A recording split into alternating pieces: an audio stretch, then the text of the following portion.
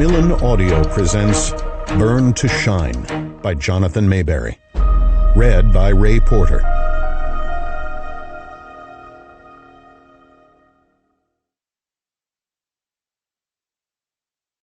This is for Spencer Mulligan, Lloyd Pitts, Eric Linden, and Nick Pelikai. World-class stuntmen for some of my favorite action flicks and fans of Joe Ledger. Friends in the industry. And, as always, for Sarah Jo. 10th Legion, Part 1. For what is it to die, but to stand naked in the wind and to melt into the sun? And when the earth shall claim your limbs, then shall you truly dance. Khalil Gibran. The most beautiful thing we can experience is the mysterious. It is the source of all true art and science. He to whom this emotion is a stranger, who can no longer pause to wonder and stand wrapped in awe, is as good as dead. His eyes are closed. Albert Einstein. Chapter 1. You're going to want to take that call, I said. The guy with the gun frowned at me. Call? What call? His cell phone rang, a burner phone, the kind criminals and terrorists use because no one is supposed to be able to track them. That one, I said. Chapter 2. Hideaway Mobile Home Park, Tuckerton, New Jersey. He kept his gun pointed at me as he dug the cell out of his jacket pocket, thumbed it open, and hit the green phone icon. Yes? Put this call on speaker, Mr. Norris, said a voice, male, authoritative, with a bit of a New England Kennedy accent. I wasn't close enough to hear him from Norris's phone, but I could also hear it clearly through the earbud I wore.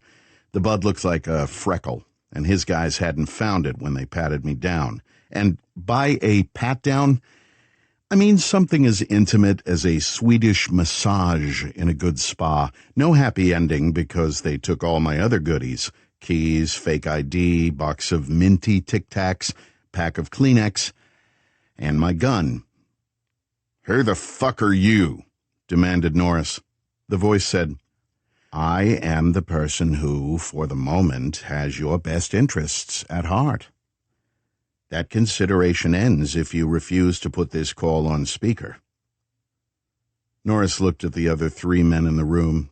They were all big, all wearing windbreakers over polo shirts and khakis, a kind of uniform. Paramilitary contractor chic, all the rage these days. What the hell is this shit? He asked his friends. Tick-tock, Mr. Norris, said the voice. Maybe do it, Rick, said one of the thugs. Norris looked dubious, but the situation was already strange, so he muttered something wonderfully obscene under his breath. I was impressed. Goats and strap-ons factored into it. Then he hit speaker. Now tell me who you are and what the fuck is going on, he demanded. My name is unimportant, said the voice. What is important is that you and your three colleagues have made a critical error. There is a narrow doorway of opportunity still open in which you can walk back your mistake. If you release your prisoner and let him leave, then that door stays open. If you do not, it will shut with a bang. What the hell are you talking about? I do not think I need to repeat myself. Norris tried to bluff. What prisoner? Norris and his goons all grinned at that. Big joke. I smiled too. The voice on the phone said, I am talking about the person seated on your 12 o'clock, 43 inches from you. He is more valuable, alive, and unharmed to me than are you and your colleagues. It is in your best interest to release him. All you need to do is nothing. He gets up and walks out. Nice try, asshole, but I have guns on him right now, and There were 4 shots. They came all at once, overlapping, muffled by distance, smothered by glass, aluminum siding, and insulation. Norris and his buddies went down hard and messy.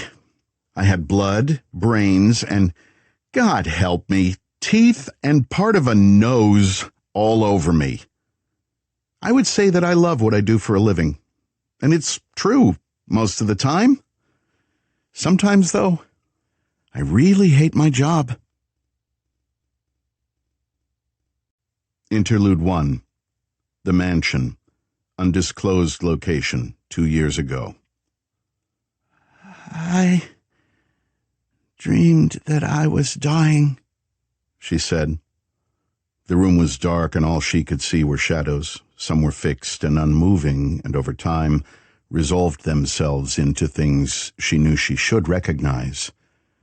When she did, it took a little longer to assign them names.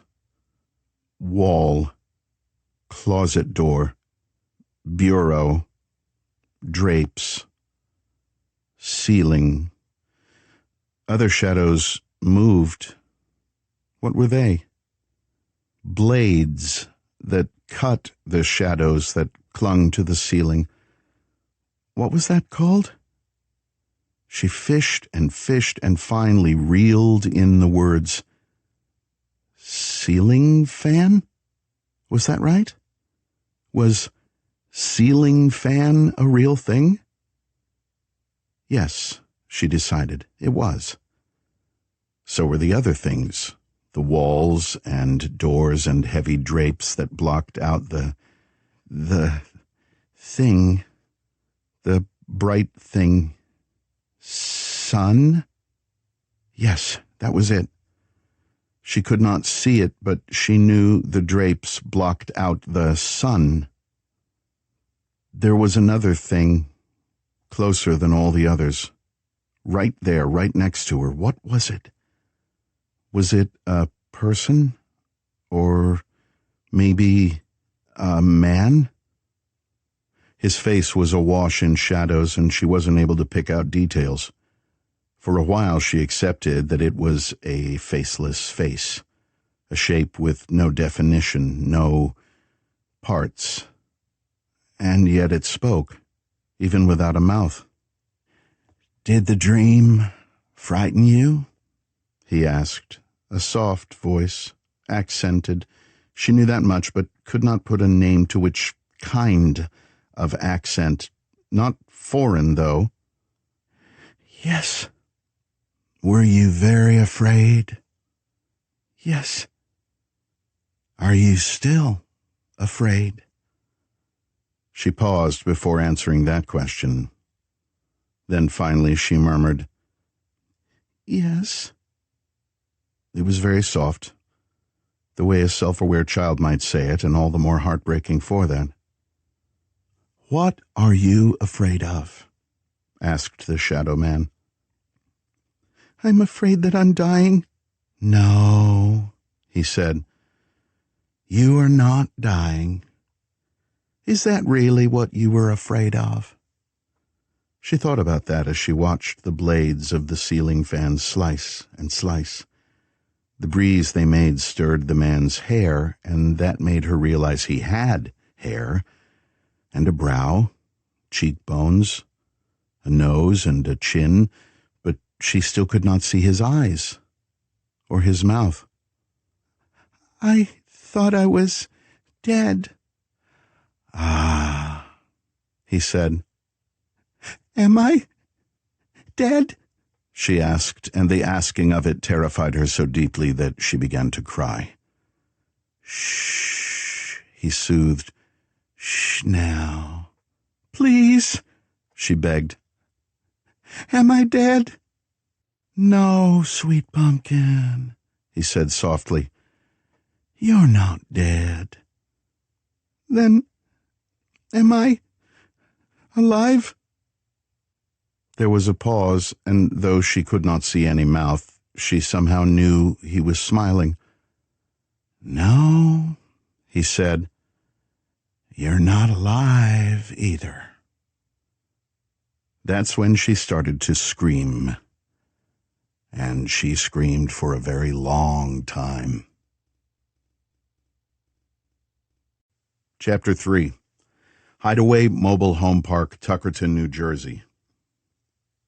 There are 2 doors in most double-wide trailers, living room and utility, sometimes kitchen.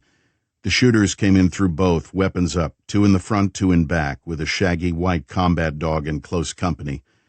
None of them were in full combat rig, though I knew they had very thin and very tough spider silk and Kevlar X9 body armor under their street clothes. The 2 who came in the back were as mismatched a pair as you could find. The guy was a Cajun with coal-black hair, ice-blue eyes, a face that was youthful and charming. The woman had intensely dark skin and intensely fierce eyes, and she had scars that spoke to a horrific past. The pair who came in the front weren't any closer to being a matched set. There was a black man with a shaved head and graying goatee and the kind of wiry build that explained why someone of his age was still running with the fast dogs. His partner was 6.5 feet of overly muscled white guy with blue eyes, blonde hair, and a don't fuck with me grin on his face. They cleared every room of the trailer home while I sat, zip-tied to the chair. When they were done, the older black man sent the young white kid and the black woman outside. "Mother Mercy," he said, "get up top here. Gator bait, you take a stroll, see who else is awake. Both of you keep it on the DL. No muss, no fuss." They melted away. Then he and the giant stood in front of me. The dog came and sat between them, eyes fierce but tail thumping like a puppy's. "Any reason you're still tied up, outlaw?" asked Bradley Top Sims. "Or are you getting lazy in your old age?" I grinned, then did that trick with sharp twists and leverage that snaps the zip ties at the connector. Pop! Looks like a great feat of physical strength, but it's really just physics. Wrists freed, I half stood, then lifted the chair, the legs of which slipped easily out of the plastic cuffs. Harvey Bunny Rabbit, the ex-volleyball jock from Orange County, snorted. "They legit cuffed you below the chair's cross brace?" "If Norris and his goons were clever, farm boy," said Top, "they'd still be alive." He tapped his comms. "Pappy to Merlin, package secure, all hostiles down." That's when Ghost, the vicious, man-killing, titanium-toothed fur monster, jumped at me and tried to lick me to death. Yep, dead men, blood, and brains all over the place, and the highly trained combat dog goes all 6-week-old puppy on me. I told him to sit his furry ass down, and he did, though he still looked happy. He loves this sort of stuff. Top came close and used his thumb and index finger to turn my face one way and then the other, studying the damage. "You'll live," he said. "But he won't be pretty," said Bunny. "Wasn't to begin with," replied Top. "Thanks for rescuing me," I said, "and I mean this with my whole heart. Fuck you both." Bunny laughed. Top smiled, a bit. His brown eyes studied more than my bruises. He looked deep into my eyes and read what was there to be read. What I let him read. Which, given this was Top, was a lot. "You good, outlaw?" he asked gently as he handed me an armored vest. I knew what he was asking. Ever since the darkness thing a year or so back, he did these spot checks on me after any time I get shoved into a bad place. The reason I let him is because I went a little crazy back then. Okay, full disclosure, crazier. While searching for the group of killers who murdered my entire family, I went pretty far off the psychological reservation. As the personification of the darkness that had been born within me at that mass funeral, I did more than merely hunt for criminals. I ruined them, destroyed them, and nearly destroyed myself in the process. As far as I'm concerned, that aspect of me is gone. 100%. Not everyone agrees with me. Or maybe it's that I went so far off the reservation that reasonable doubt is, well, reasonable. And Top, being more than my strong right hand in Havoc team, is also wise, kind, and insightful. He knew that if I strayed out of the light, then I was more than a danger to myself. I could easily endanger my team and the mission. Do I fault him for that caution? No, I damn well do not. I'm good, I said, meaning it. This was nothing. He nodded and stepped back. I'd been in civvies for the meet at the bar, so the vest made me feel a lot more comfortable and confident. And before you call me silly and weak, even scorpions have armor, so there. I finished attaching the vest with Velcro and plastic clips, strapped my gun belt on, and checked my sidearm. I was carrying a Colt M1911 45 ACP that used to belong to my father. Norris had examined it, but except for ejecting the round in the chamber, hadn't messed with it. I worked the action, swapped in a new magazine, chambered a round, and made sure the thumb and grip safeties were on, and holstered it. A comforting weight.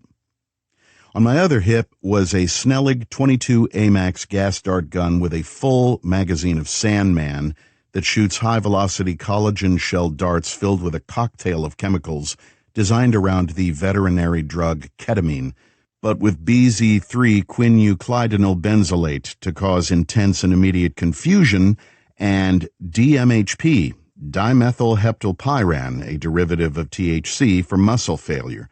We call it Sandman because when you get hit, you go down and go to sleep. Not a nice sleep, mind you, but a version of the Twilight Zone that Rod Serling would have done if he were both high and mad at you. That gun was also, in its way, comforting. Top said, "No one else at home here, but the clock's ticking." "Yes, it is." I nodded to Bunny. "Toss the place. Anything electronic goes in a bag. Same for weapons, IDs, papers, travel docs, the works. Norris and his goons are 10th Legion, and those assholes are paranoid as hell, so look for trips and traps." "On it," he said, and began his search. To Top, I said, "Nice circus trick with the 4 shots." "Yeah, well, that was Gatorbait's idea. He had drones feeding us thermal scans with in-room mapping. We took up our spots and waited for Merlin to give the word." Merlin was the combat call sign for Mr. Church, our boss, the spooky bastard who always sounds cool and calm but is never to be messed with. What just happened was a clear example of why. Top unslung his pack and handed me some other items. A pair of scout glasses, my lock knife, and some useful electronic stuff that went into various pockets. I turned to my dog. "Ghost. Bang, bang, boom, boom." He immediately went into search mode, looking for anything with an explosive scent signature or the smell of gun oil. More than once he found what we couldn't, and this was one of those times. First thing he found was a hidden compartment in the living room that, when opened, revealed enough guns and ammunition to lay siege to a moderate-sized country. Top picked up a few boxes of 9mm ammunition, grunted, and showed it to me. They were all from the most popular manufacturers: Federal Premium, Remington, Winchester, Fiocchi, CCI Blazer, Hornady, PMC, Magtech, Underwood, Wolf, and Tula. But when I looked closer, I could see that these were not standard rounds. "Reloads," I said. "Uh-huh. Packaged to look like off the shelf." He removed a few bullets at random. "Well, now, look at this." The rounds were 9mm, but definitely not something you could buy at Walmart. The tapered tips were a flat gray and so dense it was hard to scratch one with a thumbnail. These were 9x19mm armor-piercing cartridges, which boasted a considerably greater stopping power and penetration than standard rounds, and were designed to penetrate military-grade body armor. Sadly, none of this was illegal. Makes me wonder what other modifications they've done, I mused. Wouldn't surprise me to find some explosive rounds for long guns somewhere around here. We found plenty of high-capacity magazines, bump stocks, and other items that were protected under the Sixth Circuit Court's interpretation of the Second Amendment. Understand, I'm not anti-gun. I mean, clearly standing there with a gun on my hip, and one that was passed down in my family. I'm a former cop and currently a spec ops shooter. I used to hunt with my dad, uncle, and brother. I have no issue at all with sensible gun ownership. But this? No. This was an army preparing for war. I was about to tell Top to start bagging samples when Ghost gave a single sharp bark. We turned to see that he had stopped his search in the middle of the small kitchen, scratched twice at the linoleum floor, then retreated a pace and sat down. We froze. One bark and one scratch was guns. One bark and two scratches was for something a lot scarier. We left the guns, crept very carefully past Ghost, and knelt on opposite sides of the scratched place, studying the faux wood grain pattern of the durable polymer flooring. I took a pen light and held it so the light swept along the surface at an angle that would show us the faint line of a hidden panel, which it did. They were hiding it from civilians, sniffed Top in disapproval.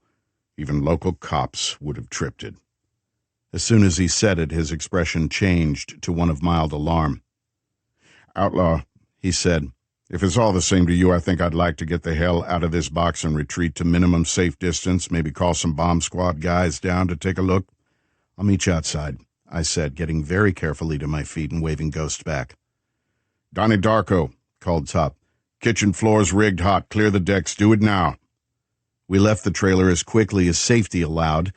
We could have taken our time getting out of there. The trailer didn't explode for nearly 30 seconds.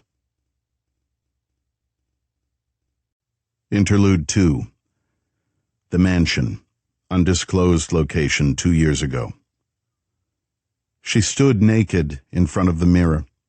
It was a large mirror, and she could see all of herself, from hair to toenails, every inch. The lines, the curves, the planes, and the scars, the wounds, the marks of violence. It was all there to see, and as the hours passed, it became clear that it was a story to be read. "What happened to me?" she asked. The man sat on the edge of the bed. He was dressed in lightweight slacks and a polo shirt. Her nakedness had not elicited so much as a raised eyebrow, nor had she expected it to. Since the first time she woke, he had not reacted to her as a woman. There was nothing even remotely sexual about his touch, his voice, or even the movement of his eyes. That was a comfort to her, and there were few comforts on offer. "What am I?" she asked. Her fingers glided along the ridges of a long Y-shaped incision that ran from beneath each collarbone and then joined mid-chest to plunge all the way down her torso to her groin. The lips of the incision were a very pale grayish pink, the stitch marks dark purple. The flesh around it was the color of mushrooms grown in a dark forest. In the center of her chest were two black holes, one above the joining of the Y and the other below it. She touched them, inserted a finger into one. It did not go far, but it was far enough to send a shiver through every nerve ending. "What am I?" she asked again, begging this time. "What you are," he said, "is beautiful." She turned and looked into his eyes. They had been a soft golden color, like amber. Now, though they were different, there were many shades of gray and green and yellow, unhealthy colors that swirled like ink poured into a glass of water. She took a single stumbling backward step. He made no move at all, only his eyes moved, the color moved, and his lips formed a smile that was every bit as strange and alien and unnatural as those colors. "You are exceptionally beautiful, my dear," he said in a voice that was not the one she was used to. This new voice was darker somehow, gravelly, strange, and old. "What are you?" she gasped. "I am magic," he said. "I am chaos." "What does that mean?" "You will understand in time, my dear. I am what I am." Then What am I? You are my daughter. You are my angel. You are my queen. He paused for a delicate moment.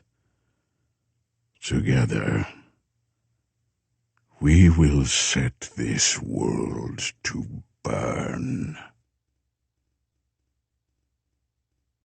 Chapter 4. Hideaway Mobile Home Park, Tuckerton, New Jersey.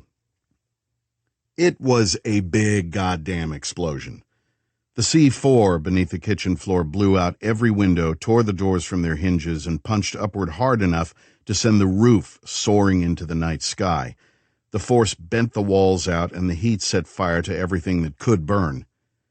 The shock wave picked us all up and flung us like rag dolls in every direction. I somehow managed to grab Ghost, and we smashed through strings of colored lights and various shrubberies, across patios, picking up part of a Coleman grill, a yellow lawn chair, and an American flag along the way. My back slammed into the passenger door of a parked Chevy pickup, and if it wasn't for the body armor I wore, I'd have broken my ribs and maybe my spine. Even so, it felt like the Hulk and Thor punched me simultaneously, front and back. The impact tore a sharp yelp of pain from Ghost.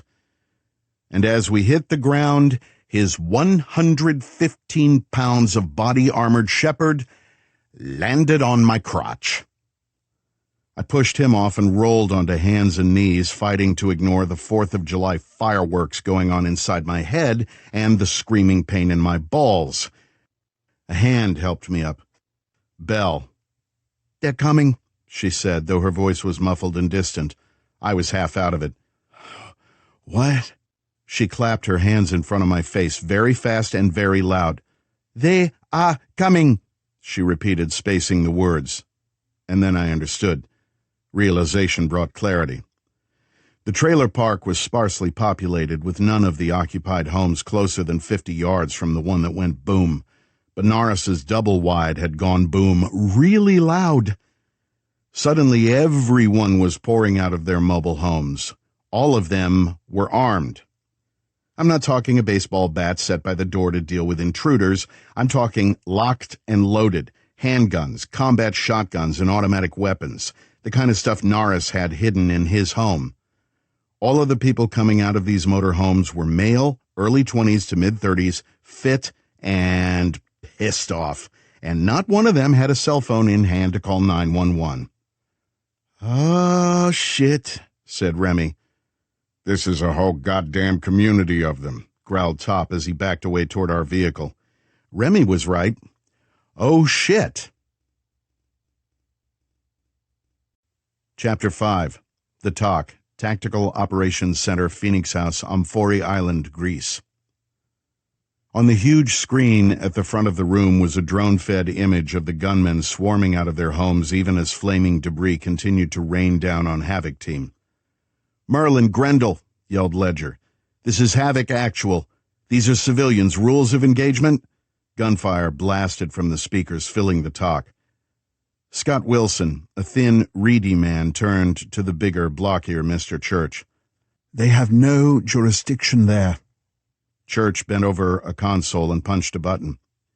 "Merlin to Havoc Actual," he snapped. "Fall back. Engage only if absolutely necessary. Try to avoid casualties, but get your team out of there safely."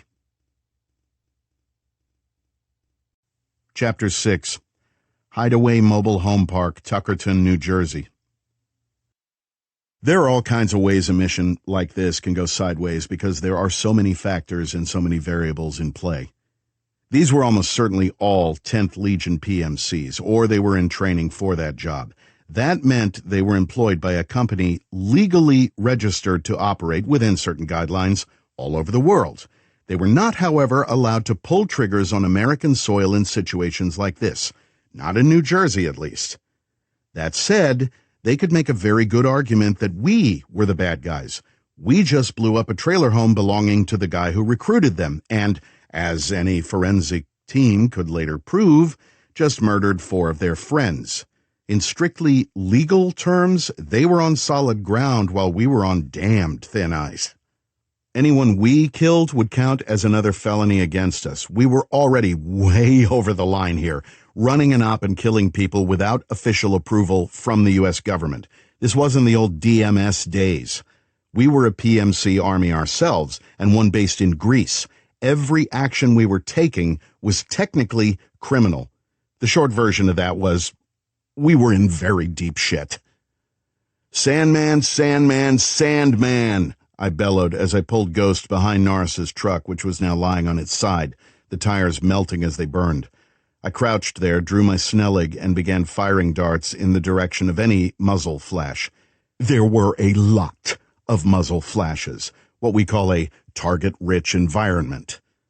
Bullets tore into the truck, some of them punching through a lot of metal and whining off behind me. Armor-piercing rounds. Swell. I could not see the rest of Havoc Team, but I saw a few of the 10th Legion trainees suddenly stagger and go down. Then one, a big son of a bitch with a military-issue HK-416 carbine with the selector switched to rock and roll, suddenly dropped to his knees. There was a big red hole in the center of his chest.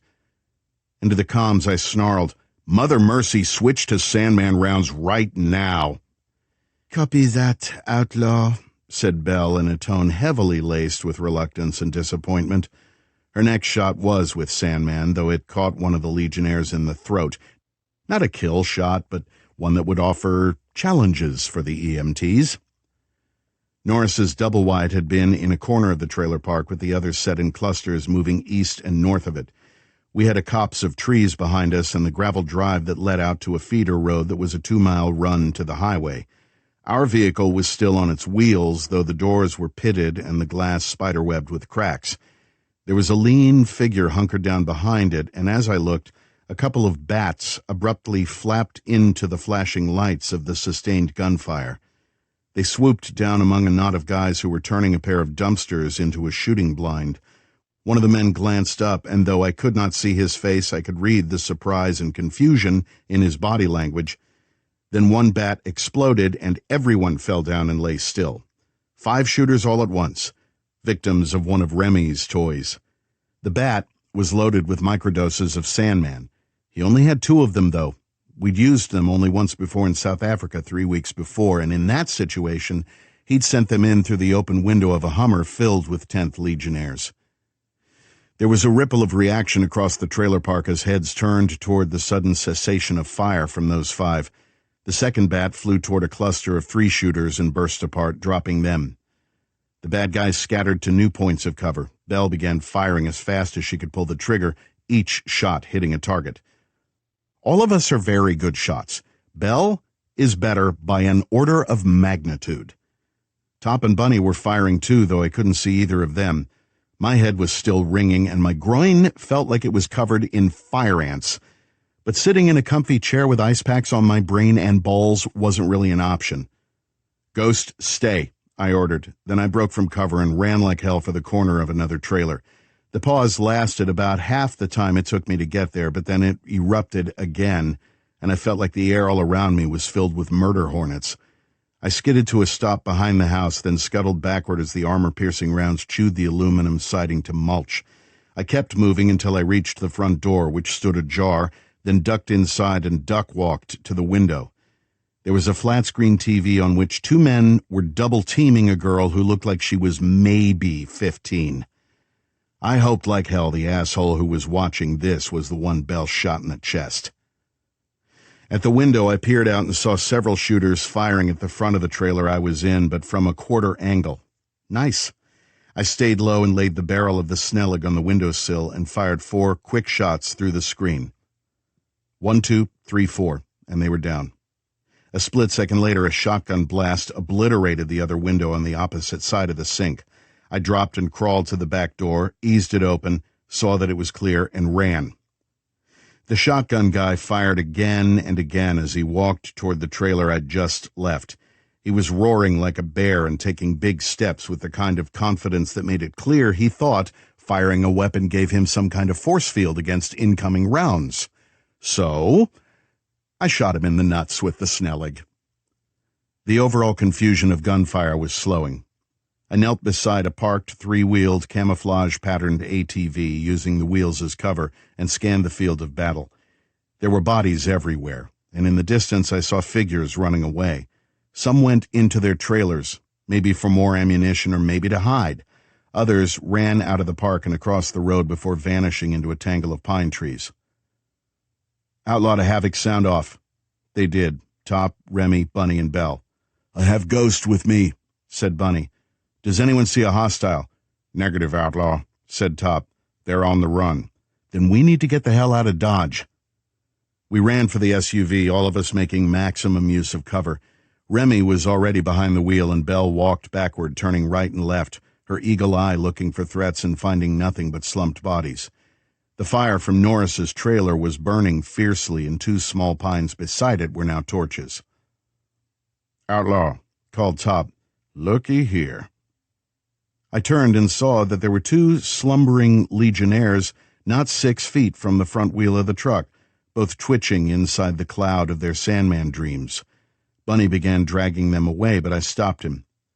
Load them in the back, I said. Might as well add kidnapping to the list of things that will keep us off Santa's nice list. Ho, ho, ho, chortled Bunny. He picked them up and tossed them, not joking, actually tossed them into the back of the camper body. They landed with the kinds of thuds and thumps that promised unpleasantness when they woke.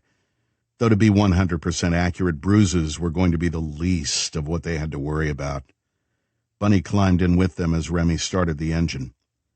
In the distance, I could hear the banshee wail of emergency sirens. We got out of there right damn quick. Interlude 3. The Mansion, undisclosed location 2 years ago. She asked, What's your name? What do I call you? The man stood in front of a pair of French doors that looked out onto a broad lawn. There was a faint dusting of snow on the withered brown leaves. My name, he said, is October. Is that a real name or a made-up one? All names are made up, my girl. Is it your first name or your last name? People call me Mr. October, he said, touching the glass of one door. A cardinal, red as all the sin in the world, stood on the lawn digging for sleeping spiders with its sharp beak. Was that always your name? Asked the woman. Of course not. Nor was the name you had when you died. That sent a shudder through her, and her fingers went reflexively to the autopsy scar beneath her clothes. I had other names, she said. I know. Minutes passed before he spoke again. What do you want to be called? Are you still Mother Night or Artemisia? No, she said, cutting him off. I'm not either of those people. Not now and never again. Fair enough. Give me a new name. Pick one out of the air if you want. Give me something to call you. Mary, she said at once. Oh, why that name? But she did not answer. Mary it is, then, said Mr. October. I am pleased to know you, Miss Mary. Chapter 7. The Mansion, undisclosed location. Now. Mr. October answered the call on the third ring. Hello, he said, drawing the 2 syllables out with a soft southern drawl. Are you watching the news? Asked the caller. At the moment, I am soaking in a very hot tub and listening to the Orchestra dell'Accademia Nazionale di Santa Cecilia play Alexander Scriabin, his Poem of Ecstasy, Opus 54. Yeah, I'm not into Russian violin music, said the caller. Nor am I, but I do have a soft spot for 19th century Russian mystics. I could tell you stories about Rasputin that would turn your hair white.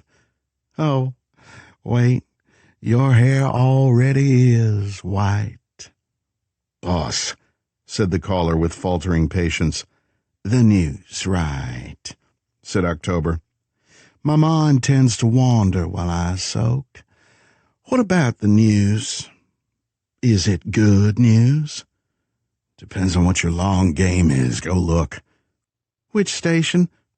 Pretty much all the local ones in Pennsylvania and Jersey. The line went dead. Mr. October reached a soapy hand toward the remote on the marble pedestal beside the tub. He switched on the big flat screen on the far wall.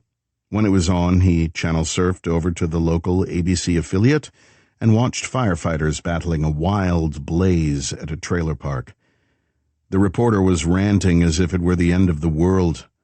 There was a data crawl at the bottom of the screen that read, "Domestic terrorism?" October tossed the remote onto the table, picked up his glass of Saint Estèphe, and took a long sip of the rich red wine. As the trailer park burned, his eyes seemed to flicker with matching heat and fury, though his lips were curled into a predatory feline smile. Chapter 8.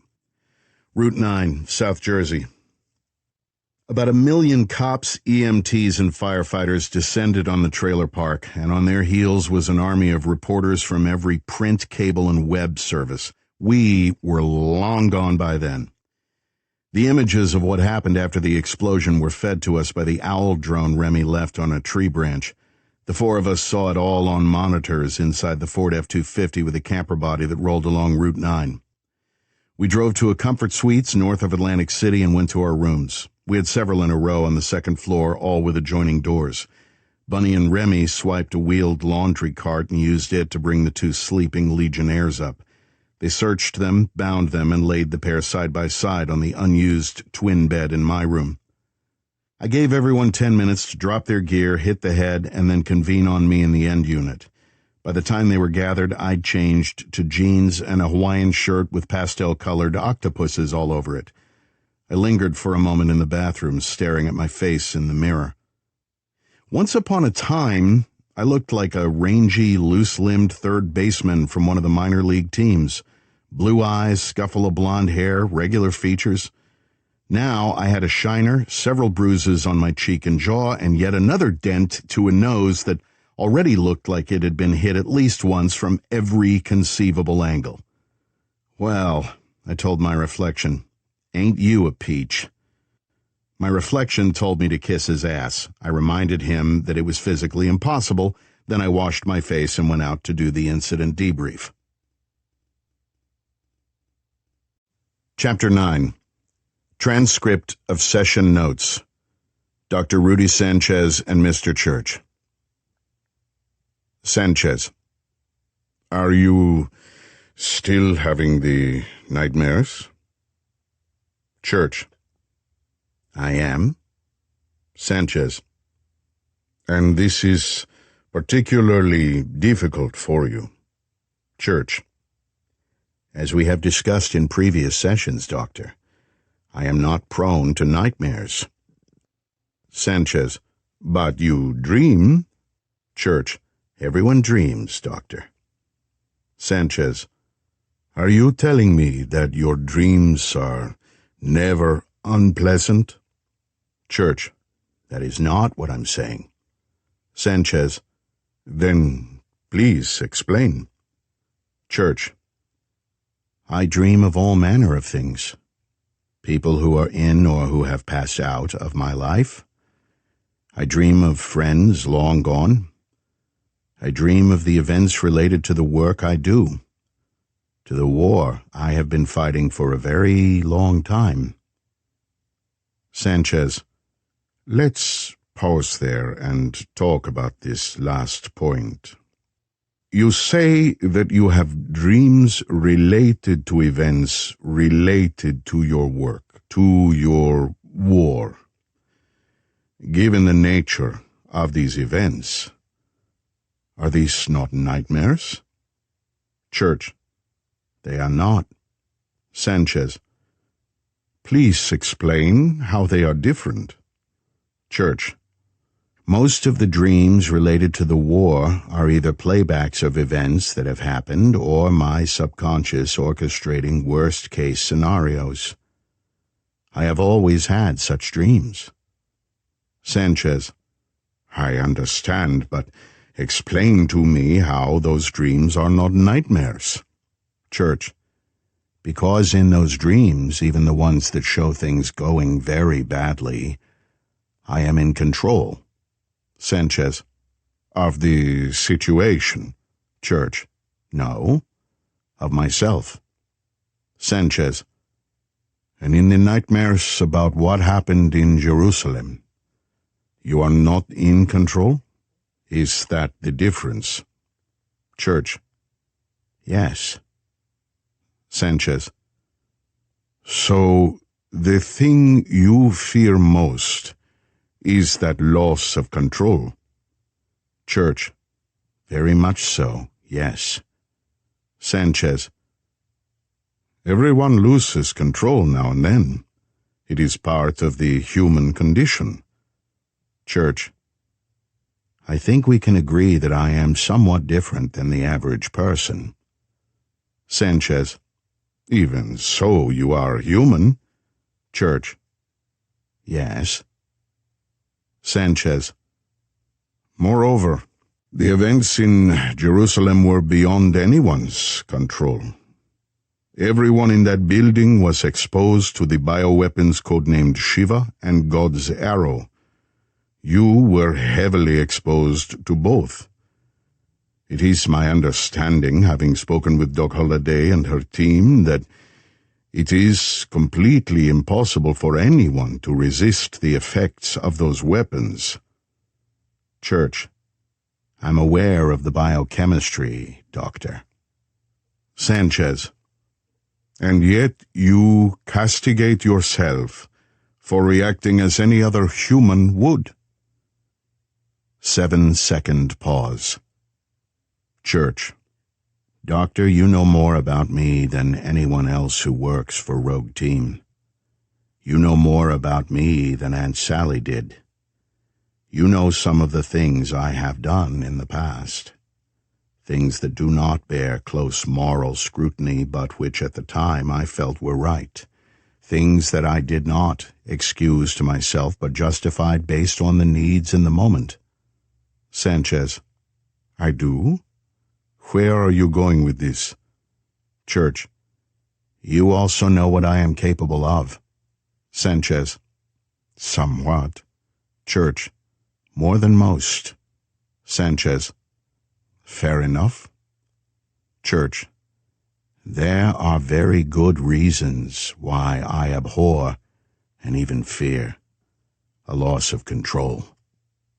Sanchez: I understand this. But the effects of Shiva and God's Arrow were both of limited duration. Your blood work has been clean since the event. You are free of the bioweapons.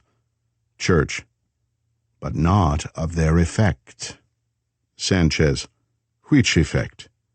Church: the nightmares, Doctor. They persist. Sanchez: are you able to understand and accept that these are echoes only? That, however gruesome or intense they may be, they are only dreams? Church: and if they are not? Sanchez: how could they not be? Church: Doctor, you are famous for telling people that violence always leaves a mark. Sanchez: it does. Church: I have been marked by the violence of Shiva and God's Arrow. I have been marked, scarred by what I did while under their influence. I killed Brick Anderson. I beat him to death. He was far more than my bodyguard and assistant. He was my good and trusted friend. Sanchez: is it the loss of someone, a good person who you trusted, that frightens you? Church: no. Sanchez: then tell me, What about the nightmares causes such unrest in you? Church. Doctor, in my dreams, I am still under the control of those weapons.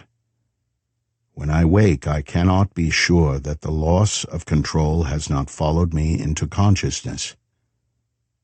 Sanchez. Have you said or done anything since Jerusalem that makes you question your level of personal control? Another pause of significant length.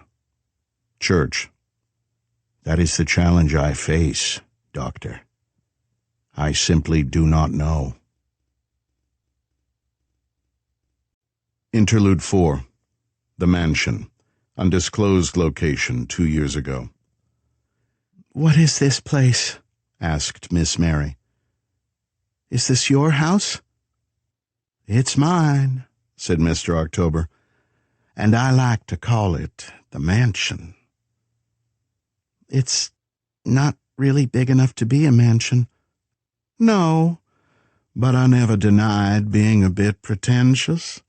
He gestured to the forest visible through the French doors. "I own a vulgar amount of land around here.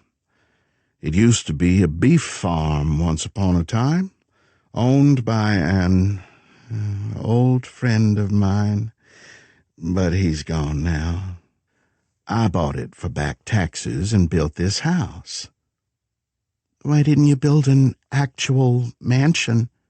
"Oh, that would have raised eyebrows. There was enough scrutiny and local interest when I bid on this particular patch of land. Had I built a mansion, we would have drawn too much attention. A modest house is more practical. And I have been excavating the basement. If I can't build up, then I'll build down." Mary grunted, losing interest in the conversation. "I'm hungry," she said. Mr. October smiled at her, a kindly smile, friendly, compassionate, caring, almost a fatherly smile. His eyes had stopped doing that swirly thing, or if he still did it, he didn't let her see. She thought she knew who he was, though. Those eyes. She remembered reading about that, hearing about it. The eyes and a name. Nick something? Nicholas? No. But that was almost it. "What would you like to eat?" asked October. They were in the drawing room, which had become her favorite place. The crackling flames in the oversized fireplace, the French doors leading out to a stone patio and a big lawn. She sat cross-legged on the hearth, wearing only a t-shirt and socks. Nothing else. The socks did not match, and there were gravy stains on the shirt. She'd worn it for 4 days now. Outside, she could see a formal garden that had gone wild. The grass was unmowed, and here and there clusters of taller grasses waved above the rest. A few slender maple saplings stood alone, growing where they should not. The hedges were huge and furry, humped like grazing bison. Vines coiled like snakes around a twisted elm. In the midst of all of this were wildflowers of uncountable kinds, creating a static firework display of colors to balance the rampant greenery, and all of it wild. No, she thought, correcting herself, all of it free. He asked his question again, and it coaxed her from her reverie. She turned to him and gave him a shy look. "Can I have steak? Is it too early for that?" "You may have whatever you want, my dear," said the man. "How do you like your meat?" She hesitated because there was something odd about that question. Her reflexes made her flinch from something that at first sounded perverse. But then she replayed it in her head while looking into his eyes. There was a deeper meaning, that much was certain, but she did not think it was sex. Something else, something oddly similar, that spoke to a different kind of experience. a different kind of hunger. "I don't know," she replied, her tone guarded. He stood up. "That's fine, my girl. I will ask the cook to prepare some choices. That way you'll be able to make a decision that suits your appetites." She cut him a sharp look because he'd leaned ever so slightly on that last word. Appetites. As October walked away, she tried to understand what he implied. Alone, she spoke the word aloud. Appetite. The word seemed to linger on her tongue like the memory of something particularly yet unusually delicious. She thought about steak. The idea of hot meat made her stomach growl and churn, a strange mixture of hunger and repulsion in nearly equal measures. Nearly. Outside the drawing room there was movement, and she turned to see a doe step delicately out of the shadows of the woods and into the sunlight that slanted down through holes in the clouds. So pretty. Young but healthy-looking. Two smaller shapes followed tentatively. Babies. Fawns who could not have been more than a month or two old. Frail, fragile. Beautiful, she said, then froze and listened to the mental echo of the word. She had wanted to say beautiful, but that wasn't the word that passed her lips. What she actually said was, delicious. Chapter 10. Comfort Suites, Atlantic City North, Absecon, New Jersey. Here's how me and mine got to Tuckerton in the first place. Havoc Team had been doing some months of training following the horror show that was the Jason Adelot case in the Holy Land. Or maybe let's call it occupational therapy, whatever. All of us came out of that mess and logged serious hospital time. And time on Rudy Sanchez's couch. The hits we took in Israel were hard ones. The deaths of Brick Anderson and Andrea Bianchi hit us low and deep. It's weird how that works. There are some deaths that seem to be written into the script, and although we grieve, we can somehow accept their plausibility. If, say, I had taken the bullets that killed Andrea, I think everyone would be, yep, saw that coming. And they'd maybe weep a bit, and they'd get drunk, tell tall tales, and then get back to work. But Brick and Andrea weren't those kinds of people. Brick, for all his massive size, and he'd been close in bulk to Bunny, was a gentle guy. Kind-hearted, easygoing, fun to be around, smart as fuck, and he deserved to retire off the job and maybe go live someplace down south where the fishing is good, the beer is cold, and there are plenty of bookstores. Instead, he's buried in Mississippi soil with a cold stone marker to serve as a grossly inadequate statement about who and what he was. As for Andrea, well, he was the heart of Havoc Team. And no one would argue the point. Funny, generous, devious in combat, but able to hang his soldier aspect on a peg when he was off the clock. He left behind a husband and adopted daughter, and at his funeral in Italy, I don't know how any of us were able to look at the kid without feeling that we had personally and collectively failed. Her grief was so palpable, I could feel it burned onto my skin. And that's the thing. He died a hero. But we all feel like we deserved those bullets more than he did. Or maybe it's that we felt that he and Brick deserved some kind of hall pass, a get-out-of-death card. I know it shook a lot of people at the RTI. If this were a movie, you could bet good money that both Brick and Andrea would make it to the end credits. The fact that they didn't made each of us take a closer look at the fine print on our personal mortality. In the main entrance hall of Phoenix House, which is the official name for the RTI headquarters on Amphory Island, there is a wall of finely carved and engraved gold stars. Each bears the name, rank, and dates of birth and death of those people who have fallen in Church's war. Our war. There are hundreds of them, some dating back to the Cold War, predating both RTI and the DMS. There were 2 new stars there now, one for Brick and another for Andrea. There was also a lot of wall space left, and every time I passed by, I feared for whose name would be next to join that community of heroes. The war is the war. That's what Church says. We all echo it. The war is not specific. It's not right versus left or tied to any nation, flag, political worldview, or religious ideology. It is, to put it in the most basic terms, the good guys fighting the bad guys. Brick and Andrea are among the few who have risked all and given all to stand between the innocent and those who would bring great harm to them. That's the war. And it is worth fighting, even though every one of us who passes that wall of stars understands the cost. The war is the war. Now, the other thing that rocked us was the fact that Church had been the one who killed Brick.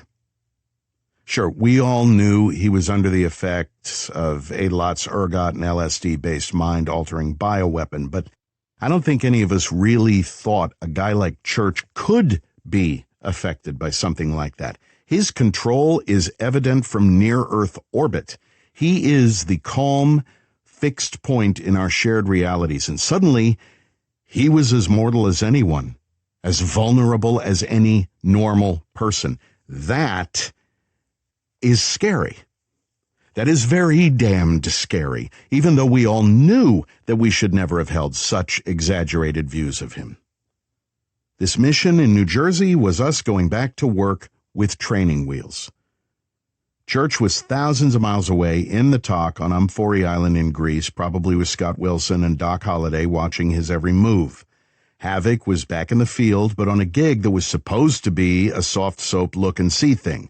Information gathering as we built our case against a new group of PMCs, private military contractors, working for a South African company called 10th Legion, named after a brutal group of Roman soldiers sent to Israel a couple of thousand years ago to put down a Jewish rebellion. Their excesses are legendary, and the new group is trying to prove they're just as badass.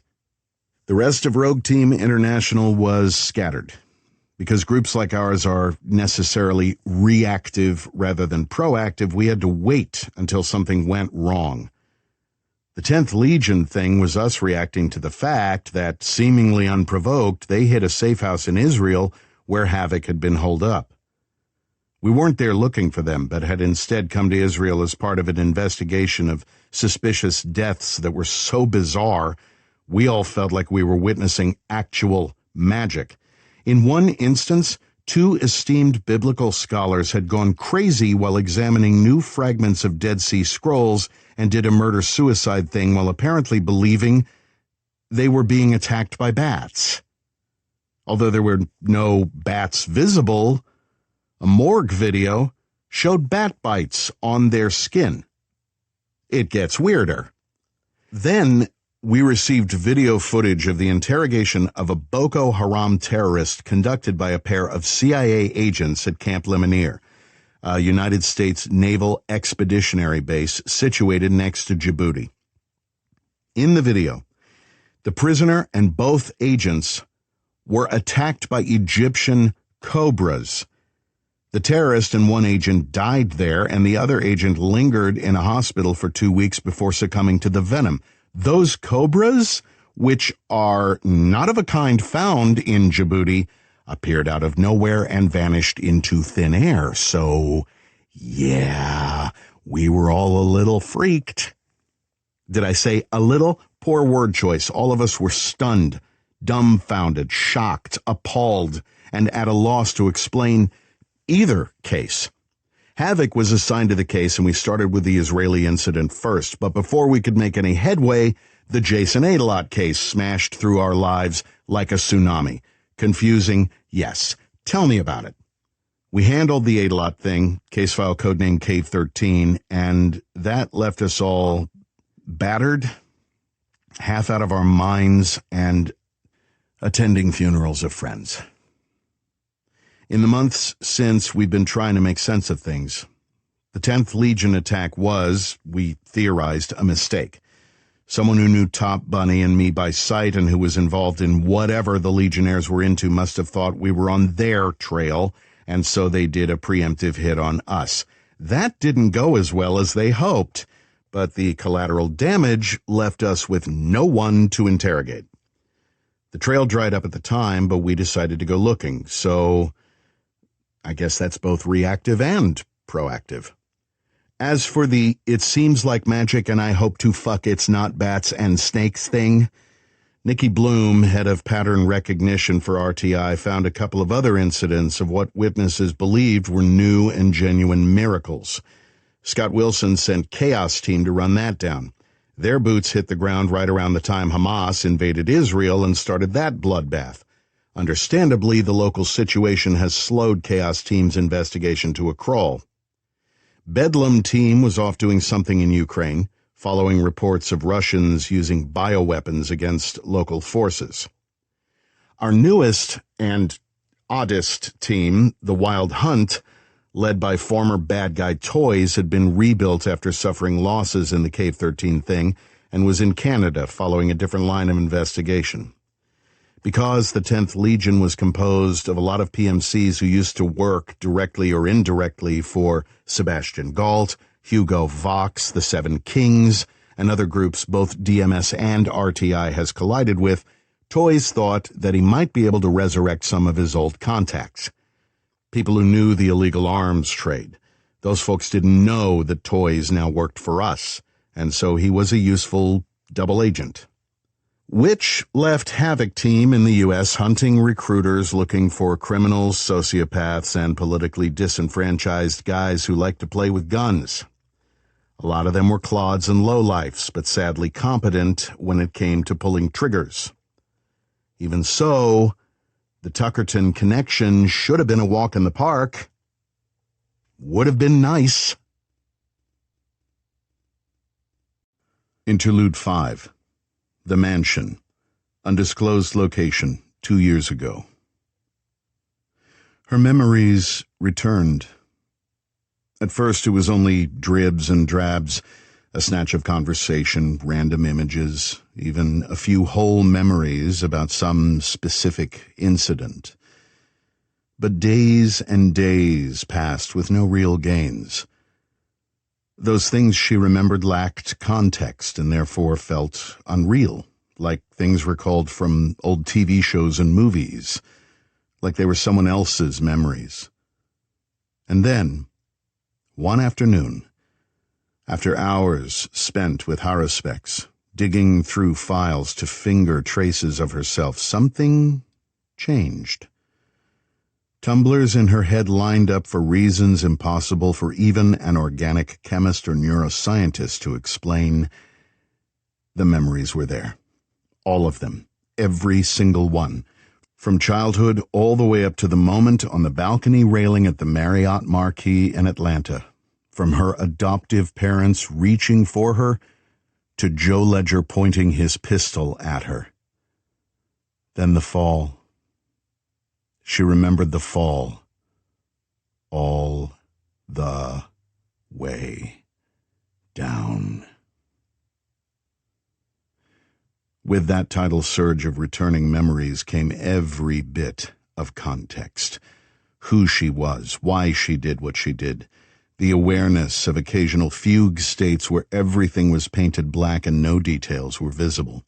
The knowledge of her own progression from brilliant and comprehensively misunderstood girl to a sly teen who learned quickly to use her looks and some obligatory sex to get exactly what she needed.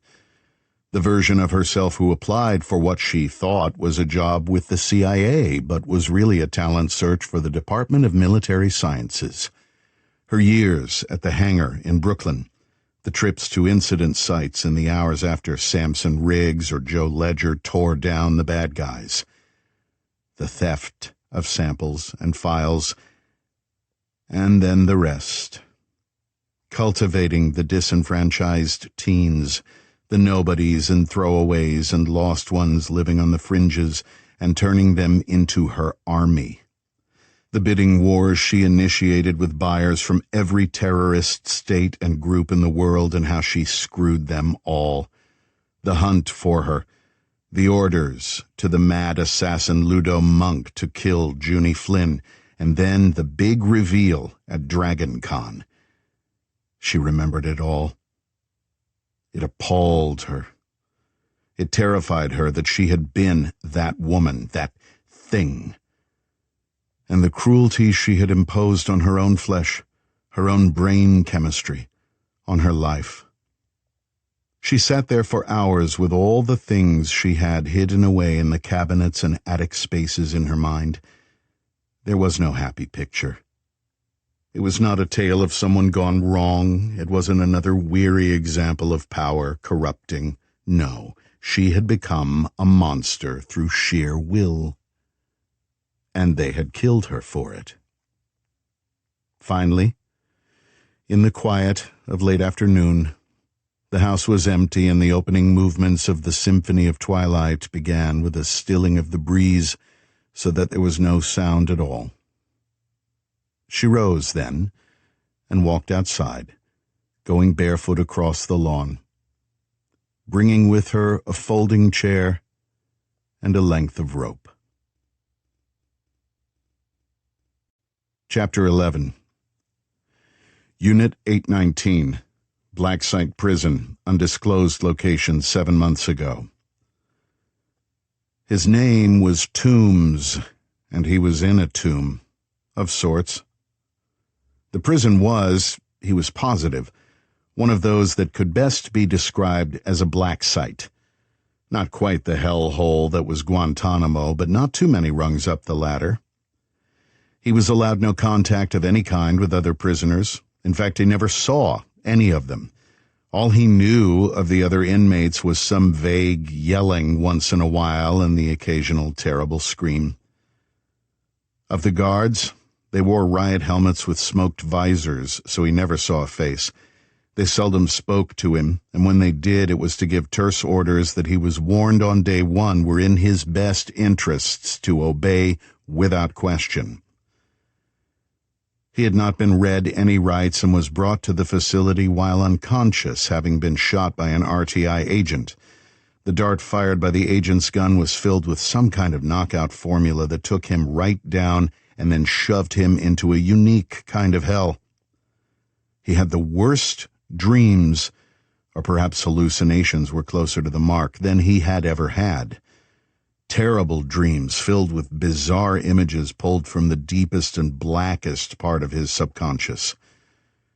He'd awakened from those nightmares in the cell in which he sat, with no way to know where it was. When he checked his body, he found 3 separate marks from dart strikes.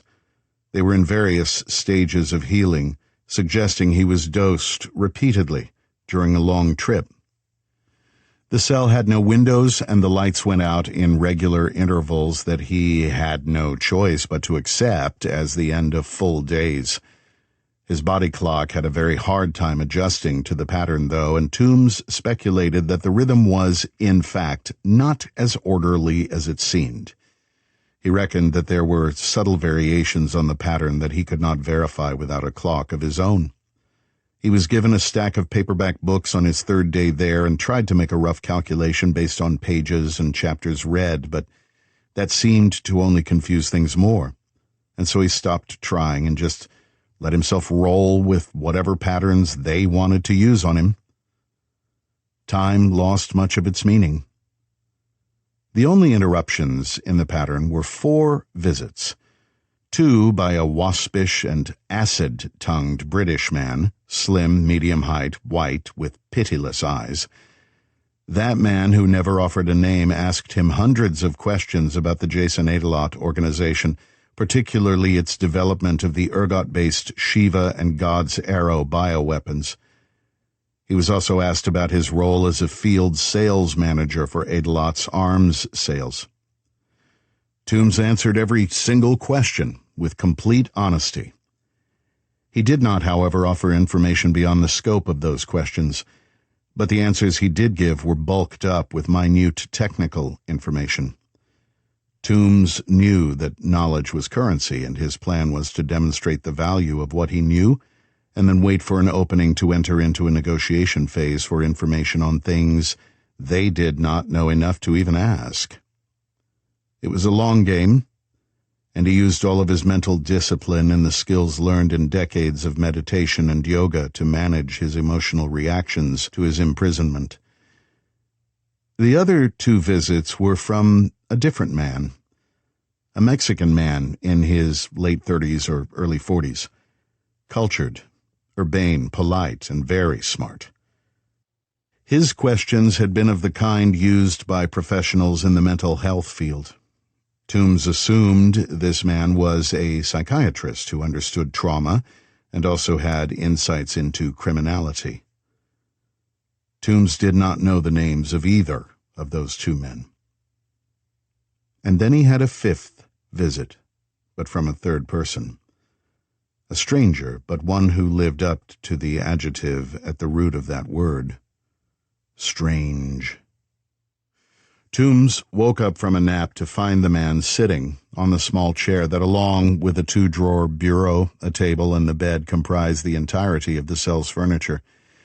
The man was small, slim, and seemed greatly amused by everything.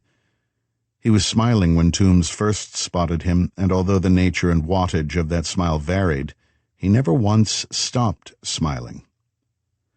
Keeping any reactions off his face, Toombs sat up, tugged his gray institutional shirt down, crossed his legs, and waited for the pitch. He would not ask first or make any comments at all, because that would convey some kind of need, and that would weaken his hand. After what felt like 4 or 5 minutes, the stranger said, "As I see it, my friend, you have 3 choices." His voice had a vaguely southern flavor to it, though Toombs couldn't quite place its origins. "And they are?" His own voice sounded hoarse to him, dusty from disuse. "Choice 1, said the stranger, "is you can remain in custody and bargain knowledge for the chance at seeing sunlight again. There will be some jail time, of course, but if you sing loud enough and in the right tune, that might be counted in years rather than decades." "Okay, next option." "You remain in custody and keep your mouth shut and do the whole bit, and we are talking about 50 to life." "You're a lousy salesman. Or you're saving the best for last." The man raised his eyebrows. "Are you in a hurry? Car double parked?" "No. I just want to get to the actual reason you're here. Mind you, I appreciate the theatrics. It's just that I have some important, not a goddamn thing to get back to." The stranger chuckled. "Fair enough, fair enough. You're a man who appreciates a straight shooter. That will work for me as well. So here's option 3, and I think you'll find it quite intriguing." "All ears," said Toombs. "You walk out of here with me, right here and now, and you go to work for my organization." "Ah, and does your organization have one of those 3-letter names, maybe starting with an F or a C?" "Neither. I'm not a Fed or a spy, Mr. Toombs. I'm not looking to recruit you as a mole or inside man, and turning state's evidence could not matter less to me." "Really now? Who else has the juice to offer me a deal with no jail time?" "I do." "Is that right? And who exactly are you?" "Currently, I'm going by the name Mr. October." "Currently is an interesting word," mused Toombs. "Who are you the rest of the time?" "You are far more likely to know me by my company name." Toombs leaned back against the cold wall of his cell. "Which is?" "Cougar." "Nice try. But Cougar is Harcourt Bolton Sr., and last time I heard he was dead." "Yes, I heard that too." Which makes you what, then? The man who took Cougar away from the late and only minimally lamented Harcourt Bolton. Toombs considered that. So, tell me something, Mr. October. Yes. Why on earth should I trust you? The people who put me in here are the type to try all sorts of tricks. You are a prisoner of Saint-Germain. Who? You know him as Church. Toombs said nothing, but listened inside his head as pieces tumbled into place. Church ran Rogue Team International, and if the agents who arrested him were part of that group, then it was a likely guess the big black guy with the dart gun was Bradley Sims, who everyone called Top, and the other clown, the muscle freak, was Harvey Bunny Rabbit. Toombs didn't know who the British guy was, but the Mexican might be Dr. Rudy Sanchez. He'd never seen a picture of Church, but scary people he knew were all scared of him. Church and his pet psychopath, Joe Ledger. This Mr. October did not look like anyone described in a field briefing on RTI, though, so who was he? And you are Isaac Calvin Toomberland, said October. Known as Mr. Toombs, or just Toombs. Not exactly a newsflash. No, on the whole, I prefer Toombs, no prefix. Most people do. This audiobook is completely free for you. Take a moment to breathe, enjoy a bit of relaxing music, and then we'll continue the story. Thank you for watching. Is a hurricane. Can't keep calm when you're in my space. Heartbeats race in this endless chase.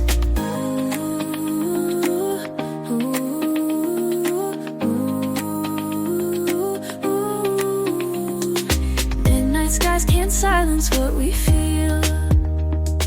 In your arms, every touch is real. We chase the dawn with every laugh and tear. Crazy love, and I want you near. Crazy love, it's driving me insane. Every moment with you is a hurricane. Can't keep calm when you're in my space. Toombs studied the man.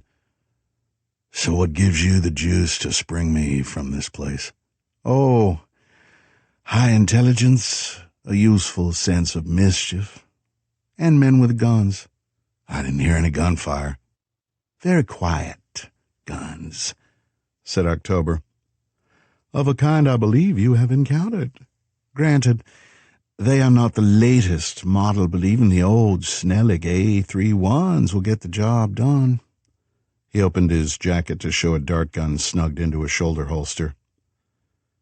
And I'm supposed to believe that the entire staff of this place is sleeping it off and we're just going to stroll out of here. October got up from the table and walked to the cell door. It opened with the lightest touch. He paused and said, I'll be in the black car outside. I'll be there for exactly 1 minute after I leave the building. You will either join me or stay here and rot. Then he left. Toombs got up and looked out into the hall. There was no one there. No one awake. At the far end of the hall, sprawled in a heap, was one of the guards. The door at the end of the hall stood open. Well, kiss my fat dog's ass, Toombs said. Then he ran down the hall. Chapter 12. Phoenix House, Amphory Island, Greece, 7 months ago. Scott Wilson came rushing into the cafeteria without pausing to get a cup of tea from Mustafa. He spotted Church sitting alone in his usual corner and angled that way. Church set down his coffee cup and leaned back, waiting for whatever bad news brought his chief of operations there on the run. Sit, he said before Wilson could blurt out whatever troubled him. The COO did, but immediately leaned forward. Sir, there's been an incident. Where and what? Unit 819. Security cameras? The hard drive was stolen and a virus uploaded to the facility's main computers. Everything is wiped, but only one prisoner is missing. Which one? Asked Church. The weapons broker, said Wilson. Toombs. Now isn't that interesting? Murmured Church. I've initiated a search and Bug has a team on it. They're pulling feeds from CCTV throughout the region. Church nodded, but he had a feeling Toombs was not going to be found any time soon. Scott, he said as Wilson rose. Sir. Make sure this gets tagged in the 10th Legion and Mr. October files. You think... began Wilson, then he paused and nodded. Of course, sir. He left, and Church sat there for several minutes, finishing that cup of coffee and 2 refills, thinking it through. Interlude 6. The Mansion. Undisclosed location 2 years ago. Mr. October stood on the grass and looked up at the corpse swaying gently in the midnight breeze. A quarter moon had cut the flesh of the sky above, and the darkness bled sparkling stars like tears. He had his hands in his pockets, and when the wind blew hardest, he leaned with it, let it have its way with him. His heart was filled with sadness, though. I expected more from you, my girl, he said. The tree limbs creaked as her body swung with the passing breeze. Her bare toe tips brushed the reaching fingers of the grass. He took note of that, musing that it was as if the ground were aching to embrace her, to hold and keep her, to invite her into the purification of rot. That deepened his sadness, but also amused him. You cannot have her, he told the ground. She is not yours to own. After a long time there in the dark, he bent and set the fallen folding chair upright, shifting it slightly away from where it had been. Then he stepped up onto it. The moonlight caressed the edge of his knife when he removed it from a pocket and snapped the blade into place with a deft flick of his wrist. It was a lovely knife. A Wilson rapid response folder that he had recovered from one of the many places where Joe Ledger used and often lost versions of that same blade. The one he had remembered Ledger's grip, and it shared that with October. He was amused by that, too, though he had held many thousands of blades of all manner and make over the years. He reached up and sliced the rope. The tension and the wicked sharpness of the steel made that easy, and she fell. He let her fall, making no attempt to catch her. She landed in an artless heap, her nightgown riding up high on her thighs. When he stepped down onto the grass, he bent and pulled the hem down. He disliked accidental vulgarity and took no pleasure in glimpses taken without being offered. October knelt and slowly pushed her limbs into different angles so that she looked like she was merely asleep. Her head lay over to one side, though, and when he ran his fingers over the bulge, he could feel the jutted edge of dislocated vertebra. He sighed. As he rose, he removed his cell phone from another pocket, considered for a moment, and then called a doctor, one of many that he owned, heart and soul. I need you to set a bone or two, he told the doctor, and gave him the address. And I think...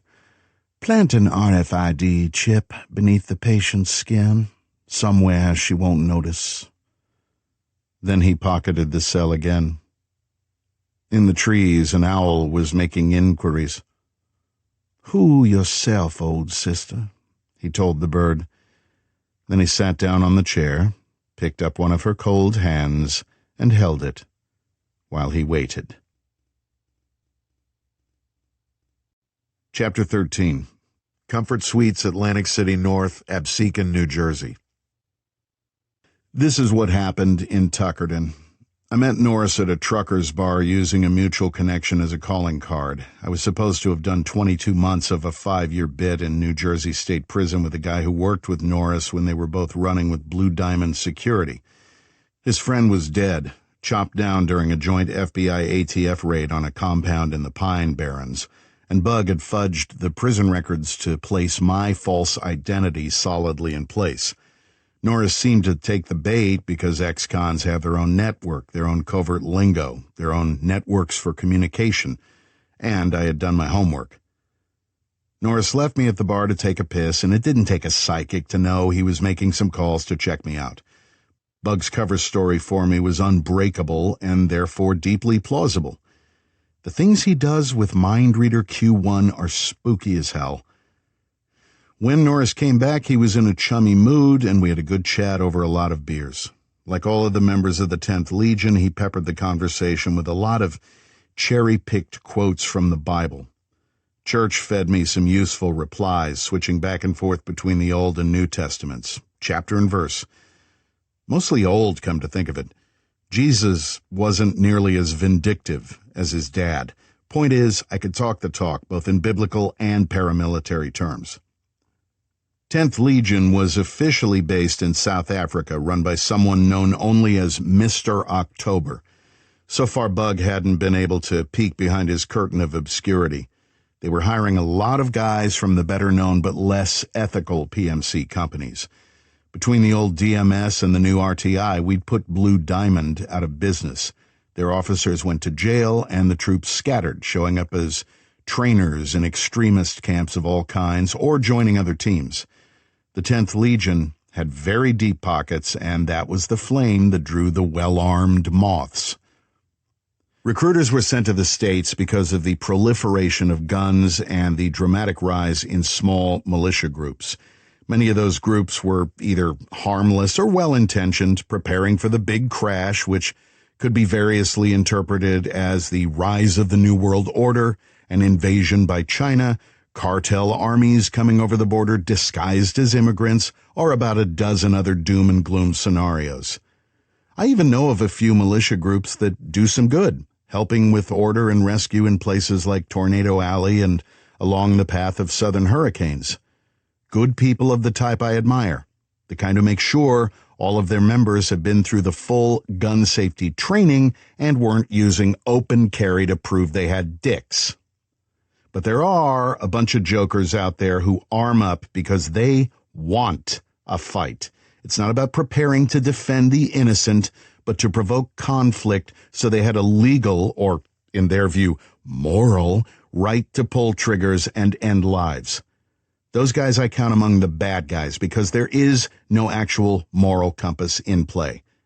With the current political shitstorm that was the United States, where no two people on either side of the argument seemed able to engage in reasonable discourse, militia groups like that spring up like flies on shit.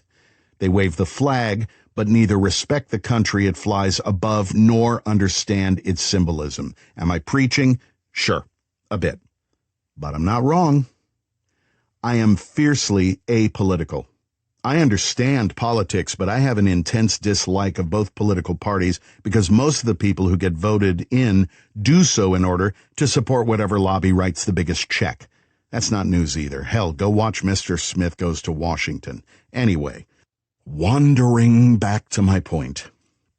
10th Legion wasn't hiring the well-intentioned, genuinely patriotic, morally centered, or psychologically balanced. They were hiring well-armed clowns like Norris and his friends back there at the trailer park, the kind who give trailer parks an unfairly bad name. I thought it was all going to go smooth with me and Norris because we started having the kind of conversations that don't happen with outsiders. I was one of us, and when I said I was looking to get back in the game, he suggested we take that conversation back to his double-wide, where there was privacy and, to quote him, better tequila than they have in this shithole. I started getting suspicious when he said that we'd go in his truck and leave mine in the bar's lot, promising to drop me off later. So I wasn't entirely surprised when it turned out his trailer was filled with 3 other 10th Legion goons. They pointed guns at my favorite head, zip-tied me to the chair, and entertained themselves by taking turns punching me, and you know the rest. Haven't yet decided if Church was just being Church with how he played it, or if he was showing off a little bit to sell that he was okay, being the all-powerful voice on high. Not sure. Sure as hell won't ask. Chapter 14. The Mansion, undisclosed location, 7 months ago. God, said Mary. You look like Lurch from the Addams Family. Anyone ever tell you that? Toombs smiled faintly. It comes up in conversation now and then. The room was big, sparsely furnished, and lit on one end by fading sunlight, and at the other by a roaring fire. The woman sat cross-legged on the hearth, roasting what looked like a bratwurst on a stick. She pulled it from the flames, blew on it, then took a delicate bite, wrinkled her nose, and stuck the sausage back into the fire. I like the skin crisp, she said. Toombs wandered across the room, being casual about it. He paused to look at a few framed paintings. One was a floral art piece that took notes from Japanese manga. Takashi Murakami, he thought. It looked like one of his. Another was a neo-Dadaist work with bold colors and dramatic shades that made up an image of Roman numerals, each in a unique small square. Definitely Jasper Johns, though Toombs was unfamiliar with this specific piece. It wasn't a print. The brush strokes were genuine, and when he leaned close, he could smell the dried paint. Nice pieces, he remarked. Oh, those? Yeah, they're okay, said Mary. He walked over and stood on the far end of the hearth from where she sat. What's the play, Miss Mary? He asked. She grinned. You like hot dogs? It's a bratwurst, and no, not much. Mary took another bite and this time launched into vigorous chewing. Grease escaped from the corners of her mouth and ran down over her chin. Drops fell onto her chest. She wore a sleeveless gray satin shift with spaghetti straps and evidently nothing under it. Her erect nipples pushed out against the fabric. Toombs knew that no woman wore an outfit like that to a business meeting unless her intention was to provoke a reaction. Though he liked her curves and the woman's inarguably beautiful face, he was too seasoned in the game to let his cock do any critical thinking. And he'd seen a lot of sexy women in his time, despite, and even because of, his looks. So what are you supposed to be? He asked. Eye candy, a distraction, a test? No, honey, she said as she swallowed a chunk of meat. I'm your boss. It's my understanding that I work for Mr. October. Oh, that's true, but he and I have an arrangement. We both run this organization. And by organization, should I assume you mean Cougar? She considered the bratwurst, sighed, and tossed it onto the burning logs, stick and all. Then, ankles crossed, she rose to her feet in a single movement that was without effort. He could not call it graceful because there was something just not right about the woman. Then he got it. If October was rocking a Joker vibe with that shit-eating grin of his, then what was the woman? His Harley Quinn? Decorative and deranged? Miss, he said, I'm all about corporate image and games playing. I appreciate it, but the vaudeville is for the tourists. I'm sales and management, so the whole thing with the get-out-of-jail-free card October played and whatever this is you're doing is you two burning up calories without needing to. So can we cut to it and you tell me why I was sprung and what you want from me? He never saw it coming, never saw her move. One moment he was speaking and the next he was on the floor and the woman was crouched over him, her knees and shins pinning his thighs, one hand clamped like icy steel around his throat and the other hand raised, 2 fingers and a thumb curled into a kung fu eagle's claw less than an inch from his left eye. He had no memory at all of being tackled, borne down, and pinned. Toombs had been in far more than his fair share of fights, but he had never seen anyone move with that kind of speed. It was incredible. No, It was impossible. Completely impossible. No human being could move that fast. She leaned over him, looking down with dark eyes in which absolutely nothing sane lived. Eyes in which there was no real spark of life. Dead eyes, like a shark's, very much like that. Then she leaned forward and licked his face from the point of his chin, over his lips and teeth, over his nose, across one eye and all the way to his hairline. It was a sexless, invasive, disgusting act, and despite his control, Toombs shuddered with revulsion. The woman laughed like a naughty child and got up, turned away from him, and went to look at one of the paintings. The Jasper Johns one. With no warning or comment, she tore it down with such shocking force that the wire snapped and the hook ripped free of the wall with a puff of outraged plaster. She dropped it on the floor, squatted down, and urinated over it. Then she straightened and walked over to a couch, sank down into it, picked up a copy of Forbes, and began reading. The painting, easily $40,000 or $50,000 worth, lay there. Toombs got up very slowly and very cautiously. He had no idea what rules were in play here. October was weird, but this woman was absolutely out of her mind. She was also freakishly fast and strong and wildly unpredictable, all of which did more than unnerve Toombs. It terrified him. Chapter 15. Transcript of Session Notes. Dr. Rudy Sanchez and Bradley Top Sims. Session number 4. Sanchez. In our last conversation, we were talking about your feelings of unease. Top.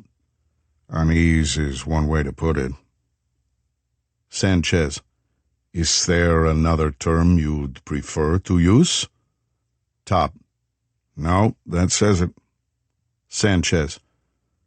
You said that the nightmares had stopped, and Top. Let me interrupt you right there, Doc. If we're going to use the right terms, then let's not call what I had nightmares. Sanchez. What word do you feel is more appropriate? Top. Bad dreams. Sanchez.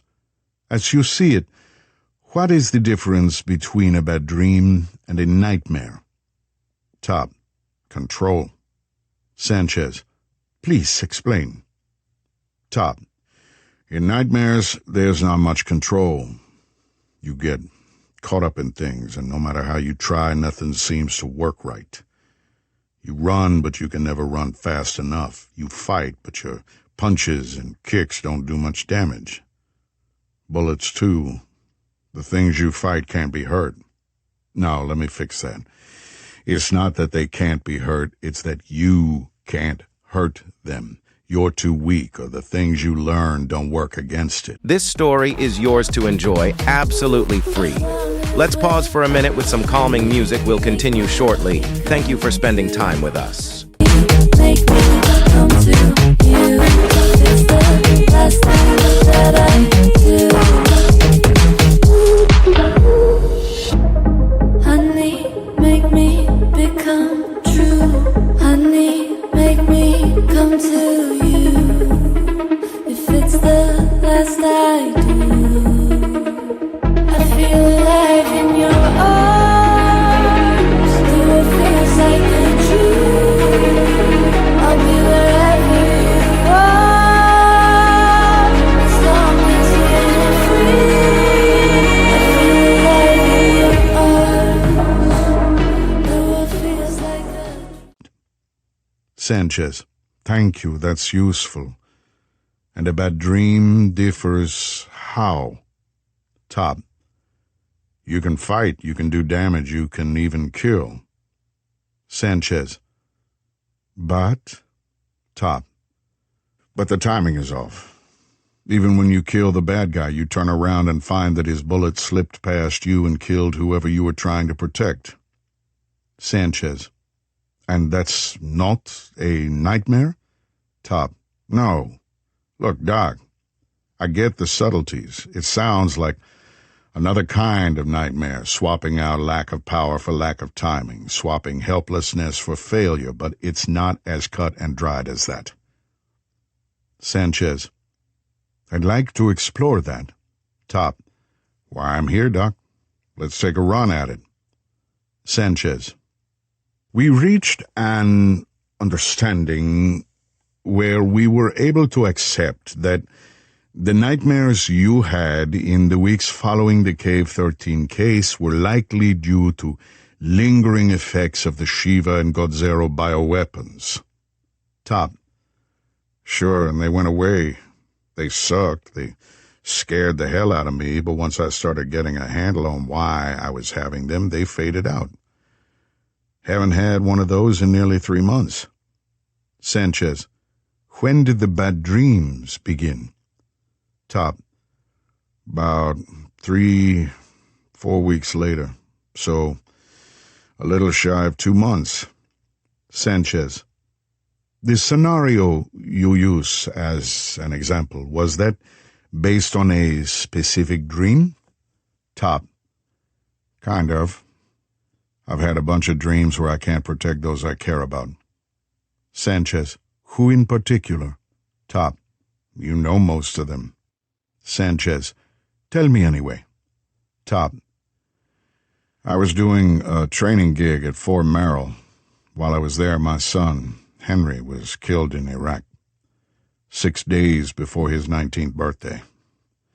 Then my daughter, Monique, lost both her legs when her Bradley rolled over an IED near Baghdad. Sanchez. As I recall, that was why you agreed to go back into active service and why you accepted Mr. Church's offer to join the DMS. Top. It was Major Grace Cortland who scouted me, but yeah, that's why. Sanchez. And a long time ago we talked about this. To clarify what you hoped to accomplish by making what could easily be mistaken for a sentimental decision to honor them or a decision born of rage. As I recall, you explained that it was neither of those things. Top. It wasn't. If I'd gone active for those reasons, the psych screeners would have kicked me back to my training gig. Or suggested I not re-up. No, Doc, it wasn't that. I knew I couldn't save them by pulling triggers on the bad guys. I was never that far up my own ass. I just thought I could help by keeping some other parent from getting dealt the kind of cards I got, and maybe keep some bright young lights burning. Sanchez. That's admirable, as I believe I told you at the time. Top. Thanks, but the last thing I need or want is a pat on the back for doing what I feel is right. Sanchez. Noted. Top. Besides, I'm not dreaming about them lately. Not those kinds of dreams, at least. And it's not like I'm having these ego dreams. What do you call them? Hubris? It's not that. I'm not kicking my own ass because I couldn't save Andrea or Brick. Nothing like that. Sanchez. Then who or what is the subject of these dreams of frustrated action? Top. It's the Colonel. Sanchez. Joe Ledger? Top. Sure. Sanchez. Tell me about those dreams. Top. It's not what you probably think. It's not me trying to keep him from getting shot, not that at all. Sanchez. Can you tell me what it is?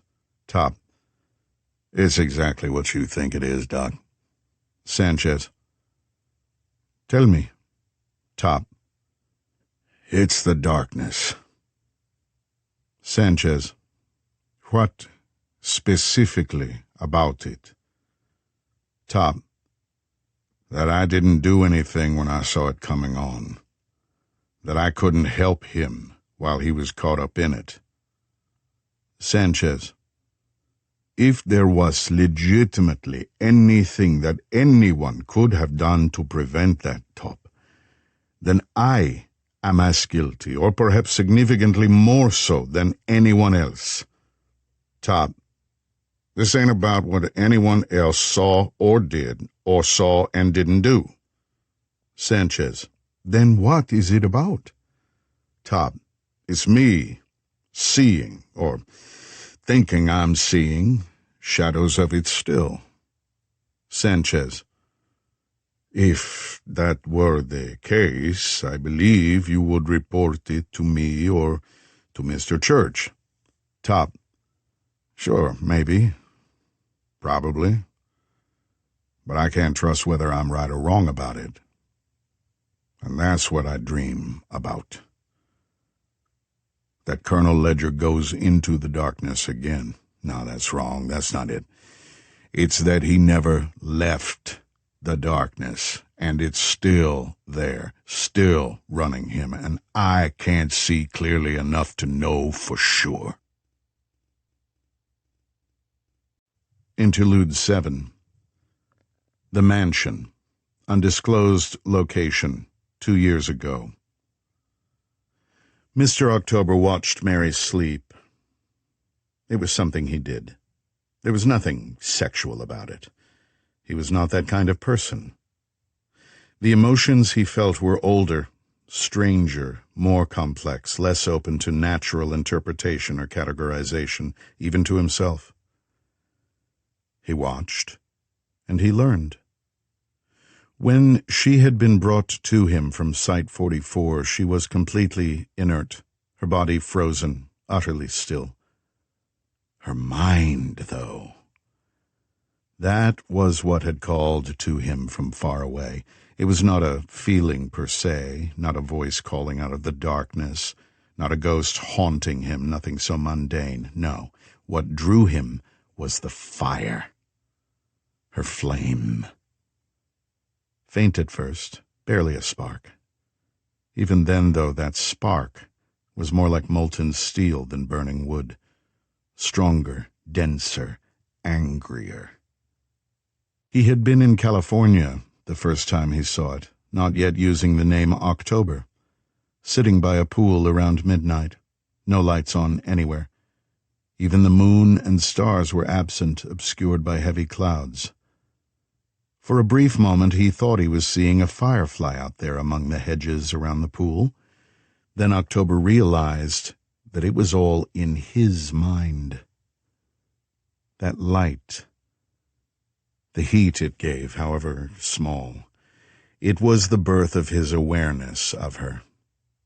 He had, of course, been aware of her movements before, in Atlanta and elsewhere, when she wore the name of a master manipulator who took the cartoon name of Mother Night. Everyone knew of her because she'd forced that awareness onto the world by hacking into the 24-hour news feeds and across the internet. The black bob haircut, the bee-stung red lips, the manga-styled clothes, and the smoky voice that was both coaxing and condescending. Even though she used proxies, women of a variety of Asian ethnic backgrounds for her posts, the essence of her came through. He even recalled that first message she broadcast. Okay, monkeys, pay attention, 'cause there are 3 things you need to know, and Mother Night is here to tell you, she said. First, if we do not all rise up against globalization, then we do not deserve to be free of the shackles welded around our necks by groups like the World Trade Organization, the Group of 8, the World Economic Forum, and others like them. We are slaves only if we allow ourselves to be slaves. We are free if we take to the streets and take the streets back. Occupy Wall Street failed because there were too many do-nothing pussies. That wasn't anarchy. The pigs in the system haven't seen anarchy, not yet, but it's coming. The only action is direct action. A bold opening statement. Then, second, because complacency is not only a symptom of a corrupt society, it's also a cry for help. I am going to shake things up. Will it take the sacrifice of 1 in 300 to force the pigs in power to let true freedom ring? October remembered how Mother Night paused to smile. She had perfect white teeth, But smiling transformed her from a pretty girl to something else, something unlovely. The effect was transformative in a chilling way. It was a sardonic, skeletal, mocking grin, a leer that was hungry and ugly, but he loved it. She closed with, "Third, Mother Night wants to tell all of her children, everyone within the sound of my voice, all of the sleeping dragons waiting to rise, now is the time. Step out of the shadows, be seen, be heard. Let your glow cast enough light even for the blind to see, 'cause remember, kids, sometimes you have to burn to shine." "Burn to shine," October said to the velvet darkness. He knew then with perfect clarity that the light he saw was her light, struggling to stay a light in the vastness of eternal darkness. Yet the light had faded, and he thought she was gone. Then, in Canada, at the close of his takeover of the Cougar organization, when he was shucking his identity of John the Revelator, he had seen that light again. Stronger, somehow insistent, burning with an aching need to be seen, and October saw. Yes, he saw. It was because of that second, more urgent light that he began to investigate Mother Night and the woman behind the costume and rhetoric, discovering by slow degrees the brilliance of Artemisia Bliss, revered, then reviled, arrested for stealing technology and secrets from cases worked by the Department of Military Sciences, rejected by Saint-Germain and his people for her betrayal, locked away, and then murdered in prison. Except she wasn't. That turned out to be an enormously subtle yet elaborate ruse to fake her death. Since then, he had used the resources of the Cougar organization, his organization now, to find her, to free her, even if that was merely to steal a corpse from cryonic storage in an off-book biohazard R&D facility. Now she was alive again, if alive was the right word. Even October wasn't sure what label to use. Undead? Living dead? Living ghost? Revenant? There were a lot of possible labels, but none really seemed to fit. She wasn't something out of a horror movie. She wasn't like anything that had ever been, and October found that endlessly fascinating. Now she wanted to be called Mary. Typhoid Mary, really, leaning into her love of drama and obfuscation. Miss Mary at home. Her attempt at suicide was heartbreaking and interesting in equal measures. He had learned so much about her from that incident. The doctor he'd brought was an old ally whom he had already briefed on her unusual metabolism. The doctor was still shocked and frightened, but he did good work. Every bone was where it should be. Muscles and nerves had been stitched, and the RFID chip had been implanted in the thin layer of fat on the underside of her upper arm. The skin was already healing over the tiny insertion point. October had been able to gaze into the fire inside her mind. It was not true telepathy. Even he could not do that. It was his knack for an imposed empathy of a kind that ran very deep and told much. After a few hours, that flame, and all the insight it offered, had guttered. When he cut her down and brought her back once more, he was dismayed, even horrified, that the fire was there, but the empathic connection was not. It was like viewing fire through soundproof glass, shatterproof, silent, secret. October watched her sleep and tried to read any part of her thoughts. He tried to sense her emotions.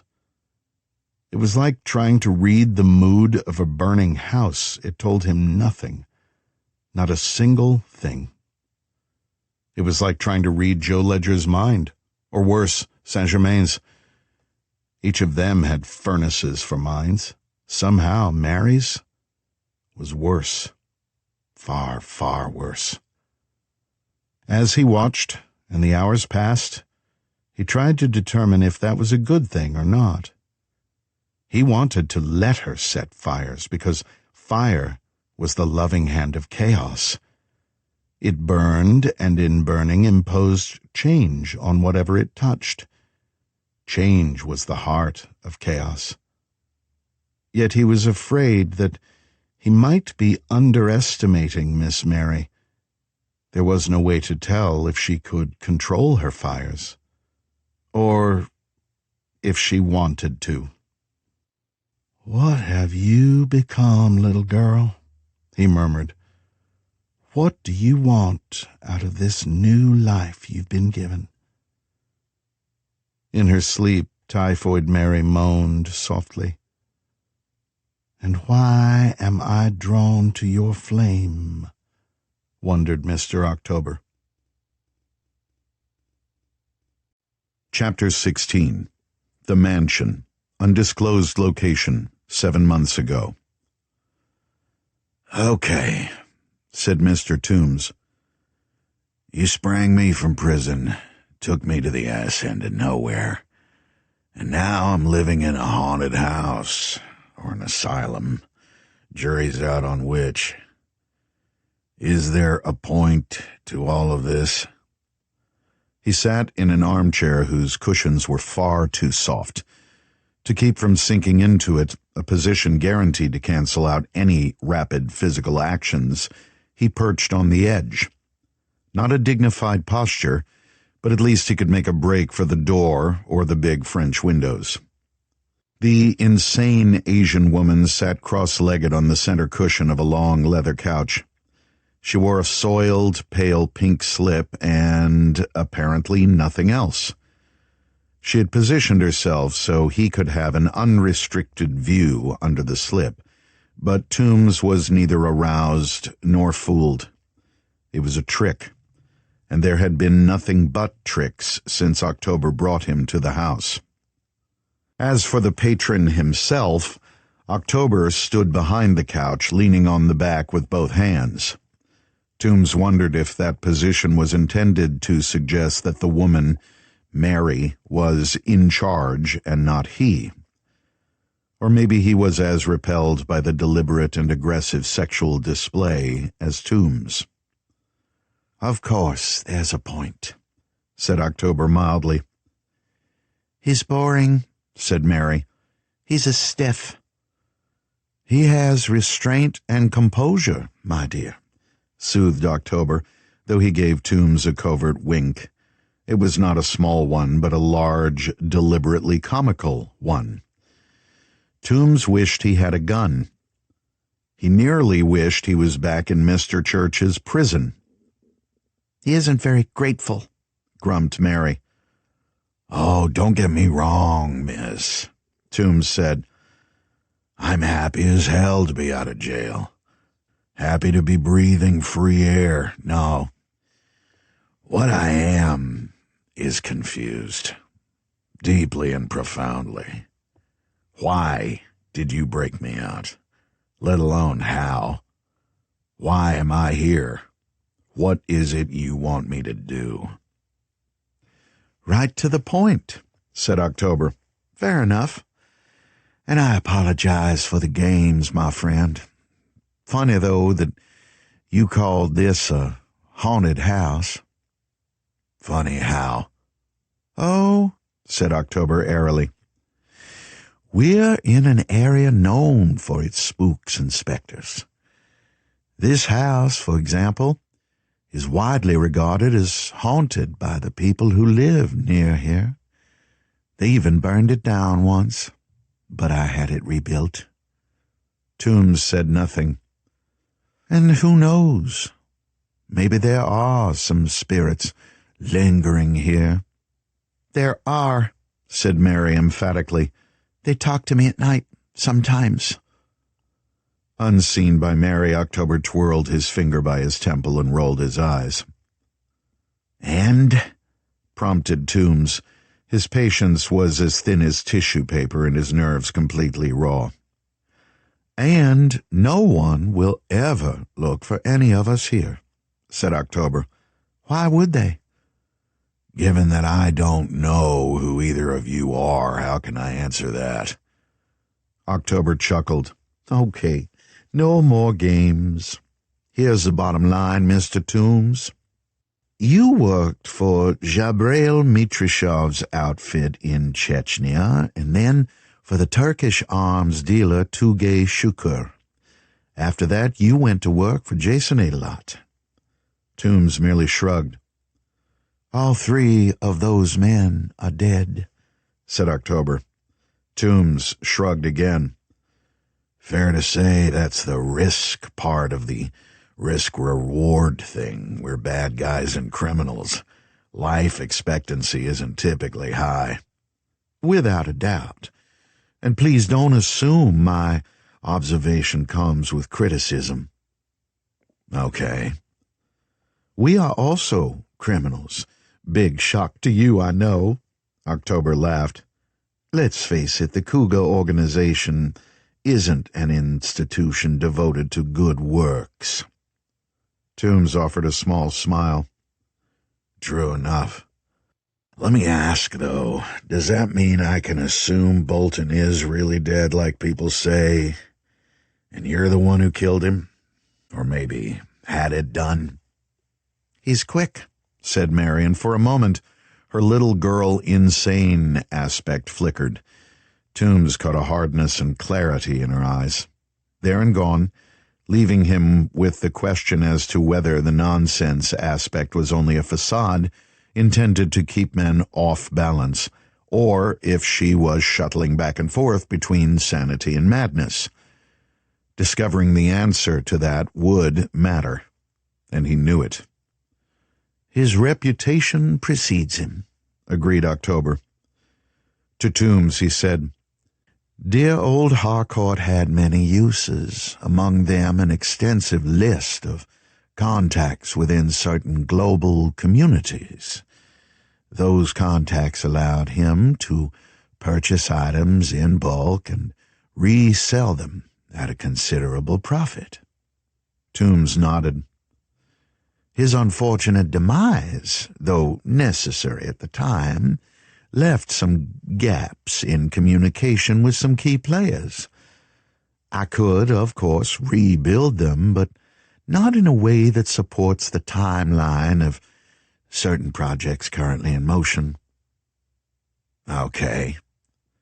It is my understanding that you have long-standing connections with many of these individuals. You are known and respected in the trade. And you heard about me from whom? October's eyes seemed to blur for a moment, shifting in a swirl of colors.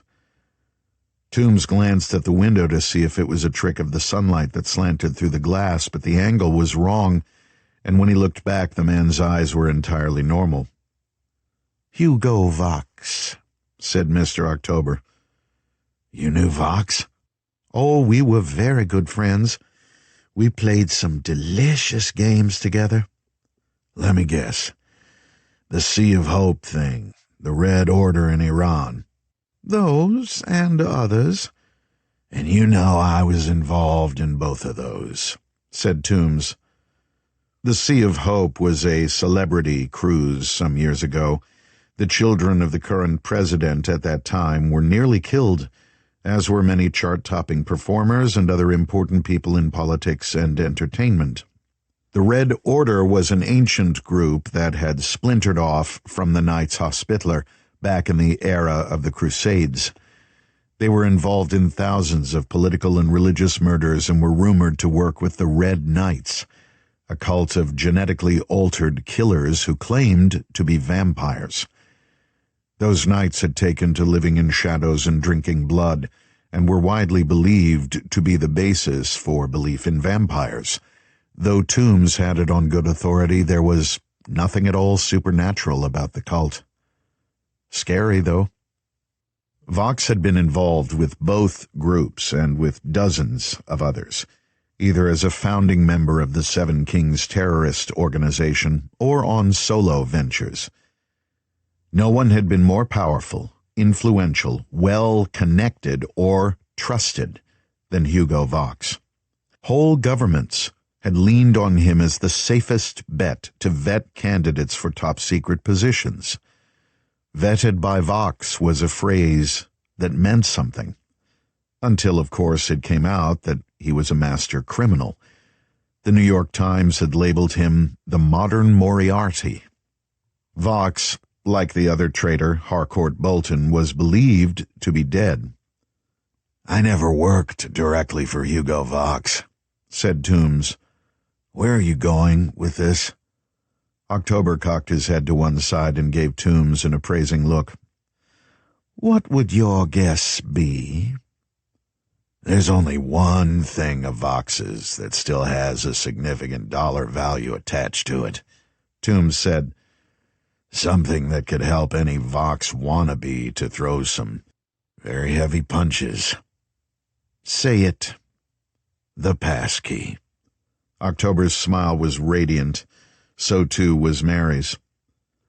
"The passkey is very important, my friend," said October.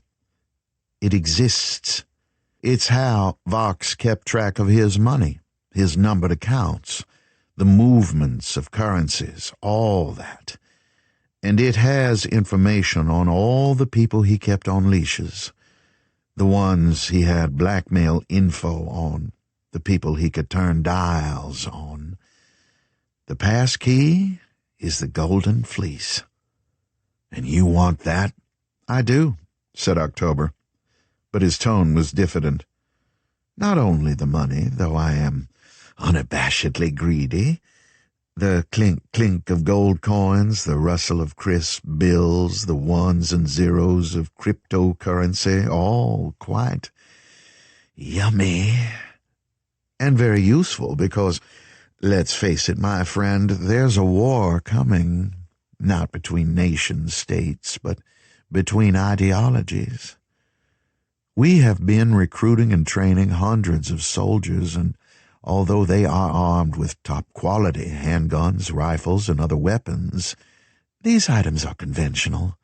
They aren't enough to give, say, a small militia the firepower to take on an entire National Guard unit.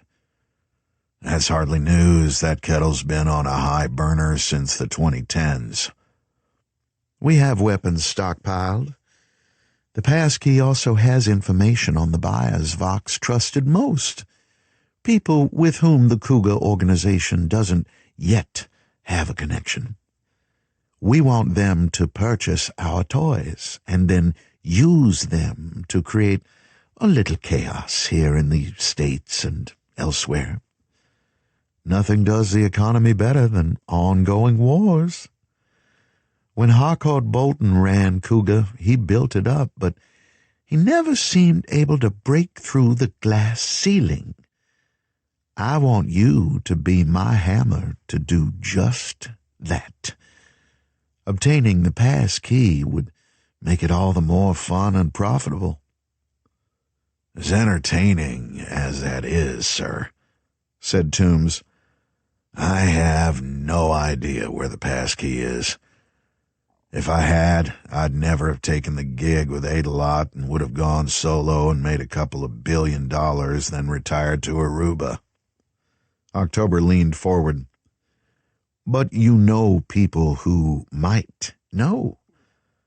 Or people who can find out?" Toombs gave that a 3 count. "Maybe."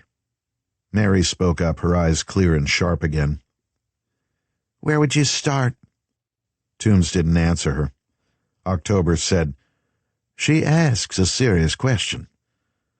"It becomes more interesting when there is a deal in place between us.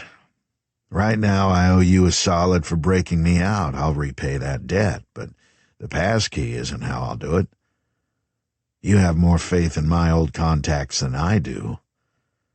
I'm looking for a new start, a safe home, and a clear plan. Offer me a deal or take me back to the clink." Mr. October clapped his hands in delight. "God, How I love a man who understands the importance of things and wants to keep his quacking ducks in a neat little row. You want an offer? Then here it is." He reached into an inner pocket and removed a thick sheaf of documents, then spread them out onto the table. They were bearer bonds. "If you look close," he said, "you'll see that these bonds were issued in the late 1970s, before the U.S. government ceased their issuance.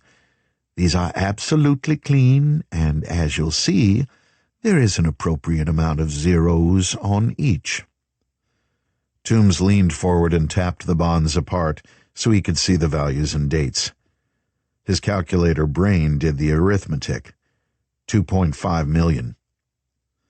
He leaned back and crossed his legs. "It's light," he said. "I made more than that from Adelot, and he fucked me over.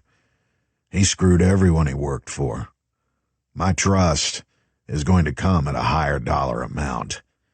"It's a signing bonus," said October. "Call it an incentive program. Together we can find who has the passkey, and you will devise a way to get said person to unlock it and pour money into our coffers. To that end, I will provide you with the very best weapons and equipment to sell, some of which, by the way, were once in Jason Adelot's catalog. The Gorgon comes to mind." "I'm listening," said Toombs. October gestured to the bearer bonds. "If you can help me find whoever has Vox's passkey and arrange the sale, delivery, and the training for the buyers, then you will earn 10 times that amount, in bonds or via money transferred to the numbered account of your choosing. I have a project in the works under the code name Firefall. Gaudy, I know, but Mary likes it.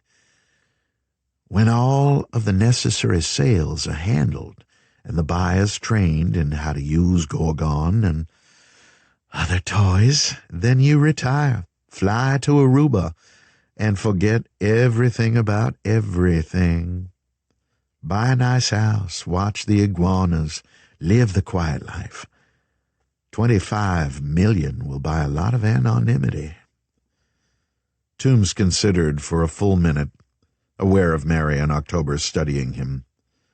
Finally he said, "I know of a guy who, if he's still alive, might know something useful. I could start with him, but it might take a few months to find him and set up a meet. If he's even still alive." "Which guy would that be?" asked October. "Alexander Chismer," said Toombs. "Most people call him Toys." Chapter 17. St. Regis Hotel, 325 Bay Street, Toronto, Ontario, 2 months ago. "I thought you were dead," said the little woman. "Yeah," said the young Brit. "I get that a lot." "Is that a Snake Plissken line?" "Who? Escape from New York? Kurt Russell?" The young man smiled as he took a sip from a martini glass. "Sorry, pet, but I'm not much into American cinema." The woman, who was not quite 4'10", took a micro sip from her Bloody Mary. She was dressed in a tweed suit that was appropriate to the brisk autumn breeze outside, but looked 30 years out of style. Her hair was a confection of frosted curls intended to give her height. "No," she said. "It wasn't a line cribbed from a movie. Everyone thinks you're dead." "Perhaps I'm a ghost," he replied. He wore a medium-weight Canali solid wool two-piece in a muted steel gray and knew he looked damn good in it. He had the narrow waist and broad shoulders to sell the suit and long legs to make it walk well. They sat at the bar in the St. Regis, each pretending to drink their drinks, but each nursing them to maintain clarity of mind. Outside, the business types were hurrying back to work after drinking their lunch. Inside, the bar was warm and there was low-key jazz playing from discreet speakers of good fidelity. It was some old Brubeck stuff that was ambitious and entertaining and loud enough to allow for moderate privacy, but not so loud anyone had to raise their voice. "Where have you been, Toys?" asked the woman. Then she touched her fingers to her lips in a fair bit of theatrics intended to show she was immediately contrite. "Oh, God," she said in a more confidential whisper. "I suppose I shouldn't have said your name aloud." He chuckled. "Oh, no one cares, Maudie. Unlike a fair few of our friends, I'm not wanted for anything. Never been arrested, never charged. And my computer monkeys tell me I'm on no one's watch list. I'm so glad to hear that. Liar," he thought. Maudie McPherson was in her late 40s, but fighting it well enough with massage, excellent makeup skillfully applied, and a few Los Angeles facelifts of the kind that did not leave her looking like a mildly astonished duck. Her jewelry bordered on ostentatious with a drop pendant that had to be at least 3 full carats, and high-end gemstones in the various rings she wore. She placed a hand on his forearm. Aloud, Toys said, "As to where I've been, with all that happened with my former employers, I felt it best to go off the radar for a bit, let things cool down. But when I found out that no one was looking for me, I came out of my cave, and here I am." "And by cave, you mean—" "Island life has its charms," he said with a vague flick of a few fingers. When it was clear he was not going to elaborate, Maudie said, "I was equal parts surprised and delighted when you reached out." "How lovely," he said, "and here I thought I'd been forgotten." "Forgotten? Toys? God, no. The authorities might not be looking for you, but a lot of the people we both know have been wondering. We thought you might be either in some American black site getting waterboarded or buried under the rubble of what had been Hugo Vox's old fortress in Singer Castle on that island in the St. Lawrence River." "Heaven forfend," he said, faking a laugh. "I was busy with a few, shall we say, errands for Hugo. I was in Chechnya when he died." Maudie studied his face. "Then Hugo is actually dead? His body was never recovered. Most of the people I know think he's in hiding." "Nice try, you cow," he thought. "He's dead as far as I know. If he were alive, I dare say I would know." "But you're not sure?" she pushed. "Did you see the body?" "Oh, yes. He had me on FaceTime when they killed him. He hoped his grand demise would trend on social media." There was a beat. "You're joking, of course." Toys only raised one cynical eyebrow. "Sorry," said Maudie. Toys took the opportunity to shift the direction. "Just between you, me, and my therapist, I often wonder if I could have helped him get out of there. Had I not been so far away. It guts me that I couldn't help after all he did for me." Maudie used her celery to stir her drink. "There were rumors that he was in Iran, working with the Red Order, after all that." Toys snorted. "So I've been told. But you don't believe it?" "I want to," he said. "But I've followed 5 or 6 different leads, and they were all shite. He's like bloody Elvis. Everyone sees him everywhere." "Except you." "Except me. And I tell you again, Maudie, if Hugo were alive, I'd know." She studied him, and he allowed it. This was all moving nicely toward the right moment. "Excuse me for being so nosy on this point," said Maudie, "but there were a lot of people who worked with Hugo, people as close to him as you were. Given that, why would Hugo single you out as the one he would have contacted?" Toys leaned closer and constructed an expression of mingled pain, love, and anger. "Because we were like family." "He was family with Zephyr Bain and a few others. If they were as close, then why didn't Hugo give them the passkey?" Maudie went dead still, and her face drained of color behind the layers of foundation. Her lips formed the word passkey. Are you saying? I mean, he really gave you the... Yes, said Toys. Me and only me. Everyone's been looking for the passkey for years. No doubt, said Toys. Greedy bastards. And you're saying you actually have it? Toys leaned back and sipped his martini. Yes, he said. And that's why I reached out to you, my pet. Because I think it's time to use it. The passkey was a computer program that allowed the owner to access hundreds of numbered accounts that collectively equaled close to $100 billion. Vox set it up with two access points. One was a computer-controlled payment system to provide funds for the thousands of people who worked for him. Most of them were not aware that they were part of Vox's empire, and many of those had never heard the name Hugo Vox. But the companies that owned the companies that issued their paychecks were set up by Vox. Very efficient. And it allowed a lot of projects to remain in idle mode, ready for the person who controlled the second access point to call the shots. Vox's genius had been in the long game. He established networks and created infrastructure so that when he put a plan into operation, it rang no bells and proceeded with the same quiet and even mundane regularity as it had for years. The same was true for those key players over whom Vox had control, either because of the possession of critical blackmail material or through extortion and coercion, with paid teams keeping tabs on the marks and every now and then reminding those people that they were always on call. Had Vox lived, many of those idle operations would have been moved to active status.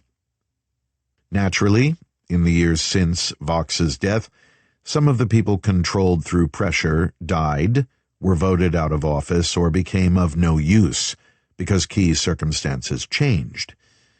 In those cases, teams on standby were given automatic cleanup orders. Very neat, very tidy. Once more, Maudie rested a hand on his forearm. If you have the passkey and are reaching out to old friends, she said, does this mean you will be taking over for Hugo? Toys gave her his most disarming smile. What do you think? I think you are, she said, giving his arm a squeeze and then letting her hand linger there, soft and warm. And I'm glad you came to me. We're friends, Maudie, said Toys, laying one hand over hers. You always played straight with me, and you always had the best toys for sale. Friends was a key word, and Toys watched the way she dealt with it. He wanted her to think that he'd come to her first and maybe even offered favored nation status, while at the same time playing hard to get. Maudie, he knew, had always been a tough negotiator, but she was insecure and therefore vulnerable. Not to flattery, per se, but to a suggestion of trust, intimacy, or personal connection. He had used that against her before, back when she was selling short-duration chemical weapons to the Seven Kings. Now, with more years carved into her flesh, even if the facelifts hid it, Toys knew that her Achilles heel was still as vulnerable as ever. For her part, Maudie was clearly balancing her emotional reaction to the word friends, a word overused in their trade but treasured when truly meant, with her desire to make a deal that would benefit her employer but also create a new vendor-client relationship. There was so much money in the passkey that she could construct big enough deals to finance an early retirement. Can you tell me what you're shopping for? She asked in the best business tone she could manage. And then I can tell you how I can put an even brighter smile on your face. Man-portable rocket launchers, said Toys. Only that? Said Maudie, affecting to look disappointed. I'm not talking about off-the-rack dreck like standard RPGs or even law rockets, sweetie. He leaned closer. Rumor Control has it that a certain former friend of Hugo's had developed something special. The Gorgon, a missile that can be fired from an ordinary RPG, something with a guidance chip and a warhead capable of delivering a liquid payload, delivering it in such a way as to keep the contents viable without the airburst frying the goods. Maudie's face became wooden, but her eyes were filled with new light. Oh? And where did you hear about that? Oh, said Toys with a casual flick of his hand. Here and there. No, she said with a bit more force.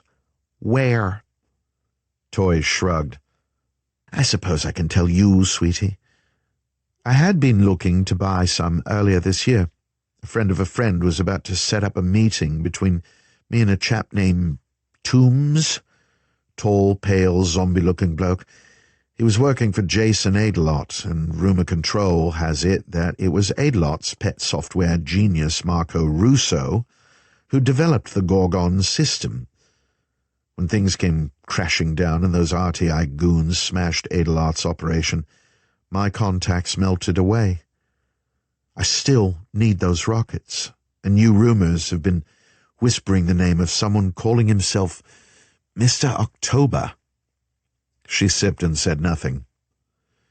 This October person runs a PMC group called 10th Legion, again according to rumors, and they're buying some items that were not scooped up by either RTI or Mossad. Who is spreading these rumors? Oh, honey, you ask that as if I'm likely to actually answer. Be your age. Maudie sipped to hide a smile.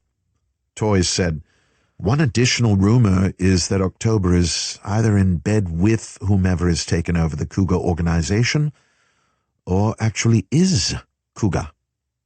As for that, said Maudie, I honestly don't know. Toys nodded, believing her on that point. And the rest? Some rumors are based on truth, she said. Does that mean you have the Gorgons for sale? And can we waltz into the haggling phase of tonight's dance card? Well, said Maudie, before we discuss whether such items are available, we need to clear one hurdle, which is, the payloads are already pre-filled.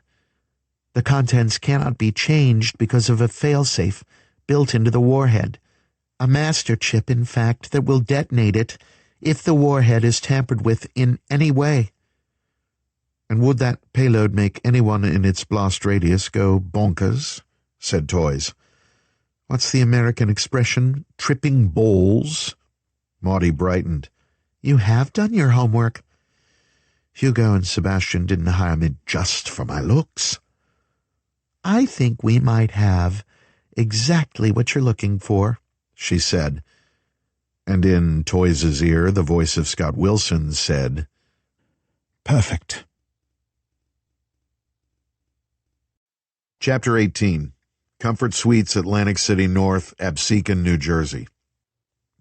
The five of us, plus two slumbering prisoners and one big, shaggy combat dog, were in my hotel room near Atlantic City. Belle sat cross-legged on the floor with Ghost's head in her lap. She had become even more taciturn since Andrea died, and somehow that made Ghost want to comfort her, and likely take comfort from her. Belle and Andrea had been unlikely friends, but true ones, and she was taking his loss hard. You'd have to know her to see it, though. She mastered the poker face she habitually wore while a prisoner in genital mutilation and behavior training camp in her native Mauritania. Violin and an Arclight team had liberated her, recruited her, trained her, and recommended her to me for havoc. She stroked Ghost's thick pelt with long, slow movements that sent my dog into some canine paradise. Frankly, the rhythm and pace were luring me to the edge of hypnosis, too. Remy sat at the foot of the bed, studying the two Legionnaires with unreadable eyes. He was the youngest active field team member in RTI, and there was still a lot to learn about him. He had that smooth Cajun accent and boyish good looks, but to those of us whose ability to read people was a survival skill, I could tell there were layers and layers to him. Much to learn, and every day, every moment of necessary drama taught me something. Bunny sat on the floor with his back to a bureau, hands dangling loose over the ends of his knees and a plastic bottle of vending machine cola by one ankle. He was young, too, but far older than Remy in experience. He had a lot of scars that were mostly hidden beneath his beach volleyball tan. He caught my eye and gave me a single, small nod. Top stood, leaning a shoulder against the frame of the interconnecting door, a kitchen match slowly bobbing between his strong white teeth. There was a bland and meaningless smile on his mouth, and his eyes were half closed, as if in deep thought. "So what's the plan, boss?" asked Bunny. "Go to a casino and spend our retirement money on rigged slots? Go canoeing in one of the cedar water streams near Batstow? Maybe hit the beach in AC and see if we can get a bocce ball game going with retired mobsters?" "Wouldn't that all be nice?" said Top sourly. "Worth asking," Bunny said. "Truth is that right now this is all on Bug," I said. "Even he needs time to go through whatever he pulled from the cell phones. Wilson is probably scrambling too. With the mess we left behind, he's probably on the phone to one of Church's friends in the industry," they all said, finishing it for me. It is a remarkable and inexplicable fact of life that Church seems to have key friends in the most useful places. I've even tried to hoodwink him on this, requesting a trained bear, a retired ballerina, and 100 pounds of red M&Ms for a mission. He provided all three within 24 hours. I later found out that the M&Ms came out of my pay. Oddly, not the bear or ballerina. As if waiting for his cue, Bug pinged us. "Go for Outlaw," I said. "Team's all here, and we have 2 hostiles, both dosed with Sandman." "Looks like you guys had some fun," he said. "Half the first responders in South Jersey are at the trailer park." "Yeah, well, things got weird." "Weird? With you and Havoc?" said Bug dryly. "That never happens." "Bug." "Yeah, okay," he said. "So, we're wired into all the calls from police, fire, and EMTs," said Bug. "They found 17 unconscious men and 4 KIAs at the trailer park." I glanced at Bell, who offered me the blandest of "who, me?" smiles. "Sounds right," said Top. "We know anything about these assholes?" "We picked images from your body cams, Top, and are running them through facial recognition. So far, they're all exactly what we expected to find. 6 from Blue Diamond, the rest are a mixed bag of ex-military and low-level thugs. Some felony counts in their backstory, and for others, there are arrests but no convictions. So far, though, all of them are in the system." I asked, "What about the ones who ran off?" "That's going to take longer. All of the trailers in that park belong to a shell company that's owned by another shell company that's owned by 10th Legion." Top chewed his matchstick from one corner of his mouth to the other. "Color me shocked." "However," said Bug, "Gator Bait's owl drones have been taking some good shots of license plates of the vehicles in the area, and I have someone running those. Nikki's running facial recognition on everyone." "Let me give you 2 more," I said, and sent them pics of the sleeping beauties. It took Bug maybe 30 seconds, and half of that was probably him opening a new can of Red Bull. "Guy on the left is Andrew Kemmer, 29, did 3 years in the Army and was dishonorably discharged for theft of military property. Because it was minor stuff, communications gear, not weapons, they just kicked him to the curb instead of prosecuting him. He went to work for Blue Diamond a couple of months before we took it down and has been off the radar since." There was a pause, then he came back on the call. "Guy on the right is Stuart Huberman, 33, no military background, but get this. He was a youth pastor for a group in Lancaster County, Pennsylvania, and was convicted of aggravated indecent assault of a person younger than 16, corruption of minors, possession of kiddie porn, and unlawful contact with a minor. Those crimes involved 7 girls ranging in age from 12 to 15. He was sentenced to 17 years but served 3.5 before getting cut loose for, and I pause here to gag, good behavior. Been working for an HVAC company since. Couple of real upstanding citizens, murmured Top. His default setting was that of a kind, compassionate, empathetic guy looking at middle age. He was someone else entirely when it came to harm being done to the innocent, particularly the young. Bunny was a new father of a little girl, so you can guess where his sympathies lay. Belle had been in that Mauritanian female genital mutilation camp, and when I was a teenager, my girlfriend Helen and I were attacked. I was beaten half to death, and she was gang-raped and brutalized, resulting in her eventual suicide. It was fair to say that Huberman would realize upon wakening that he had no friends in that room. As for Remy, I don't know his full backstory, but he wouldn't have passed Top screening if he wasn't standing on the same ground as the rest of us. Not everyone needs to experience trauma in order to understand the extent of the damage that continually comes to the innocent. The cold reptilian look in his eyes assured me of that. Bug, did you warn the first responders about the booby trap? The boss did. He made some calls to some friends and made sure that no one went into any of the motorhomes. Bomb squad is on scene now. And get this, 4 other double-wides were rigged the same way.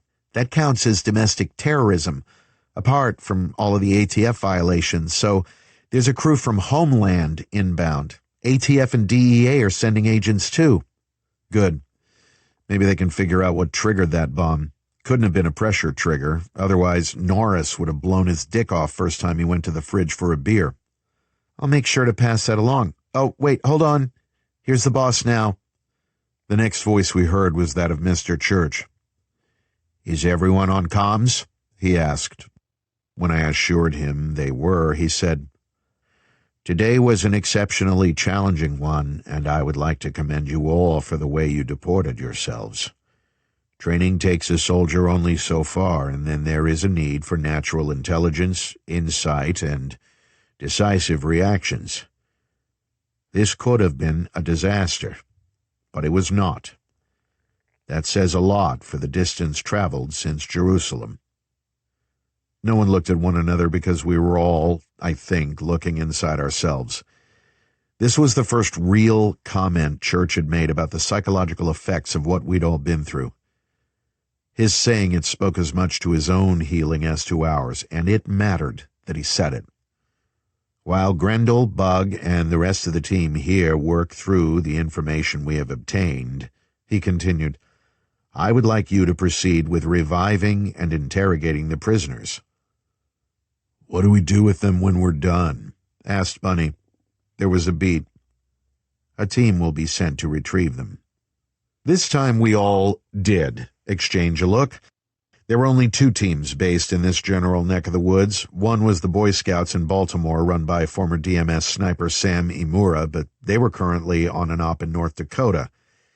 The other team was Medusa Team, one of Arclight's most notorious groups.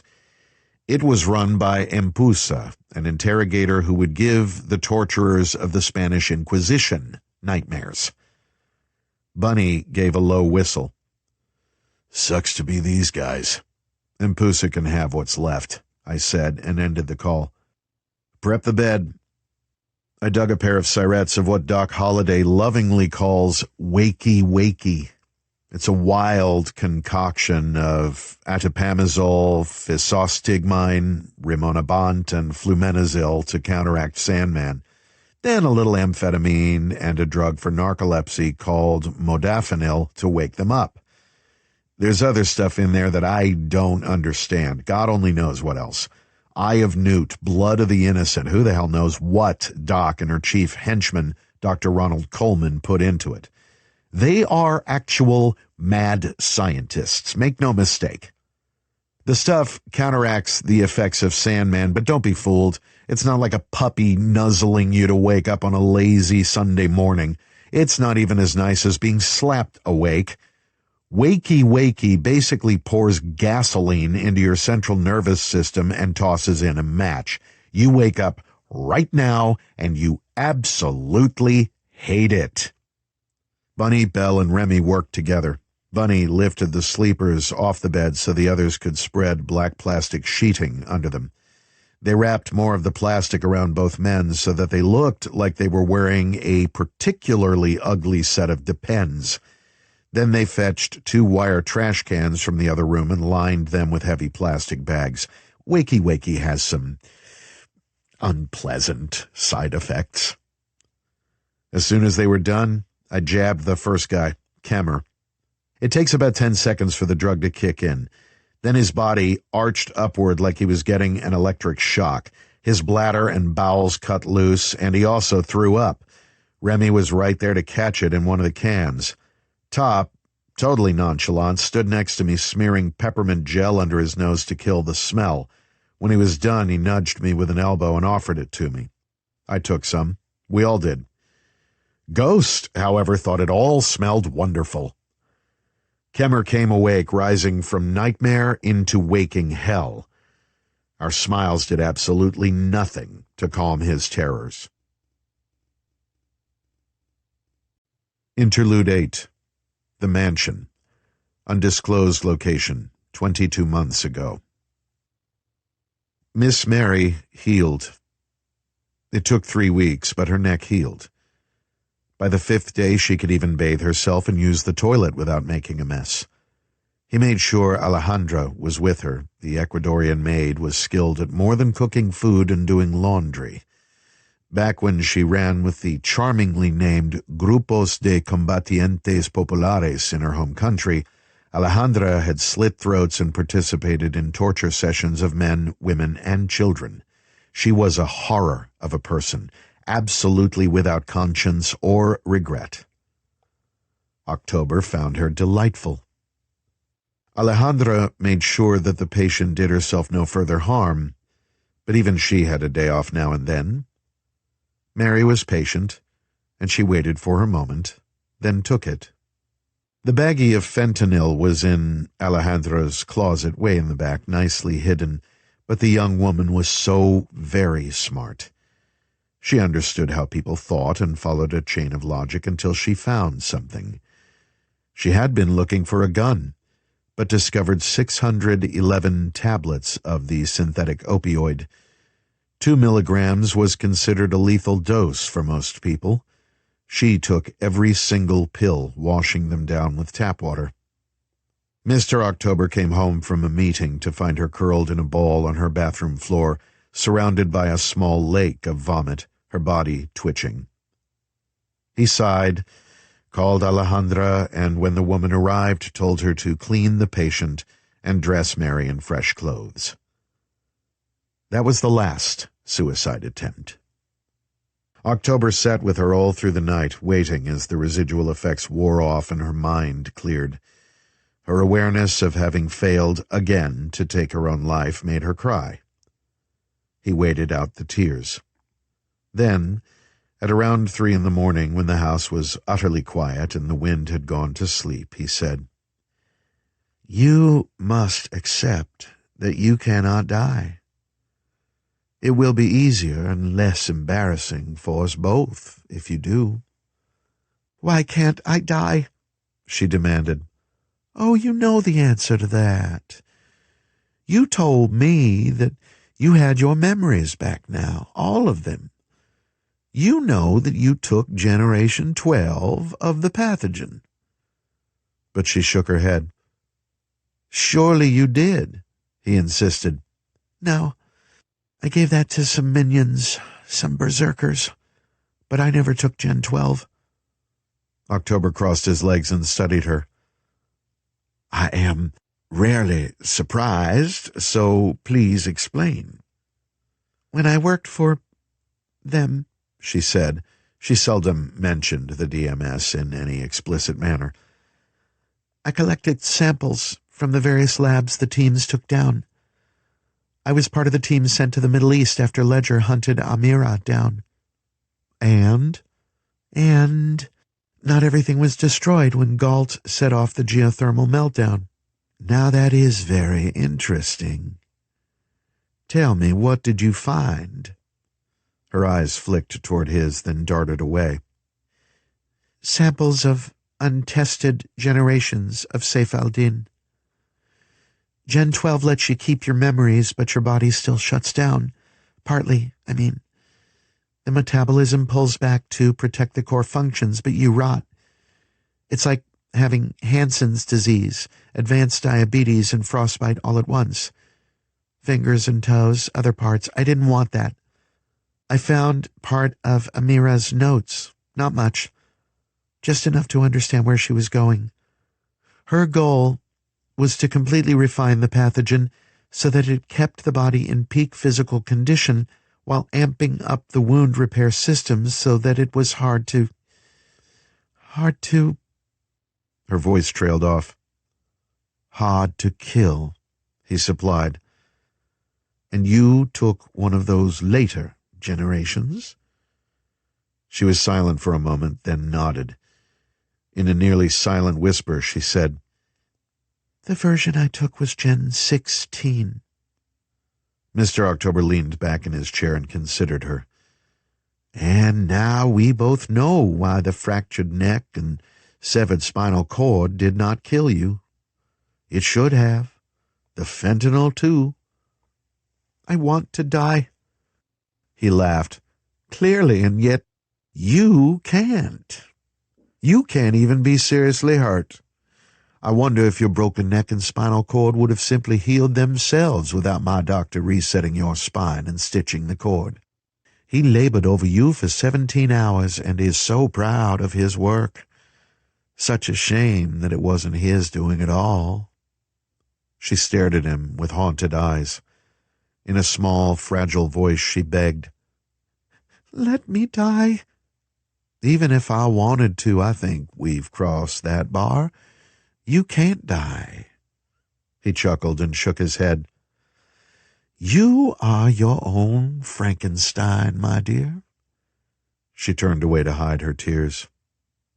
When you said that you regained your memories, he said after a pause, do you remember when Ledger shot you? Yes.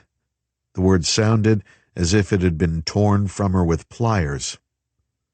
Do you remember falling? Yes. You fell a very long way, my dear, said October. Half the height of the hotel. You shattered your skull, broke your back in 4 places, broke both legs, 1 arm, 11 ribs, your sternum, your scapula, and 1 collarbone. All of your organs were lacerated by bone shards, and yet... She kicked at him, but he evaded the blow. What does that make me if not a monster? She shrieked. You are immortal. I'm not human. Well, my sweet little flower, neither am I. Chapter 19. The Talk, 1 month ago.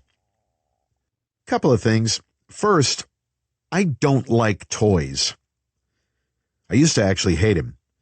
Now it's more like I tolerate his existence on this big blue spinning marble of a world. That tolerance is predicated on the knowledge that he is useful, that he's no longer actively evil, and that he is trying to do some good in the world. It's also ameliorated by the fact that he has saved the lives of Junie Flynn, the woman I love, and me, so there's that in the plus category.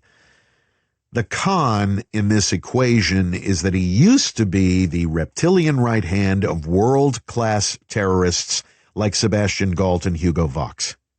He has ended the lives of a lot of innocent people, either directly or indirectly. The balance sheet still has the red set against him. I know he is aware of his sins and in fact regards them as sins. He holds himself to be irredeemable in both the ethical and religious senses of the word. He's a Catholic, no longer lapsed, who believes he is going to hell and deserves it. My religious beliefs are mostly in the rearview mirror, but if he wants to burn, then fine. Let him burn. Or not. It's not my call. If he keeps doing what church wants, then yay team. Mind you, if he came down with a case of scrotum lobsters, I wouldn't break down in tears. Does that make me heartless, intractable, judgmental, officious, and unkind? A case can be made. Mr. Church is the one who decided, God knows why, that Toys was worth trying to save. Church has done this with a number of people, turning them away from the dark side of the Force and all that. I'm aware that the damage I suffered when I was a teen and other damage since has greatly colored my judgment. And yes, I'm working some of that out in therapy with Rudy Sanchez. All of that said, over the last year, Toy's usefulness has increased. Church allowed him to form a kind of Dirty Dozen RTI edition. The Wild Hunt, they're called. All choir boys like Toys, fighting on the side of the angels, blah, blah. During the Cave 13 fiasco, I saved Toys' life. Later in that same case, he saved mine. What's interesting is that neither of us hesitated in the moment. We saved allies in this war. Allies do not have to be friends. They don't have to like each other. A month ago, Toys dove into the international illegal arms community, ostensibly looking to return to his criminal ways. In reality, he and the Wild Hunt were undercover, with Toys using his old criminal connections to help us infiltrate the bad guys and gather intelligence. His team had been chopped down to nearly nothing in Israel, and Toys was in the process of rebuilding it and training the newbies. Church, following his own schedule, kept pulling Toys away from that and sending him into the field. The meet with Maudie was the most successful of those. Toys managed to acquire 6 Gorgons and in the process verify that Toombs was working with October. He also came away from that meeting with a stronger conviction that October and Kuga were the same person. Not a certainty, though.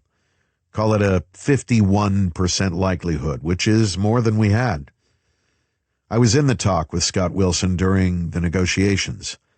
We sat and listened to a series of discussions over 3 days, with the third day being the wire transfer of funds and then taking delivery of the Gorgons.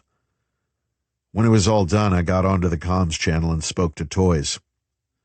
That was pretty good field work, I said. You earned your duplicity merit badge. His response showed the depth of understanding and feeling that has grown between us. Oh, sod off, you pillock. You can feel the love. Chapter 20. Anderson Conley Media, 83 Walton Street Northwest, Atlanta, Georgia, 2 weeks ago. The woman did not look right. Not at all. Shawnette Harrison looked up from her terminal and saw her come in. It was 10 minutes until the end of her shift when Shawnette would magically transform from receptionist scheduler to maid of honor with a plan. The girls were all planning on meeting at Tongue and Groove, a rap club where the bachelorette festivities were set to begin in less than an hour. All 6 of the bridesmaids would be there, as well as 14 other women in their circle. The headliner act tonight was Lil Drip, a bizarre goth rap act who pretended to be a vampire and was sexy as hell. From there, the plans became sketchy, and if Miranda wasn't blackout drunk by midnight, then the girls weren't trying. But this woman who walked in looked like she'd already been through a week's worth of such nights in a row. She was dressed in a business suit, a gorgeous Dolce & Gabbana double-breasted pinstripe in charcoal with a pink camisole beneath. However, the suit was rumpled, and there were suspicious stains on it, and the right hip pocket was torn. Her hair was in a messy bun that wasn't styled to look that way, but which had fallen apart. Her makeup was sloppy and smeared, with lipstick that was too intense a blood red, and a concealer in a pasty shade of off-white. The woman stopped just inside the main door and stood there, swaying a little, looking around as if uncertain where she was or why she was there.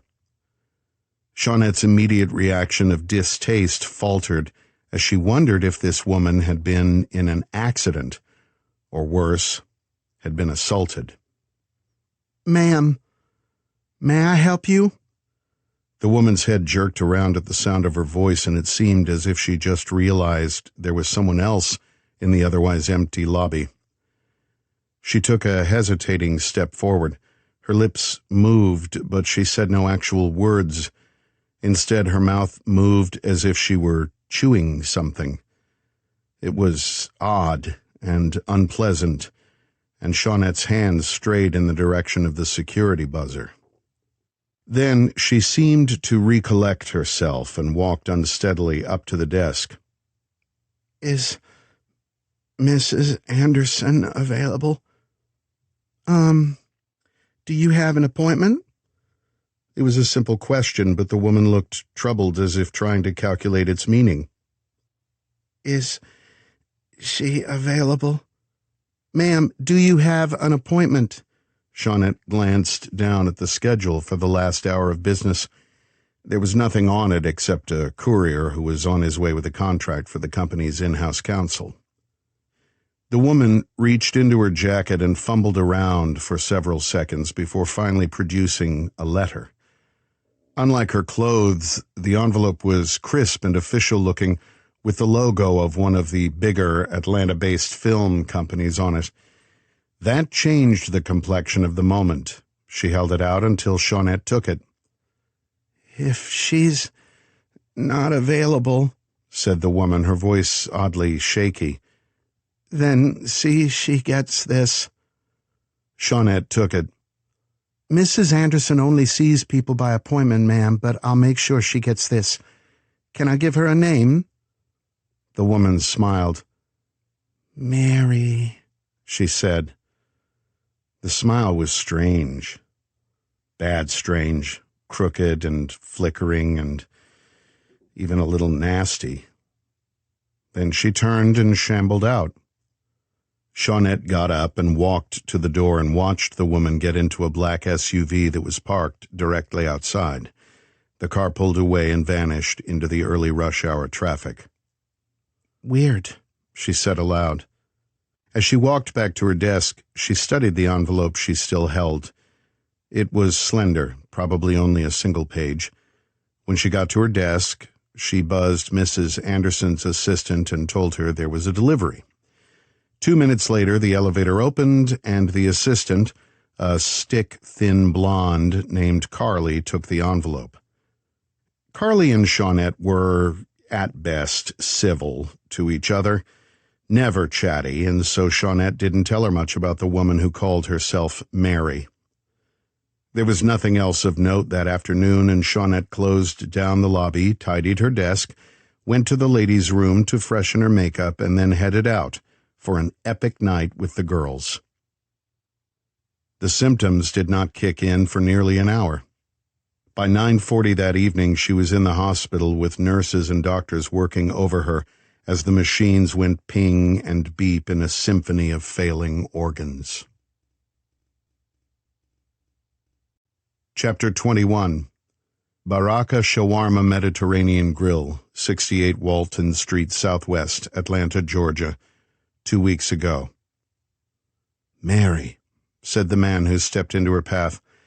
The woman was about to pass the restaurant, and she twitched and yelped in surprise. When she turned toward the man, who was dressed in a tropical shirt with a pattern of turtles swimming in stylized waves, Mary regarded him with eyes that were glassy and vague. Yes. "How did it go?" The young woman stood there fidgeting, trying to straighten the torn pocket flap. Her lips twitched every few seconds. "Go?" she asked.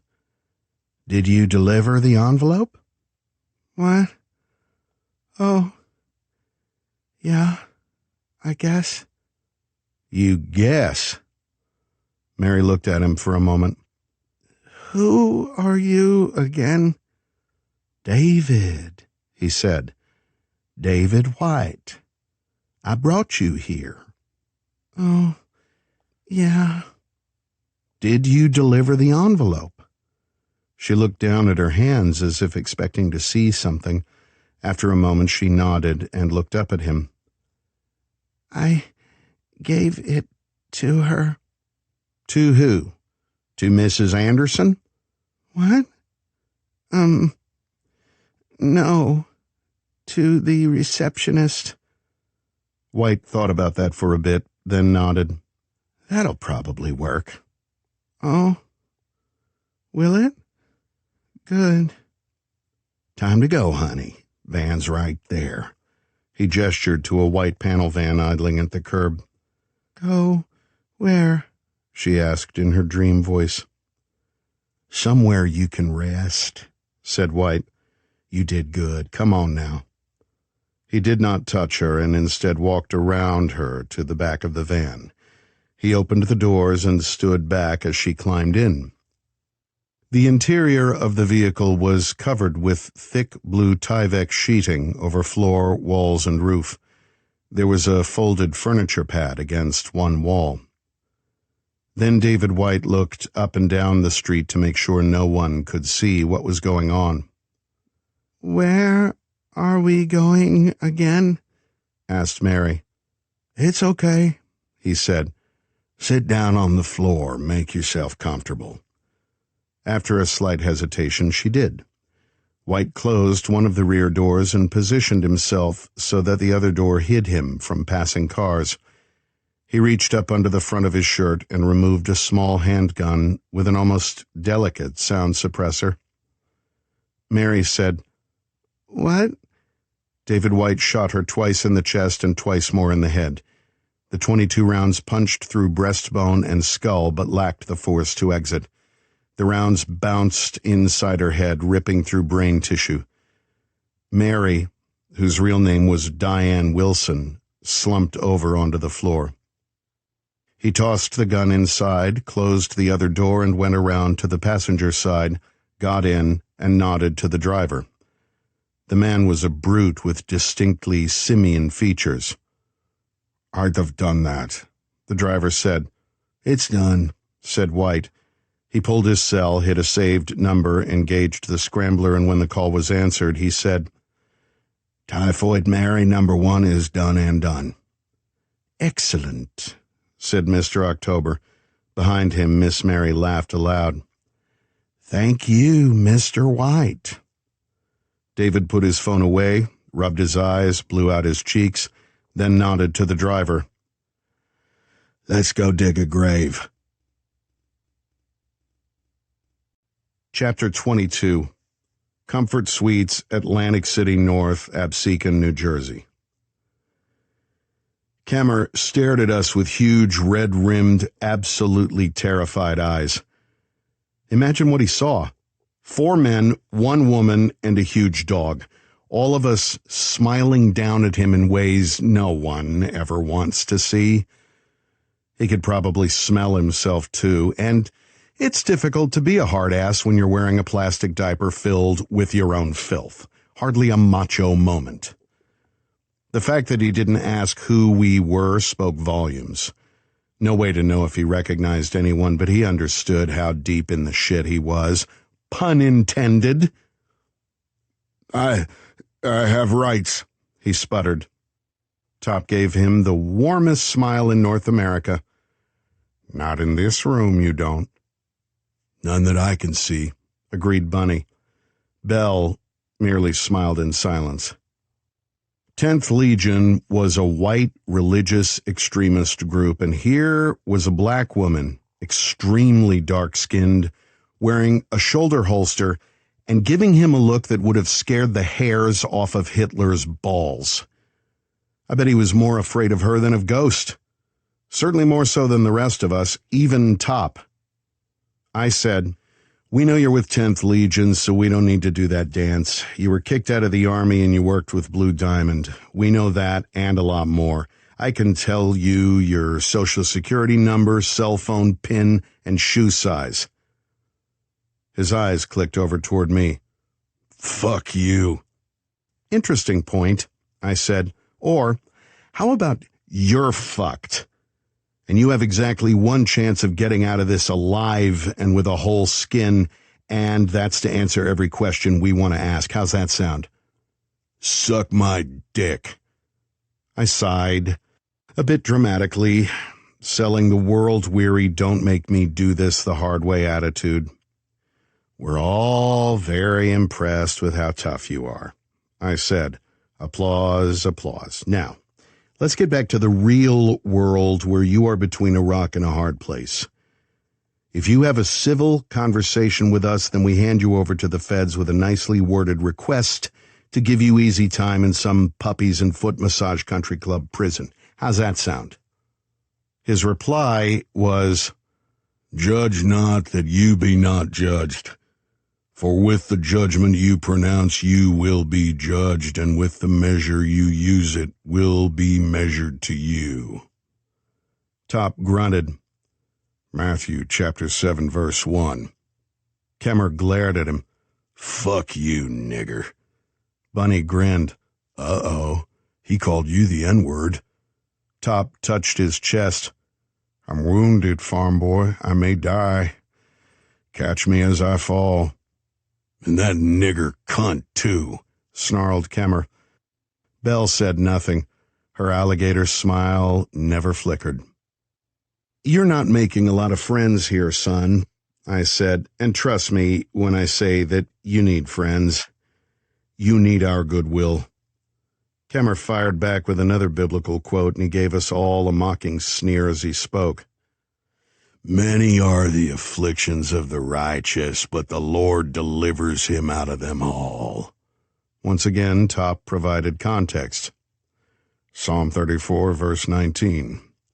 Kemmer, still smiling, clenched his teeth, and we all heard the faint crack of something in his mouth. Instantly, his body began to thrash as wildly as it had when we dosed him with Wakey Wakey. A white foam bubbled from between his lips, his eyes rolled high and white, and then he settled back with a terminal slackness. We stood there, staring at him. "Suicide pill in a tooth," said Bunny. "Fuck me sideways." "Call me crazy," said Remy, "but I half-ass feel bad for him." Belle gave him a withering look. "On the other hand," Remy said, "I hope he rots in hell." That earned him a single curt nod. When Belle went into the bathroom, Top leaned close to Remy. "Do you actually enjoy waving your dick over the wood chipper saying shit like that?" "It was meant as a joke," protested the young Cajun. "Sarcasm, you know, or is it irony? Either way, I didn't mean anything by it." But Top just shook his head. "You were dropped on your head as a baby, weren't you? I mean, multiple times, and from considerable elevation." Remy colored and said nothing. I walked around to the other side of the bed and bent down over his buddy, Huberman. I stuck fingers into his slack mouth and pried his jaws wide, very wide. "Somebody get me a pair of pliers," I said. Interlude 9. The Mansion, undisclosed location 19 months ago. "What's all the noise?" Mary asked as she came into the drawing room. She wore pajamas that needed washing, and her hair was matted with something red and sticky. Mr. October looked up from a large and very old Bible that lay open on the mission table near the French windows. There were hundreds of colored post-it notes sprouting from between the pages. He wore a smoky blue cardigan over a darker blue dress shirt and had incense burning in a bowl next to his coffee cup. The incense smelled of roses and gardenias. Beneath them, the floor vibrated with the sound and force of heavy construction work being done in the cellar. October leaned back in his chair and offered her a fatherly smile. "I'm building you a playhouse," he said. Mary frowned with suspicion. "Playhouse? You think I'm a child and want to play with dolls and dishes?" "Ha! No, hardly that, my dear," he said mildly. You said you wanted to play with that trove of information we received. Her face brightened. You mean the Jacoby stuff? Of course. She stared down at the floor as if able to see through it. You're building a lab? Oh, it's more than a lab. It's a dream lab. Once everything is installed, you'll find that it is more than state-of-the-art. It's bleeding edge. I can get you brand names on any of the stuff you want more details on. And also surgical tables, breeding tanks, and all the rest. Sequencers, refrigerators and freezers, incubators, biosafety cabinets, centrifuges, a water bath, analytical scales, pipettes. Frankly, some of it is a complete mystery to me and maybe even to you. Science has marched on at quite a lively pace since you've been gone. Gone, she echoed. That's a polite word for it. October merely smiled. He took a sip of coffee and held the cup between his palms, rolling it gently back and forth so that the brown liquid eddied but did not spill. Mary knelt and placed her palms on the floor. Why are they doing so much drilling? The basement was finished. No, the basement was small. While you've been out on your little trips to the various camps and training centers, the construction team has been quite busy. They've greatly increased the square footage. They built a corridor so there is a rear exit in case anything happens up here. There are generators on concrete pads out back, and the cables and whatnot have already been installed. More power than you'll ever need, and it's off the grid. Even if the local power goes down, the generators will keep running. Plenty of fuel, too. Mary straightened. Why? She asked. I'm a computer software engineer. If you're building a genetics lab and surgical suite, I wouldn't know what to do with them. I doubt that is true. I'm not that kind of doctor, and you know it. You, my dear girl, do not need to know which end of a scalpel to hold or how to sequence DNA. Your role is that of project administrator. I have people out recruiting some of the very best minds to come and work for you. People who do know how to cut and splice, augment, and all of that. You have the Jacoby records. You know what those beautiful twins, Hecate and Paris, accomplished, and what they planned on doing, and would have done, if Saint-Germain and his thugs had not killed them. That's why you, shall we say, appropriated their records when you worked for the DMS. You hired that molecular biologist, can't recall his name at the moment, to do the gene therapy on those brutes. You had berserkers with you when you played your games at Dragon Con in Atlanta. Where I fucking died. Died is such an imprecise word for what happened to you, Mary. You used borrowed science from Amira to evolve into something extraordinary. If not for Ledger and his team, this would be a vastly different world.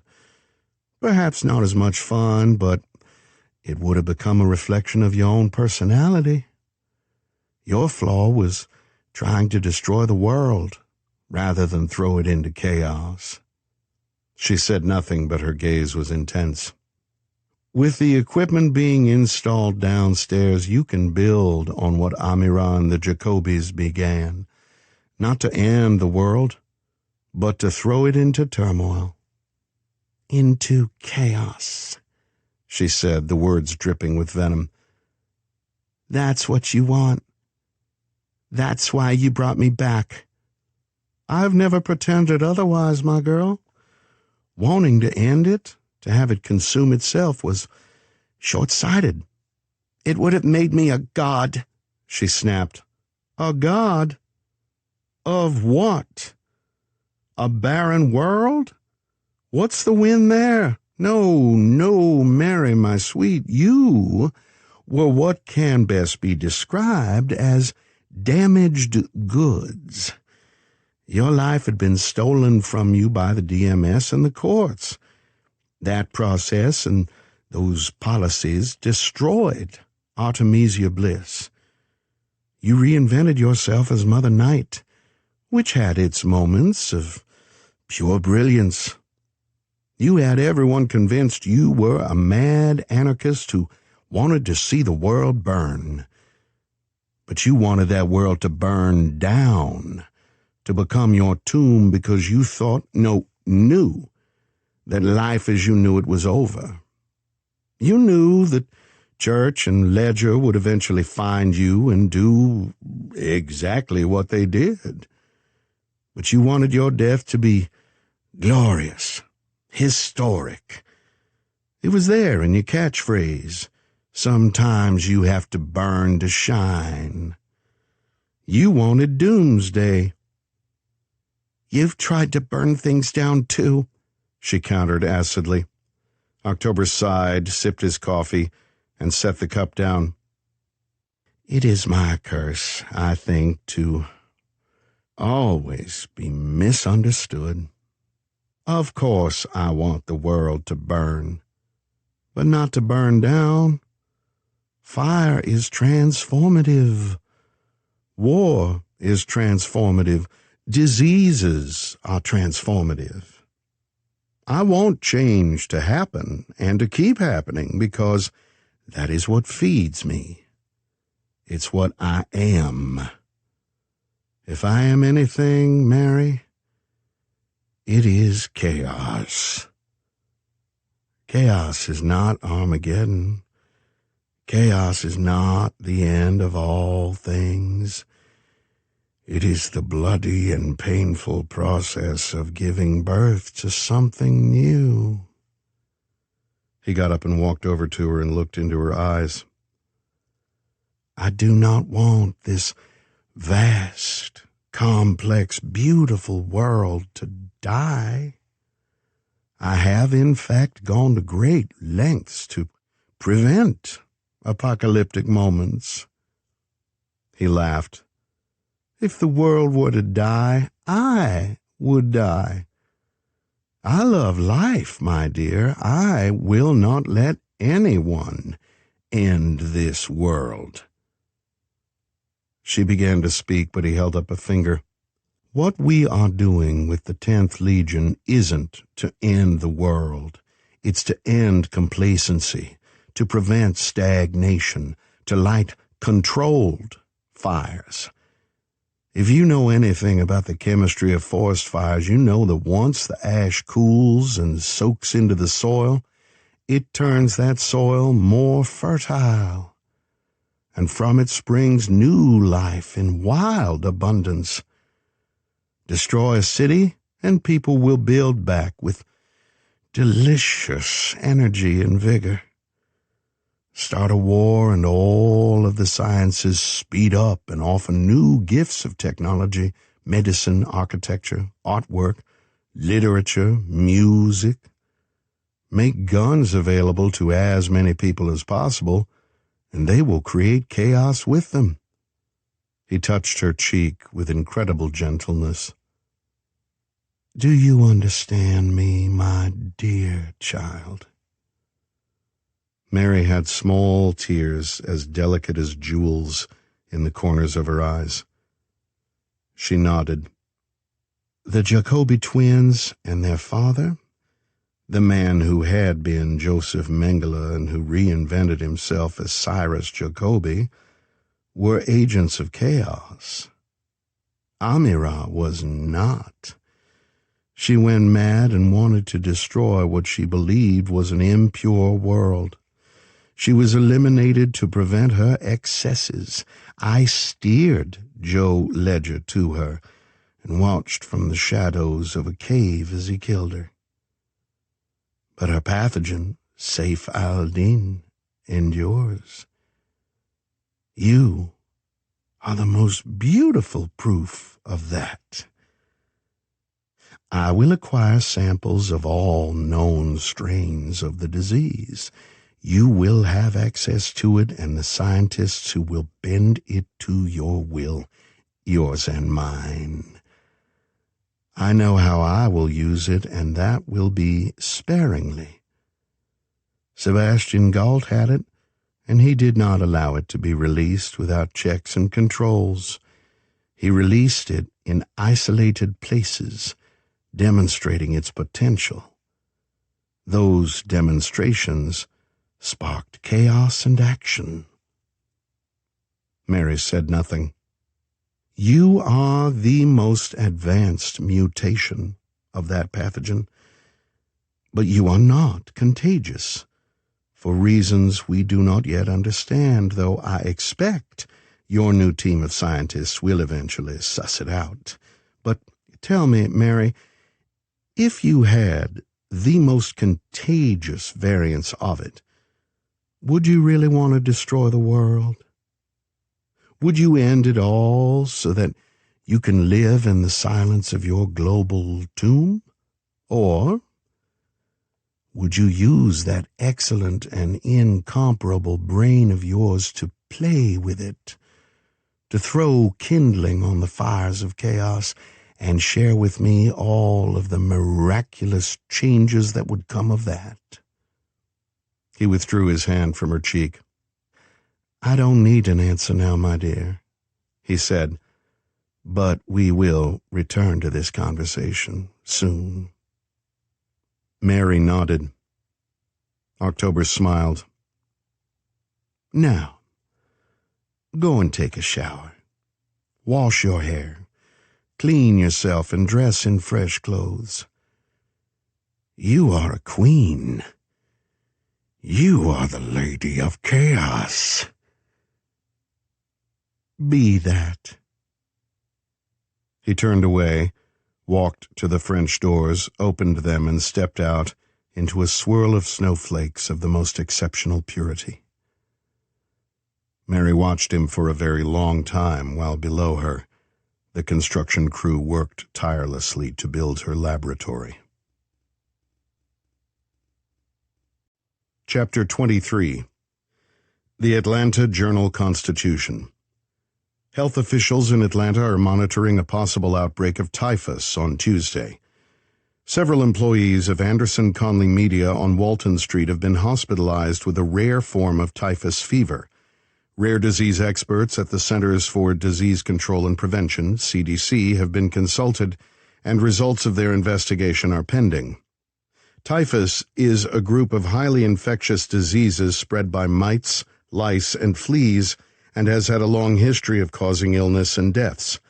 In the Middle Ages, up through World Wars I and II, typhus outbreaks were common in areas where poverty, cultural disruption, and reduction of basic hygiene were common. It is less common in modern times, but by no means unknown. There was a serious outbreak in Los Angeles County in 2018-2019, mostly among the homeless. A similar outbreak struck Pasadena at the same time.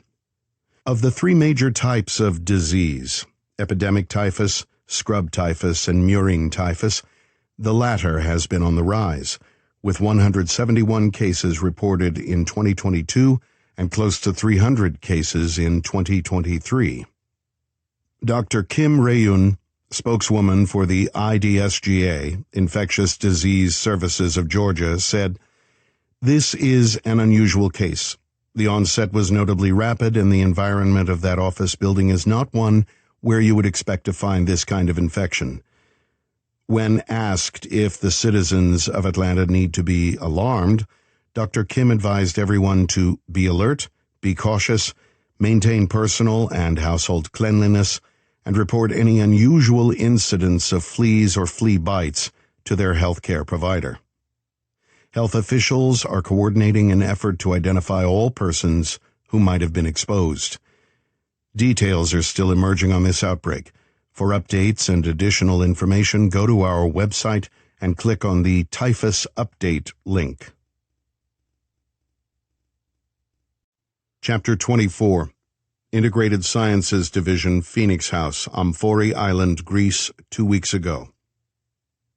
Dr. Ronald Coleman was in the mess hall drinking coffee and eating a honey-dripping Greek pastry. His tablet was open on the table and he was scanning science news compiled by one of MindReader's algorithms. When the reports about a typhus outbreak popped onto the screen, he loaded the full story and read it through. His pulse jumped a little when one of the experts quoted in the report, a doctor at the CDC whom Coleman knew well, speculated that it was a novel strain. Coleman immediately toggled over to his email app and sent a quick note to his colleague. By the time he finished his coffee, there was a reply. His friend, Dr. Nancy Rickert, wrote to say that they believed they were looking at a modified form of scrub typhus, a deadly form of the disease believed to be present only in the Asia-Pacific region, though there was an outbreak in Chile in 2020. Unlike the Asia-Pacific version in Atlanta, the vectors were not chiggers, but an unusual version of the dog flea local to Georgia. Huh, he grunted and wrote back. Any chance of obtaining samples of the fleas and the novel typhus strain? When his friend said yes, Coleman contacted RTI Logistics to have them picked up at the CDC lab and flown to Greece. Dr. Rickert wrote, Looks isolated. No cases outside of that one office building. We're looking into deliveries of any kind to offices there for shipments from Chile or Asia. So far, we're calling this an isolated incident. Keep me posted, requested Coleman. And that was that. Other matters concerning RTI pulled on him, drawing his energy and his attention away from the typhus incident. Chapter 25, Comfort Suites, Atlantic City North, Absecon, New Jersey. The other guy, Stuart Huberman, went through the anticipated scatological mishaps, but settled down into a bug-eyed staring contest with me that lasted 5 whole seconds. Then he turned his face away, refusing all contact. Pretending that if he can't see you, you can't see him, said Remy. Had me a blue-tick hound once that used to do that. Yep, I said. He looks to be just about that stupid. I had a smarter guinea pig once, mused Bunny. Dumb as a box of lint, but at least he was cute. I sat down on the other bed, which was 4 feet away. So, here's the bad news, Stuart. May I call you Stuart? Fuck you, he mumbled. Stewie, then. Here's the situation, Stewie. That pain you're feeling in your lower jaw? Yeah, that's where I pulled the tooth with the cyanide cap, so you're not going to opt out of our conversation. And, Stewie, just so you know, I still have the pliers. I saw him begin to tremble. I'm not actually as cruel a bastard as I sometimes seem. Part of it is the theatrics of interrogation when there's a clock ticking. Part of it is the pretense of retaliation that could encourage a useful response without having to do anything really nasty. The tooth doesn't count because of what it was used for. I'm not the kind of cat who goes in for the slow-motion body horror of mutilation. Actually, I hate the whole enhanced interrogation dance. That said, Mr. Huberman here had sexually assaulted 7 girls, the youngest of whom was 12, using his job as a youth pastor to gain and then obliterate their trust. He did shortchange time for it and was out joining cretins like the 10th Legion. His designation as someone deserving of kindness, compassion, and mercy was pretty damned low. Without turning, and in a weak, frightened voice, Huberman asked, You took my salvation pill? Why would you do that? I saw Top mouth the words, salvation pill, as he slowly shook his head. Because I want to have a conversation, I replied, and that becomes significantly more difficult if you're dead. I forgot to pack my Ouija board. As for your buddy, he crunched his pill, and now he's cooling meat. He shook his head. That's bullshit. The pills just knock us out until an extraction team can come get us. Really? That's what you believe? Why don't you take a good look at your boy Kemmer? He's right next to you. That bitter almondy smell is cyanide. I gave him as much time as he needed to work up the courage to turn and look. His eyes went wide, then his brows knitted in confusion. If he's dead, protested the prisoner, it's 'cause you assholes killed him. Stewie, I said, take a look at us. Consider the situation. Do you really think we need to lie about something like that?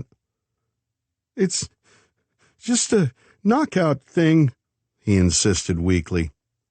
Apparently not, Stewie. It should bother you that your bosses did lie to you.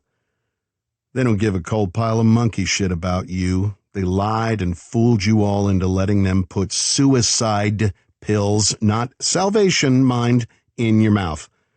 Hell, it's a good thing none of you idiots had any peanut brittle. You'd all be toes up by now. His eyes, big and blue and full of dread, turned to me.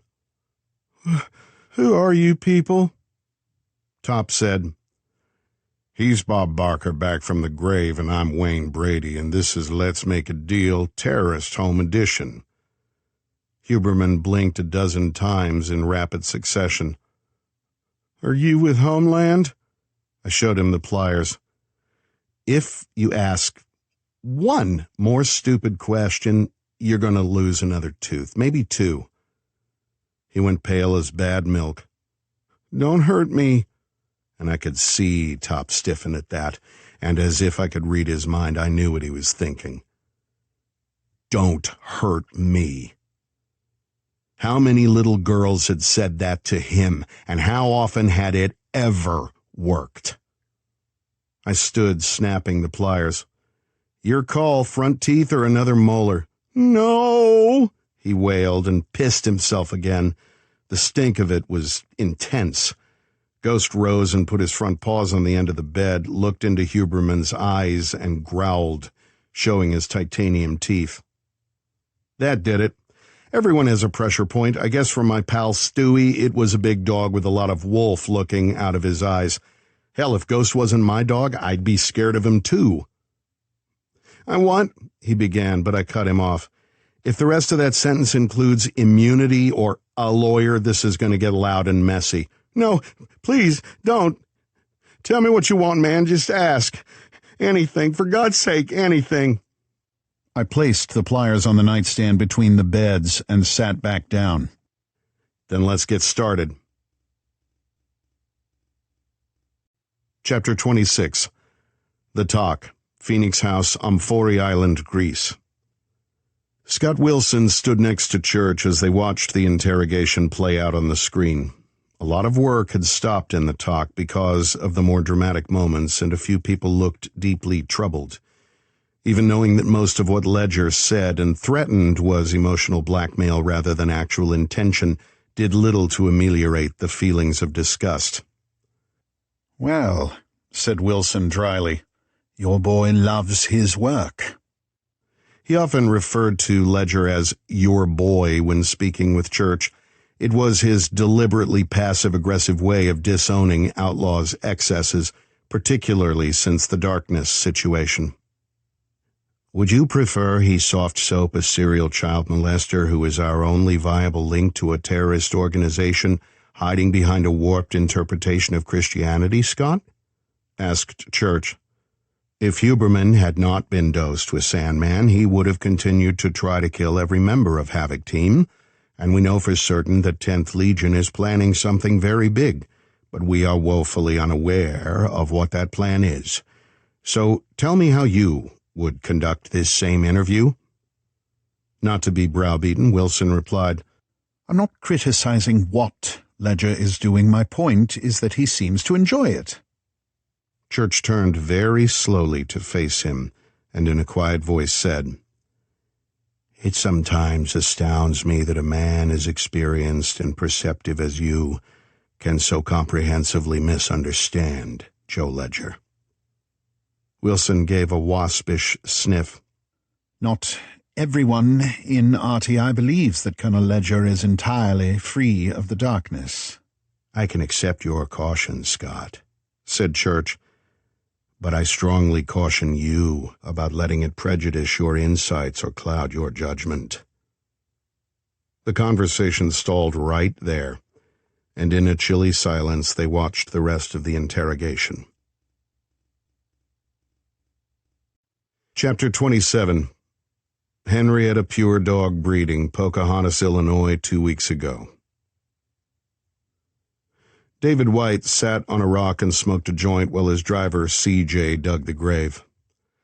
The Latina who had called herself Mary, not Maria, was wrapped in the Tyvek. The bundle had been sterilized with a solution of vinegar and bleach, then wrapped in another shroud of blue industrial plastic. C.J., who had the ape face, had the chest and shoulders to go with it. He dug with machine-like precision, his skin glistening faintly with sweat. He was stripped to the waist, and White was distractedly interested in the way the overdeveloped muscles bunched and flexed. There was nothing sexual about his interest. It was like watching an organic machine, like watching a CGI character in a superhero movie.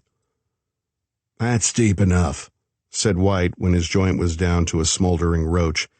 He flicked it into the grave and began building another spliff, packing it until the papers barely closed around it.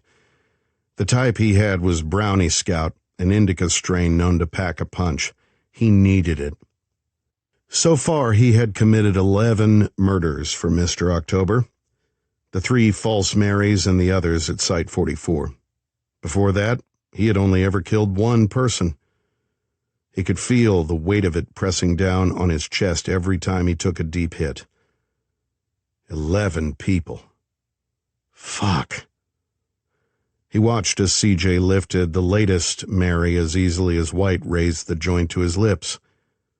This was the last one. That's what Mr. October said. It's what Mary said. The last one. Number 11. White realized that he did not even know the woman's real name. She was Mary. A Mary. Now she was cooling meat in a plastic wrapper being buried in a copse of trees near a closed-down puppy mill.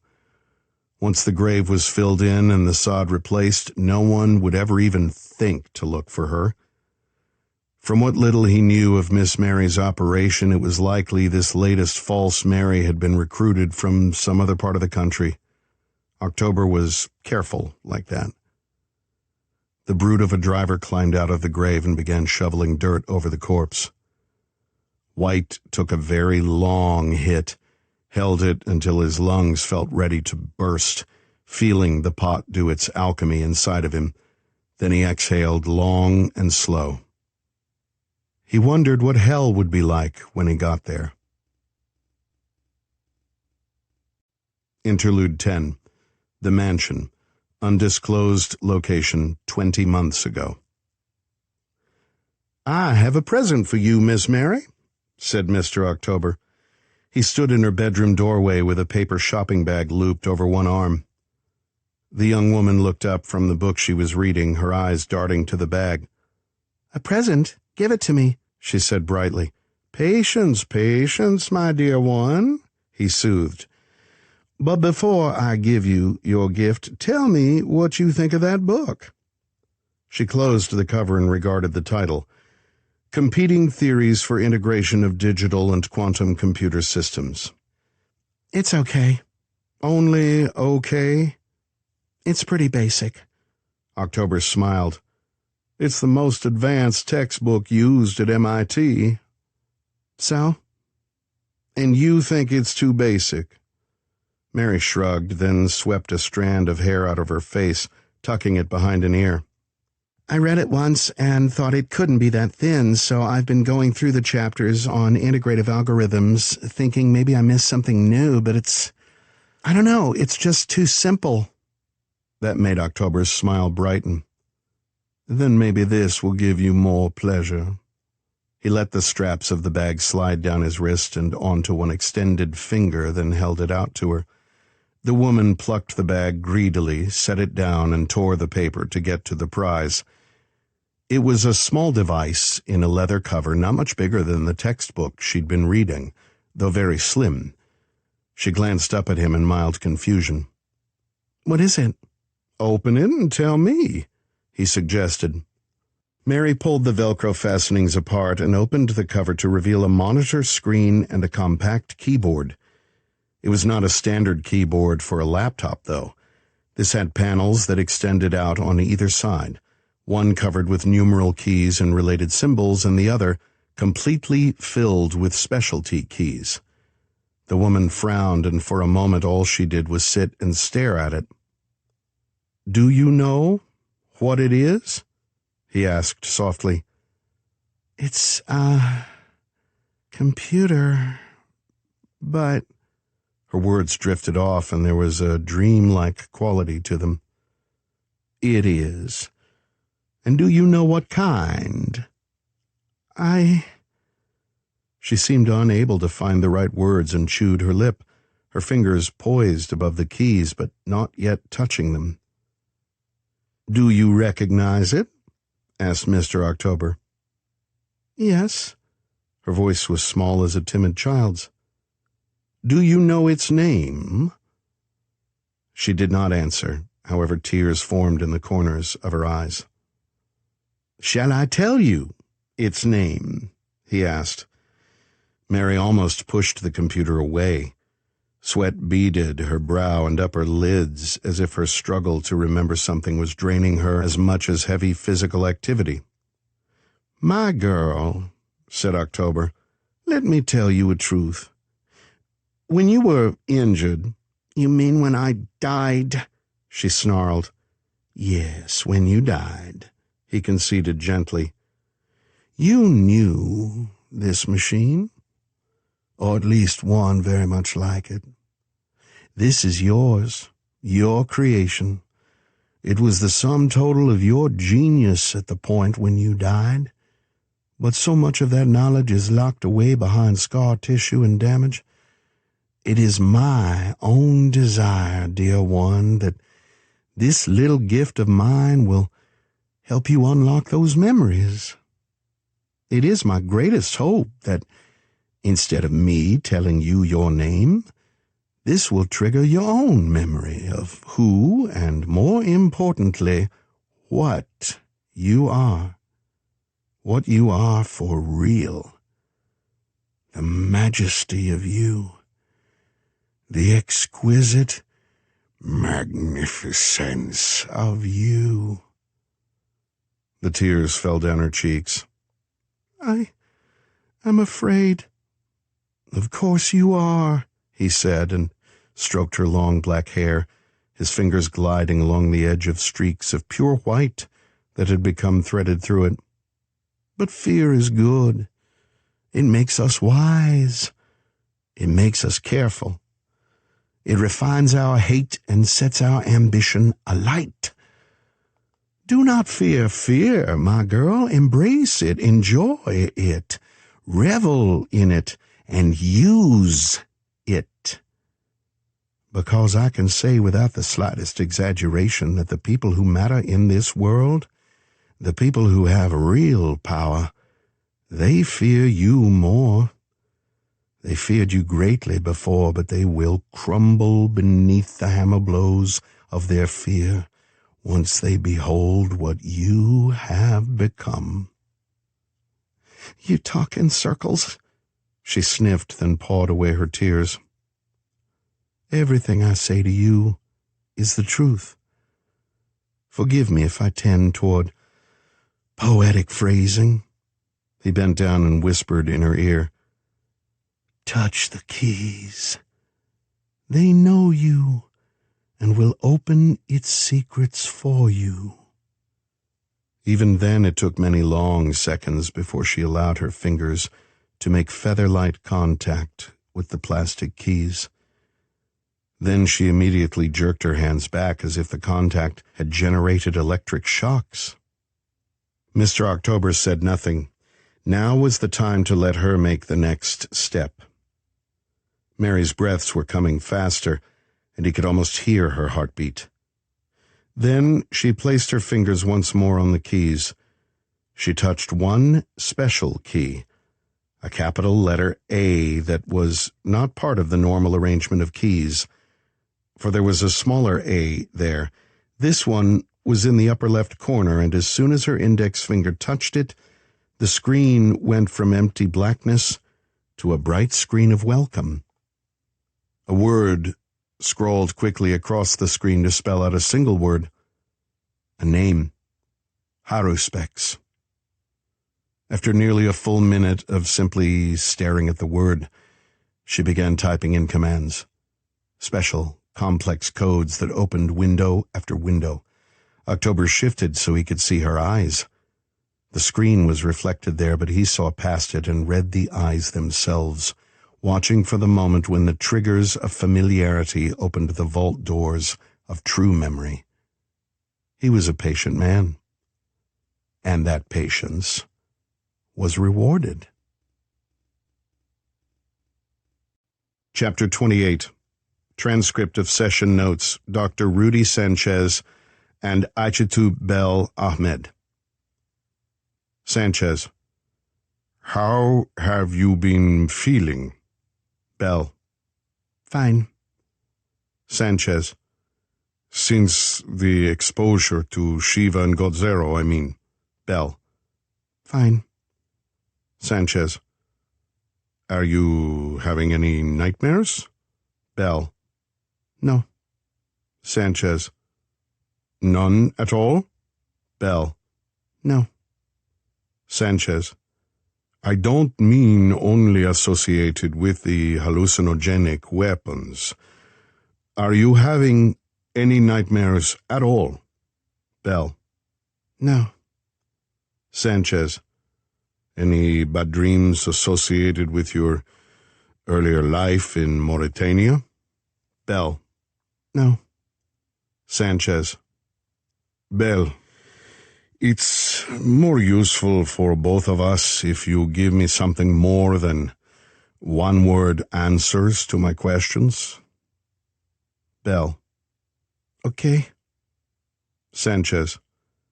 Tell me about the dreams that you do have. Long pause. Bell. Everyone dreams. Sanchez. Agreed, but what are your dreams? Bell. Just dreams. Sanchez. What do you dream about? Bell. Stuff. Sanchez. Can you please be more specific? Bell. Ordinary stuff. Another pause. Sanchez. Do you enjoy working with Colonel Ledger? Bell. Yes. Sanchez. Do you have any issues or complaints about working with your Ledger? Bell. No. Sanchez.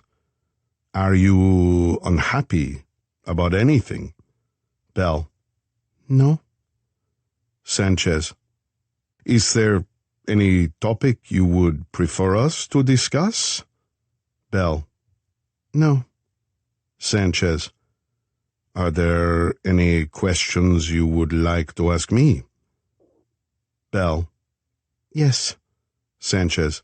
Please. Feel free to ask anything. Bell. May I go now? Chapter 29. Comfort Suites, Atlantic City North, Absecon, New Jersey.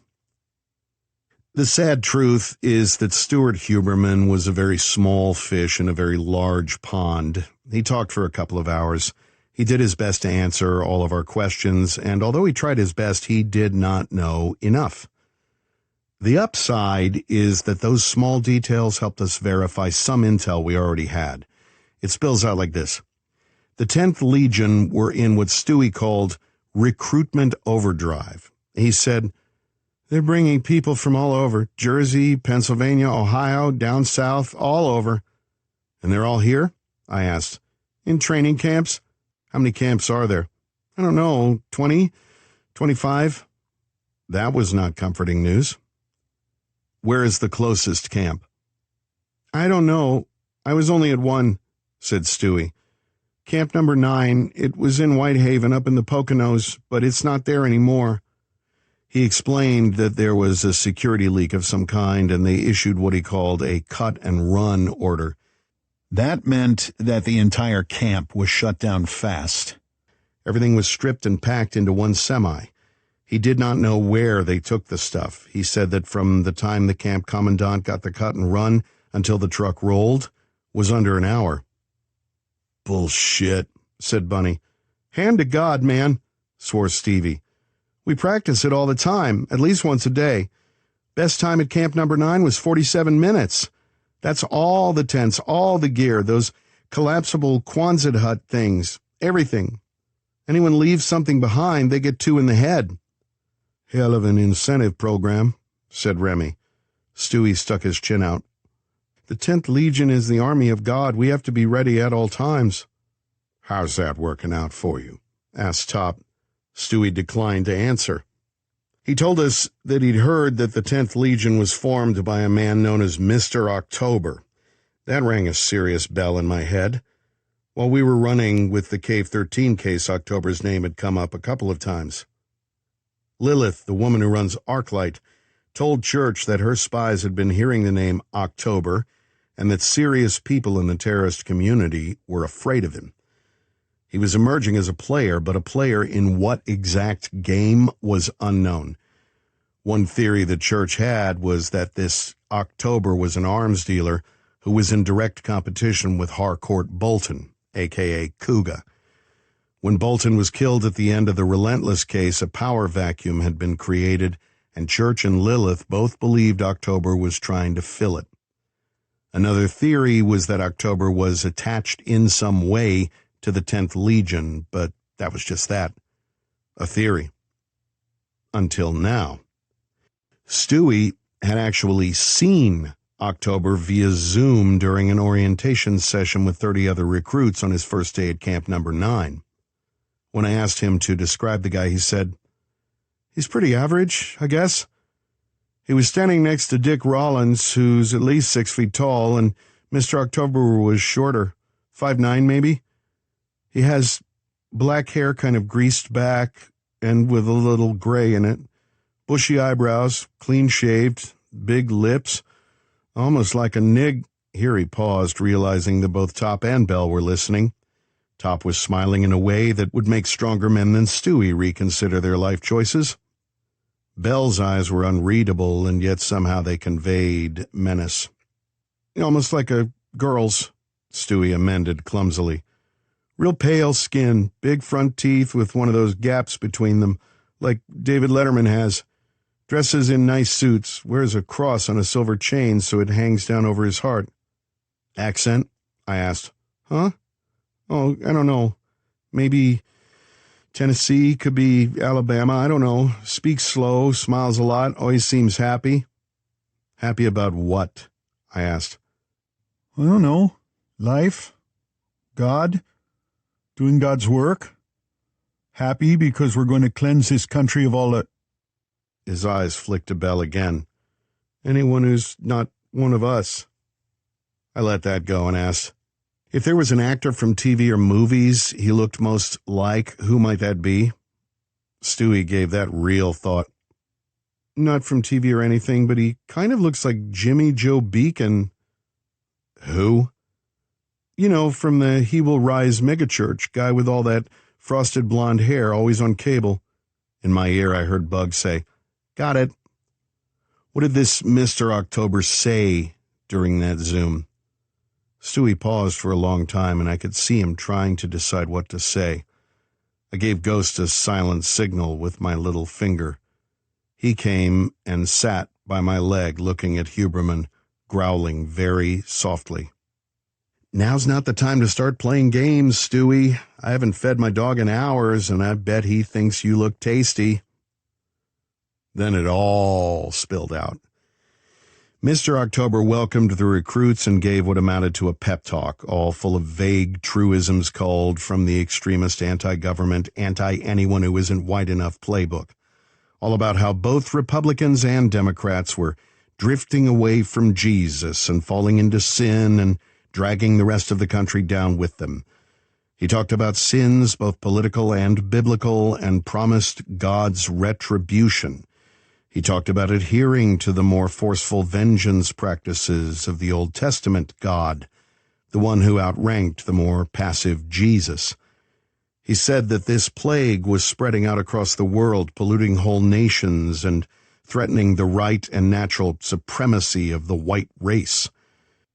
He praised Hitler and Mussolini and Stalin, had a lot of nice things to say about Vladimir Putin. Interestingly, none of Stewie's heroes were part of either the radical right or left in America. When I pressed him on that, he said it wasn't about politics. He didn't give a shit about who was in the White House or Congress. It's about God looking out for his people, his real people, Christian Americans. He went on talking about the inherent godliness of Jim Jones and David Koresh, saying they had parts of the answer, but they failed because they did not commit completely and without reservation to the true will of God, and then closed with a promise of holy retribution to be levied by men like those gathered in front of the bar's big flat screen. None of that part was new. Every law enforcement agency and intelligence group involved in counterterrorism had heard it before. If it wasn't a warped take on Christianity, then it was Muslim extremists, Jewish extremists, and a whole bunch of others. At this point, I would not be unduly surprised if the last Thursdayists or the devotees of the flying spaghetti monster became radicalized. After all, everyone else seems to be doing it lately. And even though I'm a lapsed Methodist, I have read a lot of sacred texts from other religions, and as I recall, a lot of them talk about peace, love, tolerance, and acceptance, but the extremists don't give a damn about those parts of the holy books or the lessons of history's great teachers. They cherry-pick scripture in order to justify their actions. That offends even agnostics like me, and I know it had to be turning dials on people of more substantial faith, like Top, Remy, and Bell. Your friend Norris was recruiting for 10th Legion, I said. He indicated that there was a training camp within driving distance. Tell me exactly where that one is. Stewie did not want to tell me that, probably because it was too specific and he likely had friends there. I didn't have to turn any dials on him, though. He swallowed and nodded. There's a couple you can drive to from here, he said. Where are they? I don't know. Stewie. No, God's on his truth, man. My camp was in the Poconos, and they don't tell us where the others are. Keeps people like you from trying to shut us down. Are you lying to me? I asked. I swear to God. When my camp was shut down, I was told to come here to Jersey and hang out at the trailer park until me and the other Camp Number 9 guys were reassigned. The only thing I heard was maybe we'd be going to a camp somewhere over the river north of Philly. That's where we were going to learn where our targets are and get all kinds of tactical info. Targets, what does that mean? I asked. Be precise. The targets, he repeated. We're not training just to jerk off. There's a war coming. The ragheads in the Middle East are coming to take over, Arabs and fucking Muslims, and the race traitors working with Ukraine, the Marxists and communists, all of them. They're planning an invasion of the states. Why do you think there's so many of them coming through the border? You think they're really wetback asylum seekers? Please. They've been bringing in their troops every day while those assholes in Washington sit around with thumbs up their asses. But Mr. October's a real patriot. We're getting trained and armed, and when the word comes down, we're going to take America back. And don't give me any of that insurrectionist shit. We're patriots too. We're God's warriors, and he wants us to take back his country. The speech was interesting, insane, unbearably naive, and downright stupid, but interesting. I glanced at Top and the others. No one said anything, but their expressions spoke volumes. And you can't tell me where any of these camps are? I asked Stewie. The one near Philly, no idea? You kidding, man? Security is the most important thing. Otherwise, the government Marxists would shut them down before we're ready. Then I hit him with a keyword we'd acquired from an operation Church ran in Canada. When's Firefall? He looked at me. What? Tell me about Firefall. What's that even mean? The truth was that we did not know what it meant. In the context given during the Canada thing, it was used as if it were the name of an upcoming operation. That was a few months ago, and so far all we've heard is the name. No one that any RTI team had so far interrogated knew what it was, nor apparently did Stewie. Not knowing was giving me a real itch between the shoulder blades, like someone was out in the weeds with all of us in the sights, adjusting for windage and elevation, getting ready to take a clean shot. Firefall. Sounded ominous as hell, and we still had no idea what was coming. Interlude 11. The Mansion. Undisclosed location. 19 months ago. I have another present for you, my dear, said Mr. October. Mary looked up from the cat she was petting. The cat crouched in her lap, frozen to immobility with terror, too frightened to scratch or yowl or struggle. Her fingers clawed through its fur in a parody of affection. A present, she asked, then frowned, suspicious of Mr. October's sense of humor. What kind of present? Not more injections, not more drugs that are supposed to make me feel better but only turn my stomach into a cesspool and give me shits for hours at a time. October held up a finger. Manners, he soothed, though it sounded like a warning. There had been incidents over the last few weeks. A few small fires Mary had set, graffiti on the walls, usually the phrase burn to shine, but often the sloppy, drippy capital letter A overlapping a circle. The thing with the gardener, that required payoffs and a burial where the body would never be found. What was left of the body. The drugs he gave her actually did help, controlling the rage, the bouts of irrationality, the psychological shifts that manifested dozens of brief, strange moods and personalities. A lot of that was settling down, but Mary resented it. She resented everything. She resented being alive and resented having been dead. But when October reached into his jacket pocket, he did not remove a pill bottle or a syringe. Instead, it was a Kingston Data Traveler 2 terabyte thumb drive. Mary eyed it with blossoming interest. Is that a game? She loved games. The harder and more challenging, the better.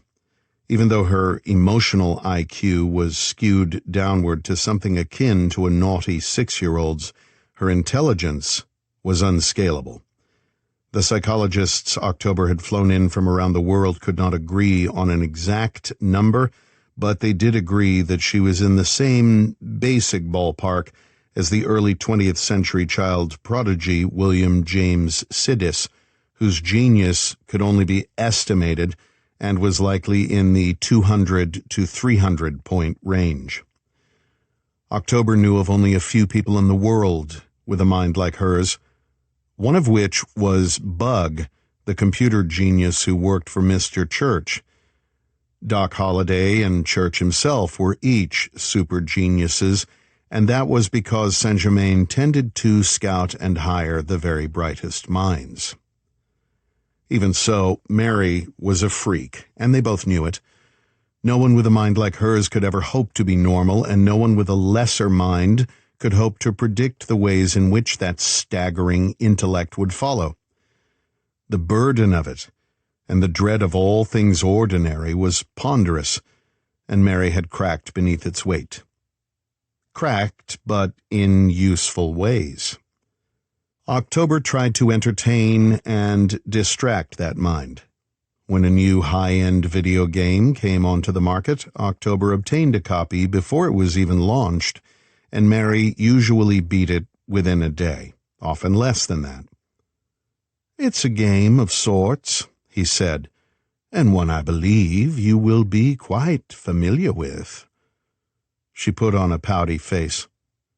"I don't want to play anything I've already beaten, you know that." October came and squatted down in front of her. She was at her favorite spot by the fireplace. He reached out with one hand and took the cat away from her. Mary's pale fingers resisted, but for a moment, and then she let the animal go. October kissed its head and then released it. The cat raced for the French doors, which stood ajar, and bolted into the yard, never to be seen again. Then he crossed his ankles and sat, holding the thumb drive between his fingers. "This isn't that kind of game, my pet," he said. "This is how we are going to set the world ablaze, and I know how you like to see things burn." Her eyes brightened as if there were actual fires burning inside. She made a grab for the drive, but October pulled his hand back for a moment. Then he handed it to her, and as she took it, he used both hands to fold her icy fingers around it. He began to rise, then paused and leaned forward to whisper in her ear. He said a single word, but it filled Mary's eyes with both intense fear and joyful tears. The word he said was, "Vault Breaker." Chapter 30. Comfort Suites, Atlantic City North, Absecon, New Jersey. We spent a total of 4.5 hours with Huberman, and when he ran dry, I let him go shower. Then as soon as he was clean, Bell shot him with Sandman. The dart caught him as he was bending down to pull on a pair of Walmart tighty-whities, part of the set of clothes Remy had run out to buy, so when the team came to transport him, they didn't have to deal with poopy drawers. As soon as the Sandman hit him, Huberman toppled instantly and struck his cheek on the edge of the nightstand. He had a small cut and a massive bruise that swelled visibly as Bunny hauled him back onto the bed. Bell never misses or makes a clumsy shot, so we all knew the timing was intentional. But none of us had an opinion that was worth sharing. Not out loud and within her hearing. We left him in briefs and socks. The other clothes were in a neat pile on the corner of the mattress. The soiled stuff was bagged, and then we sprayed the living hell out of the room, blowing through a whole can of Lysol. Then I moved my gear to a different room. Remy drew short straw and ran out again, this time for pizzas, beer, and, for Bell, smart water. Everyone retreated to their private rooms for some much-needed rest. I called Church on my cell, wanting the conversation to be private. He answered on the third ring. "Boss," I said, "did any of that help?" "Knowing that our mysterious Mr. October is behind 10th Legion confirms the theory, and that is very useful information." "So you think he's buying weapons in quantity from whomever is now running Kuga?" "Perhaps," said Church. "What does your gut tell you, Colonel?" "I think October and Kuga are in bed together. Not sure how, what, or why, but that's what I feel. October came out of nowhere after Bolton was killed. We've been hearing rumors that the Kuga organization did not so much as collapse as go through reorganization. We know that Adelot was selling arms too, and he's also dead. This clears the way for someone to come in and take over the Kuga group and make a real killing as the premier arms dealer for the terrorist community. October could be Kuga's new #1 client. "Yes," said Church, "though a case could be made that October is the new Kuga." "Really? You know this how?" "I don't know it, Colonel. Call it my gut feeling." We thought about that for a moment. "Well," I said, "whether they're one guy wearing 2 hats or 2 guys working together, I am nominating October as our big bad here. 10th Legion is on the field, and they're running us ragged." "Agreed. We all monitored your interrogation with Huberman, and Bug and his team are digging deep on October and on the 10th Legion. Gun sales on the dark web, all of it. We need to give them time to do their jobs before we can begin working out a strategy." Does Homeland or the Pennsylvania State Police have anything on possible bases north of Philly? None on record, said Church. But Bucks County has a history with radicalization, religious extremism, and white nationalism. There are, if you remember, more Ku Klux Klan groups in Pennsylvania than any other state, which is why we call everything between Philly and Pittsburgh Pennsyltucky, I said. There have been several incidents of race-related violence in eastern Pennsylvania, said Church, including the trouble back in 2006. I remember. The trouble still held the record as the worst incident of domestic terrorism in U.S. history. It happened in Pine Deep, a town whose economy is split between farming and tourism built on their status as the most haunted town in America. That's what all the tourist brochures say, and Pine Deep celebrates Halloween pretty much all year.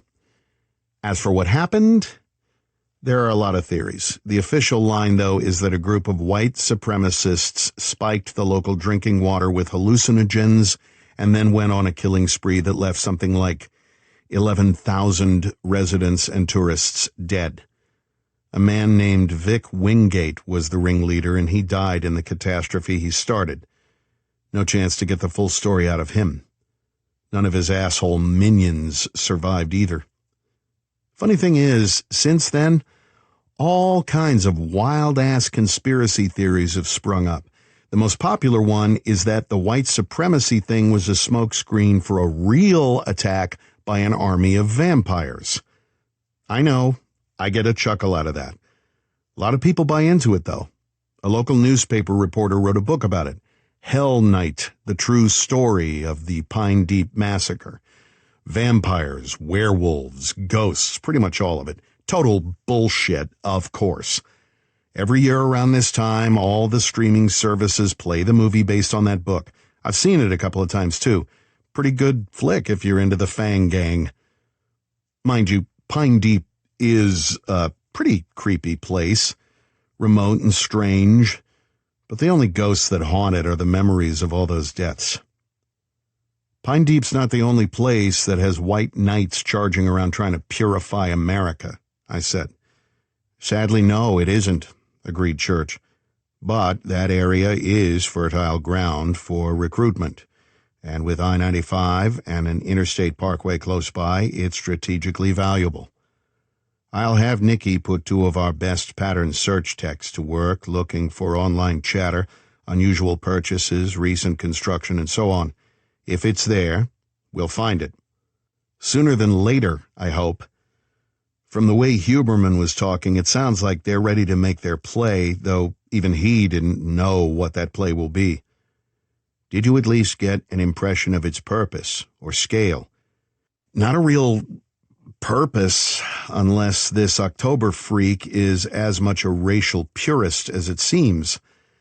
As for scale, Stewie seemed to think it was going to be big. He said it would be the real start of the war. Could be hyperbole or him regurgitating the propaganda he was fed, but given the recruiting center we busted here in Jersey and the thought there might be 20 or more actual training camps, let's just say that I'm choosing to take him seriously. Yes, I am inclined to agree. Tell Nicky and Bug and all to put some top spin on this. I have made it clear that this is a priority, said Church dryly. Okay, I said. We get anything from the trailer park? Church said, the prisoners are in the process of being handed over to Homeland. That will make it easier for us to get whatever intel is collected. We have more friends there than in local law. What do you want Havoc to do? I'd like us to stay local and be ready if we locate that camp near Philly. Do nothing at the moment, he said. Stay at the motel. Get some R&R. Huberman will be picked up shortly. We turning him over to the cops? Hardly, said Church. He will be taken to an off-the-books site and undergo more extensive interrogation, though given your thoroughness, I doubt there's much more we'll get from him. As for Kemmer, his body will be discovered in a ditch somewhere well away from your location. So, take the night and maybe all of tomorrow to decompress. Go to Atlantic City and spend your paychecks at the casinos. Take in a show. It was as close to light-hearted chit-chat as he gets. Then he said, "You did good work today, Colonel. You and your whole team." He ended the call. I clicked my tongue for Ghost, who jumped up on the bed and demanded head scratches and cuddles. I was entirely good with that. Interlude 12. The Mansion. Undisclosed location 20 months ago. Mary sat for hours with the computer, with haruspex. She was delighted that it remembered her. She remembered it, remembered designing it, remembered building it on the bones of other computers that had come before it, though it took some moments to pull each name of its forebears out of her mind. There was wreckage in the way. There was dust and spiders in there. Pangaea was its grandmother. She knew that for sure. A master computer system created by Antonio Bertolini, an Italian genius who had pioneered early computer systems for a group of Cold War scientists called the Cabal. Pangaea was not the name of the actual computer. That was Kiagyal, the Hungarian word for mastermind. But it was instead a search-and-destroy software package that allowed the computer to intrude into nearly any computer and steal its secrets without leaving a trace. Kiagyal and Pangaea were stolen by... Here her mind stumbled a bit. She could see only a shadowy figure when she tried to remember who had taken those systems from the Cabal. She knew the man was dangerous. Extremely dangerous. He had slaughtered some of the most feared terrorists in the world to stop them from using Pangaea, from stealing missile science, defense information, and more. His face was a dark blur, and the harder she tried to see through the brain fog, the denser the obscurity became. It was as if her mind did not want her to see the man's face, or know his name. And yet he had so many names. She remembered once doing a net search and coming up with nearly 40 names. She'd also found photos of him dating back decades, not merely a few, but far back. Too far back. Frighteningly far back. The members of the Cabal had called him by a nickname, the Alchemist. They had feared him, rightly so. She wondered what they thought and felt in the last moments when the boogeyman of their dread had appeared, gun in hand, to end them. The Alchemist. That was as far as she could get with trying to remember the man's name, and her heart was racing for fear that trying further would somehow invoke him. She got up from her desk and checked the bedroom and patio doors to make sure they were locked. Not that locks could keep the boogeyman out. Even so, it broke the trance, and when she sat down again, she felt she could move on. Pangaea and Kiagyal, grandmother and grandfather to haruspex. After them, who? What? She sat on her chair, rocking forward and back for nearly 10 minutes as she fought to reclaim that memory. There was fear associated with its name, too, just not as much.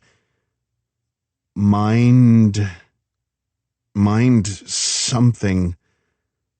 When it came, it burst like a light in her mind. Mind reader. And its consort, Oracle. Mother and father. Oracle was actually first, a newer version of Kiagyal, built using the latest in emerging computer science, sophisticated but imperfect, not truly what it would become, not yet the young god of computers, not yet Mind Reader. Mind Reader was so beautiful. God, she said aloud, just thinking about how powerful it was, the elegance of its design, the radical forms its software took, the power that blossomed within it, and oh, how it shared its power with her. It clarified her vision, it lengthened her reach. Yet she was not content with it because even that magnificent machine was not fully evolved. Haruspex had been its next incarnation, more powerful, more dangerous in its specificity of purpose. Now she sat with Haruspex, wondering what it would become, wondering what new power it would give her. She could almost feel the world shudder at the very thought. Chapter 31. Comfort Suites, Atlantic City North, Absecon, New Jersey. Half an hour later, a team came to transport the prisoner and the corpse. They also brought a legit cleaning crew to sanitize the room so I could move back into it. They even left a vanilla-scented candle burning to clear the last of the stink out of the air. While they were working, I went outside to make a couple of calls. The first was, of course, to Junie. "Joe," she said sleepily. "how are you?" "I'm good, babe," I said. "Where are you?" "At the moment, on the couch in the living room. I got home last night and decided to spend some time over at Rudy and Circe's. They need a break from screaming kids." "Nice," I lied. Much as I loved Rudy and Circe and the kids, they were both in noisy phases, and I hate the sound of kids screeching, either in play or teething distress. If some terrorist ever wants me to spill state secrets, just put on a video of screaming kids and I will be happy to talk. Bunny, who has a little one, would likely agree wholeheartedly. Even with the phone pressed to my ear, Ghost heard Junie's voice and began to wag his bushy tail and make keening noises. I held the phone out to him so Junie could tell him what a good boy he was and how many belly rubs he was owed when he brought me home safe. He danced around and smiled at me. "When are you coming home?" asked Junie. "Soon as I can," I said. "Are you still in the States?" "Yep." I paused. "Do you ever miss it? Being here, I mean?" "Sure, America's beautiful, and it's home," said Junie. "But Corfu is home too. It's where we live." That made my shriveled, blackened, cold chunk of a heart glow. Our conversation went deep and went personal, and no, I'm not going to share it. When the call was over, I called Rudy, completely forgetting in the moment that it was 4:00 a.m. in Corfu. He sounded more weary than newly awakened, though. "How are you, brother?" he asked. "Getting by. Lights are on." That was shorthand for no presence of the darkness. We talked about work for a while. My cell is encrypted, and so is Rudy's phone. I told him about the interrogation and what we'd learned. He said that he would watch the videos from our body cams and give me any assessments that came to mind. "Let me ask, Joe," he said, "how many cases can you work at one time? There's the 10th Legion, there's Kuga, there's Mr. October, and there's still those strange videos with the snakes and bats." "That's the thing, Rude," I said. "Church and I are pretty much of the opinion that they're all threads on the same sweater. Well, maybe not the bats and snakes thing, we're nowhere with that, but the rest of it, yeah. October seems to be the bad guy here." "Is that a theory or a supposition built on evidence?" I explained the conversation I'd had with Church and how we each shared our gut feelings. "Both of you are known for good instincts and for making intuitive leaps," said Rudy. As with Junie, Ghost wagged when he heard Rudy's voice, but I swear to God there was a slyness to his doggy grin because he knew he was on the outs at the Sanchez-O'Tree household. Despite attempts to prevent such an event, Ghost and their Irish wolfhound Banshee had gotten together and produced a large litter of enormous pups that were an even genetic split between wolfhound and shepherd. Most of the pups were in training with Jessica McNerney, the RTI animal trainer, and at least 3 would go into service as combat dogs. Circe, who was Church's estranged daughter as well as Rudy's wife, was unhappy about that. Lilith, Violin's mother and Church's lover, was deeply upset because Banshee was one of a very long line of pure wolfhounds. Neither Circe nor Lilith much cared for me without that, and the pups were reminders that I was a bastard. I gave Ghost some dog treats. His current favorite was dried bison lung. Rudy and I chatted for a bit longer, shifting eventually from work to family to our dogs to baseball. Then we said goodnight. Before he disconnected, though, he said, "I have a bad feeling about all this, Joe. I'll light a candle for you." I put my phone away. Like toys, Rudy was a devout Catholic. He knew I had very little actual faith left in me, but his lighting a candle meant something to him, and therefore to me. I took Ghost for a walk, letting him sniff everything and leave what Junie calls P-mails. Then we went back inside. Within half an hour, I was asleep with Ghost's head on my stomach. We slept soundly, until Church called me at 2 a.m.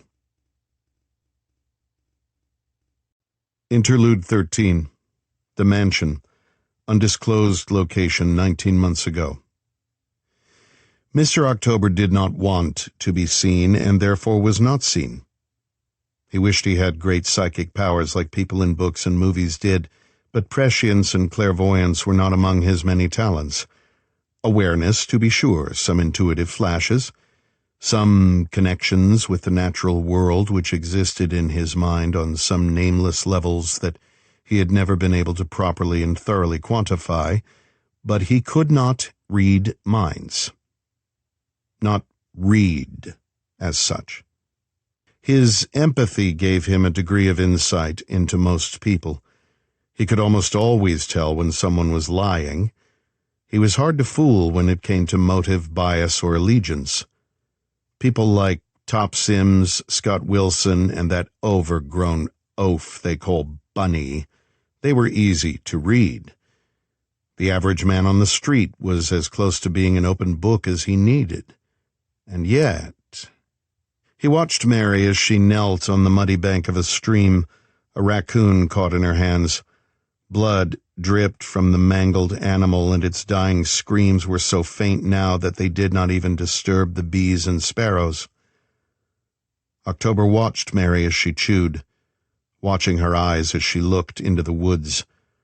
Her eyes were intensely dark, black irises and pupils surrounded by vicious red sclera. It was her feeding look, he knew, absent at all other times, but present when the hunger was on her with such scarlet intensity. The raccoon squealed in terror, its broken body struggling still even though it was far closer to death than it ever would be again to life. Dying, mostly dead, yet fighting, for each last breath, for each beat of its failing heart. October felt a small pang of compassion for it.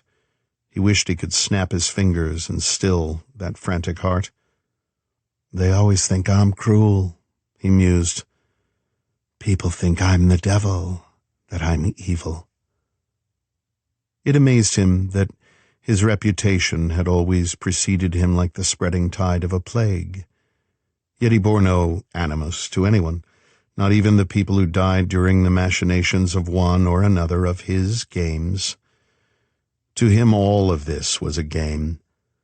He sometimes dreamed that he would be recognized and revered as a prince of games, maybe the prince of games. Not now, though.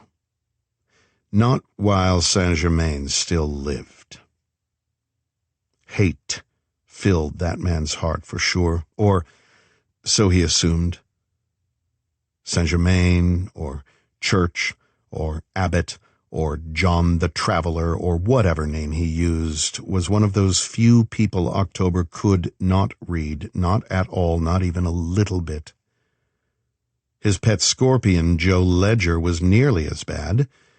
That man's mind burned like the heart of a nuclear reactor on the verge of meltdown. Hate lived in him, too. He looked at Mary. Her mind, was a closed fist to him, a shuttered room in a haunted house. "What are you thinking, my beautiful monster?" She lifted the raccoon and crushed its throat with her teeth. There was a last spasm that made the animal shudder from whiskers to tail, and then it slumped limply in her hands. "What are you, little girl?" wondered October. That thought was followed very quickly by another. "What have I wrought upon the earth by waking you up?" The sparrows flitted from tree to tree as Typhoid Mary ate the raccoon, blood and meat, hair and bones, every last bit.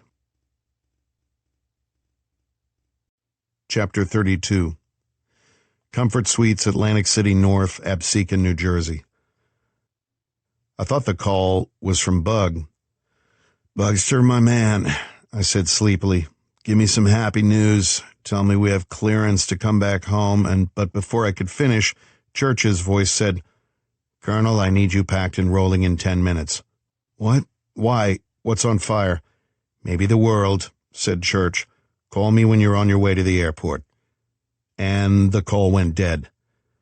I heard the strain in his voice, the sharp tones, and something else. Was it fear? We were in the truck in 8 minutes and 13 seconds. Chapter 33. Fisherman's Paradise RV Camp, Radford, Virginia. The two killers lay deep in the shadows of a copse of sassafras trees, each of them studying the cottage through scopes.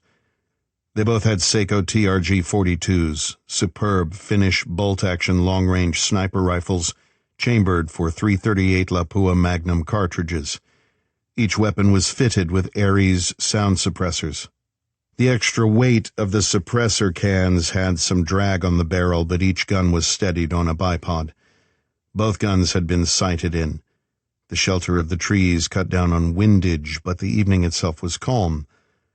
And at a distance of 200 yards, each of the women was confident of hitting and killing whatever they shot at. The woman on the left was the better shot, and they both knew it. It was a factor to be added to the equation of this mission. For this reason, the woman on the right was acting as spotter. Just shy of the 200-yard mark was a cottage with whitewashed aluminum siding and a wraparound porch that looked out on a cedar water lake. The vast pine barrens encircled the lake, with small cutouts into the forest to accommodate 30 similar cottages. Two men stood on the porch. One was smoking a cigarette, the burning end flaring every now and then as he took a drag. The spotter's name was Tammy Lee Squires, Tommy to everyone, and she was the younger of the pair by a good number of years. That age difference was in no way obvious because her partner looked no more than 5 years her senior. Looks were deceiving in many cases, though in this instance that deception was extreme. Tommy was still fairly new to this line of work, having done it solo for most of her late teens and into her adult life. She had been recruited by her partner, a foreign woman who went by the call sign of Violin, during a rescue situation in Orlando, taking children away from human traffickers. It had been a bloody fight, and Violin's ex, Colonel Joe Ledger, had been a big part of it. Since then, Tommy and Violin had been everywhere, all across America, up into Canada, and with several trips to Europe, Africa, Asia, and South America. Now they were in Virginia, following people like the two men in her scope. Following them, sometimes just watching, sometimes with Tommy spotting for Violin, and sometimes pulling the trigger herself. She had not yet learned the seemingly unbreakable cool her friend and mentor always maintained. In fact, Tommy could not even imagine Violin losing that cool.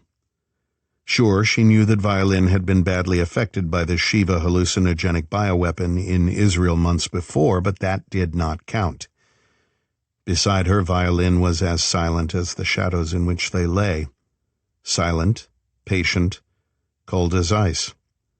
They watched the men talk, listening to their conversation via the live feed from a Starling drone that was pretending to sleep on one of the beams of the porch roof.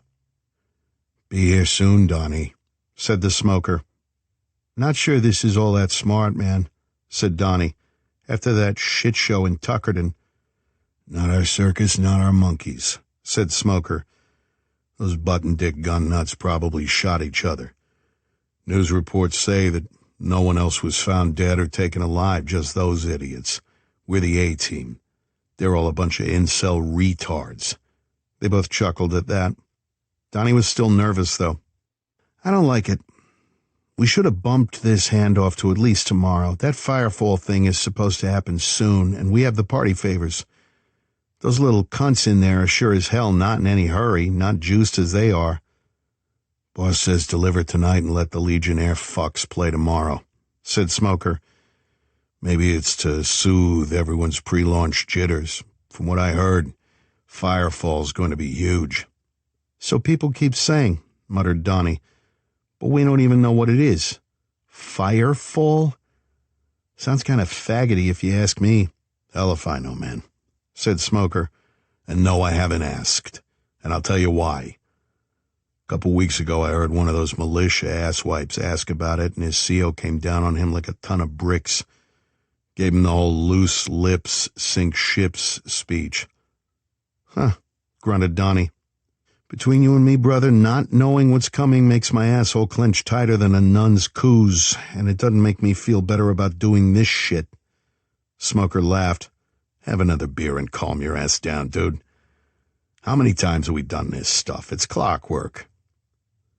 There was the faint hiss of beer bottle twist-off caps being turned.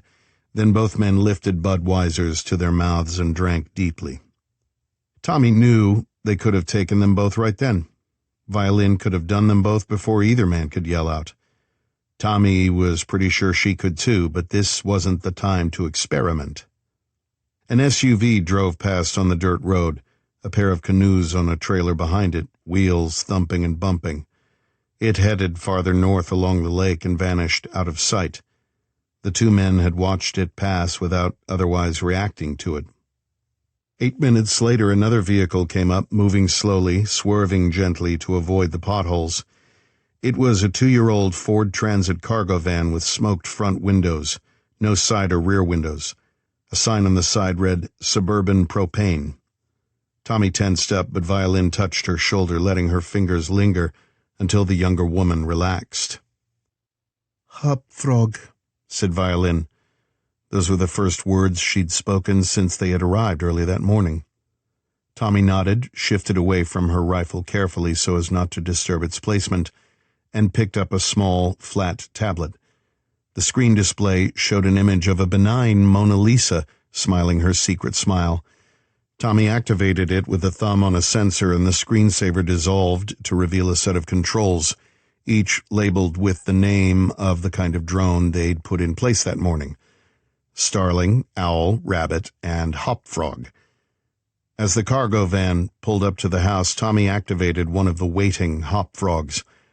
It looked exactly like what it was supposed to be, a common Pine Barrens tree frog less than 2 inches long. Most of its internal machinery was designed for movement and battery storage, but in its belly was a transponder. The tree frog hopped from the side of one porch railing baluster and leaped onto the back of the van. It crept up the side, and Tommy guided it to a concealed place behind the bumper. The frog's feet deployed an adhesive that set within seconds, permanently adhering the drone to the metal. Then it shut down all functions except the transponder and battery. With no other drains on its energy, the signal came in strong and clear on Tommy's tablet, and it had an effective range of 5 miles.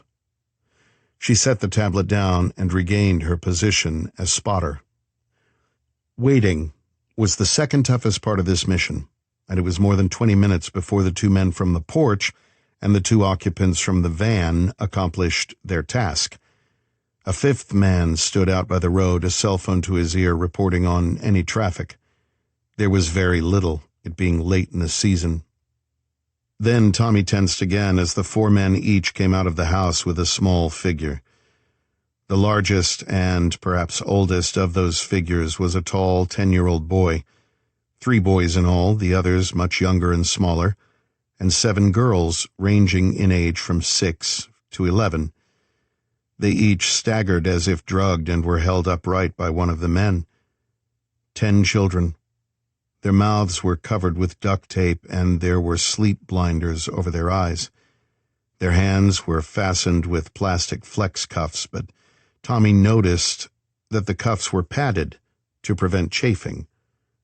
She knew this was not for the comfort of those kids, but to prevent damage to skin, damage to property. The children were listless, except for the tall boy, who struggled and fought. Perhaps they had not given him enough tranquilizers, but the man holding him pulled the kid close and whispered something in his ear that the Starling drone could not pick up. The boy froze, then began trembling. He offered no new resistance as he was handed up into the back of the van. All of this was done with the kind of quiet efficiency born of many repetitions. Tommy had to fight to keep her finger outside of the trigger guard. She saw herself in each and every one of those little kids. She remembered men like these, men and even women, who held absolutely no regard for the pain, the fear, the humiliation, the horror that children like her endured. People who saw young flesh as a commodity, even to the point of scheduling surgeries to repair hymens ruptured by sports so that every little girl was a verifiable virgin. People who fed erectile dysfunction drugs to the boys so they were able to get and maintain erections, even the very young ones. People who, in Tommy's view, were soulless. Evil people who could not blame their cruelties on any cause or factor of upbringing. Even before she'd met Joe Ledger, Violin, and Dr. Rudy Sanchez, Tommy understood that the nature versus nurture equation was fundamentally flawed. It omitted choice. Those people chose to be this way. That was what made it evil. Tommy's finger caressed the welcoming curve of the trigger. "Wait," murmured Violin. That one word. Tommy closed her eyes for one full second, then opened them, nodded, and kept watching. The van did a turnaround in front of the cottage and headed back to the road. Violin leaned over to watch the tablet screen. They saw the strong signal from the transponder make a turn onto the highway and head north, eventually merging onto I-81 heading north. Without a sound, the 2 women rose, put their rifles into a padded gear bag, and ran silently through the trees to where their vehicle waited, a smoke-gray Toyota Highlander. By the time they were on the highway, too, the Ford was miles ahead.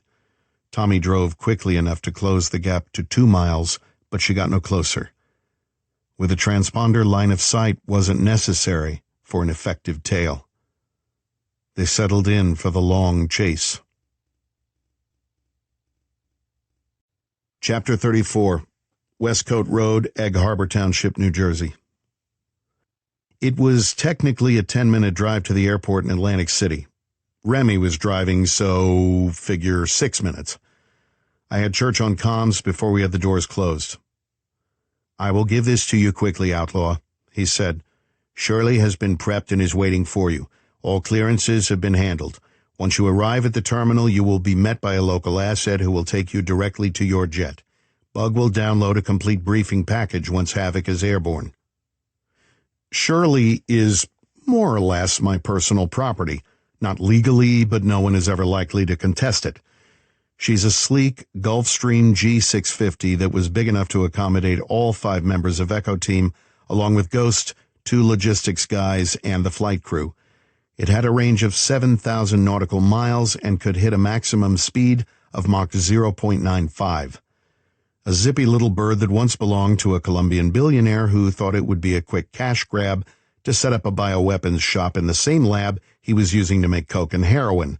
I thwarted that plan by throwing him out of the hatch while we were in flight. He made a tiny little splash and probably gave some sharks indigestion. I confiscated his ride and bug-fudged the ownership paperwork. We were all synced with the talk so everyone could hear Church's rundown of the situation. "You will fly to Penyan Regional Airport in upstate New York," he said, "where Bird Dog will be on deck with a vehicle and equipment. The vehicle's GPS will be preset to take you to a location near Canandaigua Lake in the Finger Lakes region, to Autumn Nest, a bed and breakfast."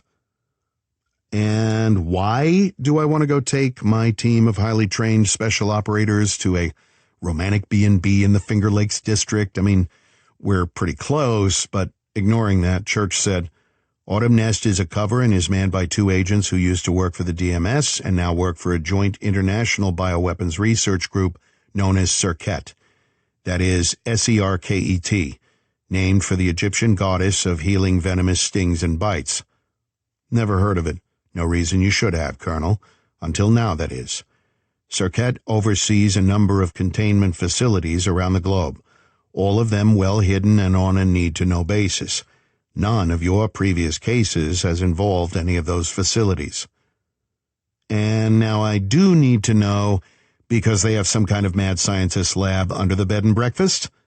"In a nutshell," agreed Church. "The facility to which I'm directing you is codenamed Gehenna, and it operates with a charter agreed upon by a special non-political group within the U.S. government. Again, I ask, why is Havoc going there?" "Because as of 8:22 this morning local time, Gehenna has gone dark." "Okay, fair enough. That's ominous," I said. "But correct me if I'm wrong, boss, the US of A has a lot of alphabet groups who have both the knowledge and jurisdiction to handle this kind of thing." "They do, but it is in our best interest that they are not involved. The level of secrecy involved here is considerably above top secret, outlaw. No president since Kennedy has needed to know about its existence, and for that we can all be thankful." "Even so, why us?" I asked. "I'm as patriotic as the next 10 baseball-loving, beer-drinking devourers of Mom's apple pie, but I'm not working for Uncle Sam at the moment, not unless there's been a policy change I haven't heard about." "Fair question, but you won't like the answer," said Church. "Try me."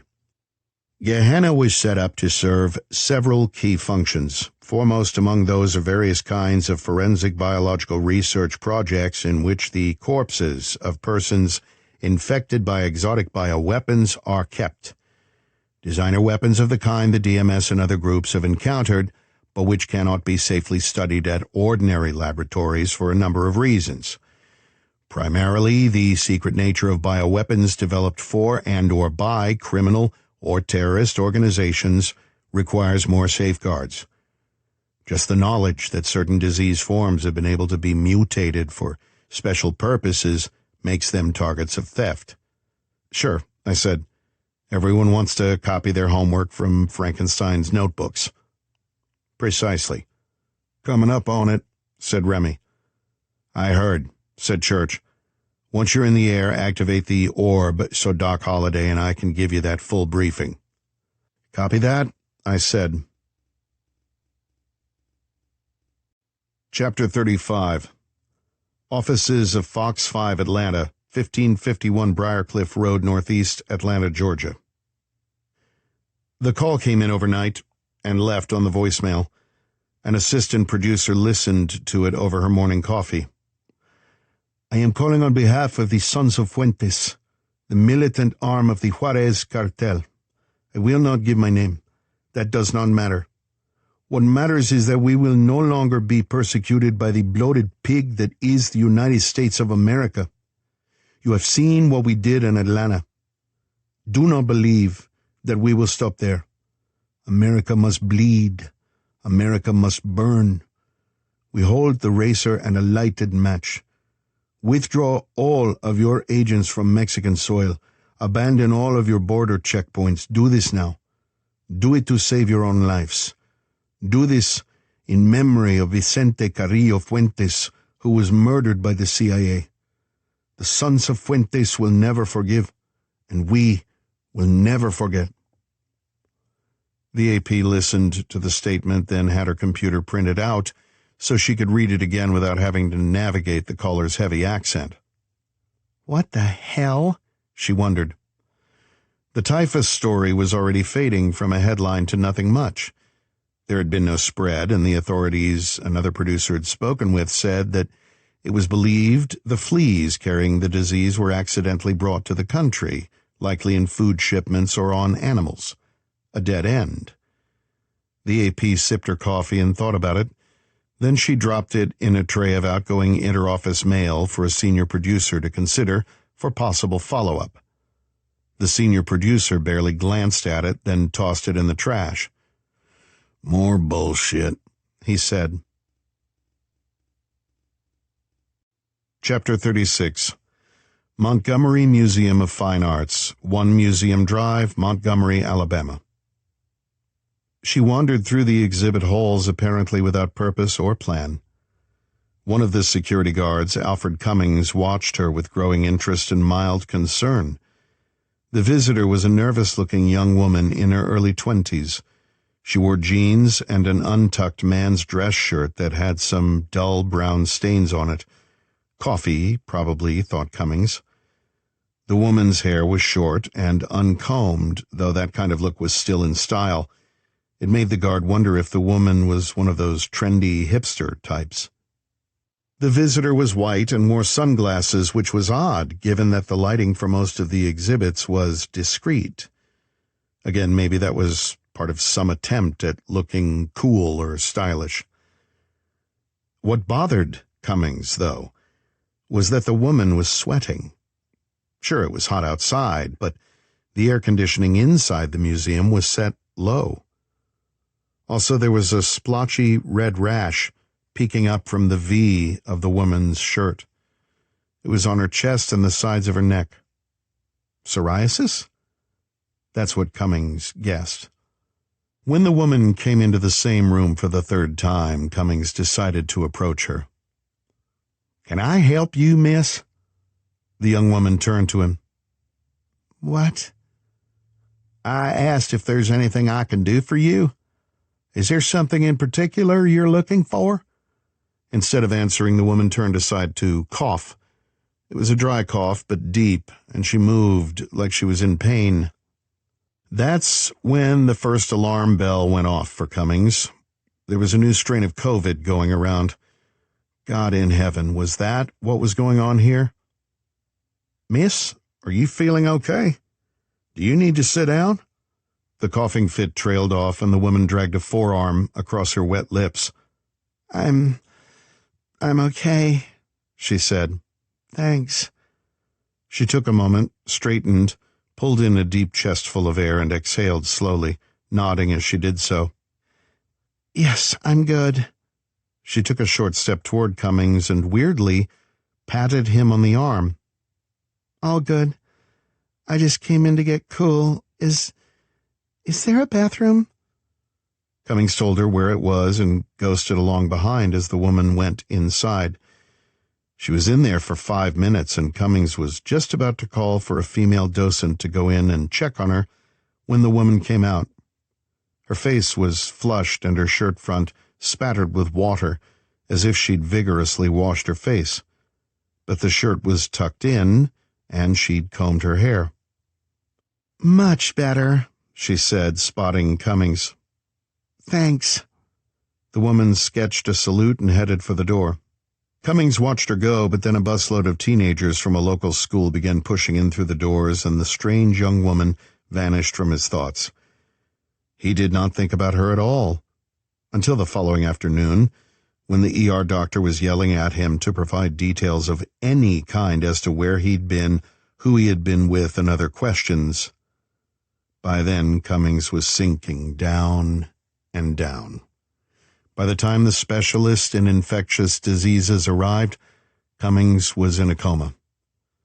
He died at 11:17 that evening, 28 hours after the museum visitor had patted his arm. Chapter 37.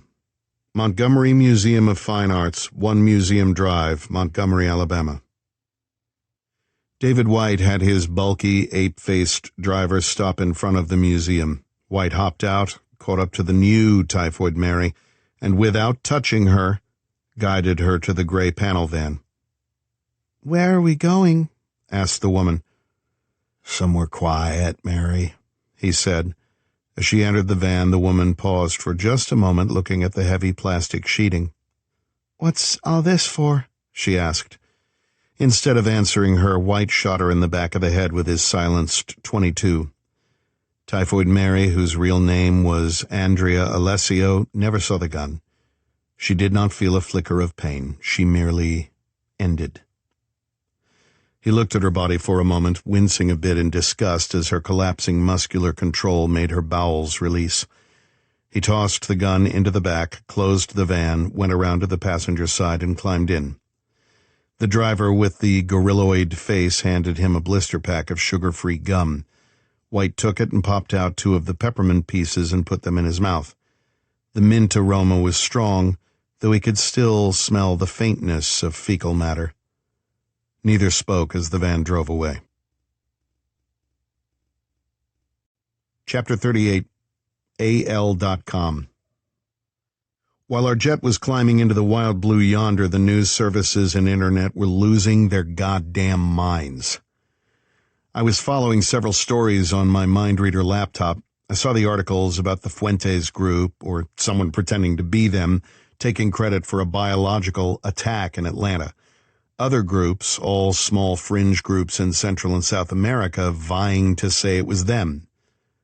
There's some of that all the time. Tiny cells of disgruntled assholes who don't have the money, muscle, or savvy to orchestrate something like this themselves, so they try to borrow power by making false claims. Saw this when I was a cop in Baltimore after the latest kill by the serial killer du jour, and more times than I can count since coming to work for church. Some people are demonstrably evil, and others are evil adjacent. Stuff like this makes my nuts itch. They also scare me because someone did get hold of a bioweapon and did release it, and that means there is a serious player out in the weeds. Maybe that person or group was among those who took credit, which confuses the search. Or maybe they're staying silent and letting the loudmouths draw all the attention from the investigative groups. My gut told me it was the latter case, but that was instinct and not confirmation. As we rose to cruising altitude, Nikki Bloom at the RTI sent me something that came into the news desk of a multi-platform cable news service in Alabama. It read, "America supports genocide in the Gaza Strip. They fabricated the Hamas invasion of the false state of Israel. The atrocities that followed prove that there is no compassion, faith, or humanity in Israel and America. We will not abide this any longer. In the heartland of America, in the city of Montgomery, in the state of Alabama, we have shown that there is nowhere safe from reprisal. America must denounce the government of Israel and deny them any further financial or military support. This is not a negotiation. This is the will of God."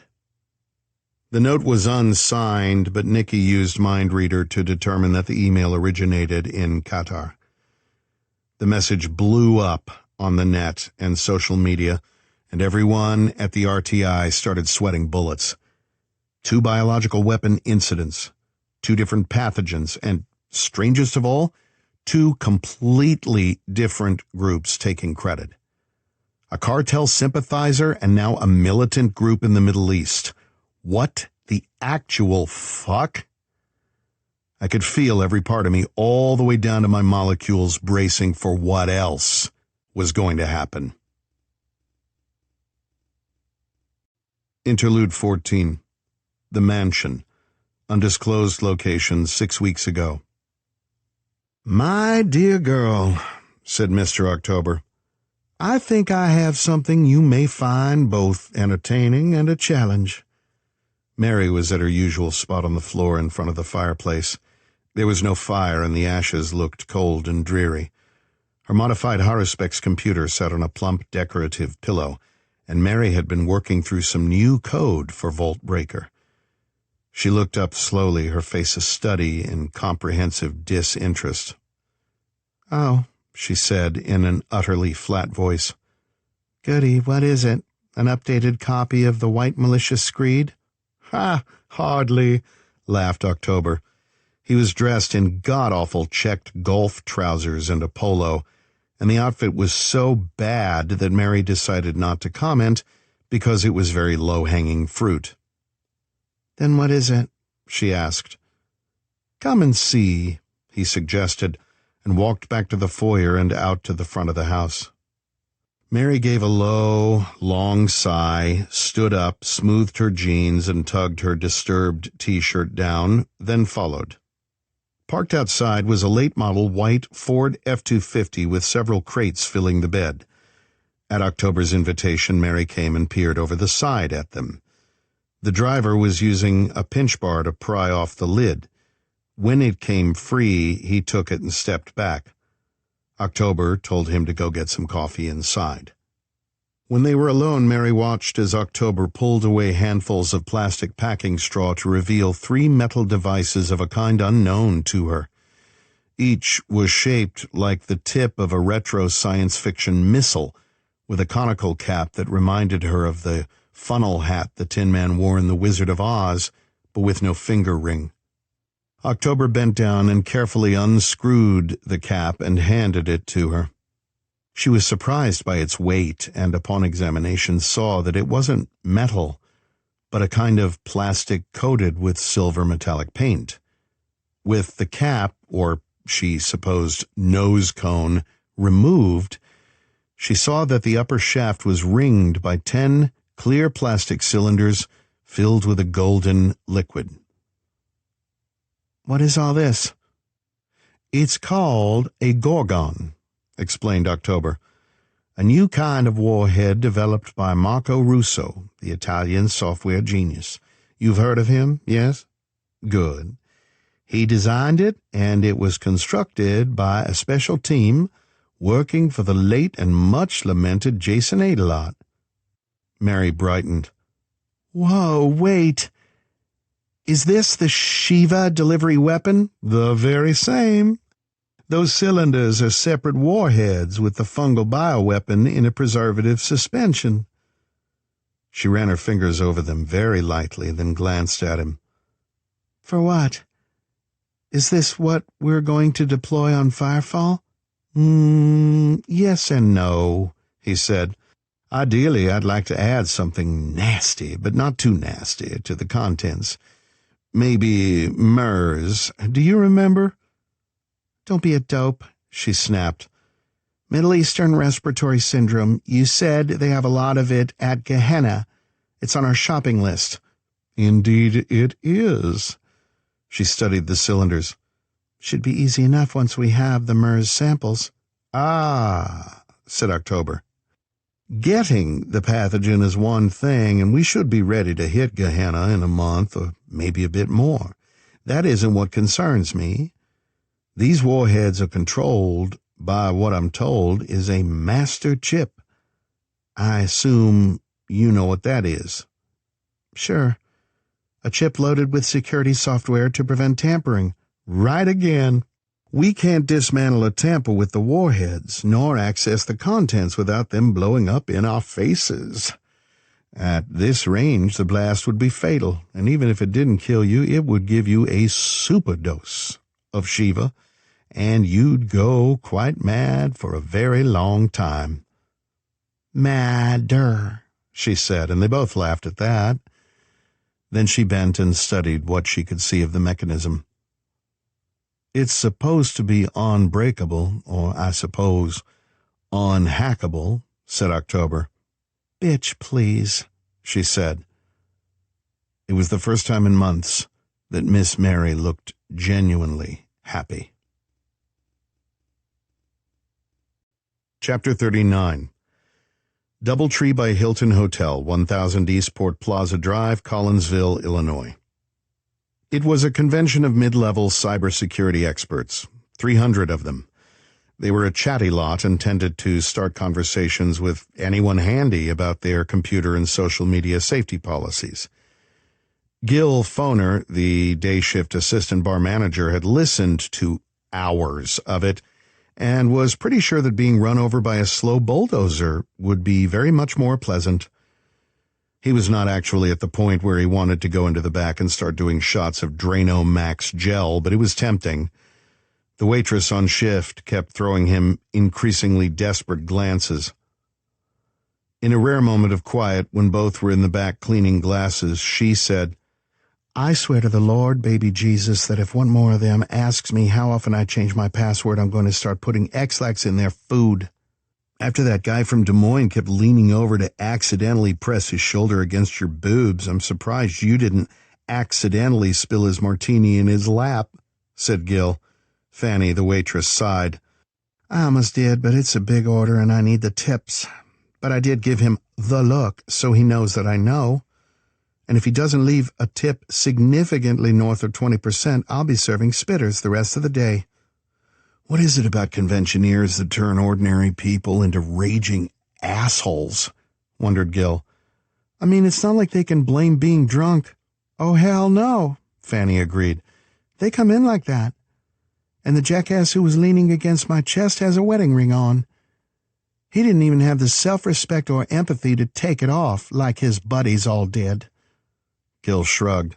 I don't see anything wrong with spitters. A little in a martini, well stirred. I'm considering it. They smiled at each other, but neither would really go that far. It was nice to speculate on small and subtle acts of revenge, though. Someone else came into the kitchen, a member of the housekeeping staff responsible for keeping the lobby orderly, the hand sanitizer dispensers filled, and bathrooms stocked with paper products.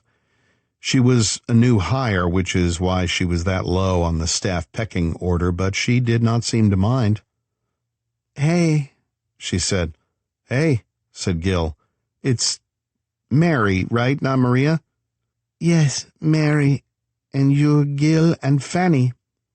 She was a Latina in her early 20s, a bit heavy for the off-the-rack uniform, but pleasant and friendly. What can we do for you? Gil asked. Oh, sorry. She held up the gallon jug of the off-brand hand sanitizer the company used.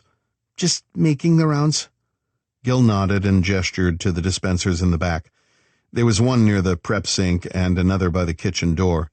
Mary gave them a smile, refilled the units, nodded, and left. Once she was gone, Fanny said, That was weird. What was? Did you look at her face? She was sweating like a pig. It's hot outside. Maybe she just came in from having a smoke. I guess, conceded Fanny. Anyway, I'd better get back to it. She reached past Gil, pumped a dollop of the clear sanitizer into her palms, rubbed her hands vigorously, then wiped the residue on her apron. The stuff usually evaporated quickly because of the ethanol in it, but the company had been through half a dozen vendors of the stuff in the 8 years she'd worked at the hotel.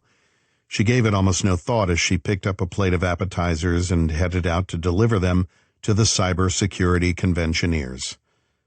The guy who had been so inappropriate earlier gave her a big smile and even, God help her, an actual wink. Who the hell really winked anymore? Fanny served them all and went off to take orders from another bunch who had come in while she was chatting with Gil. The day got busier, and as evening came on, she began to feel a little shaky. She clocked out and went back to the one bedroom where she lived, a small place that was neat and tidy and comfortable. On the way, she stopped at a CVS and picked up some NyQuil, just in case it was a cold coming on. The NyQuil dropped her into a deep sleep halfway through an old episode of Justified. Fanny woke late, having forgotten to set the alarm. As soon as she stood up, she knew it was more than a cold. The room immediately swung around and her knees buckled, and she sat down hard on the bed. The headache was bad. Worse than bad. It was like someone was trying to kick his way out of her skull. The cough, when it started, was even worse. She all but crawled to the bathroom for Tylenol and a COVID test kit. The test was negative, which was a sort of relief, but not really. She felt truly awful. Her temperature was climbing and the cough was getting bad, so Fanny called the manager at the hotel. The phone rang 20 times. She tried again. No answer. Then she called Gil's cell. He answered on the 5th ring, but his voice sounded like someone else. It was gravelly, rough, phlegmy, and wrong. God, Gil, are you sick too? He laughed. Maybe it was a laugh, hard to tell because it sparked a coughing fit. Hey, he said at last. I feel like death. Tried to come in, but everyone's got it. Some kind of bug. Damn, coughing my lungs up. Did you see the doc? No, he said. Sally took the car and she can't get off work to come take me until later. What about you?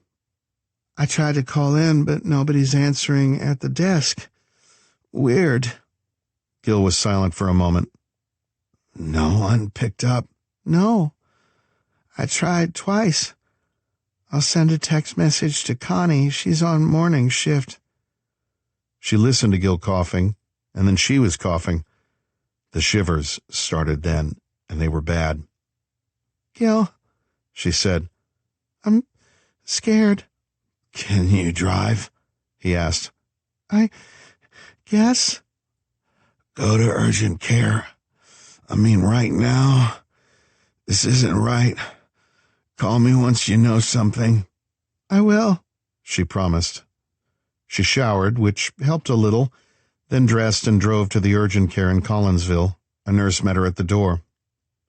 Do you have the symptoms? She demanded before even asking her name. Yes, I think so. The nurse wore a mask and kept her distance. She turned and yelled in through the open door. We got another one. Another? Asked Fanny. Or she tried to. By then she was falling down, and everything faded to black. Interlude 15. Miss Mary's lab, the mansion, undisclosed location, 18 weeks ago. MERS? Mary stared at October. MERS, really? All of these plots and plans, all of these wheels within wheels, and you want to give people the flu? It's not the flu. MERS is Middle Eastern Respiratory Syndrome. It's a coronavirus closely related to COVID-19. And it's nothing to look down your nose at, dear girl. You slept through the pandemic. But there were over 700 million cases of infection and more than 7 million deaths. Mary only grunted at the numbers. October said, In fact, the group that developed the mRNA vaccines used to fight COVID-19 was working on a vaccine for MERS when COVID hit. So, yes, it's a very serious illness. If we can get MERS cooking out there in the public, and Gorgon will light that match very nicely, thank you, then we'll have another pandemic. I mean, sure, they could use Paxlovid, but that isn't really specific enough. There's a group in Norway working on something, and one of the best treatments on the horizon is from a research group in Saudi Arabia, where they are using a combination of lopinavir and ritonavir supplemented with interferon beta-1b, but it's not FDA approved here yet. Nowhere near. We may not get the same death toll, but think of the chaos. God, there you go, with chaos again. Chaos is what it's about, Mary, October said sternly. Disruption to supply chains, overloading hospitals, messing with national and international travel and business, and the politics. That's where it gets really fun. COVID set the stage for a comprehensive lack of agreement and lack of cooperation between the major political parties, and even sowed the seeds of dissension within each party. With Firefall, we'll launch Gorgon rockets into the 50 biggest and most crowded venues in the United States. The blame will fall to terrorist cells, and you've already seen some of the AI videos we prepared. More are being made now. And there are teams ready to tweak the news feeds to amplify the doubts, the fears of foreign attack, all of it. We'll have families ripping each other apart as well as turning the borders into new versions of the OK Corral. God, Mary, we've gone over this. You used to be happy about all this. I used to be alive, she said. October leaned against the wall and folded his arms. Are we bringing that up again? That has nothing to do with this. What you are now is a gift. Billions would kill to have what you have. And I'm an ungrateful little snot, I get it. No, said October patiently. You are caught up in your own drama, and I would appreciate it if you would focus on what we are trying to do. Mary looked into his eyes, then she sighed, smiled, and nodded. Sorry, Daddy, I'm just tired. Daddy, he echoed. Slip of the tongue, she said. Tell me, though, how do you plan on getting the right strain of MERS? Not the Wuhan ones, but something spicier? Maybe weaponized? Glad you asked, he said. Why do you think I gave you a copy of Vault Breaker? She smiled at that, then walked over and gave him a chaste kiss on the cheek.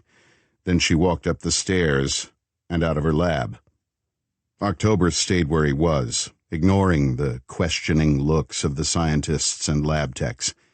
Then he used a shrug to push himself off the wall and followed her up into the house. Chapter 40. Doubletree by Hilton Hotel, 1000 East Port Plaza Drive, Collinsville, Illinois. David White chain-smoked Newports and watched the staff entrance. When he spotted the newest Typhoid Mary, he had his driver start the van. The Mary came tottering over, drawn by White's beckoning hand. Where are we going? She asked as he held the rear door for her to climb in. Somewhere quiet, he said as he drew his pistol. Chapter 41. The Mansion. Undisclosed location 2 weeks ago. What's Lady Frankenstein doing down there? Mr. October looked up from the sheaf of sales reports Toombs had handed him. It took him a moment to disconnect from the papers and track what his manager was saying. Then he saw that Toombs was looking at the heavy oak door that led down to the basement. Oh, things. Toombs waited, one eyebrow raised. October smiled and set the papers down on the kitchen table. Sorry, was that a serious question? Yes? Well, it's Mary's big secret. Computer lab? Queried Toombs. No, that doesn't require that much space. Apart from the cold room where the mainframe is kept, but that's the room off the front bathroom upstairs. No, my friend. What Mary has downstairs is her lab. Lab? It's my understanding that she's a computer super whiz. What's she need a lab for? She's also a scientist suddenly? October shrugged. She could be if she wanted to. Mind like hers? Yes. And in truth, she picked up quite a bit of knowledge about a great many areas of science during the years she worked for the Department of Military Sciences. Anatomy, physics, physiology, genetics, organic chemistry, biomechanics, it's a long list. Not that she's an expert in those fields, but she has a flypaper brain. Everything sticks, and even now, even with the, how should I phrase this, changes to her cognitive abilities, that knowledge is wonderfully organized.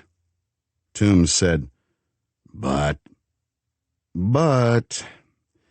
she is not doing anything downstairs. Her team is. Team? What team? Dear Mary has been scooping up a number of top minds in useful fields and has set them to work on a variety of special projects. Toombs walked over and touched the door lightly with his fingertips. Are we talking weapons development? Not in the way you think, said October. No guns, no bombs, no guidance systems, nothing like that. Then what? Or is this going to be one of those need-to-know things? October drummed his fingers on the sales report. Then he went and stood by Toombs. When he leaned close to the door, Toombs did too. What are we listening for? Wait. Shh. There it is. He heard it then. Very faint, muffled by the heavy steel core oak door. It was a sound, a kind of moan or growl. It was hard to distinguish which. Deep, filled with pain, heavy with misery and anger. Toombs recoiled. The fuck is that? Call it a competitive edge. What's that supposed to mean? Rogue Team International is hunting us. They'll likely find the camp in Black Marsh.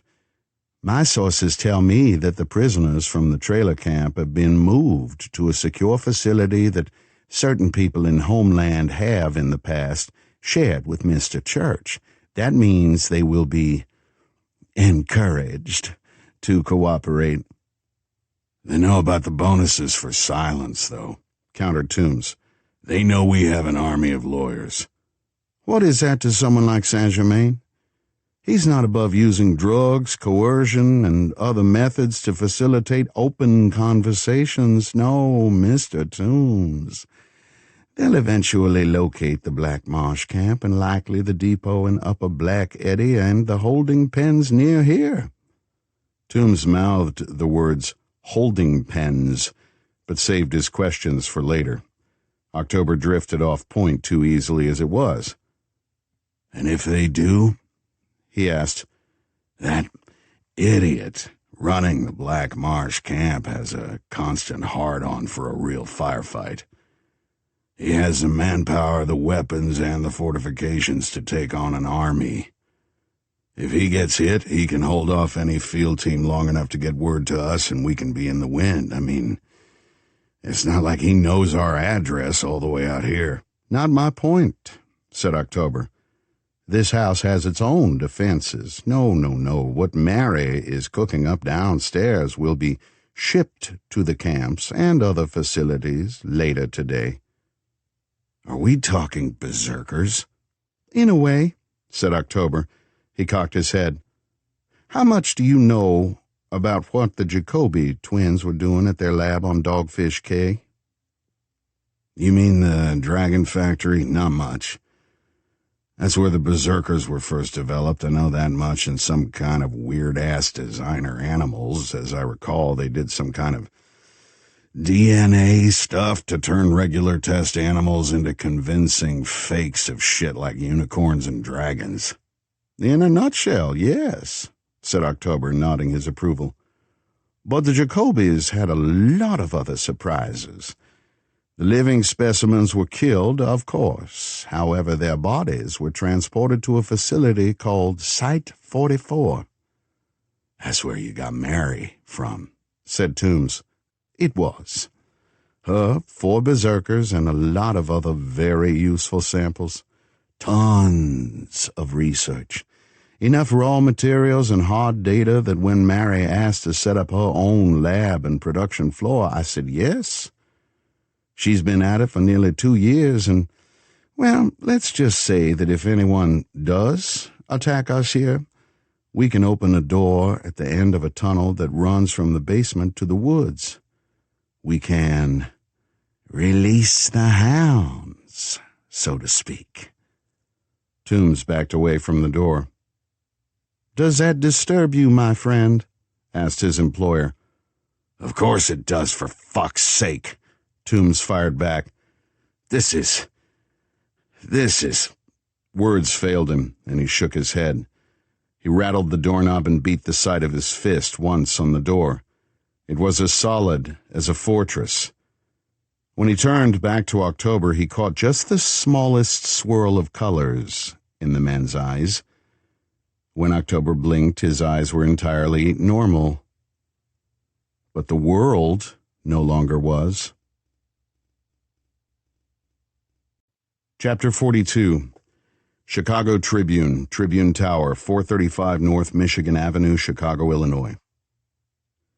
Lewis Allen Harper, reporter, was young, but his upward mobility was nearly vertical. He had gone to Temple University Department of Journalism and from there to Harvard for his master's. He knew he didn't have the looks for TV news, and he rather liked the semi-anonymity of being a name on a byline. Like all good reporters, Harper had racked up kudos for his unique approach to any story, finding not only experts to reinforce the data, but a really good POV person involved in the matter. He built on the individual, making his stories read with the strong personal touch that encouraged empathy on the part of the readers.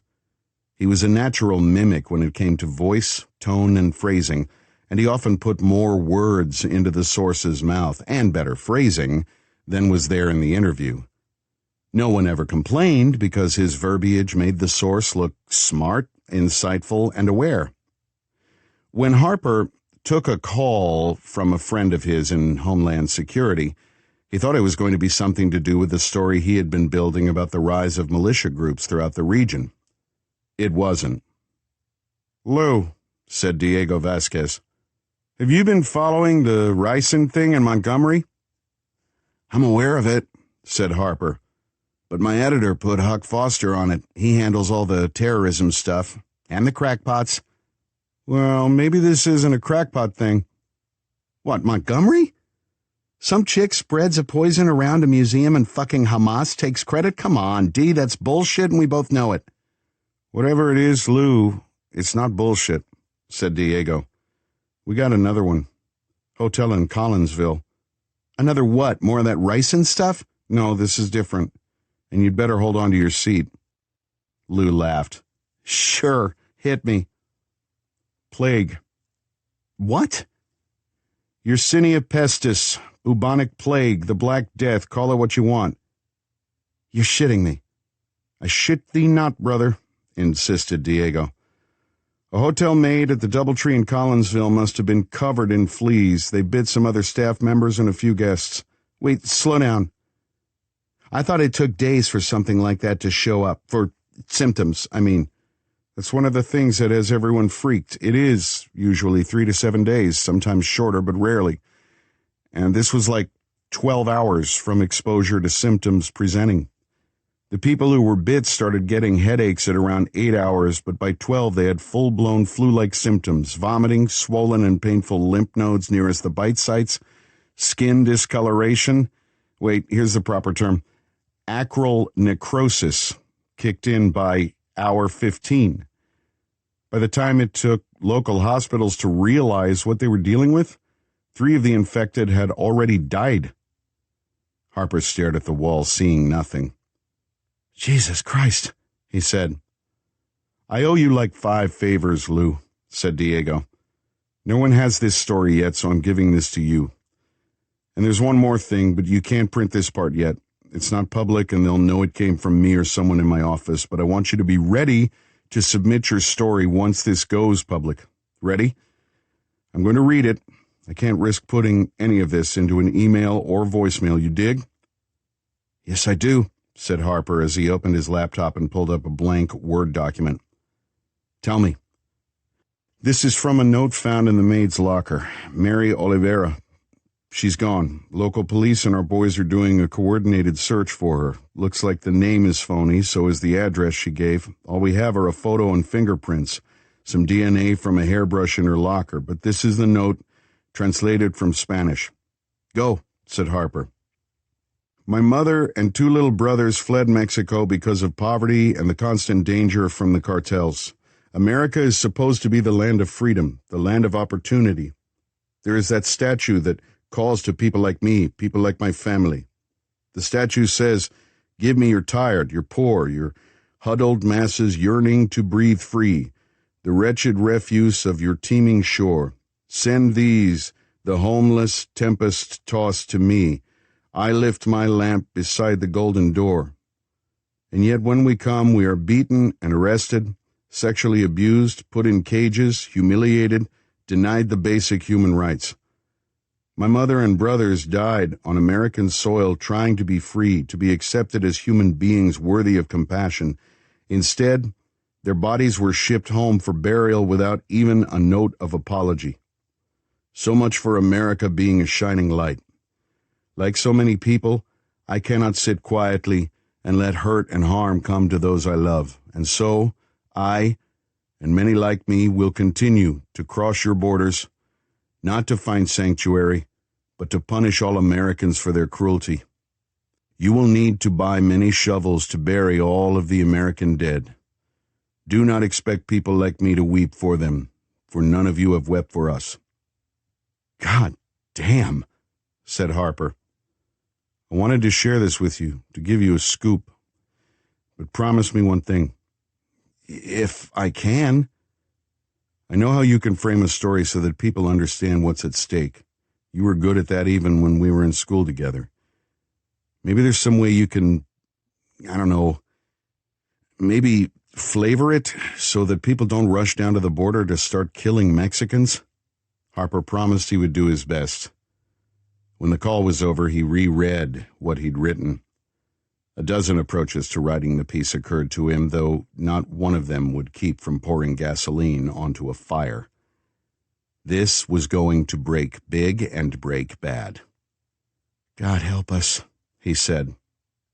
Then he began to write. At Hell's Gate, Part 2. Everybody is going to be dead one day. Just give them time. Neil Gaiman. It is easy to go down into hell.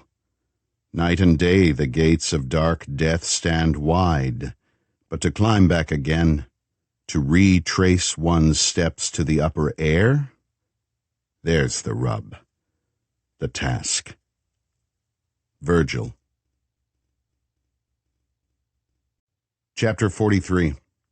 The Power Station with Liz Powers, MSNBC Cable News.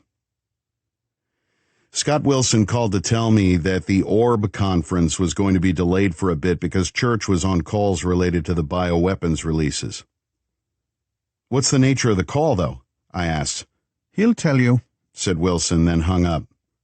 Dick. "Outlaw," called Top.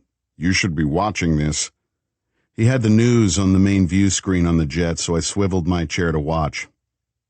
"We're back with Dr. David Birnbaum, Principal Deputy Director of the Centers for Disease Control and Prevention in Atlanta," said Liz Powers.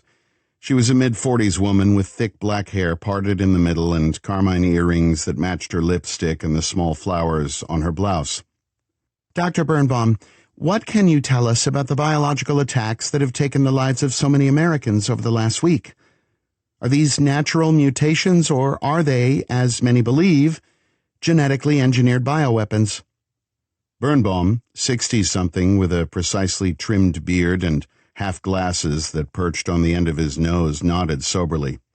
"It's fair to say that these incidents are suspicious, but I can't personally say that they are bioweapons, even though terrorist groups have claimed responsibility." "That's complicated, Liz," said the scientist. "There have been 3 separate incidents, Atlanta, Montgomery, and Collinsville." I cut a look at Top and mouthed, "Collinsville?" "Oh, you'll love this, boss," said Bunny. "Someone released a fast-acting version of the plague." "Plague?"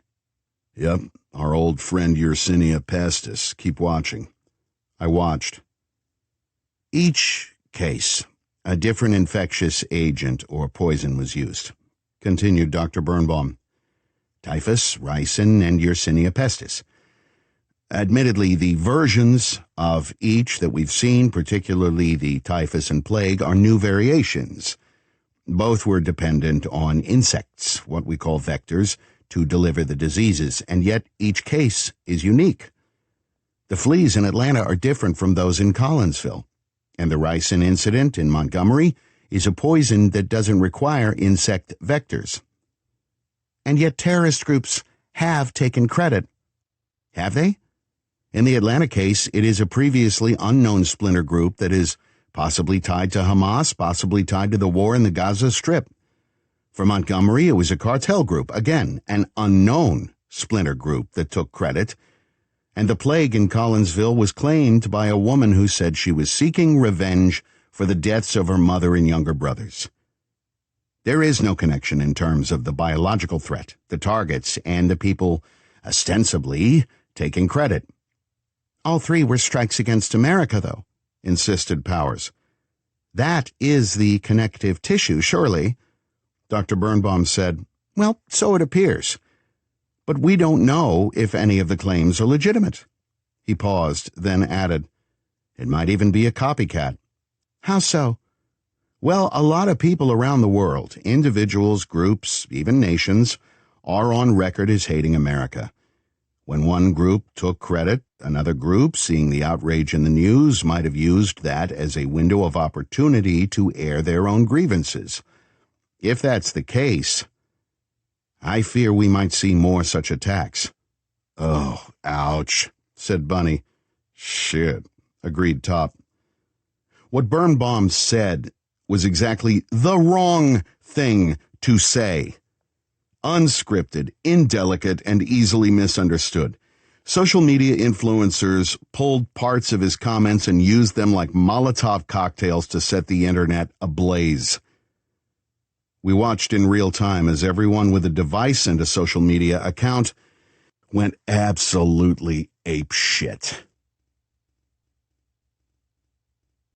Chapter 44. Transcript of Session Notes. Dr. Rudy Sanchez and Colonel Joseph Edwin Ledger. Sanchez. How are you feeling? Ledger. You mean how many voices are in my head? Sanchez. That wasn't my question nor my intention. A long pause. Ledger.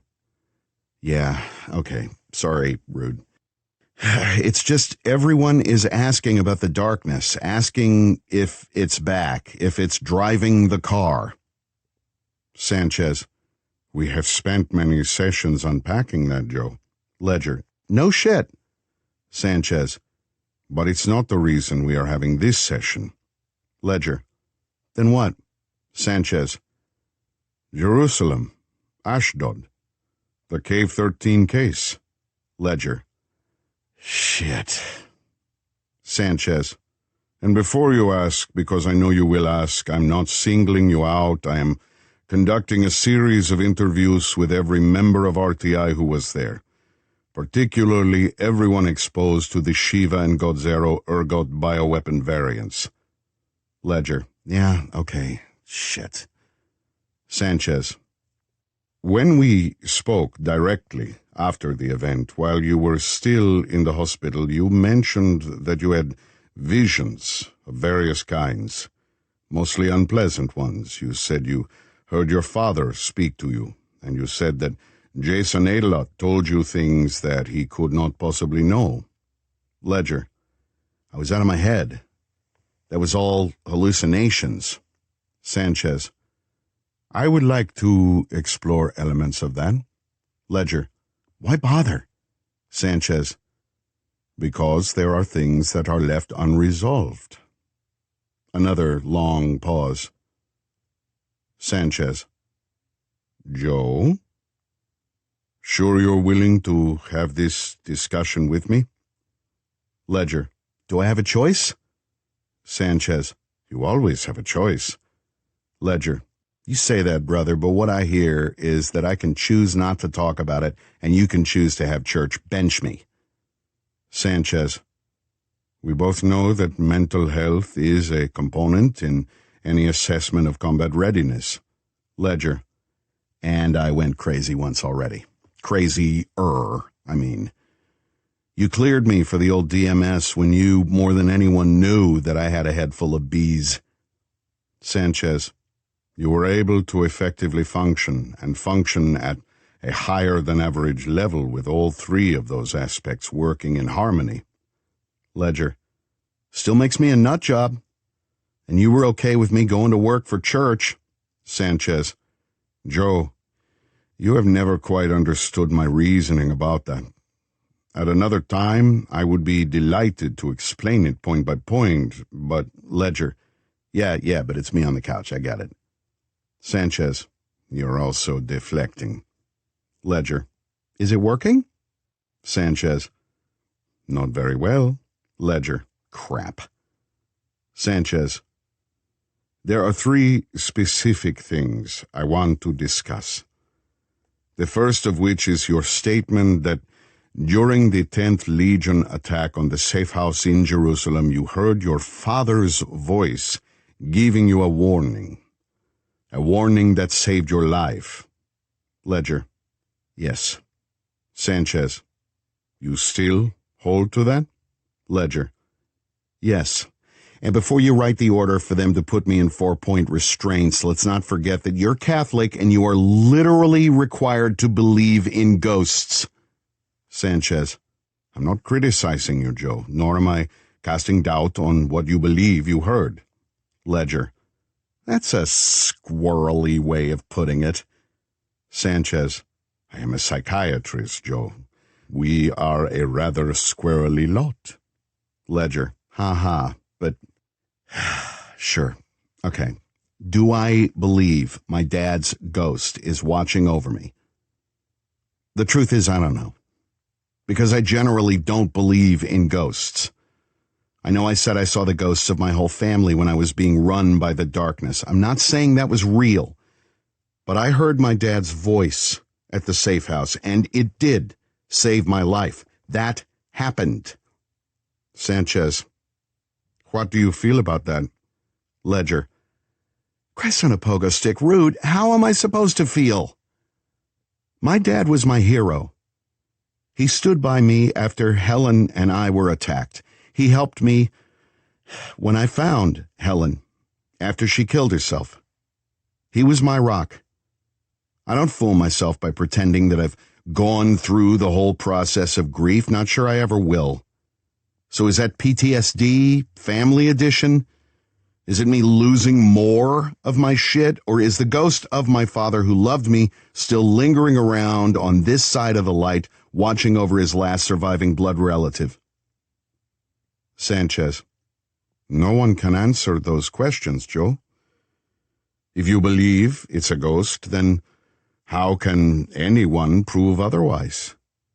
If, as Mr. Church so often postulates, the spiritual world, the larger world, to use his phrase, is real, then it is likely an area of science that we have not yet learned how to measure, quantify, and understand. Ledger. I'm willing to lean into that. Now more than ever. What's the second thing you wanted to ask me about? Sanchez. We're jumping ahead. Ledger. It's my hour on the couch. Jump with me. Sanchez. It involves something you said someone told you. You said you imagined it was Helen. You said she whispered the names of the teenagers who attacked you both. Ledger. Which is bullshit. Sanchez. Is that what you believe? Ledger. How can it be anything else, man? Sanchez. Do you believe it was only a hallucination brought on by the ergot weapons? Ledger. What else can it be? Sanchez. Well, we have already discussed the fact that you now believe in ghosts. Ledger. Are you fucking with me? Sanchez. You know I'm not. Ledger. How can I even answer that question, then? I was out of my head. And the ghost of someone who died a long time ago appears to give me information neither she nor I ever had. Sanchez. Do you remember those names that she said? Ledger. Yeah? So? What of it? Sanchez. Have you looked into it? Have you asked Bug to search them and see if there is a connection? Ledger. No. Sanchez. Why not? It seems to me that temptation would be difficult to ignore. Ledger. Fuck, man. I think doing that would prove that I'm crazy. Sanchez. Will you give me those names? Ledger. Why, so you can go look them up? Sanchez. It would be one way to verify the information. Ledger. Christ, you're crazier than I am. You know that? Sanchez. Humor me. Give me the names. Ledger. And what if they're somehow real names? It's not like we could ever connect them to what happened. Sanchez. Then it won't matter if I looked. Pause lasting nearly 1 minute. Ledger. Jesus, fuck, rude. Shit. I shouldn't even be doing this. Hell, you shouldn't be doing this. Another pause. Ledger. Okay. The names, she said, or that I imagined while comprehensively fucked up by that ergot stuff. Christ, I can't believe I'm doing this. The names are Joe Listopad, Jamie Stanton, Danny Beck, Bob Riley, and Greg Murphy. Chapter 45.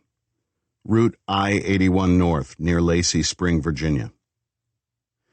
Tommy drove the car while Violin reviewed the photos and video data they had collected in Virginia. Tommy tried not to catch glimpses of her companion in the mirror. Although they were friends, the two women seldom spoke much while on a mission, even an information-gathering gig like this one. Tommy listened, though, as Violin spoke to her mother, Lilith. The call was on speaker.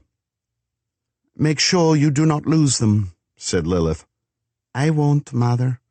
And don't take that tone with me." Tommy clenched her teeth to keep all reactions from her face.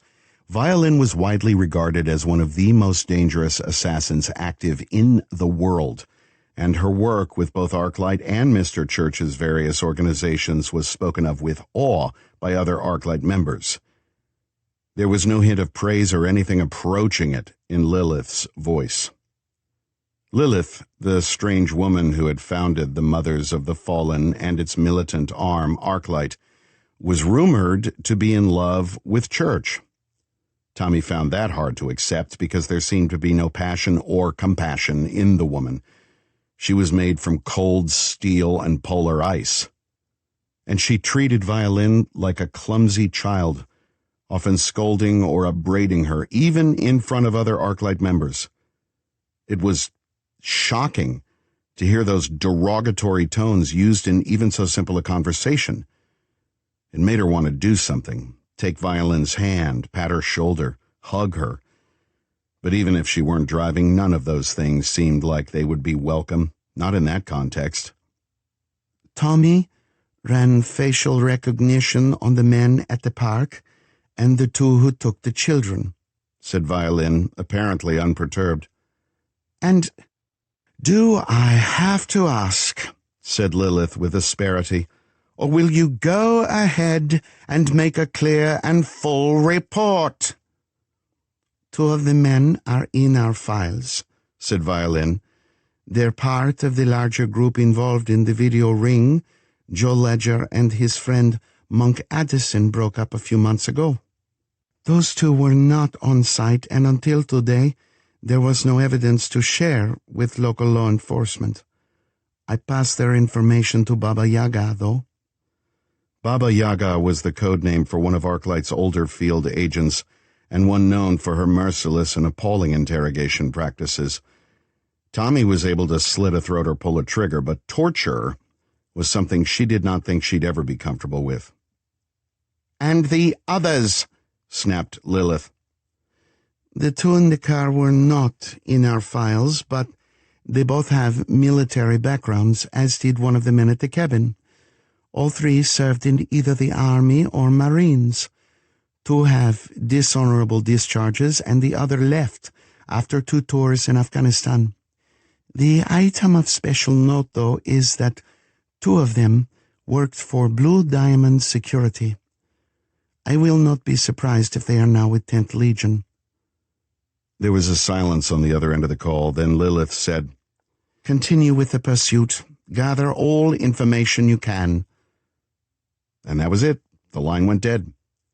Violin sighed and tossed her phone down into the tray under the dash. Tommy let a mile or two go past before she asked, "You okay?"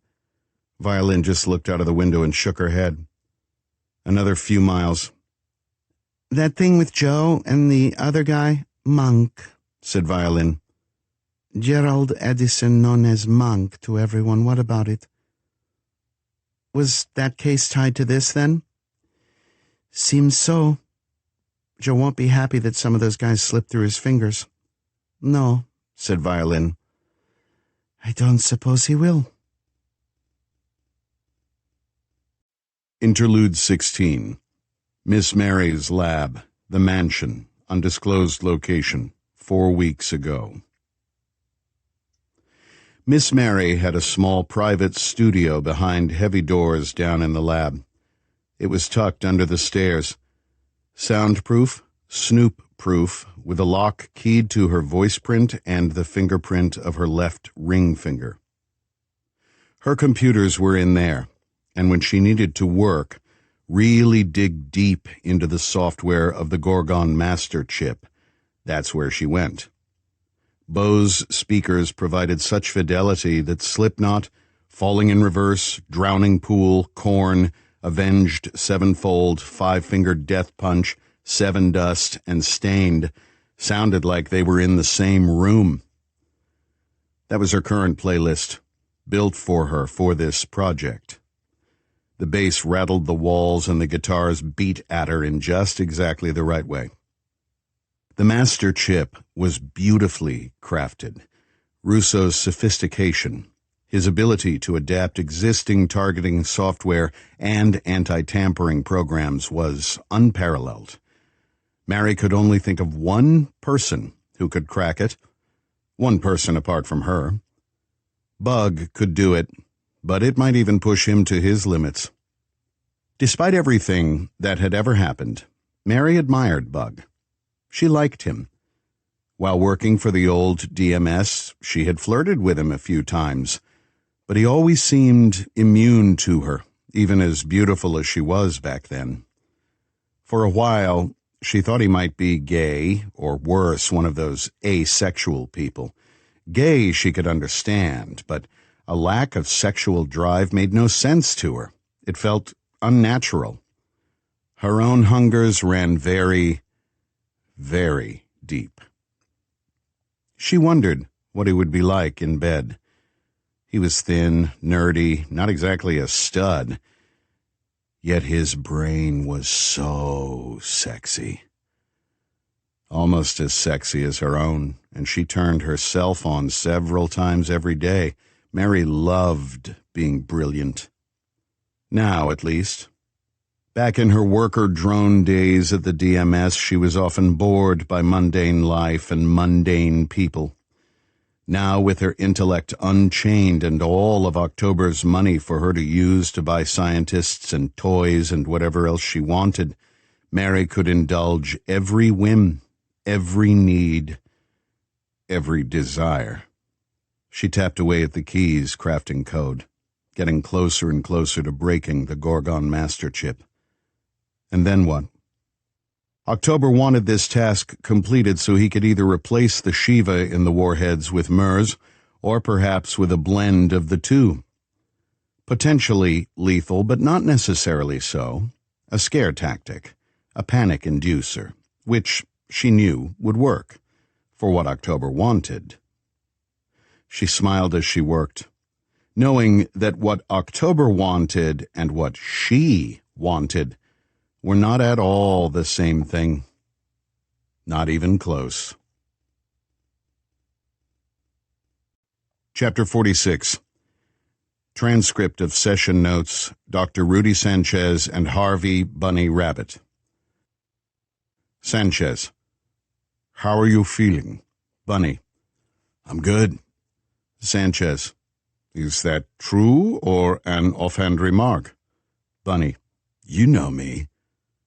Sanchez. I do, And my question stands, how are you? Bunny laughs. Where do I start? Sanchez.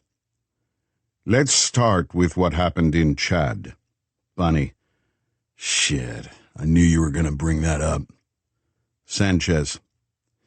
It is rather germane to how things unfolded in the weeks leading up to the K-13 case. To be frank, it was the beginning of it for RTI, the official mission to investigate the incidents with the scholars who killed themselves and the Boko Haram prisoner and his interrogators who died by snakebite. Mr. Church and Scott Wilson believe those events to be part of some other investigation, and Havoc Team is likely to take point on field research. You are aware, I believe, of some leads in New Jersey that the team may be sent to follow.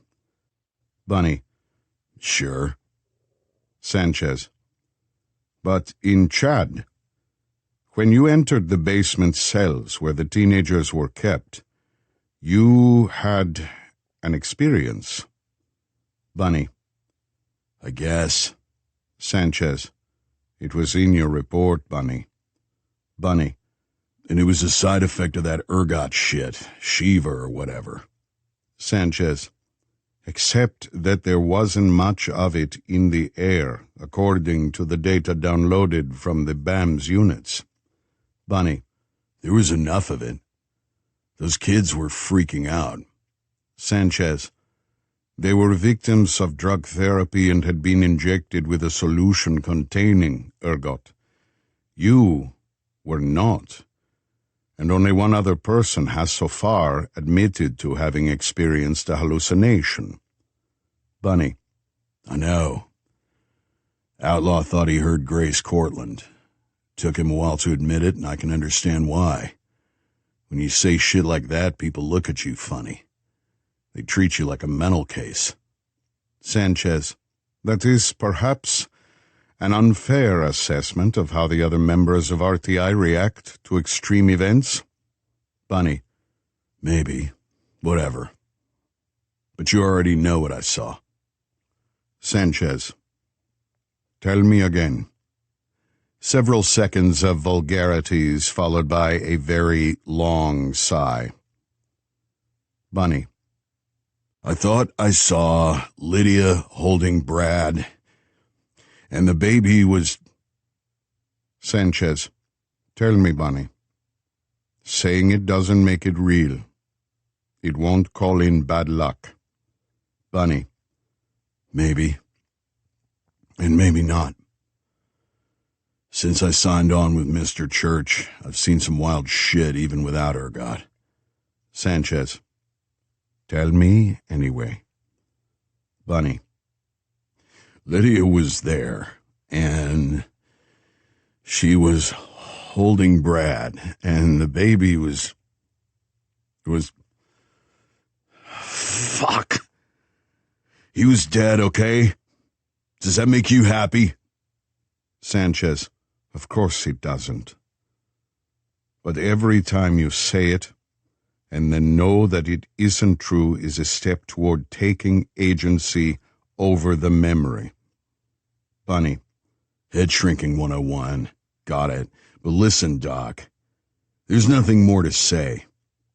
It was that fucked up image and then it was gone. It hasn't come back except in some dreams, but none for weeks now. Whatever I inhaled did its work. It kicked me in the balls, but I'm fine now. And I would like to change the goddamn subject. There is a pause as both men take a break for bathroom and coffee. Sanchez. Now that we are back, let's talk about how things are at home. Bunny. Jeez. Okay.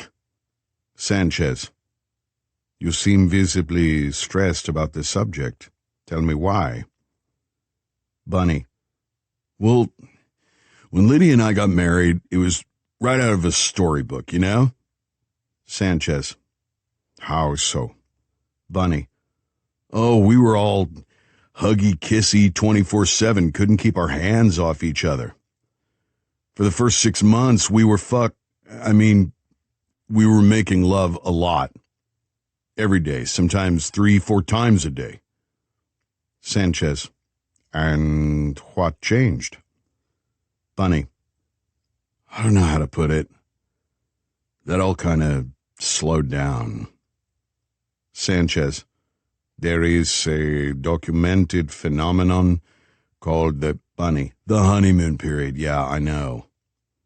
So I guess that was it. We kind of settled down after a while. I mean, when I was home, RTI keeps me pretty busy, so when I got back from a gig, we'd have a nice reunion. That was great, but then it would be watching TV on the couch, sitting on the beach, reading shit on our phones, like that, like we'd been married 20 years. Sanchez. And how do you feel about that? Bunny. Honestly? Sanchez. You know from our many past sessions that honesty is the only policy with me. Bunny. Yeah, I know. I get it. It's just that I feel weird saying this. There is a pause. Bunny. I'm split on how I feel about it. Half of me wishes we could rock the same vibe we had when we first got married. That excitement, that constant hunger, you dig? Sanchez. Of course, I know it firsthand. Bunny. Yeah, I guess you do. You got 2 kids now, so I guess you had the same thing, that honeymoon period thing, and my guess is it cooled down for you too. Maybe it does for everyone. Anyway, I miss it. The intensity. Sanchez. We all do. Bunny. And don't judge me here, okay? And don't think this is any reflection on Lydia, but for a while there, I was coming home from the job, and we'd just kind of be. No trying to qualify for the sex Olympics, not trying to beat the world record for most orgasms. We started that being normal married folks thing. Sanchez. And does this change disturb you? Bunny. That's what I mean about not judging. The God's honest truth is that I came to start looking forward to that. Just being, No expectations, no demands, nothing to prove. It was better in some ways than sex. Does that make sense? Sanchez. Yes, it does. And it's a sign of a healthy relationship that you look forward to those quieter moments. The stablest relationships have that as a foundation. The other things, the passion and intensity, are wonderful and healthy, but they are not strong enough to be the framework for the whole of your bond with Lydia. Bunny. So you do get it. Sanchez. I do. Bunny. Cool. But then she got pregnant. Sanchez. How did that impact your relationship? Another long pause. Bunny. Well, there were changes. I guess it's the hormones and shit. Maybe Lydia feeling fat and ugly. Lots of moods all over the place. One minute she's the woman I'd knee walk through broken glass for. Next she's yelling at me for not setting the table right. Bam, that fast. Sanchez. As you observed, hormones cause mood swings. It's entirely normal. And with first pregnancies, the woman is substantially unprepared for it, no matter how many books she reads or bits of advice she hears. Hormones are an engine that sometimes races out of control. Bunny. Sure, but some of the things she said were harsh as fuck. Hard to, forgive isn't the right word. Forget, maybe. Sanchez. We can spend some time on that. And trust me when I say that I have both personal and professional experience with exactly that. Bunny. Yeah. So, we go through that, and it's no fun. I felt hurt sometimes, but then I'd see how hurt she was. Not just with something dumb I might have said, but hurt because of the things she knew she said. I saw it in her eyes, but she didn't talk about it. Lydia is the stubbornest person on God's green earth. She's never been much for apologizing. And that's a thing, because I'll own up to any dumb fucking thing I say or do. She either can't or won't. And it leaves the thing she said kind of hanging in the air. Sanchez. Would it help if we arranged a session with the two of you? Bunny. Probably would, but I don't know how to suggest it without losing a limb. Sanchez. We'll go over some verbiage that might be useful. Bunny. Sure. Then there's the other thing. Sanchez. Which thing? Bunny. The baby. Sanchez. Bradley? Bunny. Yeah. Sanchez. Are you in any kind of conflict with your son? Bunny. He's a baby, dude. Sanchez. With having a son at all, with a baby in the house. Bunny. Oh, yeah, kid's a challenge. I can infiltrate a high-security facility, fight half a dozen guys, and let's face it, following Colonel Ledger, I've been up against zombies, red knights, killer drones, fucking aliens. But a screaming baby who will not stop? A little shit machine who produces more crap than is possible based on how much he eats? Man, I'm way out of my depth. Sanchez. You have a nanny? Bunny. Yeah, your niece, Maria. Sanchez. How is she working out? Bunny. Lydia loves her. Brad loves her. Sanchez. And you? Bunny. Dude. Sanchez. Meaning? Bunny. Look, I know she's your niece, and maybe she's the nicest person in the world to everyone else, but fuck, man, as far as she's concerned, I can't do anything right. Forget how much I fuck up putting Pampers on the kid. I can't wash a dish right. I can't warm formula right. I can't say or do anything right. Sanchez laughs. Sounds like Maria. Bunny. Wait, what? You knew she's a demon from the outer darkness? Sanchez. She was the nanny for my firstborn, too. Bunny. Oh, shit. I didn't know. Sanchez.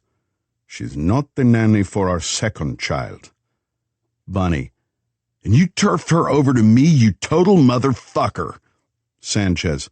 Don't worry, I have some useful strategies for dealing with her. Bunny. Do any of them involve gunplay or unarmed combat? I ask because I don't know if I can take her. Chapter 47. Integrated Sciences Division, Phoenix House, Amphory Island, Greece. Church did a quick knuckle tap on the door, did not wait for a reply, and went in. Doc Holliday was at a computer workstation, eyes darting from one to another of a row of monitors arranged in a half-circle around her. Some screens showed muted talking heads, clearly physicians and scientists. Others scrolled with data, and one had many smaller windows showing the faces of people who were in oxygen tents, intubated, and connected to blinking machines. Doc, said Church, and she held up a finger.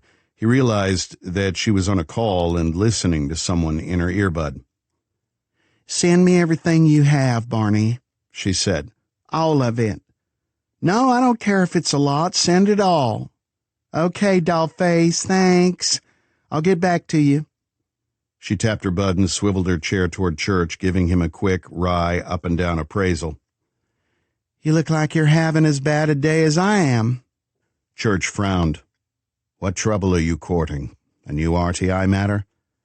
Not sure yet, she said. Then she yawned so wide that he could hear her jaw creak. God, I would blow the Pope for 5 hours of uninterrupted sleep. Then she shook her head like a wet dog and focused on him. Short version is that Nikki Bloom convinced Ronnie Coleman to take a peek at those disease outbreaks in the States. You're familiar? Church pulled a chair over and sat. Yes, typhus, ricin, and bubonic plague, with different groups vying to claim credit. Yep. And those attempts to claim credit are making a lot of people very gall-darn nervous. An old drinking buddy of mine from ATF says that gun sales are on a crazy rise over there. And before you say that's not news, I'm talking a sales spike in the triple digits. And with that, a commensurate increase in xenophobia and calls for America to move away from globalization toward a fiercer version of nationalism. That has been a trend for over a decade. Not with the numbers we're seeing. Doc searched among the stacks of papers on her desk and pulled out a thin sheaf on Nikki Bloom's distinctive pink paper. She handed them to Church, who sat back and read through. When he paused on the next to last page, Doc said, "From the look on your face, I can tell you got to the part where Nikki's tracked the rise of new 10th Legion groups." "Yes," murmured Church. "Truth to tell," said Doc, "when Nikki first came to me, I thought she was off her rocker, doing the paranoia two-step of trying to connect conspiracy theories. Nor did I think this was going to be an RTI thing. After all, Homeland, the DEA, NSA, and all of the other agencies over there can handle some spite crimes, but designer pathogens, the disease equivalent of suicide bombers, spikes in gun sales, a 300% rise in militia groups?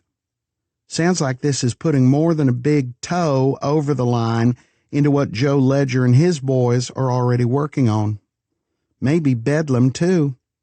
"Yes," he said again. "That does sound like something we need to put more resources on. Colonel Ledger seems to think a number of our active cases are connected, and I've been leaning toward his viewpoint." He tapped the papers. "I think these disease attacks are connected." "There's pretty obvious cause and effect," agreed Doc. Church rose.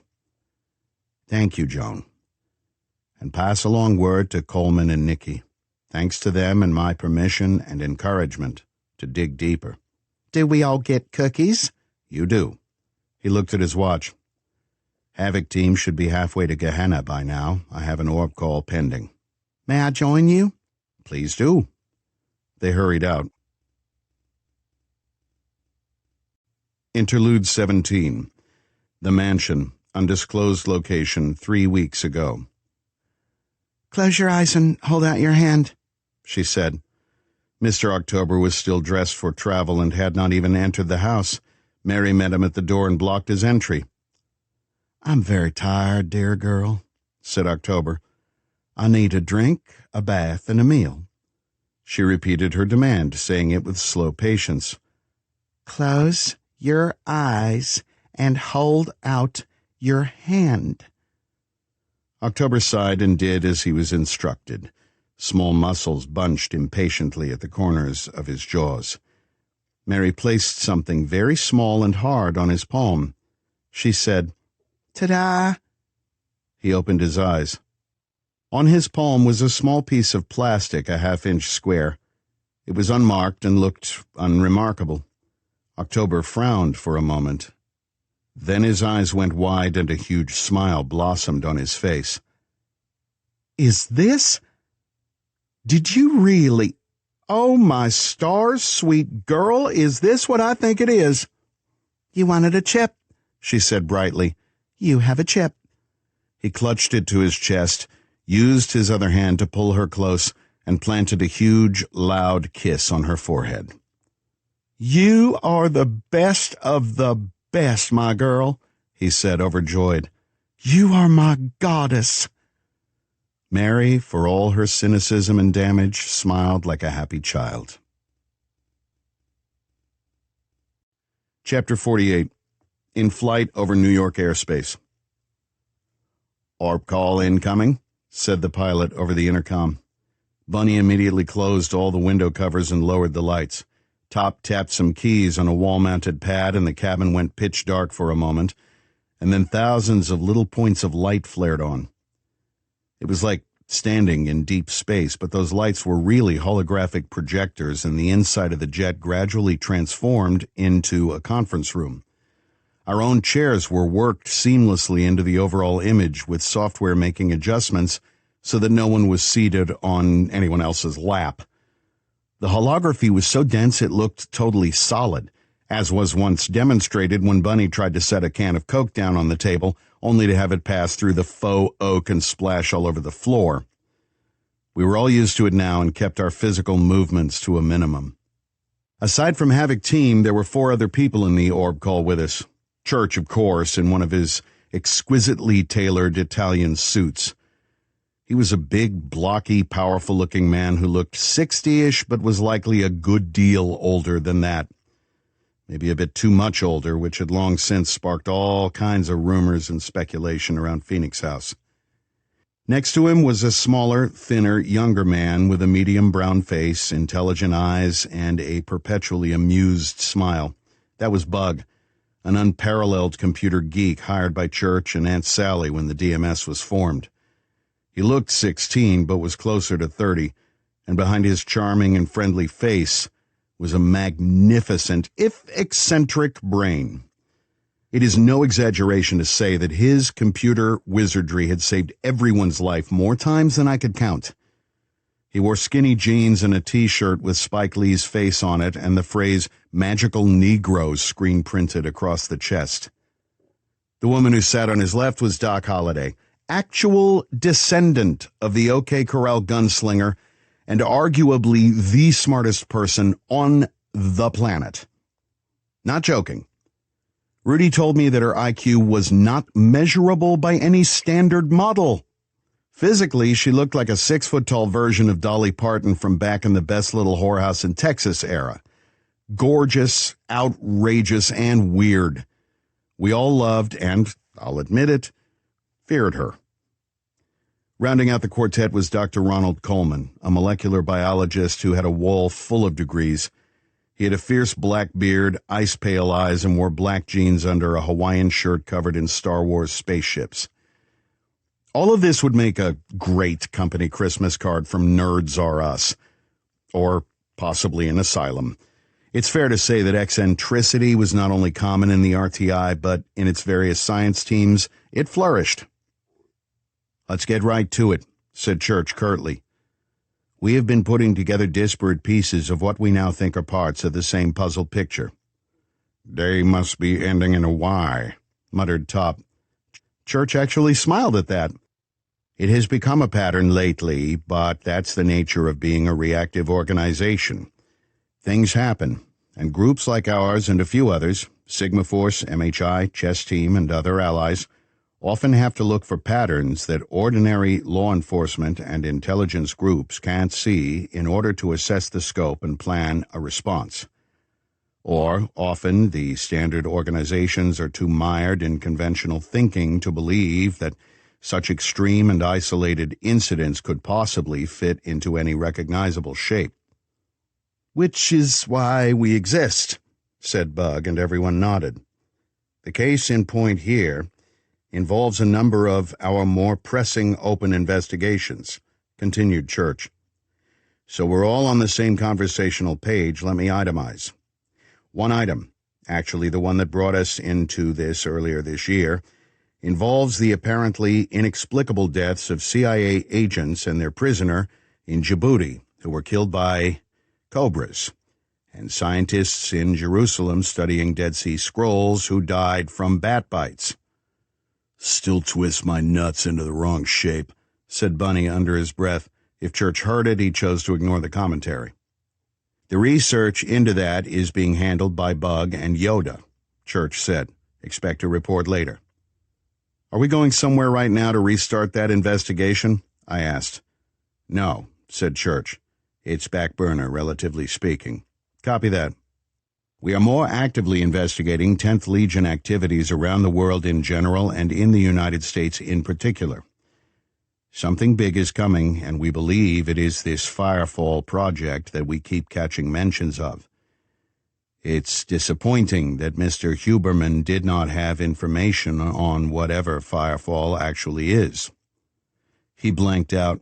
I said, "Don't think he was faking it."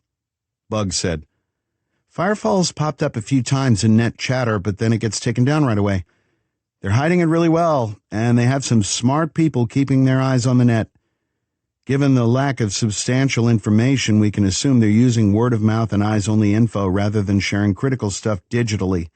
That sucks, but it's becoming more common, not just because of Mind Reader, but because of the overall sophistication of forensic computer sciences. Bottom line is that we've made very little progress in understanding what it is." I made a face. "I hope that means it's part of long-range planning and not something they're going to spring on us tomorrow."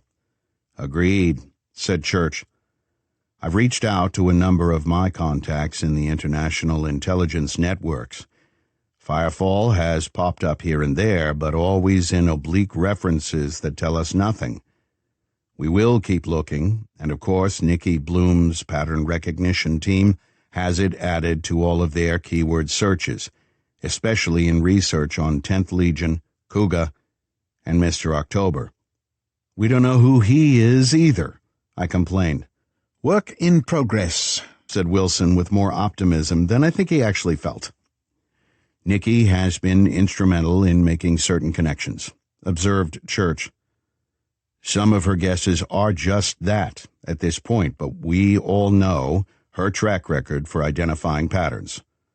"Hurrah," said Top. "Yeah," said Doc. "She's cute as a button and scary as all hell. She's the one who brought the info to us about the 3 outbreak cases." "The bioweapons?" I said. "Yeah, is that our case?" "Possibly, though not immediately," replied Church. "Nikki and Dr. Coleman are taking point to gather information. I have feelers out to a number of my colleagues and have mentioned to the right people that we are available if needed." I nodded. Even though we'd left the old DMS behind a couple of years ago and were no longer on Uncle Sam's payroll, I still had the knee-jerk reaction of thinking all such cases belonged to us. In truth, agencies like Homeland had become very damn good at getting on top of threats like this. We were hired guns and no longer the default agency for weird shit. Weird as it sounds, I half-ass resent that. "The groups claiming credit are of the kind that would trigger overreactions in certain civilian and political demographics," said Wilson. "Hamas and ISIS trigger anti-Muslim responses, and a Mexican woman reminds people of all the years of infighting about U.S. and Mexico border security."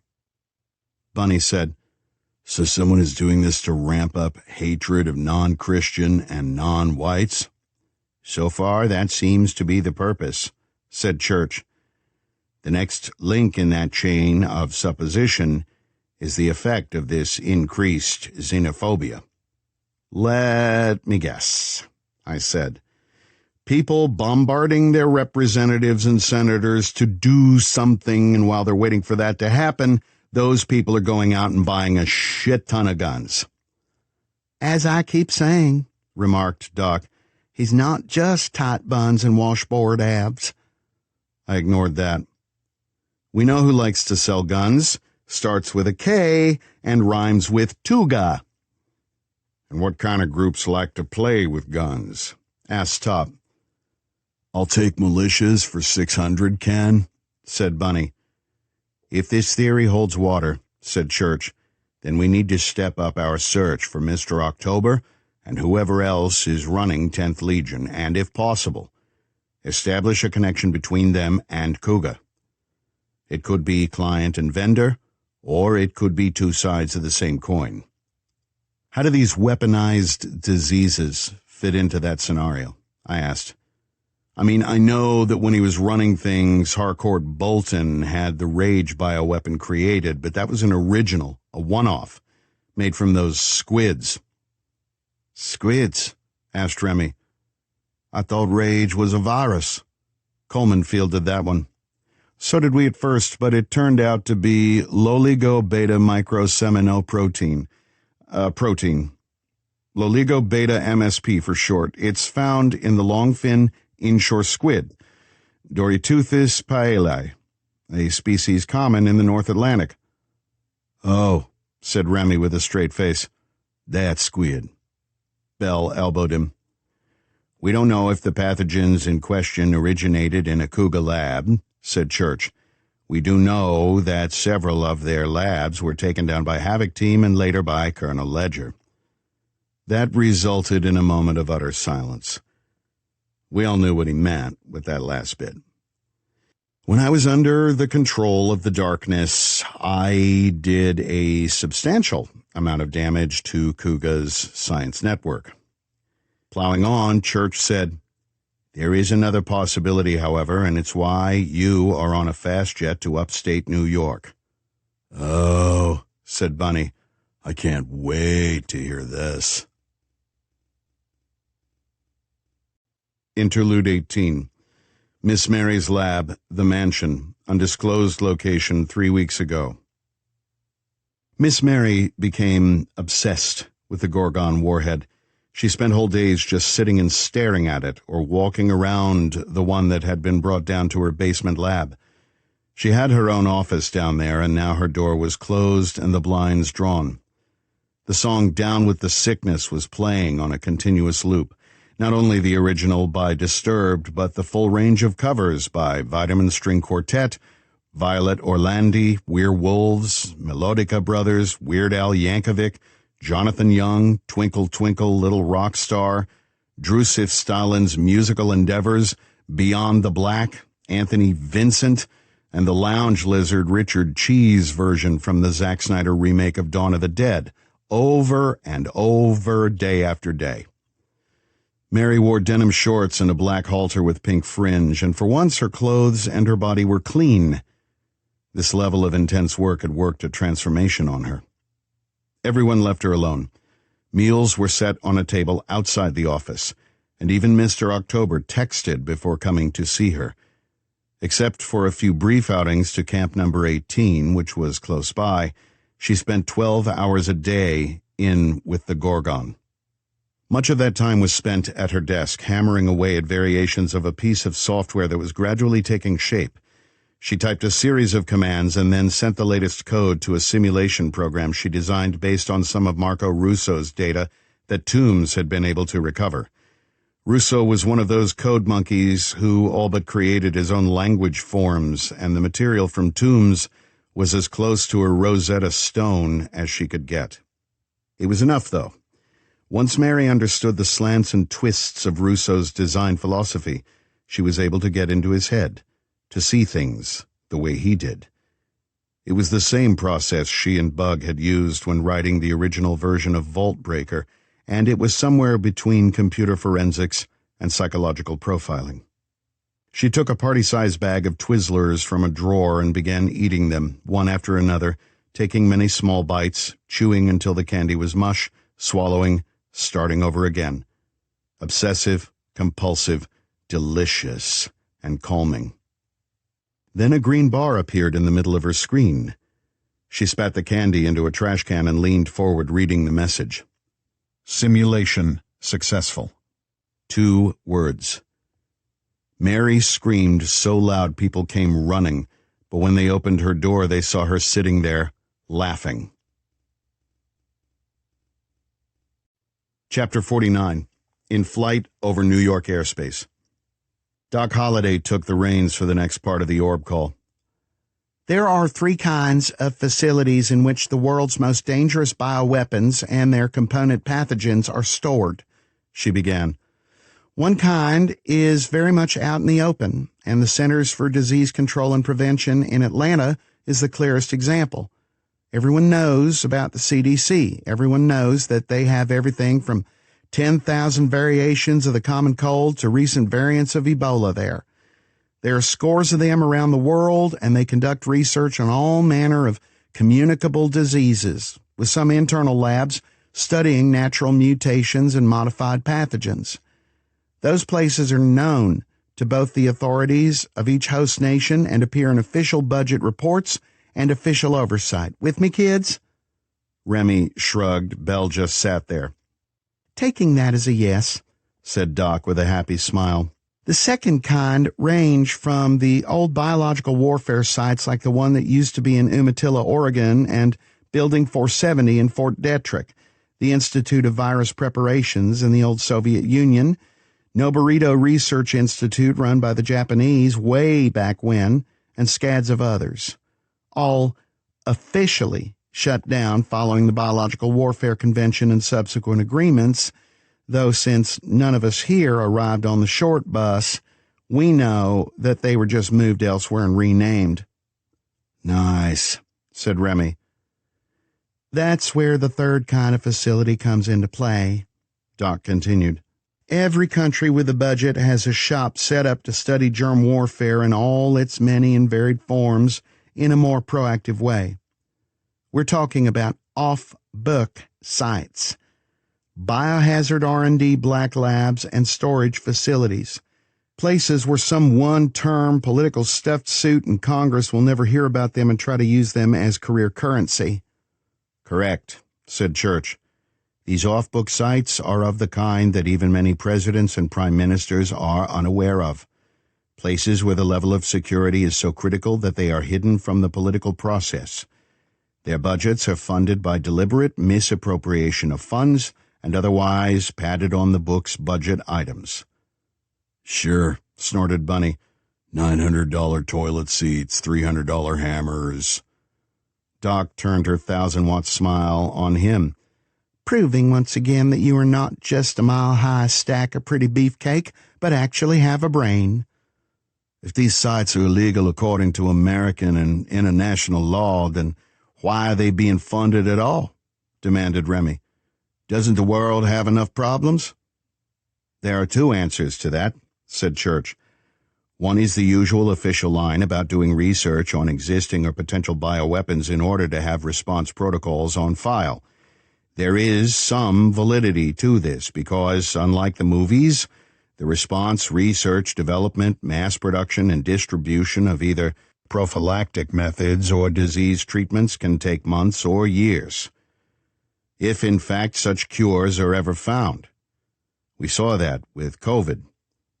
There's no magic wand or silver bullet for bioweapons, and the people who want to use such weapons know this. They count on the lag time to increase the body count and therefore reinforce whatever ideological stance they are prosecuting." "Well," said Remy, "that sucks." "It's the world we live in," observed Church. "The other reason they do the R&D is because many nations still believe in the concept of mutually assured destruction. It's the reason no one started using nukes when Russia invaded Ukraine. It's why Pakistan and India have never gone to total war." "I get it," said Remy. "I just don't much like it." "Join the club," said Coleman. "The point is that these bioweapons exist, and they are an increasingly dire threat," said Doc. "I do believe the research needs to happen because we all know that some radical or corrupt-ass monkey will try to use them. I mean, how many have the old DMS and RTI stopped so far? It could be happening right now. Sure, we've been able to spank those bad boys, but something big and bad gets off the leash, and none of us have done our homework. This world is going to be populated by nothing but disgruntled ghosts." "I wish I could say I entirely disagree," said Church wearily. Even I had to nod. "It is a necessary evil." "With a capital E," added Coleman. "Okay," I said. "So there are mad scientist labs out there, and their closets are full of microscopic monsters. What's happening right now that puts us on a plane?" "Too much," said Church. He nodded to Coleman, who tapped a few keys, and floating screens popped up, each crammed with data. "This is the current list of off-books sites," Church said.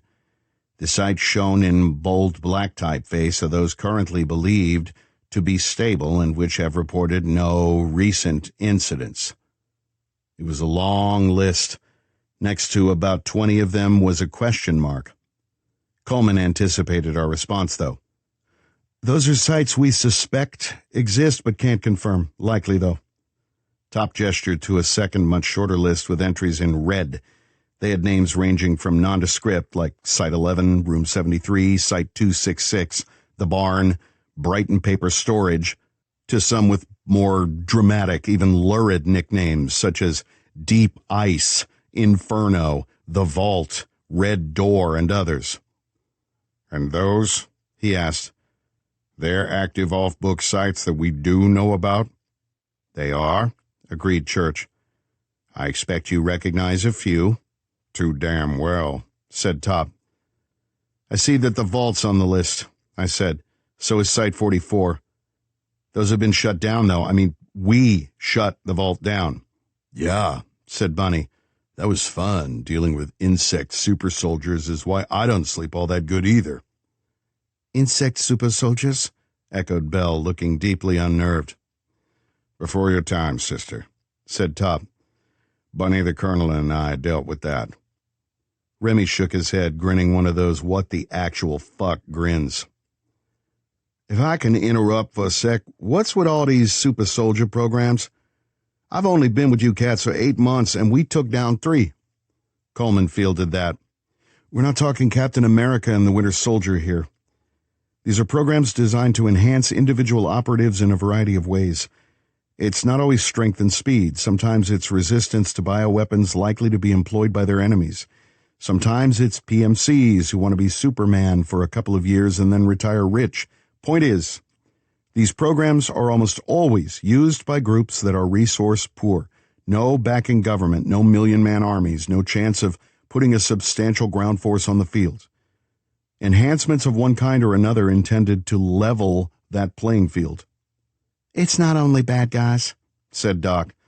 Sometimes it's big governments who want to reduce the risk of overall casualty numbers by using alternate tech. Drones, those robot combat dogs, biomechanical enhancements, nootropic endurance drugs to fight fatigue in fighter pilots and soldiers on long missions. It's a long list. I did say almost always, muttered Coleman under his breath. It's okay, Snuggle Bear, soothed Doc. Everyone gets a participation trophy. He pretended to scratch his nose but used a forefinger. Doc laughed. Then she glanced at me. Uh-oh, Outlaw's about to make some sarcastic crack about us taking the long way around the block to get to the point. I merely spread my hands. My point is that the vault is shut down, right? It is, said Church. And Site 44, hasn't that been closed for something like 2 years? It has. Inferno's on the list, too, said Top. I heard about that one. It went down right after we got back from Israel, right? Some big accident or something. I thought that was a total loss. Also true, said Doc. It was more of a storage facility, though, a place to keep very bad things until we knew what to do with them or could safely dispose of them without having to do more of the R&D we talked about. That site suffered a catastrophic failure of their hot room containment, and that resulted in a witch's brew of advanced bioweapons being released into the ventilation system. No chance at all of cleaning it up. It was a goddamn tragedy resulting in the deaths of 70-some people. A total loss. And now we're going to another one of those, said Bunny. Yes, but we'll get to that, said Church. Most of the others you may not recognize because they are on foreign soil and have not factored into any DMS or RTI cases. Top nodded. And I suppose some of the ones with question marks are in countries belonging to folks who don't like us. North Korea, China, Russia, and Iran? Correct. And, said Coleman, that's just vault storage and official labs. There's a much longer list of grab-and-go groups. Grab and go? Asked Remy, frowning. You talking terrorists with portable labs? Doc nodded. A gold star for the pretty Cajun stud muffin. Yes, there are plenty of those, but it's impossible to know how much of any specific biohazard they have, raw pathogen or designer monster. Being mobile and lacking the billions of government funding and the necessary obfuscatory infrastructure, they are unlikely to have large enough or secure enough storage for a vast number of biohazardous materials. Also, there's no real way to track them, so let that rock you to sleep tonight. I ain't ever going to sleep again, said Remy. This may be cold comfort, said Bug, but the software package created to protect the established sites from actual forced entry is what resulted in Site 44 and Inferno being shut down so hard. Tragic as the loss of life is in terms of staff, our Vault Breaker's software's counter-intrusion protocols were designed to burn them down rather than allow for even the possibility of theft of those bioweapons. Sad, but better than releasing weaponized diseases that could wipe out most or all of humanity. That's very cold comfort, said Remy. To put a button on this, continued Doc, the Vault went into hard lockdown after you three gangsters paid your visit. Site 44 and Inferno both had catastrophic systems failures. Both are very old facilities, so those by themselves are not red flags. That is what we were led to believe via reports from our friends in the U.S. government, said Church. However, as we are not a government-sanctioned organization, we don't have full access to reliable intel on all such sites, and some of the allies we've relied on have either retired, died, or moved on to other jobs. There are gaps in our flow of intelligence. He immediately held up a warning hand. Let's skip the obvious jokes about that. I swear to God I heard both Doc and Bunny clack their jaws shut at the same time. Aside from mechanical or non-criminal human errors, said Church, there have been a number of attempted break-ins and security breaches with other facilities of their kind, both at official sites and off-book labs. Luckily, facility security is naturally top of the line, and those attacks have been repelled. But not all of them, I said, else we wouldn't be flying to New York. He looked grave. Yes. There are 2 extraordinary incidents underway right now. Hit me, I said. And he did. He hit us real damn hard. Chapter 50. Forested Area, Rockingham County, Virginia. From under cover of a camo blanket and cut brush, Tommy and Violin watched the children being unloaded from the truck and transferred into the backs of 3 four-wheel drive Jeep Wranglers. A black Escalade sat 20 yards apart, half hidden by trees. 3 exceptionally large men stood several yards from the Jeeps, their faces hidden by shadows thrown down by ball caps with large bills. Tommy studied them. Jeez Louise, look at the size of those guys. Violin's only reply was a nod, though she looked troubled. Other men, more normal-sized, were handling the actual transfer of the children, while a woman stood watching, her back to the sniper scopes. She seemed to be in charge down there. Tommy used crow drones to deliver hop frogs to the turnaround where the Jeeps were idling. It took careful maneuvering to get the bird drones to drop the smaller ones. Once that was done, the crows flapped up to sit on tree limbs, while the hop frogs made their way to the Jeeps and the Escalade, leaped up, and hid inside the rear bumpers. A 5th hop frog wormed through the grass, and Tommy paused it as close to the people as possible. There was a freshening breeze that rustled the leaves in the trees, which smothered most of the conversation. Tommy cursed under her breath, but Violin touched her arm, a calming gesture that suggested patience. The men did not take particular notice of the 4 silent crows in the towering pines. The clicks of their camera shutter eyes were too soft to be heard beneath the constant hiss of the autumn breeze in the trees. The images were sent to Tommy's tablet, and she ran them through facial recognition software. The software was connected to a variety of databases, including the FBI, CIA, Homeland, DEA, Interpol, local law, various branches of domestic and foreign military, scores of state and federal prisons, and the Department of Motor Vehicles. No trace of the data mining was left because ArcLight's computer system, Oracle, had been greatly modified by software engineer Annie Hahn, who liaised with her close friend and sometimes lover, Bug. Those people with the kids were each in one database or another, all but one.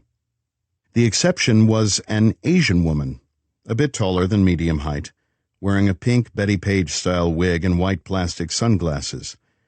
She had notable facial scars, but so far no system pinged her. The closest approximation was of a deceased woman Tommy had read about in the news. She slid the tablet over to Violin and pointed to the face of the woman with the kids and the dead woman from the news. Violin glanced at it and shook her head. However, she hesitated before sliding the tablet back to Tommy. "Something?" asked Tommy very quietly. "I've been doing this too long," said Violin with a small, rueful smile. "I'm seeing ghosts. But our mutual friend killed that one. That one down there isn't her." They went back to watching. When the breeze momentarily dropped, they heard one of the handlers speaking. "Comfort camp," he said. "Everyone wants to party before firefall." The Asian woman turned slowly toward him and then stepped forward and got up in his face. "You have a very big mouth for such a little man," she said. The man visibly stiffened. "But it's just us here. Everyone here knows about firefall," and the woman hit him. It was shockingly fast and so powerful that it spun the man halfway around and sent him crashing against the side of one of the jeeps. He rebounded, though, and whirled, his hand diving under his jacket. If he had a gun, though, it never appeared because one of the brutish sentries grabbed him. The big man moved with alarming speed, and one huge hand clamped down on the reaching arm, and the other caught the smaller man by the throat. With no apparent effort, the brute lifted the man to tiptoes and then completely off the ground. Tommy gasped.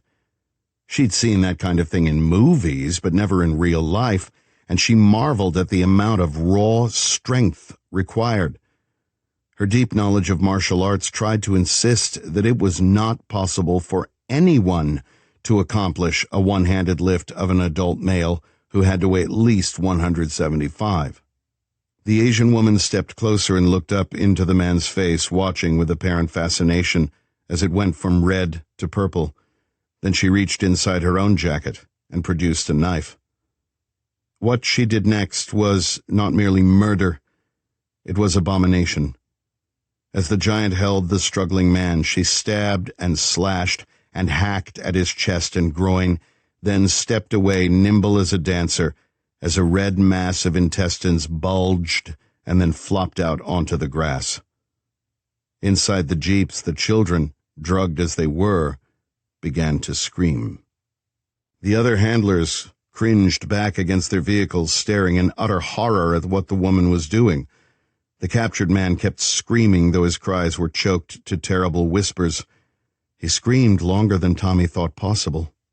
The woman kept cutting, though, until long after he was an empty, bloody, and lifeless hulk. Then she stepped back and licked the blood off the blade. Tommy gagged and had to clamp a hand over her mouth to keep from screaming or vomiting. The brute dropped the corpse and walked behind the woman as she went over to the other handlers. The hop frog caught her words. "Anyone else have a fucking word to say?" she asked. Her mouth was smeared with crimson. The men cowered back, shaking their heads, making promises, trying not to look at the horror sprawled in the dirt. "Then do your jobs, boys," said the woman. "And keep your mouths shut, or what happened to him will happen to you and everyone in your family." She took her sunglasses off. "Look at me and tell me if I'm joking." They looked. They stared. One of them began to cry. The woman spat onto the ground between, a big fat glop of saliva and blood. She turned away toward the parked Escalade, snapping her fingers for her 3 huge bodyguards. They fell into step behind her, obedient as dogs. One stepped up and opened the front passenger door for her, and even offered a supporting hand as she climbed in. She handed him the knife. For a single moment she looked up at the crows in the trees and frowned slightly. Then she was inside and the Escalade drove away. After a few minutes, so did the jeeps. Tommy sat up, her face wan and troubled. "What the hell was that?" Violin did not answer. Her brow was furrowed and she looked both confused and worried. "The crow she looked at," she said. "Pull up that feed. I want to see her face." Tommy did, but unfortunately, there were leaves obscuring the image. "What is it?" asked Tommy. "Do you recognize her?" Violin replayed the video 10 times, then shook her head in resignation. "I'm seeing ghosts," she repeated, smiling ruefully. Tommy thought Violin's eyes looked genuinely haunted.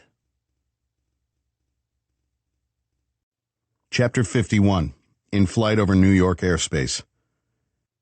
2 of the most critical active sites have been potentially compromised in the last 24 hours, said Church. One is Das Feuerwehrhaus. Scheduled communications ceased 8 hours ago. The no-name group within the German government reached out to me because they are not legally allowed to exist and would prefer not to call on their nation's security services. Heads would roll and we would lose valuable contacts in that country. He paused. Before you ask, they have been conducting research that contravenes both German and international bioweapons agreements. Ah, I said. Shit, said Top. I've sent Bedlam team to investigate Das Feuerwehrhaus. Church looked off to his left and cocked his head, as if listening to someone who was not on the orb call. He nodded, then turned back to us. They entered the facility 3 minutes ago, and we are waiting for their report. Scott Wilson is coordinating that action in the talk. How do we know that place is compromised and not just dealing with some technical glitch? Asked Bunny. We don't know anything for certain, said Church. However, there have been some unusual glitches with comms and different kinds of crucial Internet automatic systems. This morning, both facilities went down entirely.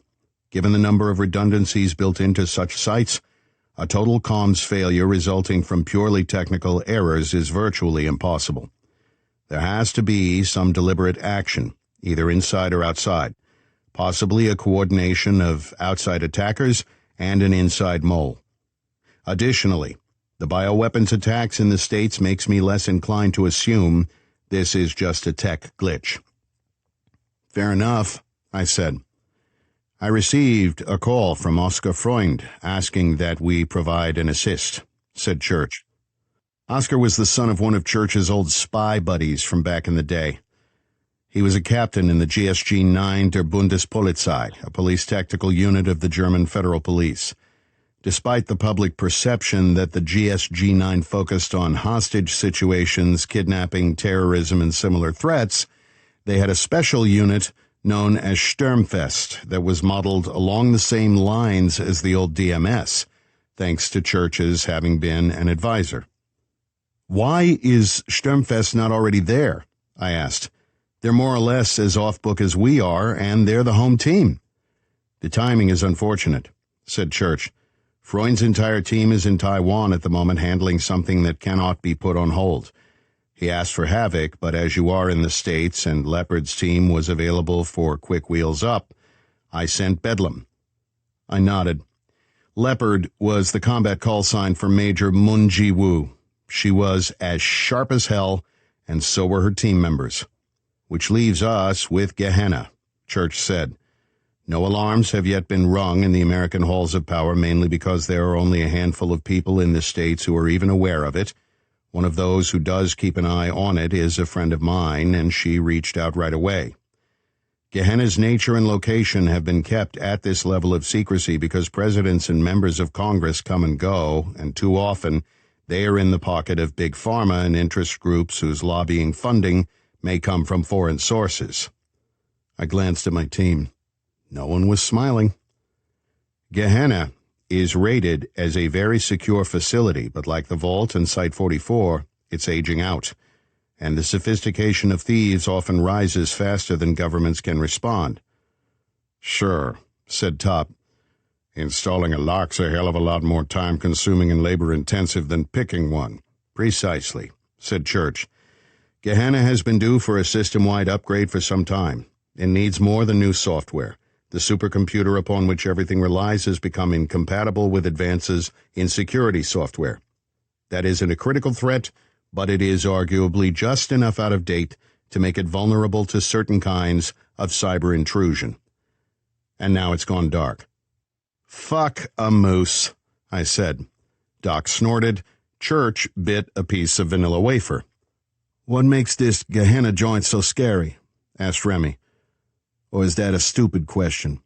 No such question is stupid, said Church. Gehenna contains a large number of samples of some of the most dangerous and virulent designer pathogens ever created.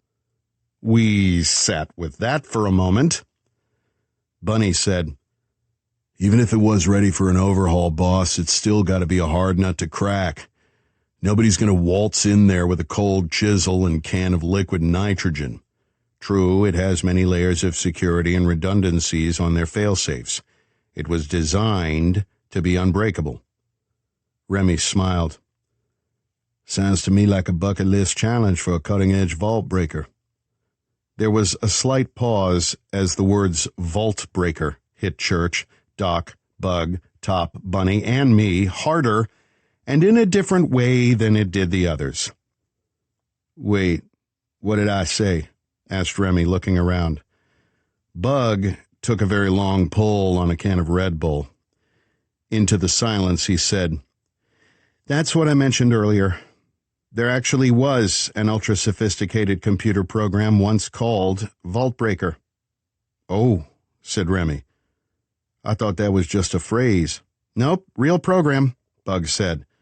It was, at the time, the absolute bleeding edge of cybersecurity technology.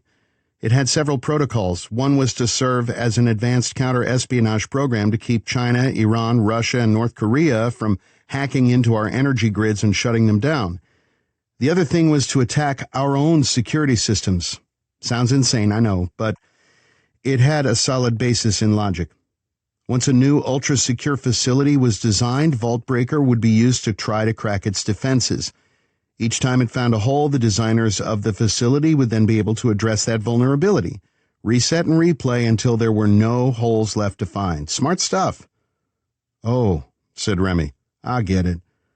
Like when Spec Ops teams are deployed to try to break into a secure facility so they can evaluate the security. Yep, just like that, agreed Bug. Industry people call it penetration testing. I don't, for all the obvious reasons. Bunny and Remy cracked up at that. I prefer ethical hacking, said a grinning Bug. Look, Vault Breaker was designed to play like a video game. We even hired some top game nerds to play versions of it, in very controlled situations, you understand, to see how good it was. What freaked everyone out was that these gamers, most of whom were teenage kids, were better at using Vault Breaker than most of our security people were. In fact, only 2 people in the DMS were better than those geeks for hire. Me, because, well, I'm me.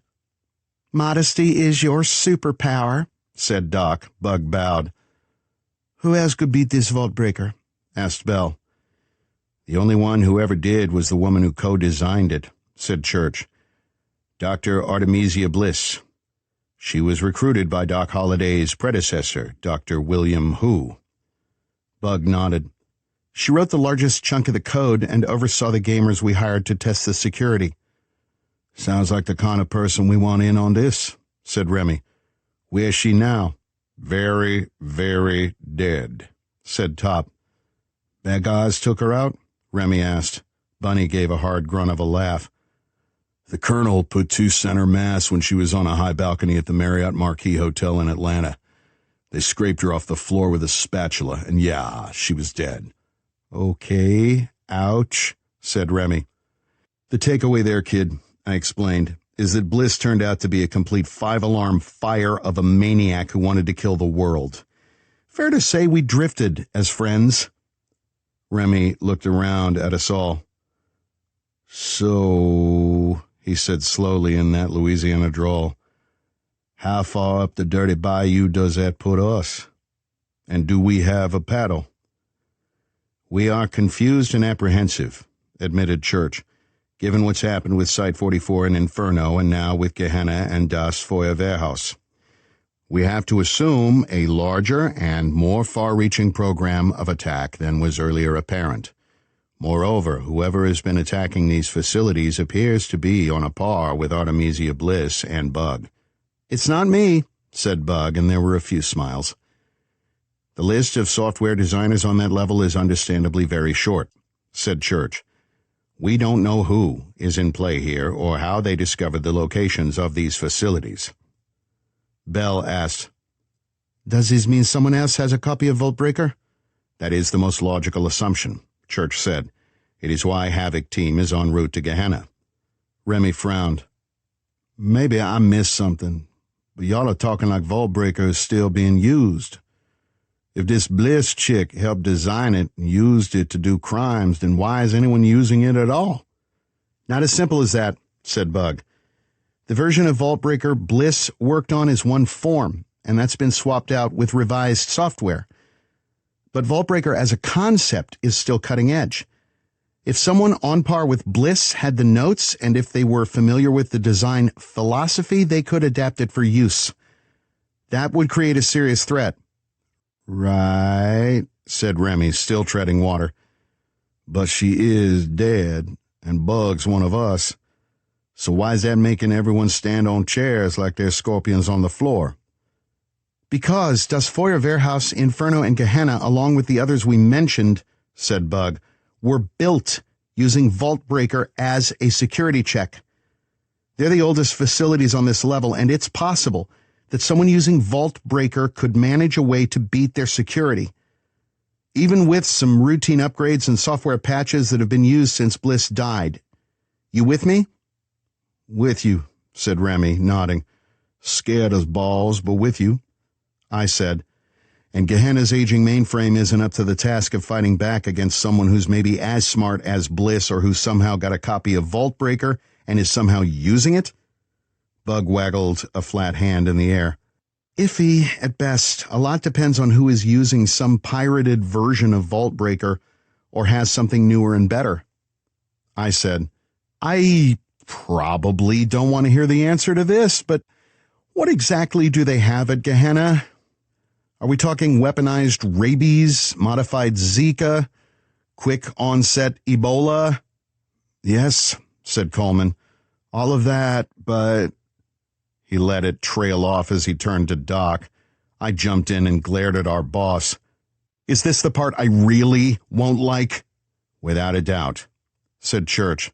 Tell me anyway. Doc's maniac smile was even brighter. It's the only facility that has all 16 strains of Saif al-Din, she said. Bunny made a soft, deep, ugly noise. Top hissed like he'd been sprayed with boiling water. I sat there and felt my skin go numb. Interlude 19. Miss Mary's lab, the mansion, undisclosed location 9 weeks ago. Miss Mary walked through her lab as her scientists watched her. They were silent, attentive, and a little afraid, all of which were ideal. Fear was a tricky thing to manage, though. Fear of her reprisal should never reach higher than desire for her approval. Earning their love and respect took more effort, requiring her to be more... She had to fish for the right word. Human. She nearly missed a step when she realized that was the correct term, but it was a word that became less of a personal definition and more of a memory. There were 2 doctors on her staff, Singh and Cooper, who had done thorough examinations of her. Not just surface examinations, but blood work, DNA sequencing, and samples of every conceivable kind. Mary went along with all of it, though she seldom shared the test results with her patron. She did not care to share that with him. Actually, As she moved through the lab for her daily inspection, she considered all of the other things that she opted not to share. Her views on his Firefall project, her views on the comfort camps and other entertainments provided for October's troops. Fucking swine, she thought. Pig-headed shitheads who wouldn't piss on me if I were on fire. Their racism was palpable, and she knew she was tolerated and given deference because of the power she represented, most of which, alas, was borrowed from October. He was the one they worshipped. He was the one they would follow to the gates of hell, not Tombs, and certainly not she. October was a rich white man with lots of money. He paid for their training, uniforms, transportation, equipment, housing. Some of them, possibly Commandant Furman, who was the brightest of a dull lot, probably guessed that October was also Tombs's boss, which meant he was selling and buying his own guns. It was comedy as far as Mary saw it, but the Legionnaires ate it up. What, after all, did they care where the weapons came from as long as they got to own them and use them? Mary stopped by the largest of the 3 glass-enclosed hot rooms. The one on her left was filled with the various diseases they had collected and which she used for her legion of Typhoid Marys, her private army. The hot room on the right housed the MERS her scientists were scrambling to produce in large quantities for the Gorgon weapons. In the middle, though, given the largest chamber, the thickest shatterproof glass, and the most sophisticated locks, was the real prize, the jewel of her collection. Saif al-Din. Only the earliest generations of it, but even so, it was beautiful. She stared at it, wishing, not for the first time, that the disease could take a more substantial physical form, something she could hold in her arms, something she could kiss and fuck and be in love with. No, she thought, that's not crazy at all. Mary made herself turn away. With a straight face that was only a mask over her real feelings, she continued with the morning inspection. There was so much still to see. The latest litter of SDs were whining and snapping in their cages, and there was a table covered with Gorgon warheads. Chapter 52. Phoenix House, Amphori Island, Greece. Rudy Sanchez moved like a ghost through the halls of the RTI complex. There were all manner of things happening, a plethora of crises in all of their various flavors and intensities. Every now and then a runner would find him with questions from Scott Wilson or Mr. Church, and Rudy would reply, in person or via cell. But he rarely visited the talk these last few days. His most recent therapy session with Joe Ledger troubled him more deeply than he expected. His heart pulled him one way, his mind another, and the ethics of his job wrenched him yet another direction. He finally went outside and walked well away from the main building. Despite the lateness of the hour, the last of the sun still shone brightly over the blue sea, sparkling in that way it does when it wants the world to look happier than it is. Rudy was never fooled by it. It was probably sunny that morning on Golgotha. Gulls floated along the island's coasts, looking down through crystal water for something to eat before bed. They were pretty too, even though they were about to kill.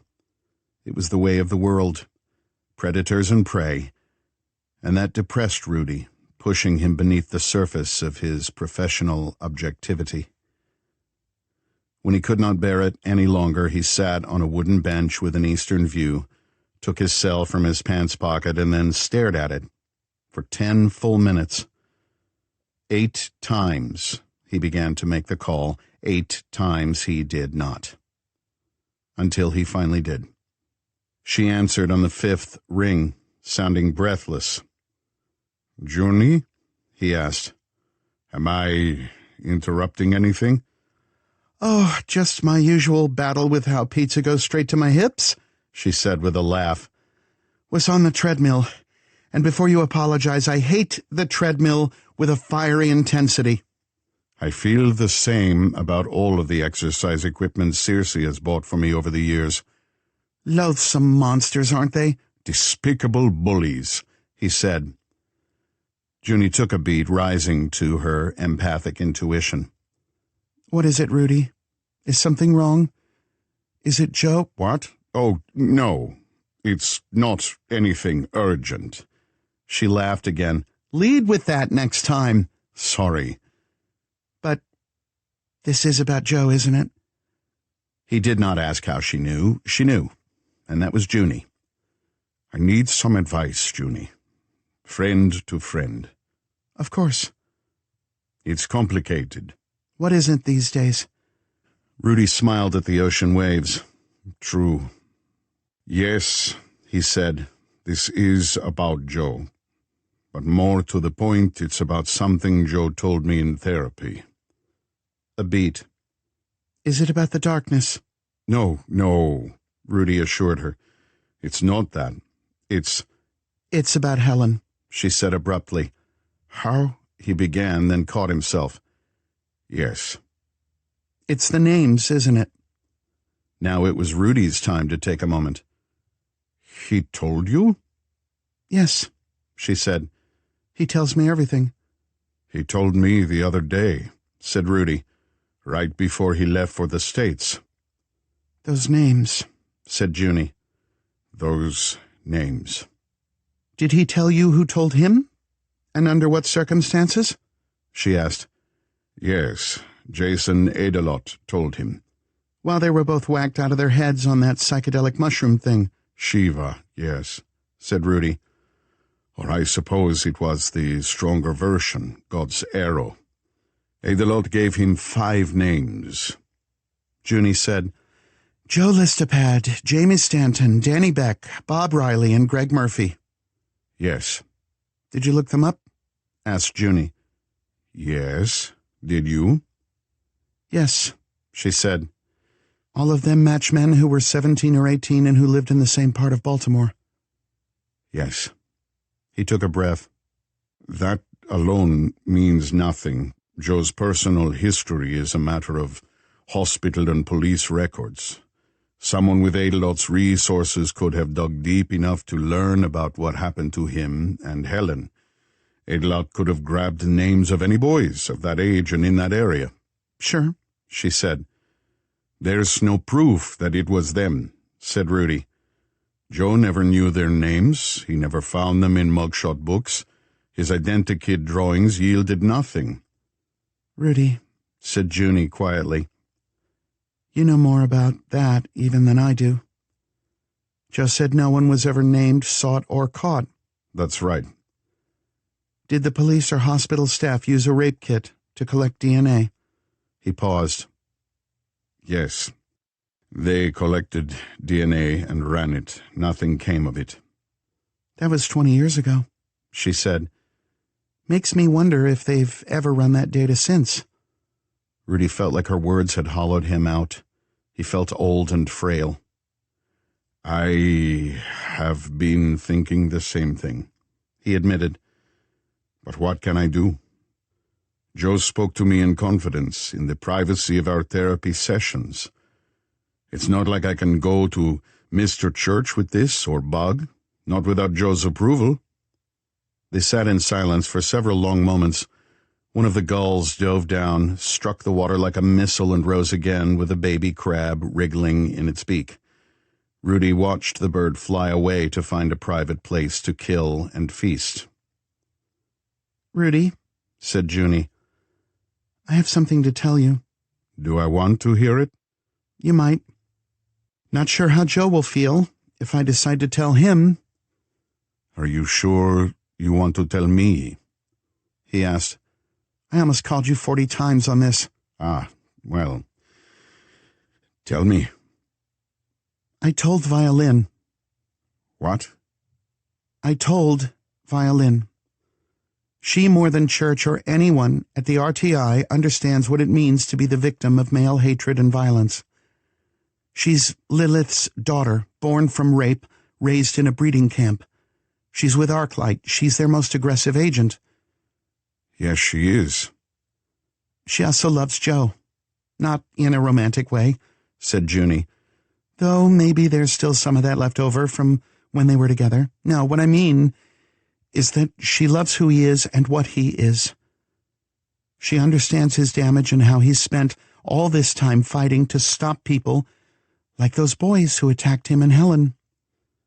She knows that he sharpened himself like a sword because of what happened, because he wasn't able to stop them at the time.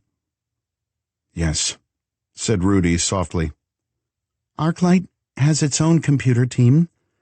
Annie Hahn runs it. She's as close to being bug as anyone, maybe better in some areas. She's brilliant. He listened and could hear Junie breathing. Are you going to tell me Annie found them? He asked. Yes, she said.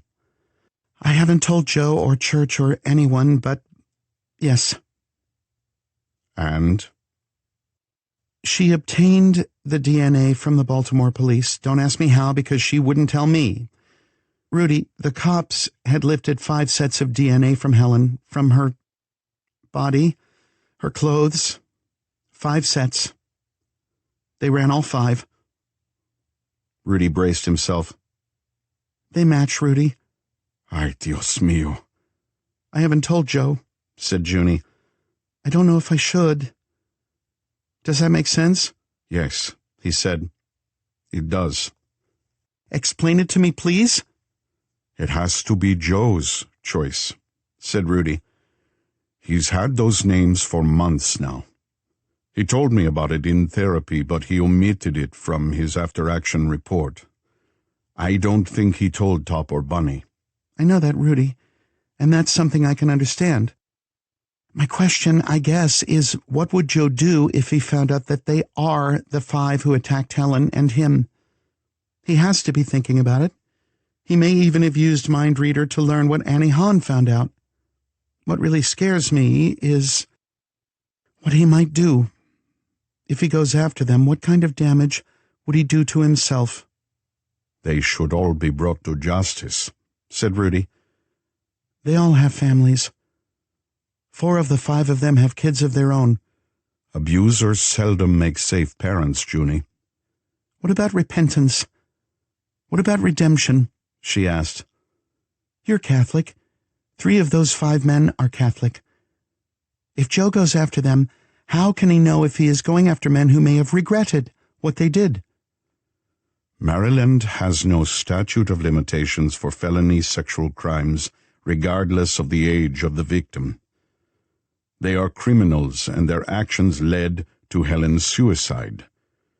Joe would not be crossing any legal or ethical lines in having them arrested.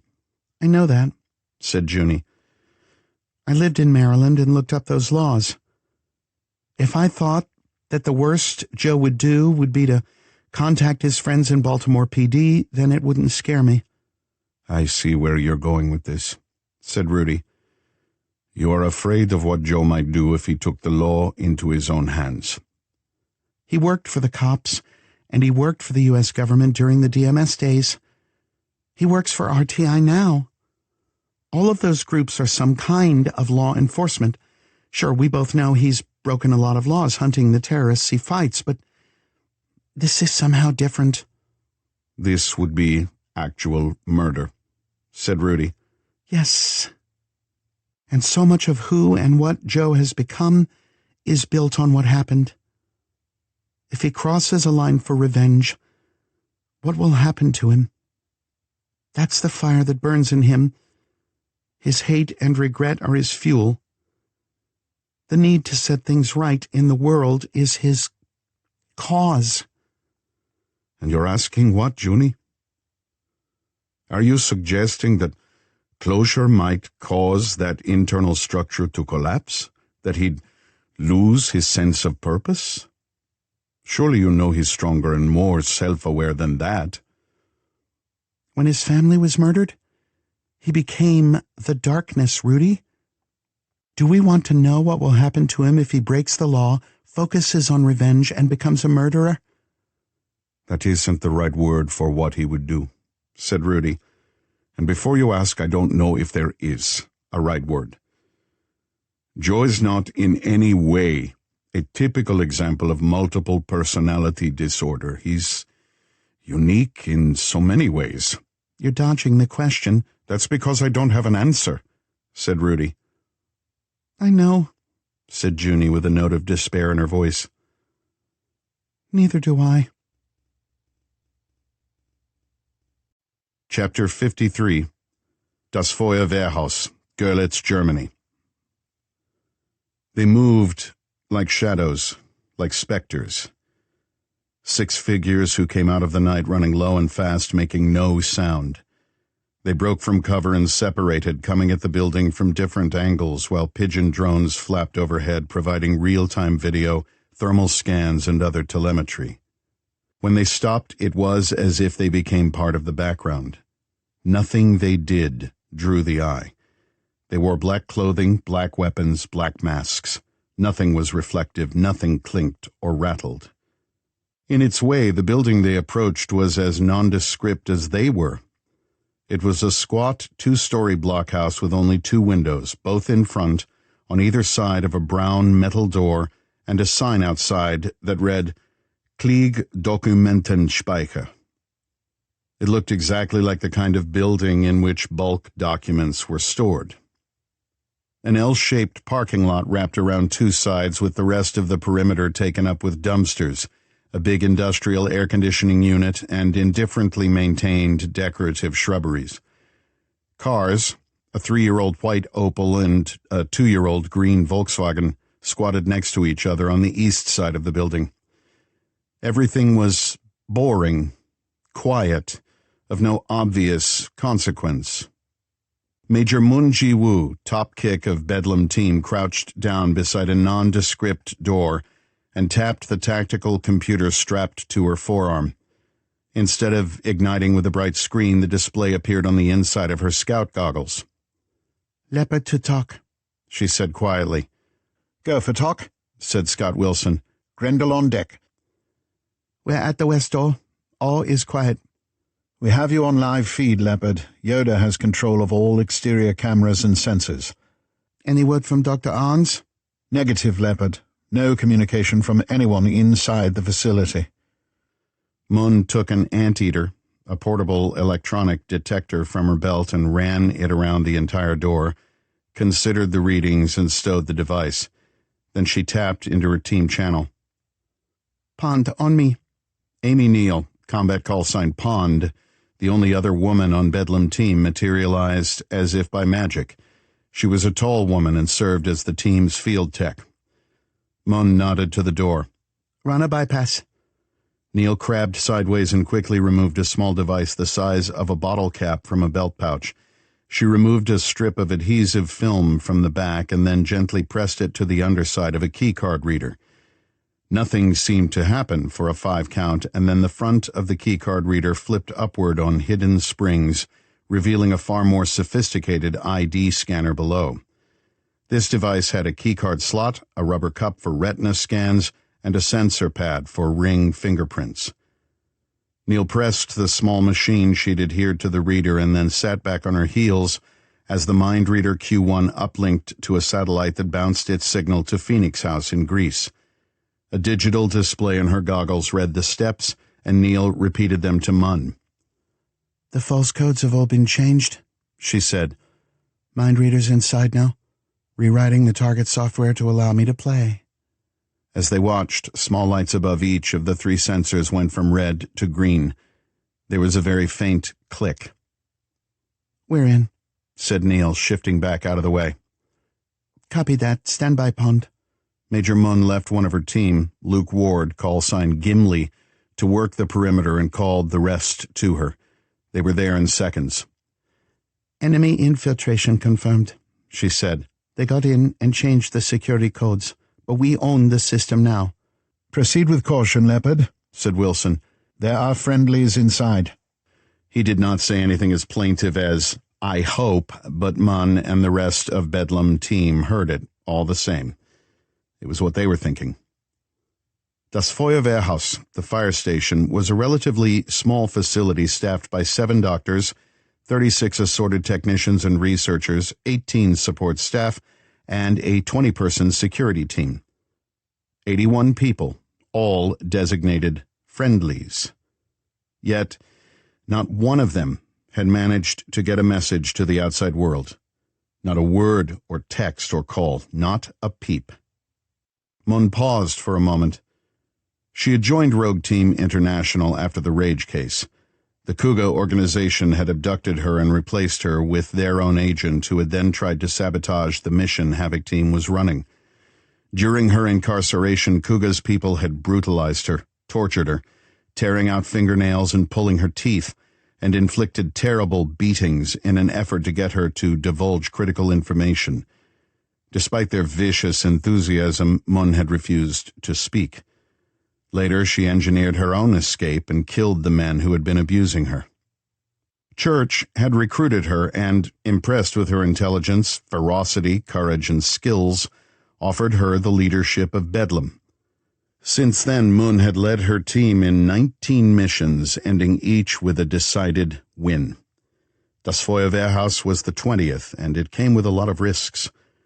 She did not know what kind of threat she was leading her team into, who had taken control of the facility, or even if it was an invasion rather than some currently unidentified catastrophic technical fault. The lack of useful intel was intimidating, even to the best field operators. And, in truth, RTI had no legal jurisdiction to operate on German soil. They were there as part of Mr. Church's network of friends who tried to sidestep national bureaucratic red tape and operate with maximum efficiency on behalf of the greater good. Illegal by any metric, though it was how Church often waged his war, a better-to-get-permission-than-approval approach that had kept the world from catching fire many, many times. All of this was a heavy burden to carry and an equally ponderous distraction when breaking into one of the securest and most dangerous facilities on the planet. I could have retired to Dojangpo Mile and spent the rest of my life fishing and reading trashy novels, she mused. That was something she'd thought about during her captivity, leaving it all behind, buying a small fishing boat, and retiring to the ease and oblivion of civilian life. She had a couple of friends who lived there, and none of them knew what she really did for a living.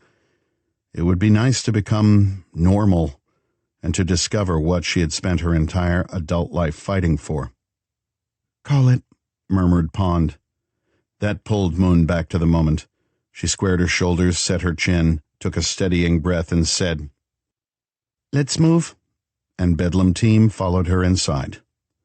Into the fire station, into the place where God knew what kind of monster waited. The room directly inside the door looked exactly like the fiction the German government was trying to sell.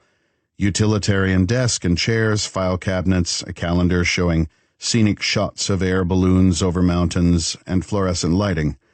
It was drab and relentlessly nondescript. Except for the bodies. There were 2 of them, both male, both dressed in brown and gray commercial security guard uniforms, both bound by plastic cuffs at wrists and ankles, both with 2 bullet holes in their heads. They lay in pools of their own blood. Shell casings littered the floor, and the walls were spattered with blood sprays and bits of brain and bone. Pond said, Shit." They were the only words spoken as the team moved into the building and began clearing the side rooms, bathroom, utility closet, and 5 larger rooms of actual records storage for local businesses. Like all such places, there was a legitimate operation above ground. When it was determined that there was no one else on the ground floor, Munn sent half the team to the 2nd level, but that was also empty of everything except tens of thousands of cardboard boxes filled with stored paper. They regrouped on the 1st floor, and Munn tapped into the command channel. "You see all of this?" she asked. "Affirmative, Leopard," said Wilson. Moon and Pond stepped into the utility room, located another high-end scanning terminal, sicked Mind Reader Q1 on it, and raised their weapons as the access door swung silently inward. Outside, Gimli patrolled the perimeter, keeping to the shadows. He was alone except for a half-dozen pigeon drones, 2 owl drones, and a rat drone that scuttled along the outside of the building. Each sent video feeds to the tactical computers strapped to Gimli's forearm. The data reassured him that there was nothing and no one in the area apart from him and the little machines. No heat signatures of anything larger than a small family of moles who shivered in their nest. Gimli had been on Bedlam Team since it was founded, when Mr. Church shuttered the old DMS and formed RTI. Before that, he had run with Omega Team in the Twin Cities, mostly hunting down players in the illegal weapons trade in the rural areas. There were some moments of drama, but overall, the cities were a quiet station, with state and federal law, particularly Homeland, doing most of the heavy lifting. He liked working for Church, and though he had seen combat several times, he had never taken a serious injury. Not in body, at least. His heart ached for friends who'd fallen in one or another battle in this war. One of his closest friends had been Brick Anderson, and Gimli was not even close to being over that. It freaked him out that it had been Church himself who'd killed his friend. Not that Gimli harbored animosity toward Church. The big man, like everyone else caught up in the Cave 13 case, had been freaked out of their gourds by the Shiva and God's arrows, ergot and psilocybin bioweapons. But it made Gimli feel awkward around the boss, and it gave Gimli some nightmares he was working his way through with Dr. Sanchez. He had been dwelling on that before the video feeds from inside showed the bodies of the 2 security guards. Now he was stiff with tension and had his rifle ready, a finger laid along the trigger guard, teeth grinding. The lingering grief was suddenly seasoned with outrage and anger. And fear. He moved cautiously, taking no chances, allowing no assumptions to color his observations as he moved. Even so, he was totally unprepared for the explosion that blew the back half of Das Feuerwehrhaus high into the sky, propelled by a fireball the size of the devil's fist. Chapter 54. In Flight Over New York Airspace. Remy and Bell looked back and forth at the rest of us. The words Saif al-Din seemed to hang, burning in the air. "I heard of that," said Bell, "but I don't really know what it is." "You guys are scaring the crap out of me," said Remy. "With good cause," said Doc Holliday. Saif al-Din, Sword of the Faithful, is one of the most dangerous bioweapons ever developed, possibly the most dangerous. In second place is Lucifer, developed during the Cold War by a group led by Dr. Herman Volker, and a close third is Vyzhivsky Odin Vasimnatsits, developer unknown but also cooked up in a Soviet lab. These latter 2 are in the class of endgame bioweapons.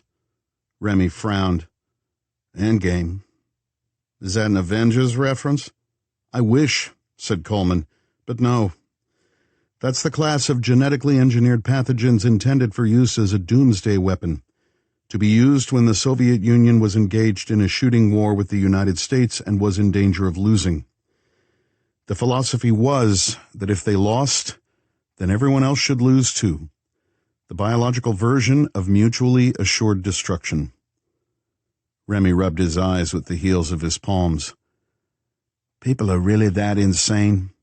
No one felt the need to answer the question, and I think to all of us it was a measure of how young Remy actually was.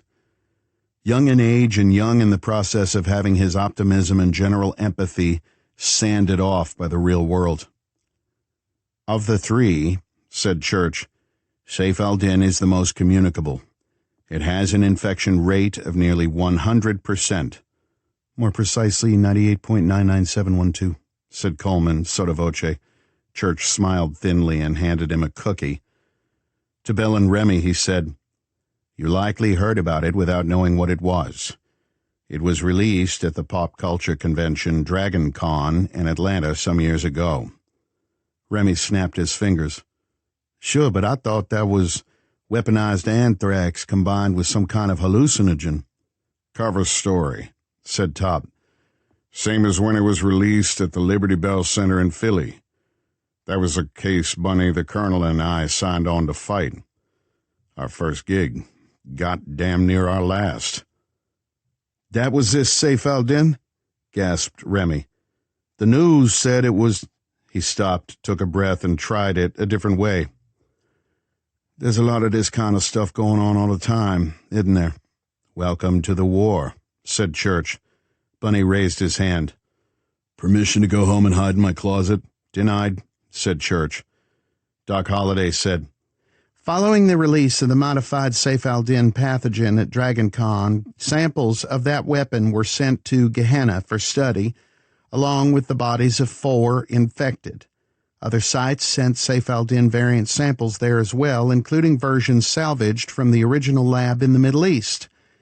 The idea was for Gehenna to be the sole repository for the bioweapon and therefore provide easier overwatch and a quicker, cleaner disposal site." "Okay," I said cautiously. Doc said, "The semi-good news was that the science team there was close to developing a prophylaxis for it. Not a vaccine per se, since Saif al-Din is a misfolded protein and not a virus or bacterium.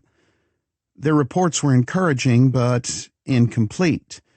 We very much want to recover that data, most of which is encrypted in their on-site computers."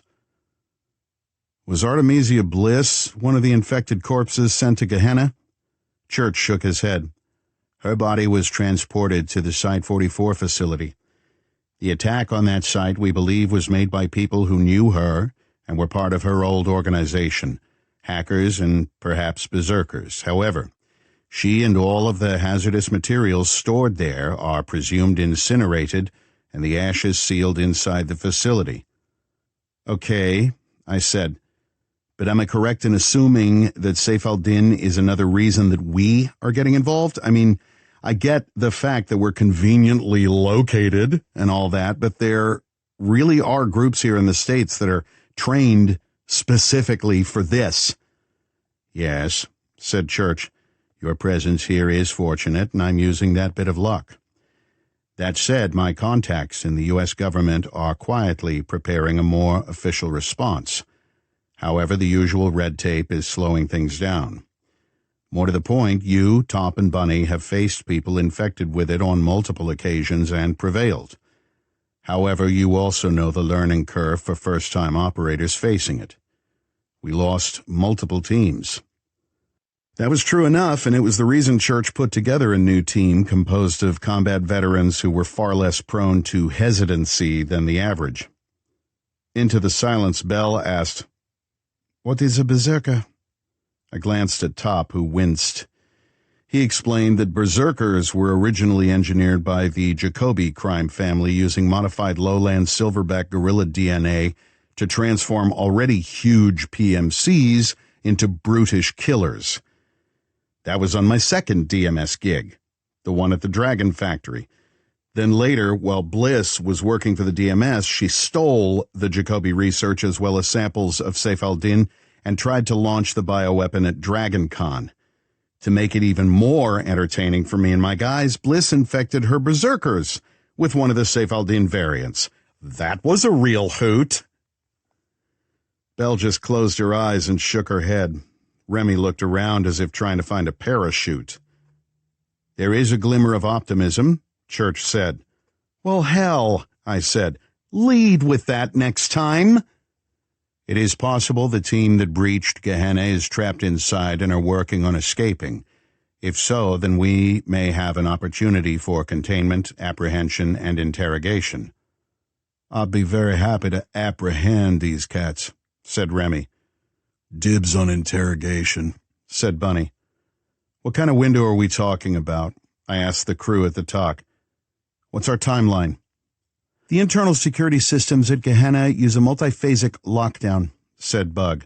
When communication is cut off, then the facility goes into a soft lock, which blanks out general keycard use and seals the airlocks and hot rooms for up to 12 hours if no cancel order is requested from the staff there.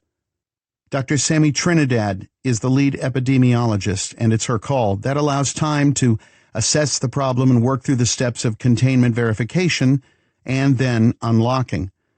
We're halfway through that phase now. It's a short flight for you and an equally short drive from the airport to the facility. What happens when the clock runs out? We all looked at Church. If we cannot reestablish communication with the staff within, he said gravely, Phase 2 is a hard lockdown where thermite charges seal the airlocks. These are connected to the station's biohazard alert system. If the clock has run out but there are no active pathogens in the air, then the staff shelter in place and a team goes in to unseal the doors. And if there are pathogens floating around and this Dr. Trinidad doesn't pick up the phone, then burn lock is initiated. Sounds ominous as hell. It is, said Church. A second set of incendiary charges permanently flash weld the airlocks and the internal emergency system incinerates everything. The entire facility becomes a tomb, like the vault, Site 44, and Inferno. And I will make very sure no one ever drills their way into it. The way he leaned into that, I believed him. We all did. Top asked, This burn lock thing, could that have anything to do with firefall? Burn, fire, or am I just fishing without bait here? It's a fair question, said Wilson. We wondered the same thing and have added that to the keyword pattern search. Now hear me on this, said Church firmly. If Havoc Team is able to secure the facility without staff oversight, you have my permission, even my blessing, to burn every sample of it they have. And if other bioweapons fall into the same bonfire, then that would make us all sleep a lot better. Who damn muttered Bunny under his breath. Top asked, What are the rules of engagement for this little jaunt, sir? Best case scenario is that this is a technical fault and you and Havoc are angels of mercy helping them get out alive. And worst case? I asked. Under no circumstances can we allow Saif al-Din to escape from Gehenna. You may remember what I told you during the hiring process when I brought you on board the DMS. That still applies, and suddenly Church turned away and I could hear Scott Wilson's voice speaking very fast and sounding very upset, but I couldn't catch his actual words. Church turned back to us. Outlaw, he said sharply. There has been an explosion at Das Feuer warehouse, waiting on intel. We'll get back to you soonest. That fast, the orb hologram disappeared and the lights came on inside the cabin. Well, said Bunny, that just made my nuts shrivel up. Top took the matchstick from his mouth, studied the chewed stump, and put it back. Major Munn's top grade and runs a tight fucking team. It was meant as a comfort, but it did not feel like it. Remy turned to me. What did he mean by what he said, boss? What did the big man tell you back when you guys first ran into this Saif al-Din thing? I stared out the window at the clouds flowing below us at 500 miles an hour. He said that he would burn down heaven itself to keep this thing from spreading. I said softly. He wasn't joking. Jesus, he said. Chapter 55. Das Feuer Warehouse, Görlitz, Germany. Major Munn lay in darkness, wrapped in pain, leaking blood. Her head hurt so badly it sickened her, and she turned over and vomited. There was blood in it, and that scared her. Nearby, Amy Neal knelt and worked by the glow of a penlight as she tried to stanch all of the many deep cuts that covered Billy Robinette, call sign Kingsnake. The man was gray with pain and dangerously silent, not even grunting as Neal moved his limbs to apply the bandages. "How is he, Pond?" asked George Yazzie, mountain man, who knelt by the airlock door, rifle ready, his face streaked with dust and blood. "Let me work," said Neil, and that said a lot. The fifth member of their team, Felix Howard, an affable and good-looking soldier whom Neil often flirted with, was gone, buried beneath 1,000 tons of debris. That loss was going to hit Neil at some point, but she could not allow it yet. Mon listened to the creaks and grinding noises as the shattered concrete groaned under its own weight. She tried to stay professional, forcing herself to do an objective damage assessment. Her right leg was broken, that much was clear. Several ribs, too, and at least 3 bones in her left hand. There was a deep pain in her stomach, and it felt hot and very wrong. A puncture, though she was too hurt and too badly covered with debris to look. Internal bleeding was her biggest fear. Rolling over to throw up had done her no damn good at all, but Kingsnake was much worse. "I think they heard you at the talk, boss," said Mountain Man with more confidence than any of them felt. "The big man knows we're in the shit. He's sending people, just you wait." Major Munn said nothing. The pain was so red-hot and urgent that she was afraid that if she opened her mouth at all, only a scream would burst out. So she waited, with the patience of the damned. They were in the first airlock. What was left of it? The gigantic 5-ton steel door leaned drunkenly on one twisted hinge. The mechanics and computer built into it were slag. The lights inside the facility were on, though, suggesting that at least one backup generator was still operational. Somewhere an alarm buzzed continuously, but it was distant and muffled. There were no shouts, no cries for help, no wounded begging for someone to come and do something. There was nothing. Just the alarm and the muttering of the mountain of debris over them. Mun had not prayed very much in her life, not even when she was being tortured by Kuga's thugs. Now, though, she closed her eyes, and in her private darkness, she prayed with all of her heart and soul. Chapter 56. Miss Mary's Lab, the mansion, undisclosed location. "How fast can you reproduce this stuff?" asked Mary as they strolled through her lab for her morning inspection. Her senior lab tech, Singh, shrugged. "For the MERS, a couple of weeks is enough time to make all you need. It'll all be ready well before the event date." The event was Firefall, but the scientists down in her lab did not know the code name. Their job was to mass-produce the Middle East respiratory syndrome pathogen in sufficient quantity to fill all of the gorgons they had. Singh gestured to a row of devices. "For the virus, we're using a continuous tubular bioreactor system. It helps to avoid the von Magnus effect that's often seen in continuous stirred tank reactors. This will get us twice the yield in half the time." Good, said Mary, her tone a bit distracted. "And the prions?"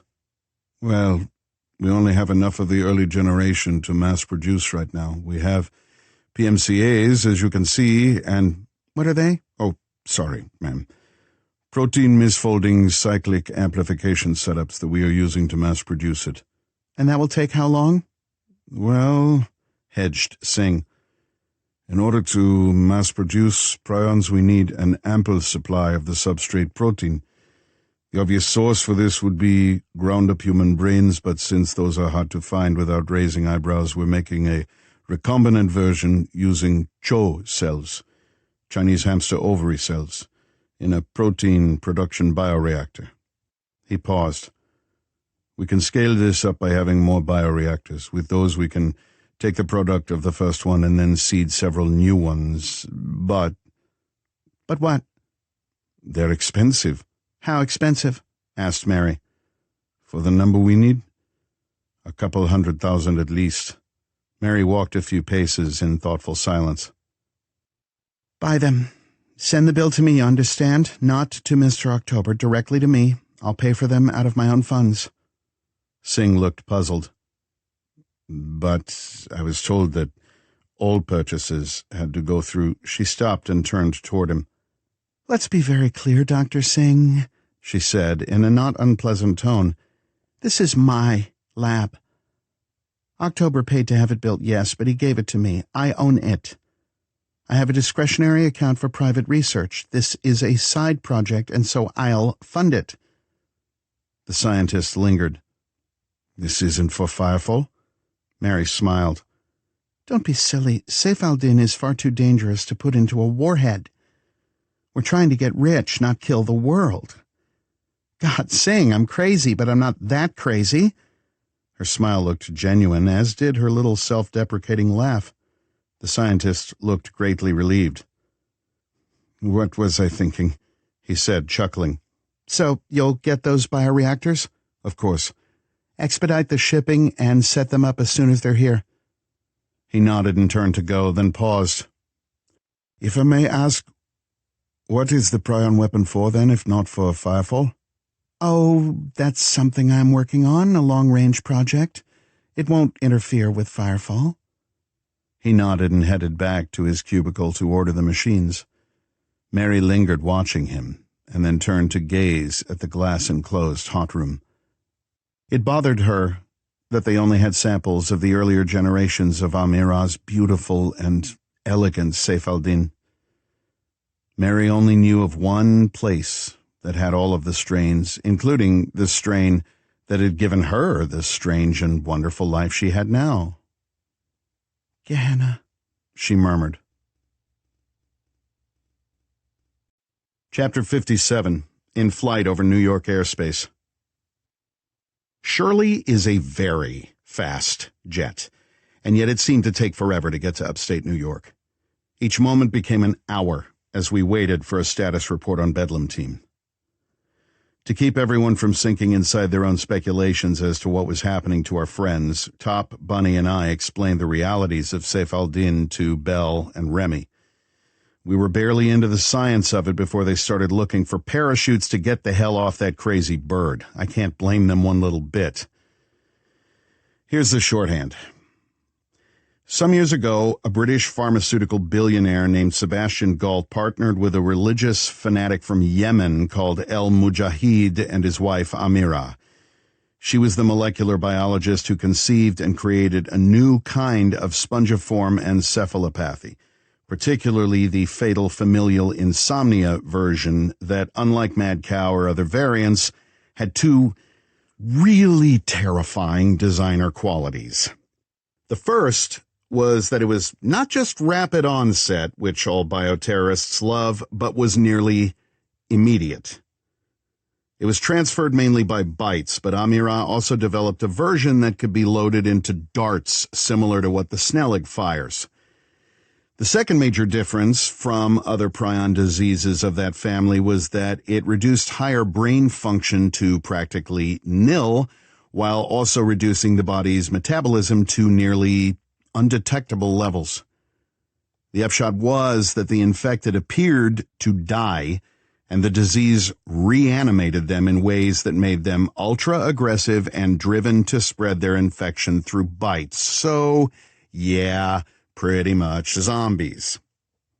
Not actual living dead, but close enough. More like the insane infected in flicks like 28 Days Later. Alive, but because Amira's vicious microscopic monsters also modified the body's automatic repair processes, the victims could withstand incredible injuries and still attack. You had to not only get a headshot, but in order to stop them, one needed to destroy either the motor cortex or brain stem. That kind of thing is always a piece of cake in The Walking Dead. Everyone seems to be able to get a clean headshot. In real life, yeah, not so much.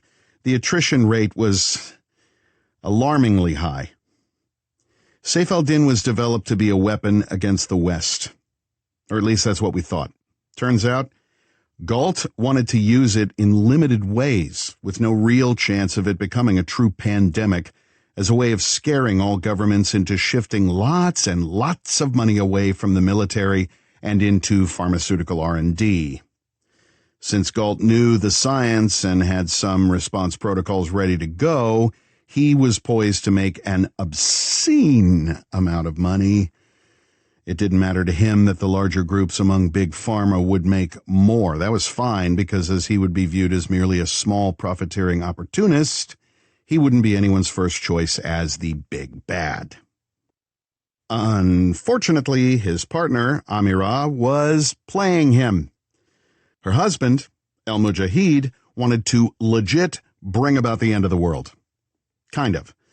Amira had developed newer versions of the pathogen that would allow very specific people to retain their higher functions and be less, well, zombified. The DMS and my own crew Echo team shut them down hard, but it was a close thing. Very, very close. Then, some years later, Bliss stole that research and some samples of the pathogen. It was her way of making the biggest possible splash as she spiraled downward into total out-of-her-mindedness. And yes, mindedness is a word, and she tried to release it at a pop culture convention attended by upward of 80,000 people. Again, Echo Team was on deck, and I parked a couple of bullets in Bliss's black heart. That, I thought, was the end of it. And now Church goes and dumps Gehenna on us. There are times when I really and truly hate my job. Case in point. Belle and Remy sat in silence for quite a while after we dumped all this on them. Belle said nothing, but then again, she rarely does. Remy said, "Is there even a little itty-bitty chance you boys are just messing with us?" He looked at Top, then Bunny, then me. "Well, kiss my ass," he said. Chapter 58. Penyan Regional Airport, Penyan, New York. The RTI logistics man, Brian Bird Dog Bird, was waiting for us, lounging against a black late-model Cadillac Escalade, arms folded, holding a Dr. Pepper and looking unhappy. Granted, he looks unhappy a lot of the time. He's a tall guy, balding, bespectacled, with a goatee going gray. He insists that every single gray hair is somehow my fault. He may not be wrong. His attitude, though, was far more upbeat than his demeanor. He gave me a long up-and-down inspection as he sipped the soda through a straw, his gaze lingering on my visible bruises and the black eye that was now spectacular. "Nice face," he said. "Looks like someone took a dislike to it." They did. Can't blame 'em. Bite me. We shook hands. Bird Dog dug a couple of little crunchy dog biscuits out of his pocket, raised his eyebrows to me for approval, and when I said it was okay, he fed them to Ghost. He leaned in a bit and lowered his voice to ask, "Any news on Bedlam?" "Nothing concrete," I said. When we were taxiing, Bug pinged me to say that they don't know anything, but at least there's one hopeful sign in that the RFID chips for everyone on the team are still active. Doesn't mean they're alive, but if they were blown up or crushed under the collapsing buildings, there's a chance those chips would have been damaged. "That's slim," said Bird Dog, wincing. "It's something, though." He leaned back, sighed, sipped his drink. "Got your gear in the back, Joe. Pluto and Goofy offloaded it from Shirley." Those are not the real combat call signs for his two assistants, but it's what he always called them, so much so that they called each other by the names, and everyone else seemed to pick them up. "Speaking of the dogs," I said, "where are they?" "Loitering outside of the airport. They'll drop in behind you at some point to watch your six. Look for a dark blue Chevy Silverado. That'll be them. They'll be on the main channel if you need to talk to them, and they're armed and armored in case you need backup." "Good to know." He held out the keys, and Remy plucked them away before I could even move my hand. He's a very good driver, though perhaps a bit insane. Everyone got in, but I lingered for a moment. "Always appreciate you, brother," I said. He gave me a long, searching look. "Big man sounded a little fritzed when he called me earlier to set this up. And he never sounds fritzed." "It's that kind of day," I said. "Should I be worried?" I smiled. "Keep happy thoughts." And then we were on the road. I tapped my comms. Outlawed a bug? Go for bug. We're going to break some speed laws, I said. Do what you can do to make sure we aren't pulled over for speeding. Ha, I'm way ahead of you. We own all traffic cams between here and the B&B. If you blow through a speed trap, those officers will receive an urgent call to be anywhere else but in your way.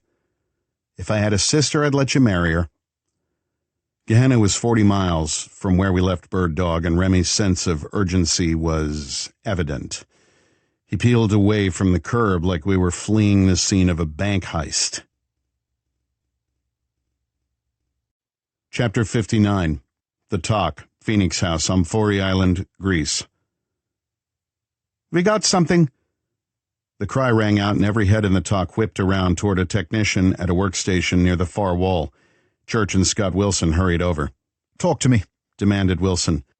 The tech took his screen display and threw it onto the main screen that dominated the room. It appeared as a pop-up window inside a larger image of police and firefighters dealing with the disaster at Das Feuer Wehrhaus. A third of the building was a smoking pile of shattered stone, twisted metal beams, and burning debris. The rest was fully engulfed in flames that burned so brightly it turned the German night into noonday brightness. The smaller inset window showed the display from a helmet cam. This display was littered with small data feeds from various drones. Gimli received a weak signal, said the tech, and Church and Wilson bent over him. Not talking about the RFID feeds, this came in over comms. Play it, ordered Church. The tech tapped a key and everyone hushed as a familiar voice spoke. Down, and the exit, Leopard. There was a long burst of static and the voice came back again. Have to, inside, facility. Stay safe. There was no more. Who was that? Asked Wilson. That's not Major Munn. Amy Neal, said Church. Pond. Wilson had the tech replay the audio clip 3 times.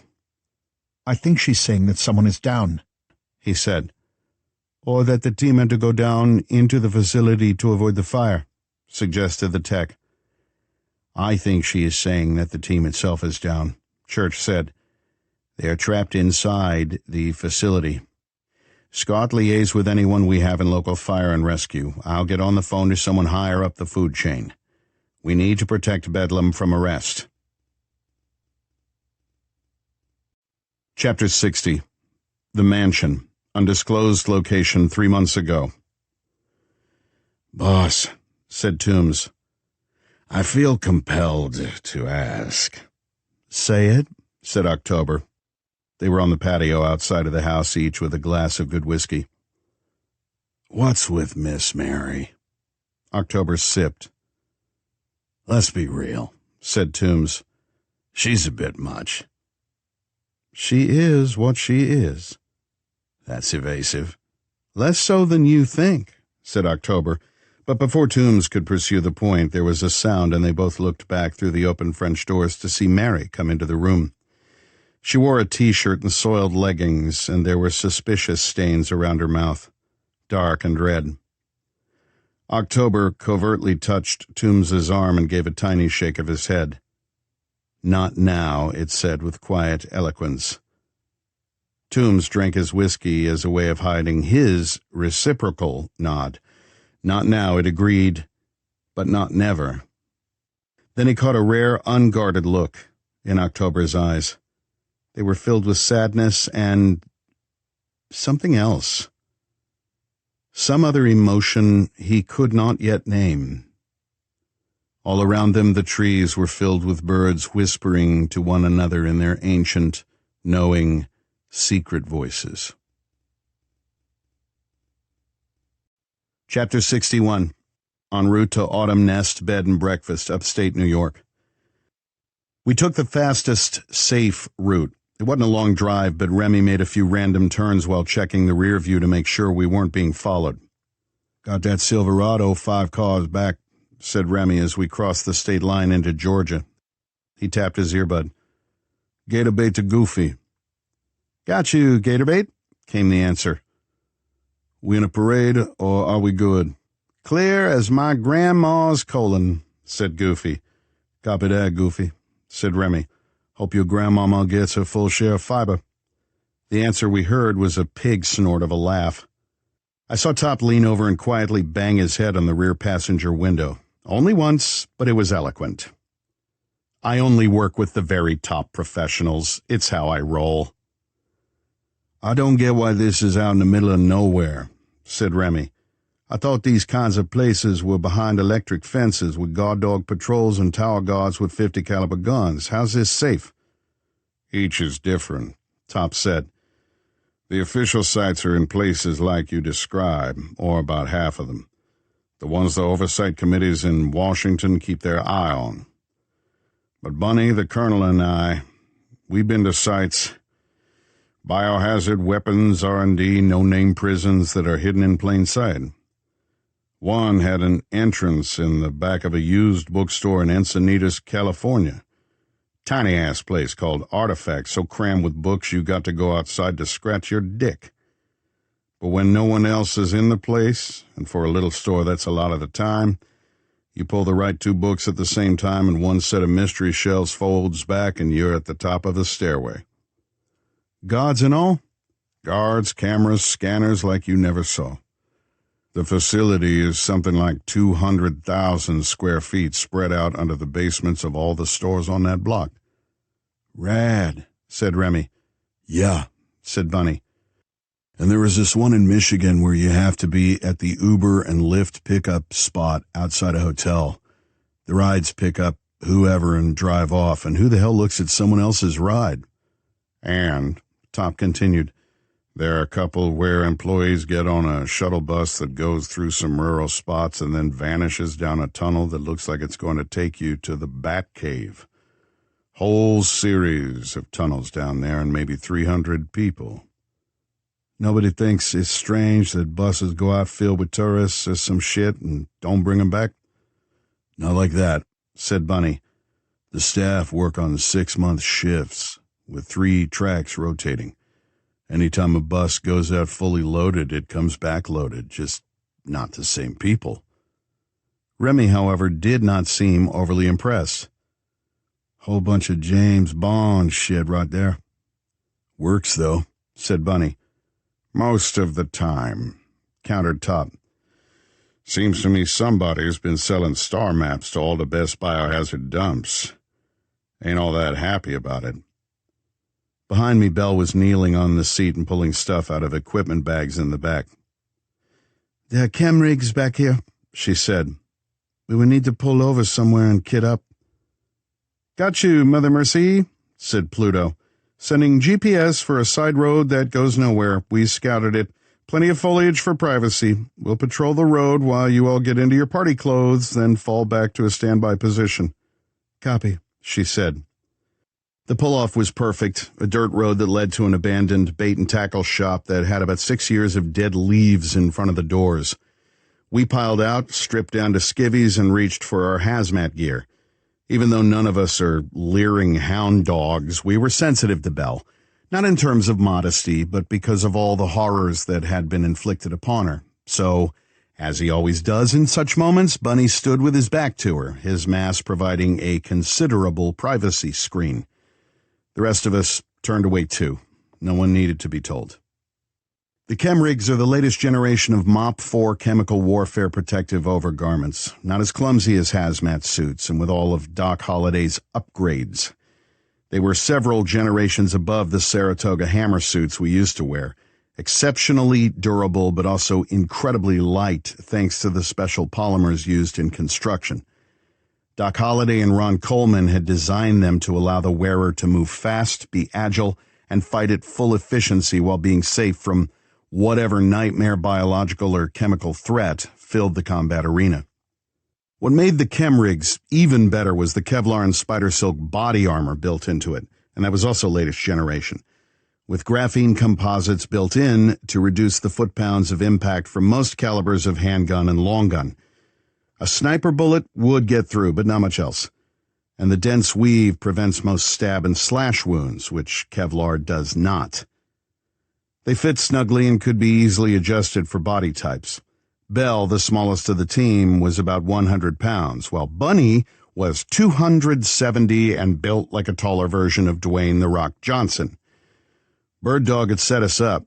No idea how he'd managed it, given the short time frame, but then again, Mr. Church tends not to hire anyone who only gets honorable mentions. It's also possible Bird Dog can do magic. I have no proof to the contrary. Once the chemrig suits were on, we strapped on gun belts, ammunition vests, and what pretty much amounts to Batman's all-purpose utility belts that have everything from pouches for lockpicks and mind reader links to things that go boom. I'm pretty sure mine included a pregnancy test and a turkey baster. Bird Dog went whole hog. Ghost did not have a suit and was going to have to wait in the car. He would not like it, and Bird Dog anticipated this because there was a Petco bag with dog treats and a chew toy. There's a reason he's pretty high up on my Christmas list. He thinks of everything. Once we were in our gear, we climbed back into the Escalade and got back on the road. Goofy assured us it was clear, and in truth, we saw maybe 3 cars the rest of the way. That's when Bug contacted us with an update on the disaster in Germany. Some or all of Bedlam team were down. Local first responders were on scene, and Church was finessing things with the government. I'd like to have been a fly on the wall for that call. I've seen and heard Church in action, and though RTI had zero legal justification for being in country and at a secret facility, I knew the big man would manage something. Hell, I've heard him push around 2 different U.S. presidents in the past. I told Bug to keep us in the loop, and he promised to do so. Top, who'd heard the call, as had the others, leaned toward Remy. "Any reason you're driving like my Aunt Selma?" "2 things," said Remy. "Fuck and you," but he hit the gas even harder. About 4 or 5 miles later, he began humming "Diggy Liggy Low," a lively Doug Kershaw song that was old before anyone in that car was born. Top was the only other one who knew the words, and he sang along with him in a surprisingly melodic baritone. We picked up the chorus and sang with him. There are surreal moments like that in this kind of work. The autumn nest was set well back from the road around a couple of bends that were screened with thick stands of trees and a lot of bushy shrubs. The only thing visible from the road was a small sign with the name on it. There was a wooden gate across the driveway. It was closed and locked, but Bird Dog had provided the key. Belle hopped out, opened it for us, then secured it once we were inside. Then she faded into the woods and paralleled us as we drove to the building. Night was falling, and the darkness was our friend. Remy pulled up at the end of the driveway, and we sat, the engine idling, studying the place. "Woods are clear on the east side," reported Belle. "Going west." "Copy," I said. Then I tapped Remy's arm and pointed to a spot on the far side of a turnaround where towering pines threw heavy shadows across the tarmac. "There." He pulled into place and killed the engine. We got out, weapons up and ready. There was no sign of Belle, but I'd have been surprised if there were. Top, Bunny, and I stood together in the shadows of the pines. The B&B looked like what it was supposed to be. A quaint faux chalet that had fallen on hard times. The parking lot was crisscrossed with cracks from which a variety of weeds grew. There were 2 cars in the lot tucked into a corner by the back door, a white Camry and a dark gray Escape, neither new. Some leaves had fallen onto the hoods of each, maybe 2 days' worth. Our in-flight intelligence briefing told us that a 2-person team operated the B&B and that the staff of Gehenna arrived via a regularly scheduled tourist bus to work 4-month tours. Between drop-offs, that bus did legit tourist transportation to legit locations. "Looks quiet," said Bunny. "So does a morgue," Top replied dryly. "Fair point." I said, "Gator bait, let's get some birds in the air." He was ready for the order and began scooping out drones made to look like common grackles, each with a dark bill, pale yellow eyes, and a long tail. Their wings deployed as soon as he tossed them, and the little machines flapped off with an extremely convincing pattern of flight. Then Remy tapped the tactical computer strapped to his wrist and began sending the birds into different quadrants of the search radius. "All clear," he reported. "Give me thermals." He did, and we saw nothing larger than a raccoon in the surrounding woods. Remy adjusted the search for body masses above 80 pounds. That would pick up deer, but none were in the area. No people either. Or so we thought. "Hello," he said. "Got 2 signatures inside the station office. Don't look good." I bent over and looked. There were indeed 2 heat signatures, but they were only a few degrees above room temperature. Cooling meat. Not a surprise, but still a bitter disappointment. "Mother Mercy," I said. "You watch our backs. Pappy on me. Donnie Darko, you and Gatorbait come in the front. If all's clear, then Gatorbait, I want you to fall back and play with the drones. But get ready to come running. Put an owl in that pine tree over there and another on the gable above the back door, then get ready to deploy some vermin." "Gotcha, outlaw," said Remy, and fished more machines out of his bag. Vermin were a specific class of non-avian drones. They ranged from cockroaches to mice to rats, and Church spent a lot of money to make sure they looked like what they were supposed to be. Ghost in the back of the Escalade glared hot death at me, the kind of look that promises a smelly surprise in my shoes if I wasn't back soon. He did not like to miss the fun, but we were going into a potentially toxic environment, and even though Doc made one for him, the suit's impermeable nature nullified his sense of smell. Sure, he still had sight and hearing, but a dog's best tool is his nose. Also, in a full chem rig, Ghost couldn't bite either, so cute as his suit was, he never rolled out in one. I think Doc made the one he has just to make Ghost feel better. She's beyond brilliant, but also equally weird. The Chemrig goggles were a variation of the scout glasses developed by one of Church's many friends in the industry. One lens was rigged to show feeds from the drones, real-time data, info from facial recognition software, GPS, and other tactical information. They could also be cycled for everything from thermals to infrared. We all tested the feeds to make sure everything worked. Then Top initiated a mission clock, and the display appeared as a discrete digital timer in the lower left of the lens. "Havoc actual to talk," I said. "Go for talk," said the Chief of Operations, Scott Wilson, in his clipped Eton accent. "This is Grendel, and we have the full team on deck here." That meant that Church, Bug, and Doc Holliday were all on the active call, though I guessed they had 2 sets of screens going, with half the people at the talk working the Germany case. In any other circumstance, I would have asked about Mun and her guys, but I had my own shit to deal with. 2 down inside. "Copy that," said Scott. "We have the drone feeds." "Going in now." I tapped Top's shoulder. "Moving." And we moved. Chapter 62. The Mansion. Undisclosed location 3 months ago. The words were spray-painted in garish red across the outside glass of the French windows. 3 words that seemed to scream. Burn to shine. "What's with the graffiti?" asked Toombs.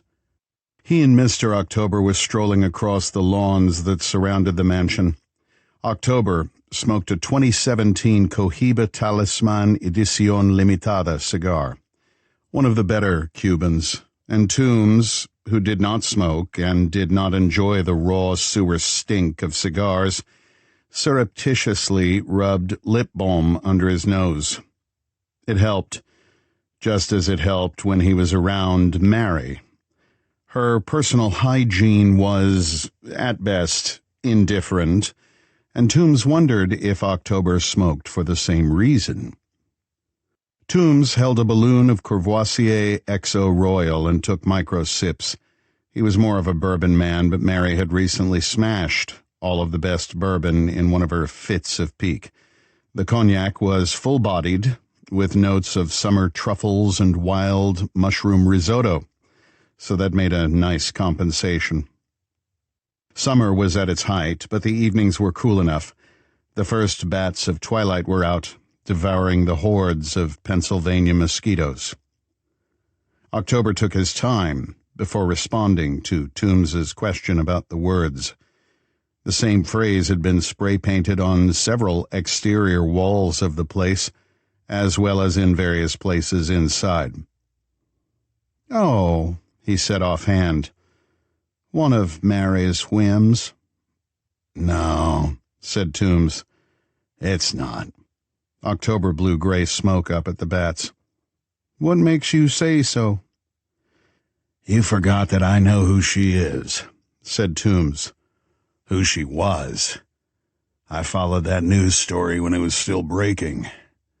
I remember the catchphrase, 'Sometimes you have to burn to shine.'"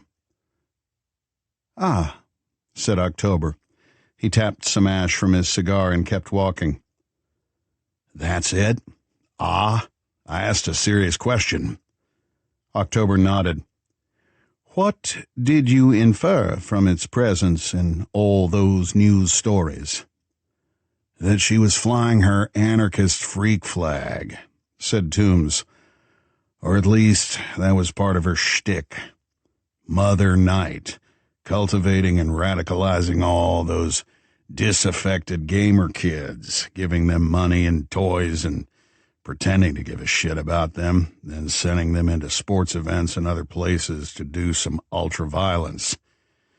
Very Clockwork Orange in effect, but..." "But what?" "But it was bullshit," said Toombs mildly. "She had another agenda, and the people who worshipped her were cannon fodder." October smoked for a few paces without commenting on that. "Now she's painting it all over the place," said Toombs. "It amuses her." "It must, but I don't get the joke." October stopped and turned to look up at a window on the second floor. The house was 6 years old, but already ivy had begun its ambitious crawl up the exterior windows. The ceiling height on both floors inside gave the outside a sense of grandeur. October and Mary called it the mansion, but it was really a modern country home built to resemble a Tudor. At a glance, it appeared older than it was, and Toombs wondered if that was a feature or a bug. "Mary is a troubled young woman," said October quietly. "Uh-huh," agreed Toombs. "She is also brilliant on a level that leaves most of the human population in the dust. She is so smart that ordinary life, the simple crudities and mundanities of it all, and boredom is kryptonite for a mind like hers." "And cryptic graffiti's the answer?" October shrugged. "She says it reminds her of happier times." "Like before she went to jail or before she turned into some kind of Resident Evil mastermind zombie chick?" Mr. October took a very long drag on the cigar, held the smoke in his lungs, and then exhaled while studying Toombs's face. "You seem to know a lot about her, my friend." "Should I tremble in my shoes because you're aware of how much I know, how much I've guessed?" However, October laughed. "Not at all. Frankly, I'd have been disappointed if after all the hype you turned out to be a dullard." They resumed their walk.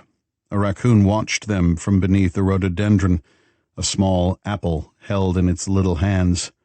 Toombs smiled at it for no good reason. "Mary is my ward," October said. "I treat her like my daughter, but I've never had any actual children. Blame my rather unusual biology. She is important to my work, very important." "Selling arms to bonehead militia goons." "That's part of my work, my friend. I have a more extensive agenda." "Firefall?" prompted Toombs. "Among other things," said October. "Which you don't feel the need to tell me about." "I tell you what you need to know, my friend. Forgive me if I keep some of my secrets to myself." Chapter 63. Autumn Nest Bed and Breakfast, Penn Yan, New York.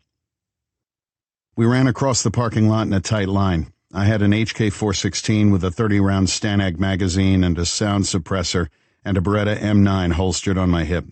Top had the same, and so did Remy.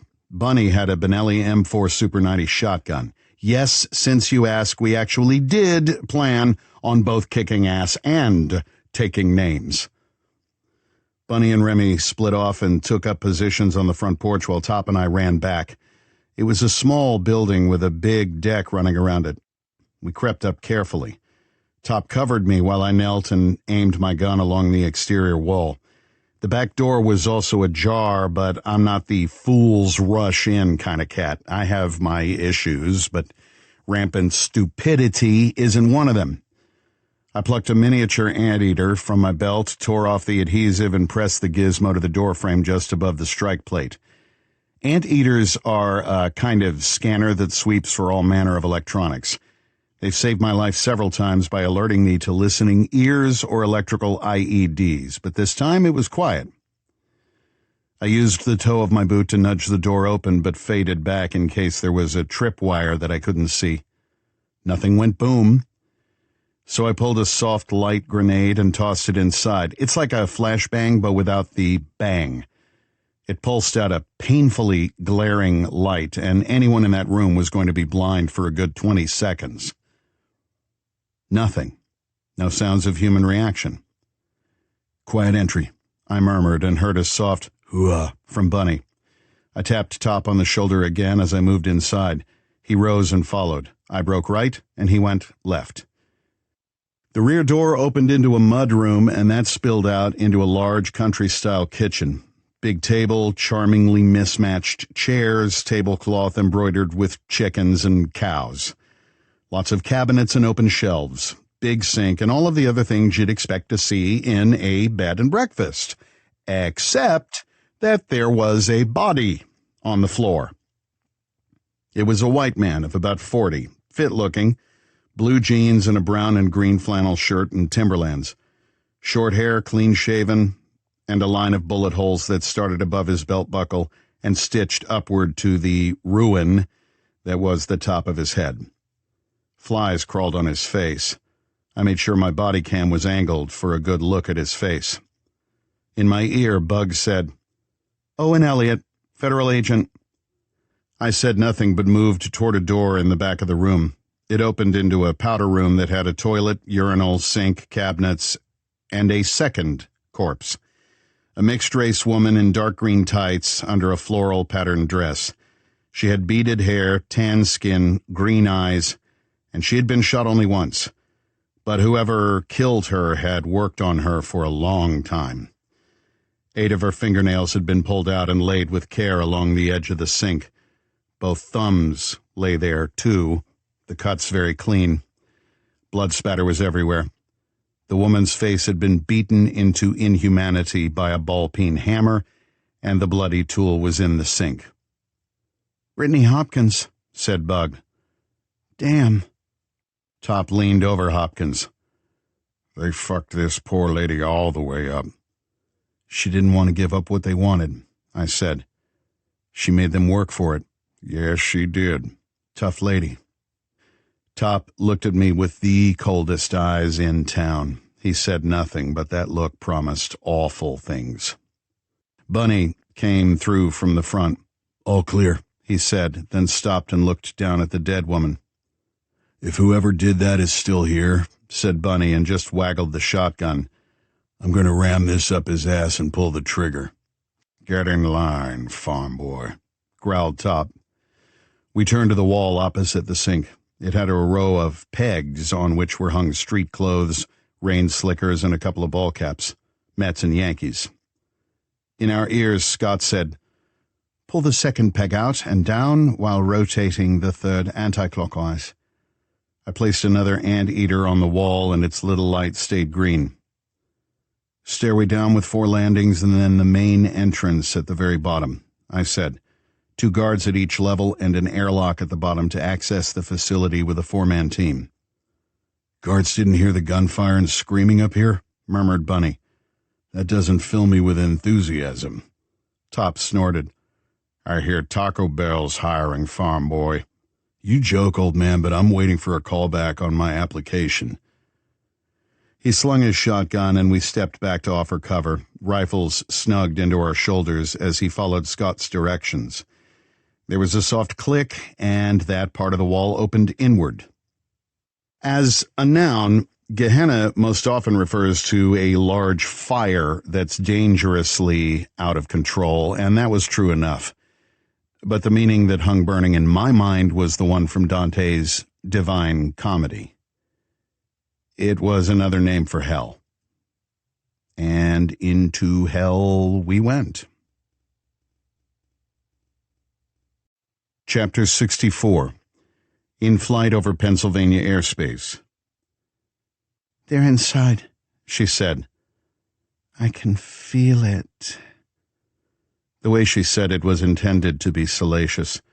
Toombs looked across the aisle at her as October's jet, once Bolton's aircraft, tore through the skies heading south. His stomach was as foul and polluted as a sewer drain. For once in his life, he was glad that his complexion tended toward a ghastly white. Otherwise, Mary would see him go pale. With horror. With disgust. He had not gone into Gehenna, but had watched as much of it as he could on the computer screen in the jet. Everything was over the top. Beyond over the top. Everything had been insane. October had warned him that Mary's personality had become extreme. That had been a short conversation before Mary, Toombs, and the strike team boarded the Dassault Falcon 8X, a gorgeous long-range executive jet. October took Toombs aside while the gear was being stowed, and they spoke in low voices. "This isn't her first field op," said October, "but it's the first one where she will be essentially in charge and therefore off the leash." "I thought the objective was an in-and-out theft of germ warfare stuff," countered Toombs. "And it is. But before the big event, I want you to see what her range is." "Range?" "Her ability to stay on task while at the same time having fun. Her brand of fun." Toombs unwrapped a stick of peppermint gum and put it into his mouth, chewing softly for a few moments. "Why are you giving her that much freedom at all?" October shrugged. "Various reasons. Mainly so I can see if she'll do her part during the event without knocking it all off the rails." "And if she can't?" "I have a cell in the cellar of the mansion," he said. "I had it built very quietly when she was out on other errands." "To what end? To keep her as a pet?" "To study her. She's different. We both know that. Unique." "Unique isn't a very comforting word, nor is different." "They are not meant to be comforting, my friend. They are, however, accurate." Toombs chewed.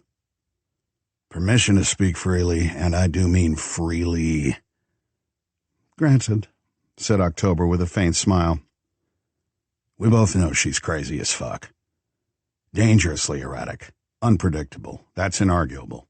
"It is." "And?" "And you hired me to run your sales operation. I am not crazy as fuck. I'm not erratic or unpredictable. I'm careful and efficient. And I dislike dealing with extreme personalities. Yes, I know you overpay me to compensate for, how shall I phrase this, her excesses." "Good word choice." "But I don't know how objective you're being here. She's like your daughter. You indulge her. You allow her way too much freedom. Hard to say whether it's some kind of field research or science experiment or some shit. What I do know is that I do not for 1 minute believe that she is to be trusted." October nodded but made no comment. Toombs said, "I know you're hooked on the whole chaos is fun thing, but there's chaos and then there's fucking ourselves up." "What is it you're suggesting, Mr. Toombs?" "Just between us?" "Yes, all truth, no penalties." "I think you should run her through a goddamn wood chipper. She wouldn't come back from that." They stood for a while watching as Mary oversaw the last of the gear being stowed. "I will take that under advisement," said October. Now, on the flight back, Toombs sat alone in the cesspool of his thoughts, hating her, disgusted by her, fearing her more than he had ever feared anyone. Chapter 65. Gehenna Biological Research and Containment Facility, Penn Yan, New York. There was a nondescript set of stairs leading down and down. I tried not to infer anything from that or take it as the universe's attempt to set the stage for drama. We knew it was going to be bad. It couldn't not be bad, and yet the stairs were not covered with blood spatter. There were no bullet holes or bloody handprints on the concrete walls. Instead, the stairwell was brightly lit, and there was a mix of small posters on the wall. Some were standard policy things like, "Safety begins with you," and "Rules are there for everyone's protection," and inspirational pap like "Believe and succeed," and a photo of a group of skydivers holding hands in a circle before chute deployment, and the word "Teamwork" written below. Gosh, we all felt suddenly so empowered. There was a wide first landing that had 2 doors. One was a closet in which were emergency kits to repair hazmat tears and lots of spray bottles of disinfectant. The other was an elevator. We ignored them both. "Where are the guards?" asked Bunny. "Supposed to be 2 on each of the 4 stairwell landings and 4 at the bottom by the airlock." "No bodies," observed Top. "No signs of a fight." There was an elevator, but all of the lights were off and the doors firmly closed. In my ear, I heard Bug say, "Elevator's going to lock down if there's a fire or security breach. They can also be switched off from the security desk." We checked and saw that the control switch was still in the on position. "Cutoff was either done at the security office in the main complex," said Bug, "or by the automatic security protocols." "Can't you tell which?" I asked. "Not until you reach the bottom level and plug MindReader into the data port beside the keycard scanner. Right now it's all offline as far as remote access on my part." "Copy that." But Top drew our attention to the small security cameras mounted to cover every possible inch of the stairwell. They were black, their cup-shaped lenses shattered. It was troubling because it was in that shadowy zone of uncertainty between clumsiness and enigma. Even having stolen entry protocols from the dead couple upstairs, someone would be monitoring the feeds from the cameras. Even before the bad guys began smashing the cameras, the security officer would have seen hostiles in the stairwell and would have rung all kinds of alarms.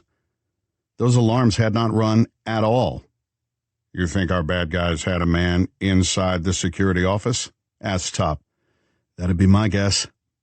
A mole in the facility security, especially if his monitoring shift coincided with the intrusion, would not have been able to open the outer doors, nor would he have had the codes for the 2 dead minders. That explained why the codes had to be taken by brutal force and could explain why no alarms were triggered. "Why smash him?" mused Bunny, then answered his own question. "Seems like closing the barn door after the horses skedaddled. It's bass-ackwards."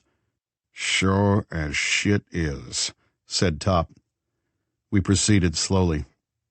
The second landing had another closet of emergency stuff, and there was a small tiled emergency shower with large tanks of chemical disinfectant. Again, an empty security desk. We looked in the toilet cubicle to see if there were bodies, but they were clean and empty. It was the same story on sub-level 3. "I don't see any signs of struggle," said Bunny. "No bullet holes, no spent brass, no blood. Giving me a weird itch between my shoulder blades." The 4th landing changed the shape of the day. Top, who was on point, paused, crouched, and shined the flashlight on his rifle onto the floor. The glow caught on the curved husks of scores of metal cylinders.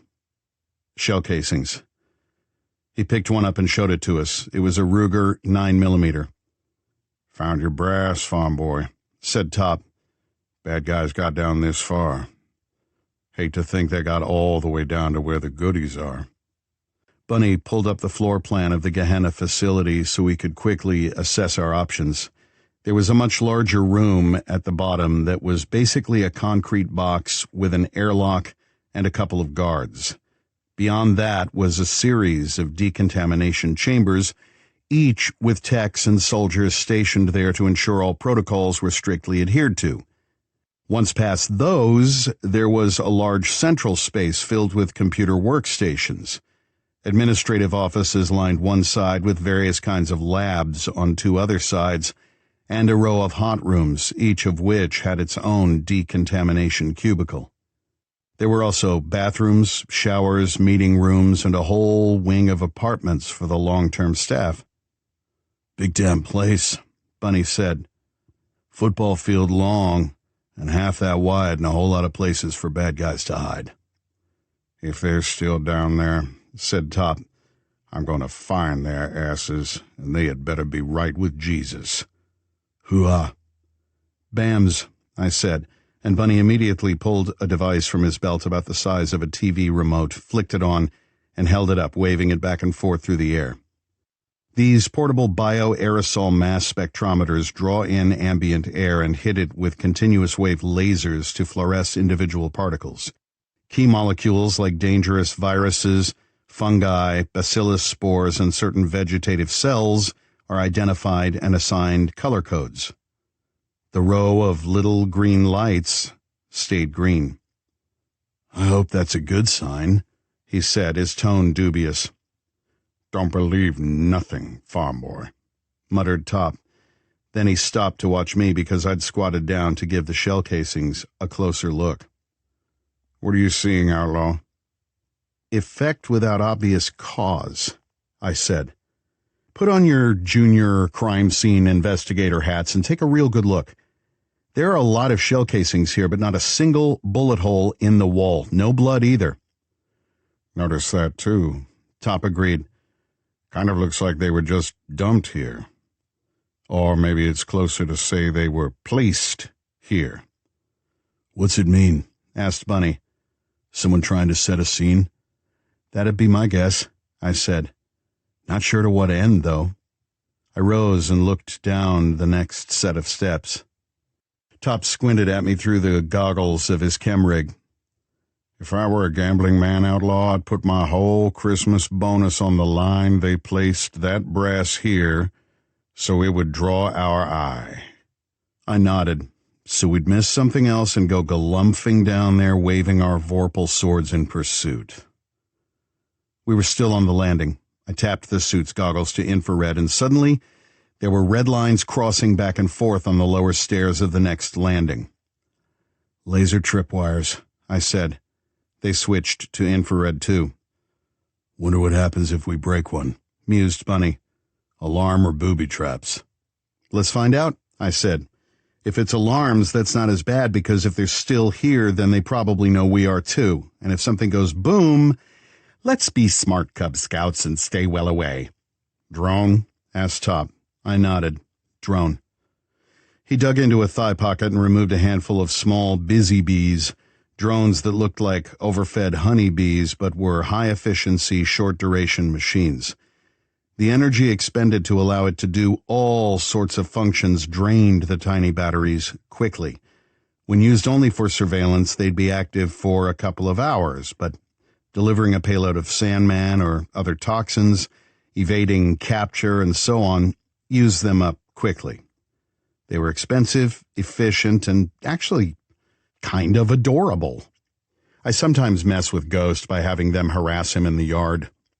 Top selected two, sending one high and having it land on a wall over the landing in order to send a video feed of whatever happened. And once it was in place, we crept up 2 flights of stairs and crouched down well out of the anticipated blast radius of any anti-personnel mine. Go, I said, and he sent the other to fly through the laser beam.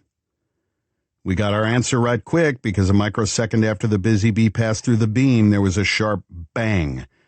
The air around the landing and halfway up the stairs was instantly filled with a few thousand ball bearings the size of dried peas. They pinged and banged in a maniac flurry of ricochets as we scuttled halfway up the stairs. "That would hurt," said Bunny when the last of them stopped bouncing around. "Wouldn't kill, though." "At the speed they moved, they'd tear holes in any normal kind of hazmat," observed Top. "Maybe even our old hammer suits." "Won't get through these," said Bunny, tapping his chem rig. "Yeah," said Top. "Good thing nobody outside the family knows we got them, or they'd have planned better." "Let's make no assumptions," I warned as I crept down the stairs and squatted over some fallen pellets. Something about them really bothered me. Ball bearings or ordinary shrapnel would do a better job of tearing apart protective overgarments and would cripple or kill pursuers.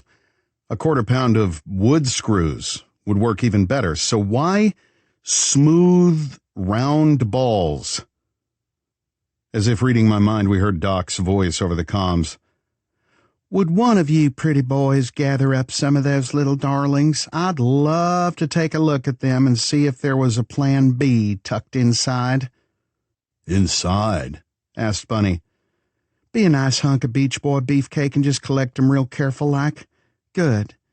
Now hold one up so I can take a closer look," she said. Bunny did, leaning close so his scout glasses could get a tight focus. "Yep, just what I thought." "What are they?" I asked. Short answer is bad. Longer version is that they are platinum iridium spheres used for delivery of a disease form or toxin. I leaned close to look.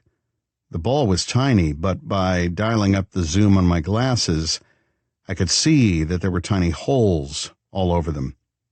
"Back in the Soviet days," Doc explained, "they used this sort of thing for assassinations. First that comes to mind was a Bulgarian dissident, Georgy Markov, who defected to the UK and wrote a lot of very dang sarcastic pieces to fry the grits of the Soviet government. They sent someone to snuff him using a poison-tipped umbrella back in 1978. During his autopsy, they found this little old pellet in the tissue of his leg. Weren't no bigger than 1.7 millimeters, composed of 10% iridium and 90% platinum. Had a couple little holes in it packed with ricin.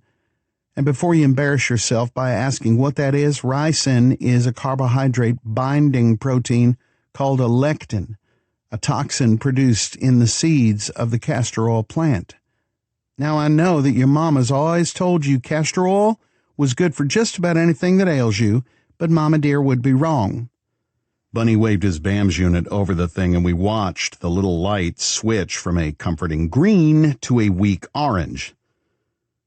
"That make any sense to you, Huckleberry?" I asked, using Doc's combat call sign.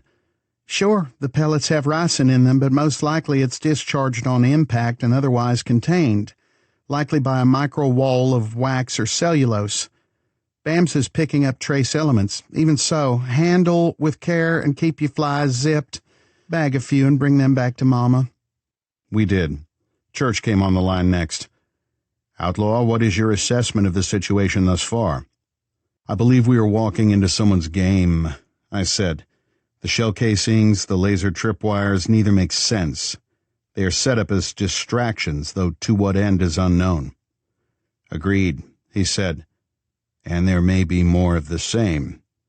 The ricin pellets are clever and dangerous, but we are not the only biohazard response team to use BAMS units, especially in situations like this. It's almost like they don't have a lot of faith in modern military tech and protocols, or they think we're stupid. So, anyone at the talk have any theories?" "Grendel and Bug are working on it." "Suggest they don't stop for coffee. This one has a weird feel to it." "It does," said Church. "Call the play then, Merlin. Do we hang tight and wait for something from the Brain Trust or proceed with the mission?" "We need to know whether Gehenna is secure," he said. "We need to know if anything of critical importance has been taken. See if you can manage that without incident." "Copy that," I said, and silently flipped him the bird. Yes, I know the Tops and Bunny's body cams both picked it up. It was one of those situations where there is no good choice. We couldn't just walk away, but pushing forward into a situation where the bad guys were playing some kind of game presented all of the obvious dangers. I tapped comms for Remy. Gatorbait, I need your whole bag of goodies. Leave the owls in place for Overwatch and bring Mother Mercy with you. On the way, Outlaw, came the reply. We hunkered down on that landing and waited. Chapter 66. In Flight Over Pennsylvania Airspace.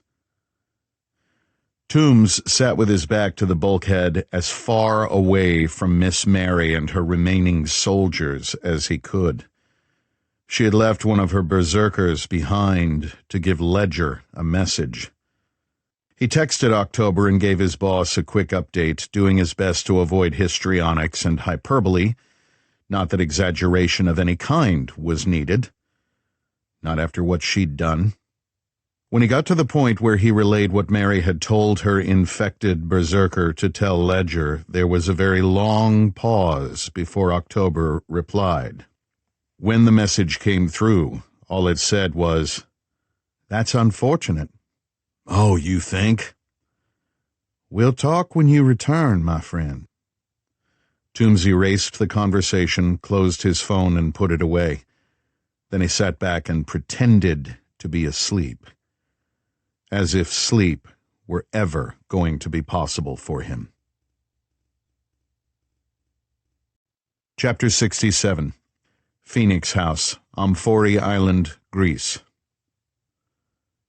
There were few lulls in Mr. Church's day, and that was how it had been for a very long time.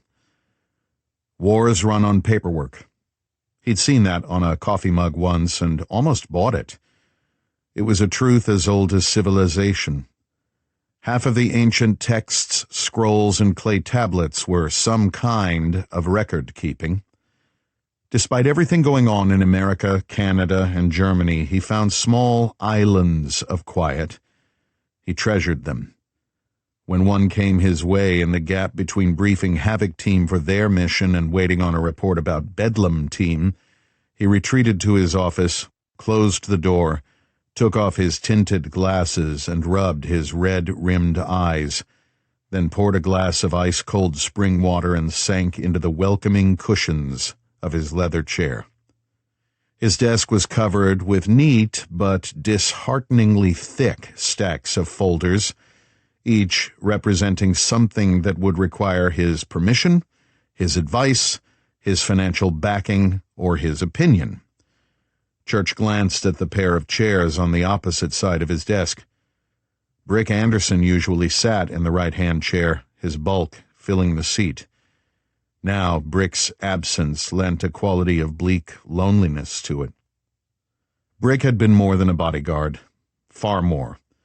His high intelligence, insight, and calmness had transformed him into a colleague rather than employee.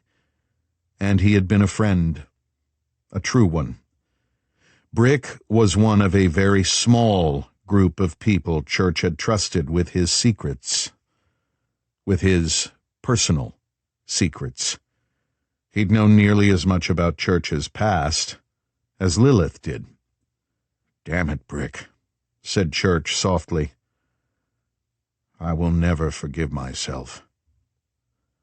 For a moment he swore he saw Brick sitting there, glasses pushed up on his shaved head, eyes filled with skeptical amusement, mouth smiling. "Wasn't you who killed me?" he seemed to say. "You weren't yourself, and we both know it. Tearing yourself up is giving a win to the bad guys." "I wish you were here," murmured Church. "If it would not be an insult to your own path, I'd pray that you haunted me." "What, you think I'd ever leave you high and dry, Saint Germain?" asked the Phantom. "You know I'll always have your back." Church blinked, and the specter was gone, and he was alone. So alone. He had not told Dr. Sanchez that he sometimes saw, heard, and even spoke to Brick Anderson. The only one he trusted with that was Lilith. As he sat there, he remembered her reply. "You keep trying to make this world into something quantifiable, my love.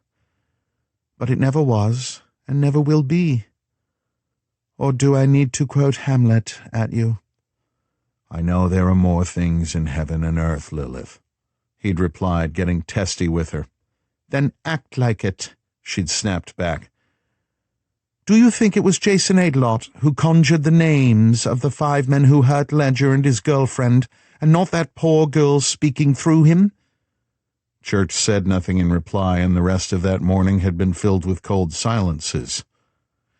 Now Church unlocked the bottom left-hand drawer of his desk and removed a file folder sealed with a thumbprint lock. He unlocked it, placed the file on his desk, and opened it. There were 5 sets of papers, each fastened with a clip, each with a single name. The folders were thick, filled with every single bit of useful data about 5 men who lived in and around Baltimore. Church sipped his water and looked at the papers without touching them. Chapter 68. Gehenna Biological Research and Containment Facility, Penn Yan, New York. Each of us carried more of the busy bees, but they were not adequate for what we needed. They were good to help us get down the rest of the stairs, but that would be about it. Remy had bigger drones with more functions, including thermal, infrared, and other scanners across the light spectrum, but also more powerful cameras and mics for sound pickup, and they could be set in place to act as motion detectors. And he had bat drones that had BAM's technology built into them. He and Bell came in fast. Bunny went up to the top of the stairs to meet them, and soon all of Havoc was on the landing. I called in the dogs to watch the outside, said Bell. Remy keyed them into the drone feeds. What's going on in here? Asked the young Cajun. Somebody is playing games, I said, and brought them up to speed. They are either inept enough to think that we'd fall for their tricks, or they are using some kind of misdirectional sleight of hand leading to a bigger reveal. The latter, said Remy, trying to sock us out. None of us questioned his judgment. Remy had come to RTI with a pretty good skill set that included all kinds of electronics and explosives. Andrea had deepened that well of knowledge, particularly in the psychology and philosophy of setting traps. His understanding of how to rig sequential traps that played off anticipated reactions made him of exceptional value, especially in situations like this. If you are an expert in setting traps, then you are likewise an expert at spotting them. Remy removed a bunch of drones and double-checked that the floor plan of Gehenna had been uploaded. Then we watched as he sent 2 bats and 2 rats down through the smoky, bomb-damaged stairwell. The bats scanned the air and sent back green safety signals. The rats scampered around looking for electronics that might indicate other booby traps. The video feeds they sent were gathered and collated by MindReader into a cohesive 360-degree image of the room at the bottom of the stairwell. It was a 20 by 20 chamber with steel-reinforced concrete walls, floor, and ceiling. Against one wall was a row of hazmat suits, complete with rolls of duct tape to reinforce all the arm and leg seals, and lockers for any clothing that needed to be left behind, jackets, work boots, and such. On the opposite wall was a sink and emergency shower. On the wall directly across from the stairs was an airlock, very large and very expensive, and set securely into a steel wall. Top quality in every way, beside which was a retina scanner, handprint scanner, breath scanner, a microphone, and a keycard reader. The protocol was to use the first 3 scanners before donning the hazmat suits, then use the mic to speak the day code and personal ID number, and then swipe a keycard. Complicated and time-consuming, but smart. There were other scanners inside, but anyone breaking in had to pass every level of security outside first. There was one more trap, another laser tripwire, but Remy grunted when that came up on his tactical forearm computer. "What have you found?" I asked. "They used ultraviolet light for that tripwire, same basic frequency as they use in better home security systems." "That going to be a problem?" "No. Just not what you expect to see with someone savvy enough to break into a high-tech facility." Bunny leaned over his shoulder. "Can you disable it?" My grandmama could disable it, said Remy, and she's blind, deaf, and drunk. He withdrew the other drones and then sent one down the stairwell that was not painted to look like anything, just a miniature drone. He linked its guidance system to the GPS signature taken by the bat. The device was something new. He calls them no-see-ums, taking the nickname from the nearly invisible biting insects, midges that are found on every continent and hated everywhere they are encountered. Remy's little critter was designed to emit a limited-range electromagnetic pulse whose dispersal pattern could be adjusted. It wouldn't reach us where we were, but everything in range that had any electronics would go dark all at once. "Give the word, outlaw," said Remy. "No, wait," I barked, raising a clenched fist. Everyone stopped where they were, all eyes on me. "Do nothing," I ordered. "That's a trap, too, just not the one we're thinking." They all looked at me. "How do you know it's a—" began Remy, but then he got it, too. The others were only a short half-step after him. "They're setting us up for a sucker's play," Bunny said. An EMP blast would fry those scanners, which in turn would trigger the facility's security protocols and possibly initiate a hard shutdown. If that happened, 4-foot-thick steel walls would drop from the ceiling on the other side of the airlock, each of them with spikes on the bottom that would, upon impact with the floor, detonate thermite charges that would flash weld the steel in place. This would happen throughout Gehenna, essentially turning it into a steel box. And then a set of 600 vents would discharge intense flames that would incinerate everything inside. Wood, paper, metal, glass, and plastics. Anything organic would be turned to ash, from the smallest amoeba to the largest animal specimen, and every human being inside. "I feel like I'm inside a damn video game," complained Bunny. "Resident Evil or some shit." That comment, meant as a throwaway, made something skitter across the inside of my mind. I fumbled for it, for what it meant or some connection to a memory, but it scampered out of sight. Even so, the words lingered. Like a damn video game. Without saying another word, Remy hit recall on the no-see-um. "What's our plan B?" asked Bunny. "Two options, as I see it," said Top. "We send a drone to trip that trap and hope it doesn't do more than go bang, or we go down there and try to bypass it but leave it in place." I said, "There a play you like best?" "No." They all looked at me. "Personally, I don't want to go down these stairs at all," I said. "Remy, let's see what's under those metal steps. Look for pressure triggers. Maybe the point of this trap is to make us step over the tripwire and step down on the stair below it. If so, the greatest pressure exerted would be on the step above as you take a step and below as you step down, and then pressure 2 steps down. Both potential weight triggers." He cut me an approving look. "Dang, boss. You ever work counter-sabotage?" "No. I'm just tired of having things blow up in my face." "Not a fan of that either," agreed Bunny. Top said, "Hurrah." He sent a cockroach because it had the least weight and a good camera. We watched as the video feed filled Remy's computer screen. I think we all said, "Oh shit," at exactly the same time. The undersides of the stairs were wired with Semtex.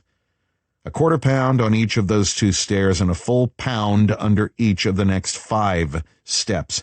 Had we tried to creep down, our first step would have sent us to Jesus. Chapter 69. Gehenna Biological Research and Containment Facility, Penyan, New York. Remy said about de-arming the bombs. All of us offered to help, but he waved us off. "Always work better alone, guys. Too many cooks." We retreated halfway up the steps and tried not to backseat drive. Or flee. I called into the talk to see if they knew anything about the kind of bomb that went off in Germany, but they had nothing. Wilson told us that the local authorities were in control of the scene and all RTI presence had withdrawn. Before I could ask about Mun and Bedlam, he said there was nothing new. Swell. So we watched in a tense silence, and I don't think any of us took a full breath all that time. Once Remy figured out how the bombs were rigged, he got the first couple done quickly. Then he paused, studying the third. "Well, kiss my sweet ass," he said. "What?" I asked. "These sons of hogs are tricky bastards," he said. He was hanging from a rappelling line attached to the railing on our landing, dangling there and looking at the underside of the stairs. "What they did was rig the first two with what y'all might call a mid-level sophistication. Stuff that would make most first-year bomb squad jocks sweat all the way down to their ass cracks but wouldn't do much to raise the blood pressure of a pro. You follow me?" "I do, so what's the twist?" "On the third one. It's rigged to look like the same kind of pressure switch, but it's not. The third one's a dummy. The Semtex is real, but the wiring is phony baloney. And it's exposed wiring like you see in movies. Bomb makers who know their shit hide the wires, so there's no nail biter as they decide to cut the red one or the blue one. Then we get to the fourth step, and this one has the pressure switch setup, but it's really a trembler switch that would go kaboom if anyone tried to de-arm it the way I did with the first two."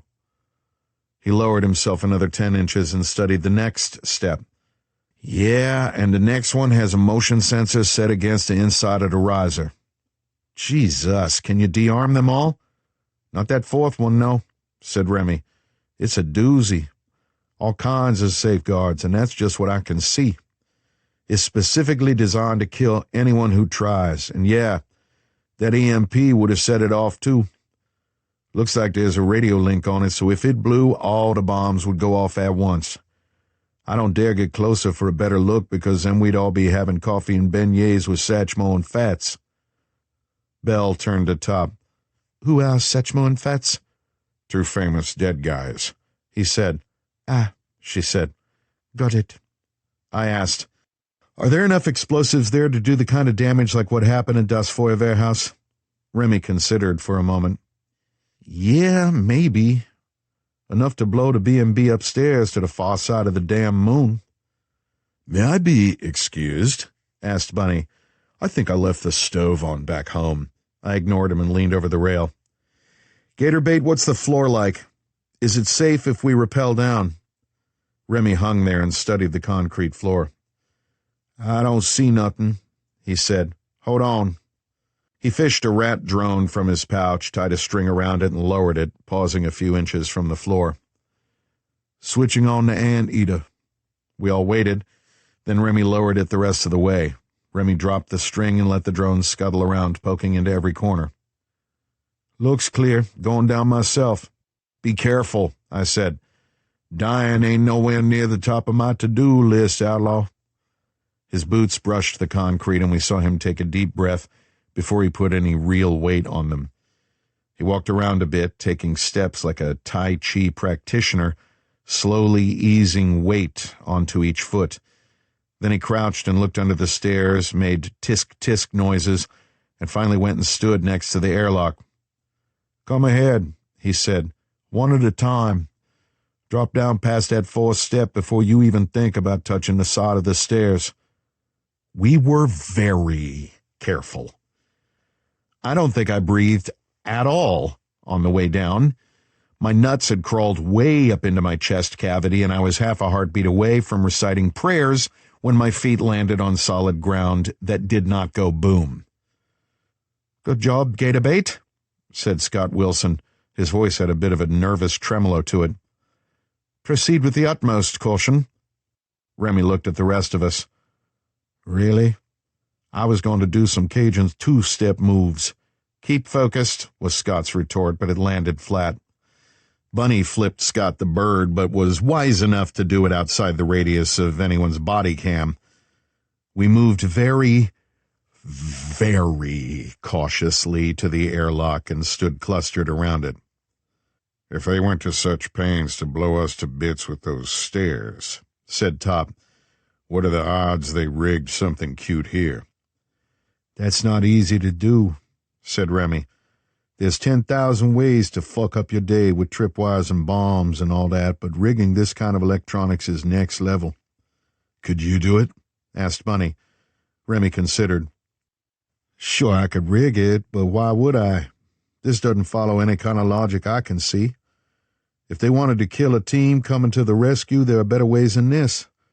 Andrea and I used to story-top each other over beers thinking up bad boy ambush scenarios. This feels more like someone just showing off. More like someone fucking with us in a different way, suggested Top.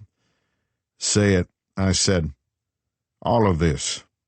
What's it accomplishing other than pissing us off and making Remy want to scratch his head? It's slowing us down, I said. You think that's the point? Bunny asked.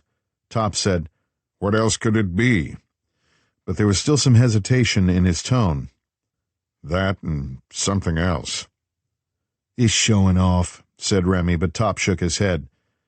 Is someone playing? Said Belle, and we all looked at her. Think about it, she said. It's childish, but on too high a level. This is like a child, but a godly child. Someone with too much power, too much knowledge, but too little maturity. It was a striking observation, and it crystallized a lot of what had been scratching at my mind.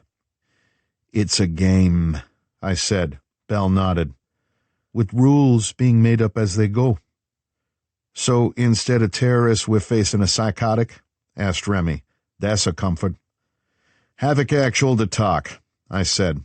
Talk here, said Church. Merlin, I said, addressing Church by his call sign. There might be another reason for all the fun and games. I think they're running down the clock to Burnlock. Agreed, he said. You have 58 minutes left on the mission clock. Bug came on the call. Outlaw, I'm watching your feed in high def, and the port looks good. Go ahead with Mind Reader. What about a software-based trap? Negative, Outlaw. Once Mind Reader Q1 interfaces with the facility computers, we're driving the go-kart. I don't care how smart their guy is. Mind Reader is smarter and tougher. She'll have your back. Let's all hope you're right, I said. I took a breath, held it, and let it out slowly as I inserted the little uplink. We waited there, tense, nervous, uncertain as all hell. None of us actually said as much, but we were all expecting something very bad to happen. But Mind Reader Q1 tore through the Gehenna's ultra-sophisticated security, and the big steel door suddenly hissed and swung open. There were no tripwires attached to it, and nothing went bang.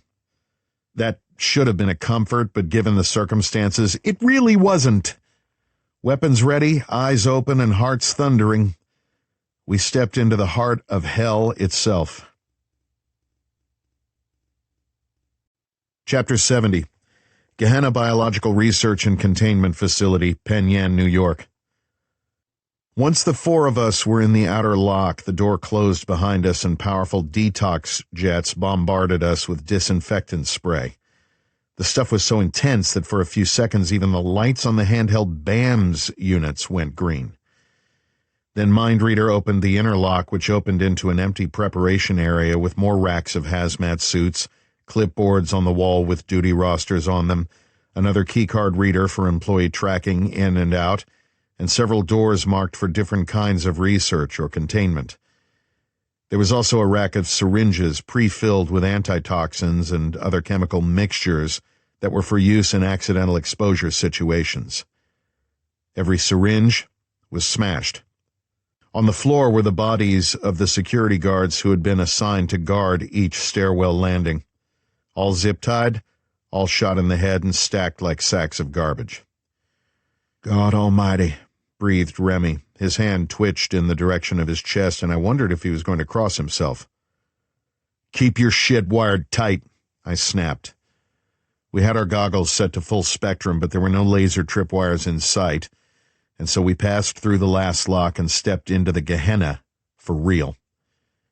Guns up and out, each of us fading left or right to cover the big room. Shit, said Bunny. He had his BAMS unit out, and every light now glared a furious red. But his words faded out and died. We stood in the entrance to a large, brightly lit room set with rows of metal tables and computer workstations. The wall behind us had only the airlock. The other three walls were lined with heavy-duty glass doors leading to different kinds of labs, examination and dissection rooms, storage units, and meeting rooms. None of those doors should have been open. All of them were. Propped open with chairs wheeled carts, or bodies. That was bad enough, but it wasn't what made us stare in horror. Everywhere we looked, there was death. Scientists, technicians, ordinary workers, security guards, secretarial staff, all of them dead. They were sprawled in ugly ways. Some had wide, sickly crusting around eyes, nostrils, and ears, victims of the countless germs filling the air. Others, though, lay in small lakes of congealing blood, their bodies torn by gunfire. Shell casings were everywhere, but the dead had clearly not all died from bugs or bullets. Some of them were torn to pieces. Arms ripped from shoulder sockets, legs hacked off, heads lolling on partially severed necks. Fan out, clear these rooms 2 by 2. Top and Remy paired up and went left. Bunny took Bell right, while I prowled down the middle of the room using the workstations as cover. There was no way to avoid walking through the spilled blood. In places, we had to step over bodies, or parts of bodies. "Look for trips and traps," I said. Havoc team went room by room, peering in through glass windows or open doors. They took turns providing cover while the other cleared each room, looking under desks, in closets, in bathrooms, behind rows of cabinets, calling "clear" each time. After about 10 rooms and 10 scenes of utter carnage, Remy, in a tremulous voice, said, "Why?" "Don't worry about why, son," said Top, his tone filled with that mix of mature control and combat sharpness. "Do your job and stay sharp." "Copy that," Remy replied with a bit more firmness. On the other side of the big room, Bell and Bunny worked in silence except to announce a cleared space. Bunny had seen too many scenes like this since we first rolled out together during the original Saif al-Din case. In fact, the day I met him, we had almost no time to even get to know each other before Church sent us to a meatpacking plant in which a bunch of technicians were systematically infecting children with the pathogen to study them in hopes of discovering usual variations on reactions. It was like being awake inside a nightmare. Top was with us, along with 2 other people, all of us strangers before that day. Top, Bunny, and I were the only ones left from what had been Echo Team. That scene marked us as surely as this was marking Remy. As for Belle, her internment in the genital mutilation camp was its own ring of hell, and the effect on her ran much deeper than the scars visible on her skin. There were ghosts in her eyes, as there were in mine, in Bunny's and Top's, and after today, those ghosts would scream behind Remy's eyes. There is a moment when seasoned soldiers have to process the deaths of other soldiers, and that is one kind of hell. Then there's the moment when you can see the realities of war, take a scalpel and cut the innocence and a lot of optimism and faith in humanity out of a younger fighter. What he'd been through at the stronghold in Israel was one level of madness, but this was far worse. This was abomination. This was the mark of the beast forced upon the innocent. I wondered how he would survive it. If he would survive it. I know for sure he'd need to spend some time with Rudy, and maybe with Junie. She'd been through the Stormlands herself. Once the main room and the smaller offices and labs were clear, we gathered together and went in search of the hot room indicated on the holographic map on our forearm-mounted tactical computers. It was through another set of security doors and down a short corridor. Top sent some busy bees ahead of us, but the corridor was clear. "Had to be a bunch of them," observed Top. "Caught everyone by surprise." "Yeah," said Bunny. "This wasn't an exchange of gunfire. They came in hard and fast and just opened fire, efficient as hell, like they knew the layout ahead of time. This wasn't hunt and search." "And these cocksuckers worked fast," growled Top. "Hardly any shell casings under or around the guards, which meant they fell first." "Bug," I said, "can you hack into the video feeds?" "Seriously? Hack? Nobody ever uses that word anymore unless they're hijacking your Facebook account. I will personally snap the arms off every single one of your action figures next time I see you. Yeah, give me a second, he said. Then, oh, crap, this is weird. We're ass deep in weird, I said. Can you be a little more specific? There is no video feed, said Bug. Everything's been wiped. Isn't there some kind of magic you can do to find it? I asked. I thought all of that stuff is impossible to erase, like stuff on the net. His sigh was long and eloquent. Let me work on it, he said, and I swear I heard him mutter, Luddite. We moved through the room. Count 17 dead, said Top. 0 hostiles. Once the big room was cleared, we began taking the offices one by one. There were corpses in nearly every one. Some were simply dead, marked with bullet wounds that had killed them, but suddenly Bunny called us over and we clustered in a doorway looking in at a different kind of horror.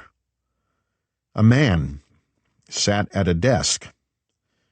He wore a lab coat with the name tag Donner, Deputy Director of the facility according to the mission briefing. He was dead, of course, but someone had gone the extra mile to desecrate the corpse. His hands had been cut off at the wrists and lay palm up in the center of his desk blotter. In the palm of each hand was an eye. Fuck, breathed Remy. Through the lenses of his goggles I could see that he'd gone paste white. Beads of sweat ran down his face, or maybe they were tears. The body in the next office was a woman of about 40. Her body was whole, with no missing parts, but she had been crucified against the wall with at least 40 knives. Someone had dipped a finger into the lake of blood at her feet and drew a smiley face on the wall. It got worse from there. Bodies dismembered, bodies torn to rags by hundreds of bullets fired into them, bodies missing heads, a room with all of those missing heads laid out in a circle around a man who'd been lashed to a wheeled chair by electrical cords. He had no marks of bullet or blade, but someone had wrapped duct tape around his nose and mouth with such thoroughness that he had suffocated. This isn't crime, said Top. This is madness. I said nothing. Madness was something I understood, both professionally and personally. There was a word for this that was more precise than madness, and it was Belle who finally put it out there. No, she said. This is evil. Evil. A lot of people think that's an abstract concept. People like us? We know better. Chapter 71. Gehenna Biological Research and Containment Facility, Penyan, New York. You think anyone's still alive down here? Asked Remy. We don't know what's down here, Gatorbait. Top said. Stay on my 3 o'clock and don't touch nothing.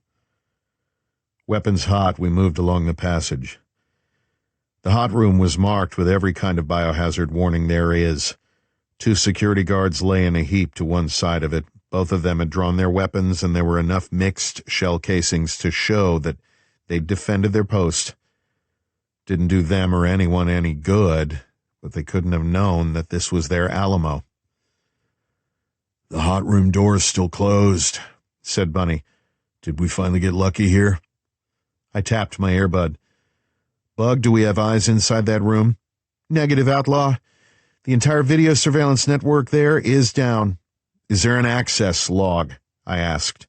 It was common with hot rooms in high-end facilities to automatically register every entry based on codes entered and scanner data. All of those entries included a register of interior cabinets opened. Most of the cabinets had scales on them, too, that indicated which vials or other samples were lifted from their slots.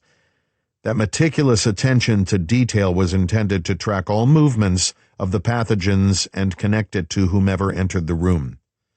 Bug was ready with that data.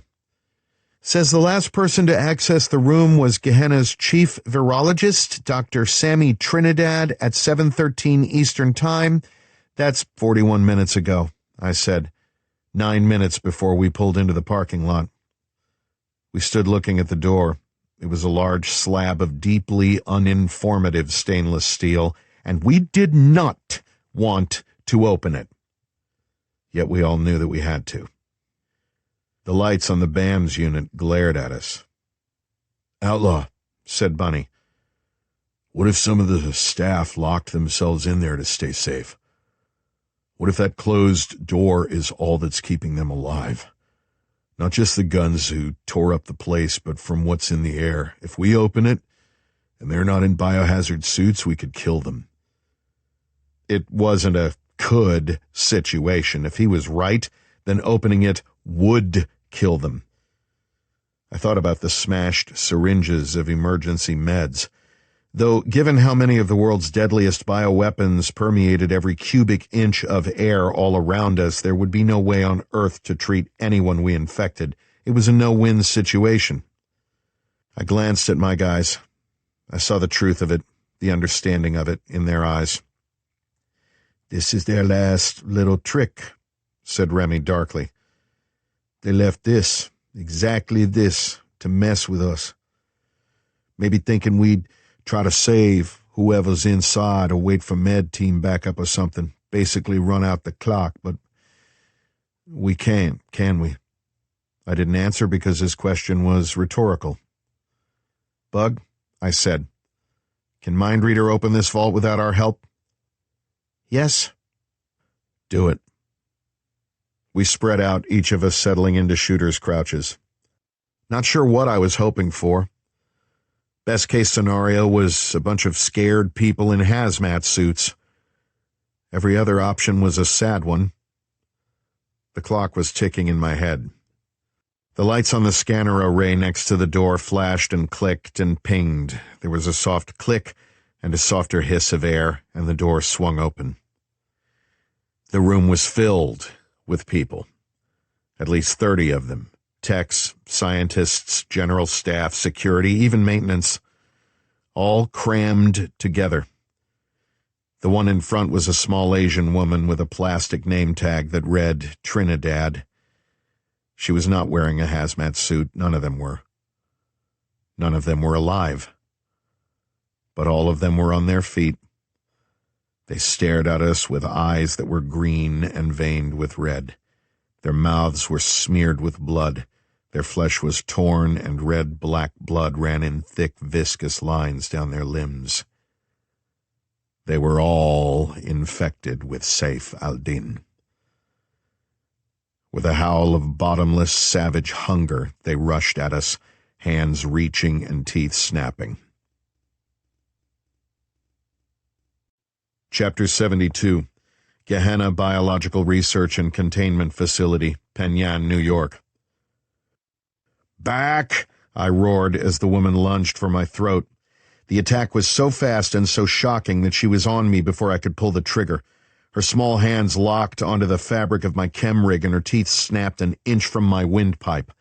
I pivoted as hard as I could, and that lifted her completely off the ground. She was petite but very fit, and I used that weight and mass to slam the scientist into the open airlock door. Despite the hungry roars of the other infected, I could hear bones snap with gunshot clarity. "Headshots, headshots, headshots!" yelled Top as he faded to one side, brought up his rifle, and opened fire. Despite his own instructions, he hosed the infected with at least half a magazine. Remy and Bell yielded ground, each caught in that crushing vice of indecision. These were civilians in their minds, and not the monsters these people had become. Bell shook it off first, probably because she'd encountered a similar situation with the Rage bioweapon in Korea. Her sniper rifle was slung, and she had a Sig Sauer P226 in a two-handed grip. The one slip I could see in her composure is that she held the handgun in a teacup grip, with the butt of the pistol resting in her palm, which is an old revolver method. Between her second and third shot, she seemed to realize her mistake and switched to a far stabler grip, with her left wrapping around the handle at an angle to avoid the slide while providing a more stable platform. I think it was the first mistake I'd ever seen her make. That is fear. That's shock and horror, stripping away layers of training. It was what got far too many soldiers and cops killed when things suddenly went south. She edged to one side and began firing at the heads of the mass of scientists, aiming at the motor cortex at a roughly midway point in the skull. Her next 3 shots instantly dropped infected. Bunny kicked one of the living dead techs in the hip, knocking her back against the rest. Then he opened up with his Benelli M4 Super 90 shotgun. He was firing solid slugs that did terrible damage. Trinidad was down but trying to get up despite the broken bones. Gravity kept pulling at her, and I finally put her all the way to the ground with a shot to the head. Gunfire and screams filled every inch of the world. The moans of savage hunger that drives anyone infected with Saif al-Din were awful to hear. They tore holes in our hearts and shredded our souls as we fought. Top was firing as he walked backward, and suddenly Remy was right beside him, taking cues from Top. He wasted a whole magazine shooting center mass, dropping only a couple of the infected when his rounds hit their spines. Top snarled something at him, and his barrel rose, finding more useful targets. "Reloading," growled Top as he swapped out his magazine. Remy echoed and slapped in a new mag. When their guns came up, Remy seemed more stable. He's lucky because a lot of very good soldiers of one kind or another never survived their moment of understandable pause. It's not called fatal hesitation for nothing. For my part, I had backed up to the opposite wall and with my rifle snugged into my shoulder so I could make spaced shots that counted. Bunny switched from shooting head high now that the monsters were in the hall and instead aimed at hips and knees, blowing off legs and shattering bones. As the zombies collapsed, Belle took them with headshots, her gun moving smoothly from target to target. It was brutal work. There was no glory here, no thrill of victory. This was survival in a fight that would gouge scars in all of us we could never erase. Not sure if it was worse for Remy, who was new to this, or Belle, whose familiarity was growing. Or maybe it was worse for Bunny, Top, and me because we've done this. We have had to kill innocent people time and again, civilians. In the past, sometimes even children. It was like being in hell for real, reliving a sinful act over and over again, shattering that ultimate taboo of taking an innocent human life. We'd all need Rudy. We'd all need our loved ones. We'd all need alone time to throw up, scream, cry it out, fight for rationalization. But this is the kind of war we fight. The real monsters were not in the room with us. They were the ones who caused this. They were the villains who turned the innocent into monsters. They forced us to deal with their crimes but denied us the chance of punishing the actual culprits. It was how they could fight groups bigger than themselves, like ISIS establishing headquarters and training centers in the basements of active schools and daring the coalition of nations to bomb the place, knowing we sometimes had to make bad choices and do those strikes. It helped them create martyrs useful for recruitment. It happens over and over again. It's not new, either. That kind of cowardly guerrilla warfare goes way, way back. It's one of the many reasons veterans reach for a bottle of pills or a syringe or opt out by eating a gun. The knowledge of that was present in my mind as we fought. The hatred it ignited was a terrible thing. I could feel it burn me, and I knew it was scorching the souls of the good people fighting at my side. I swapped in a new magazine and continued to be the necessary executioner that was my assigned role. Chapter 73. The Talk. Amphory Island, Greece. Mr. Church stood between Doc Holliday and Scott Wilson. The whole big room was as silent as the grave as they watched the body cams of Havoc Team, firing into the undefended flesh of doctors and scientists, technicians and staff, down in the hell that was Gehenna.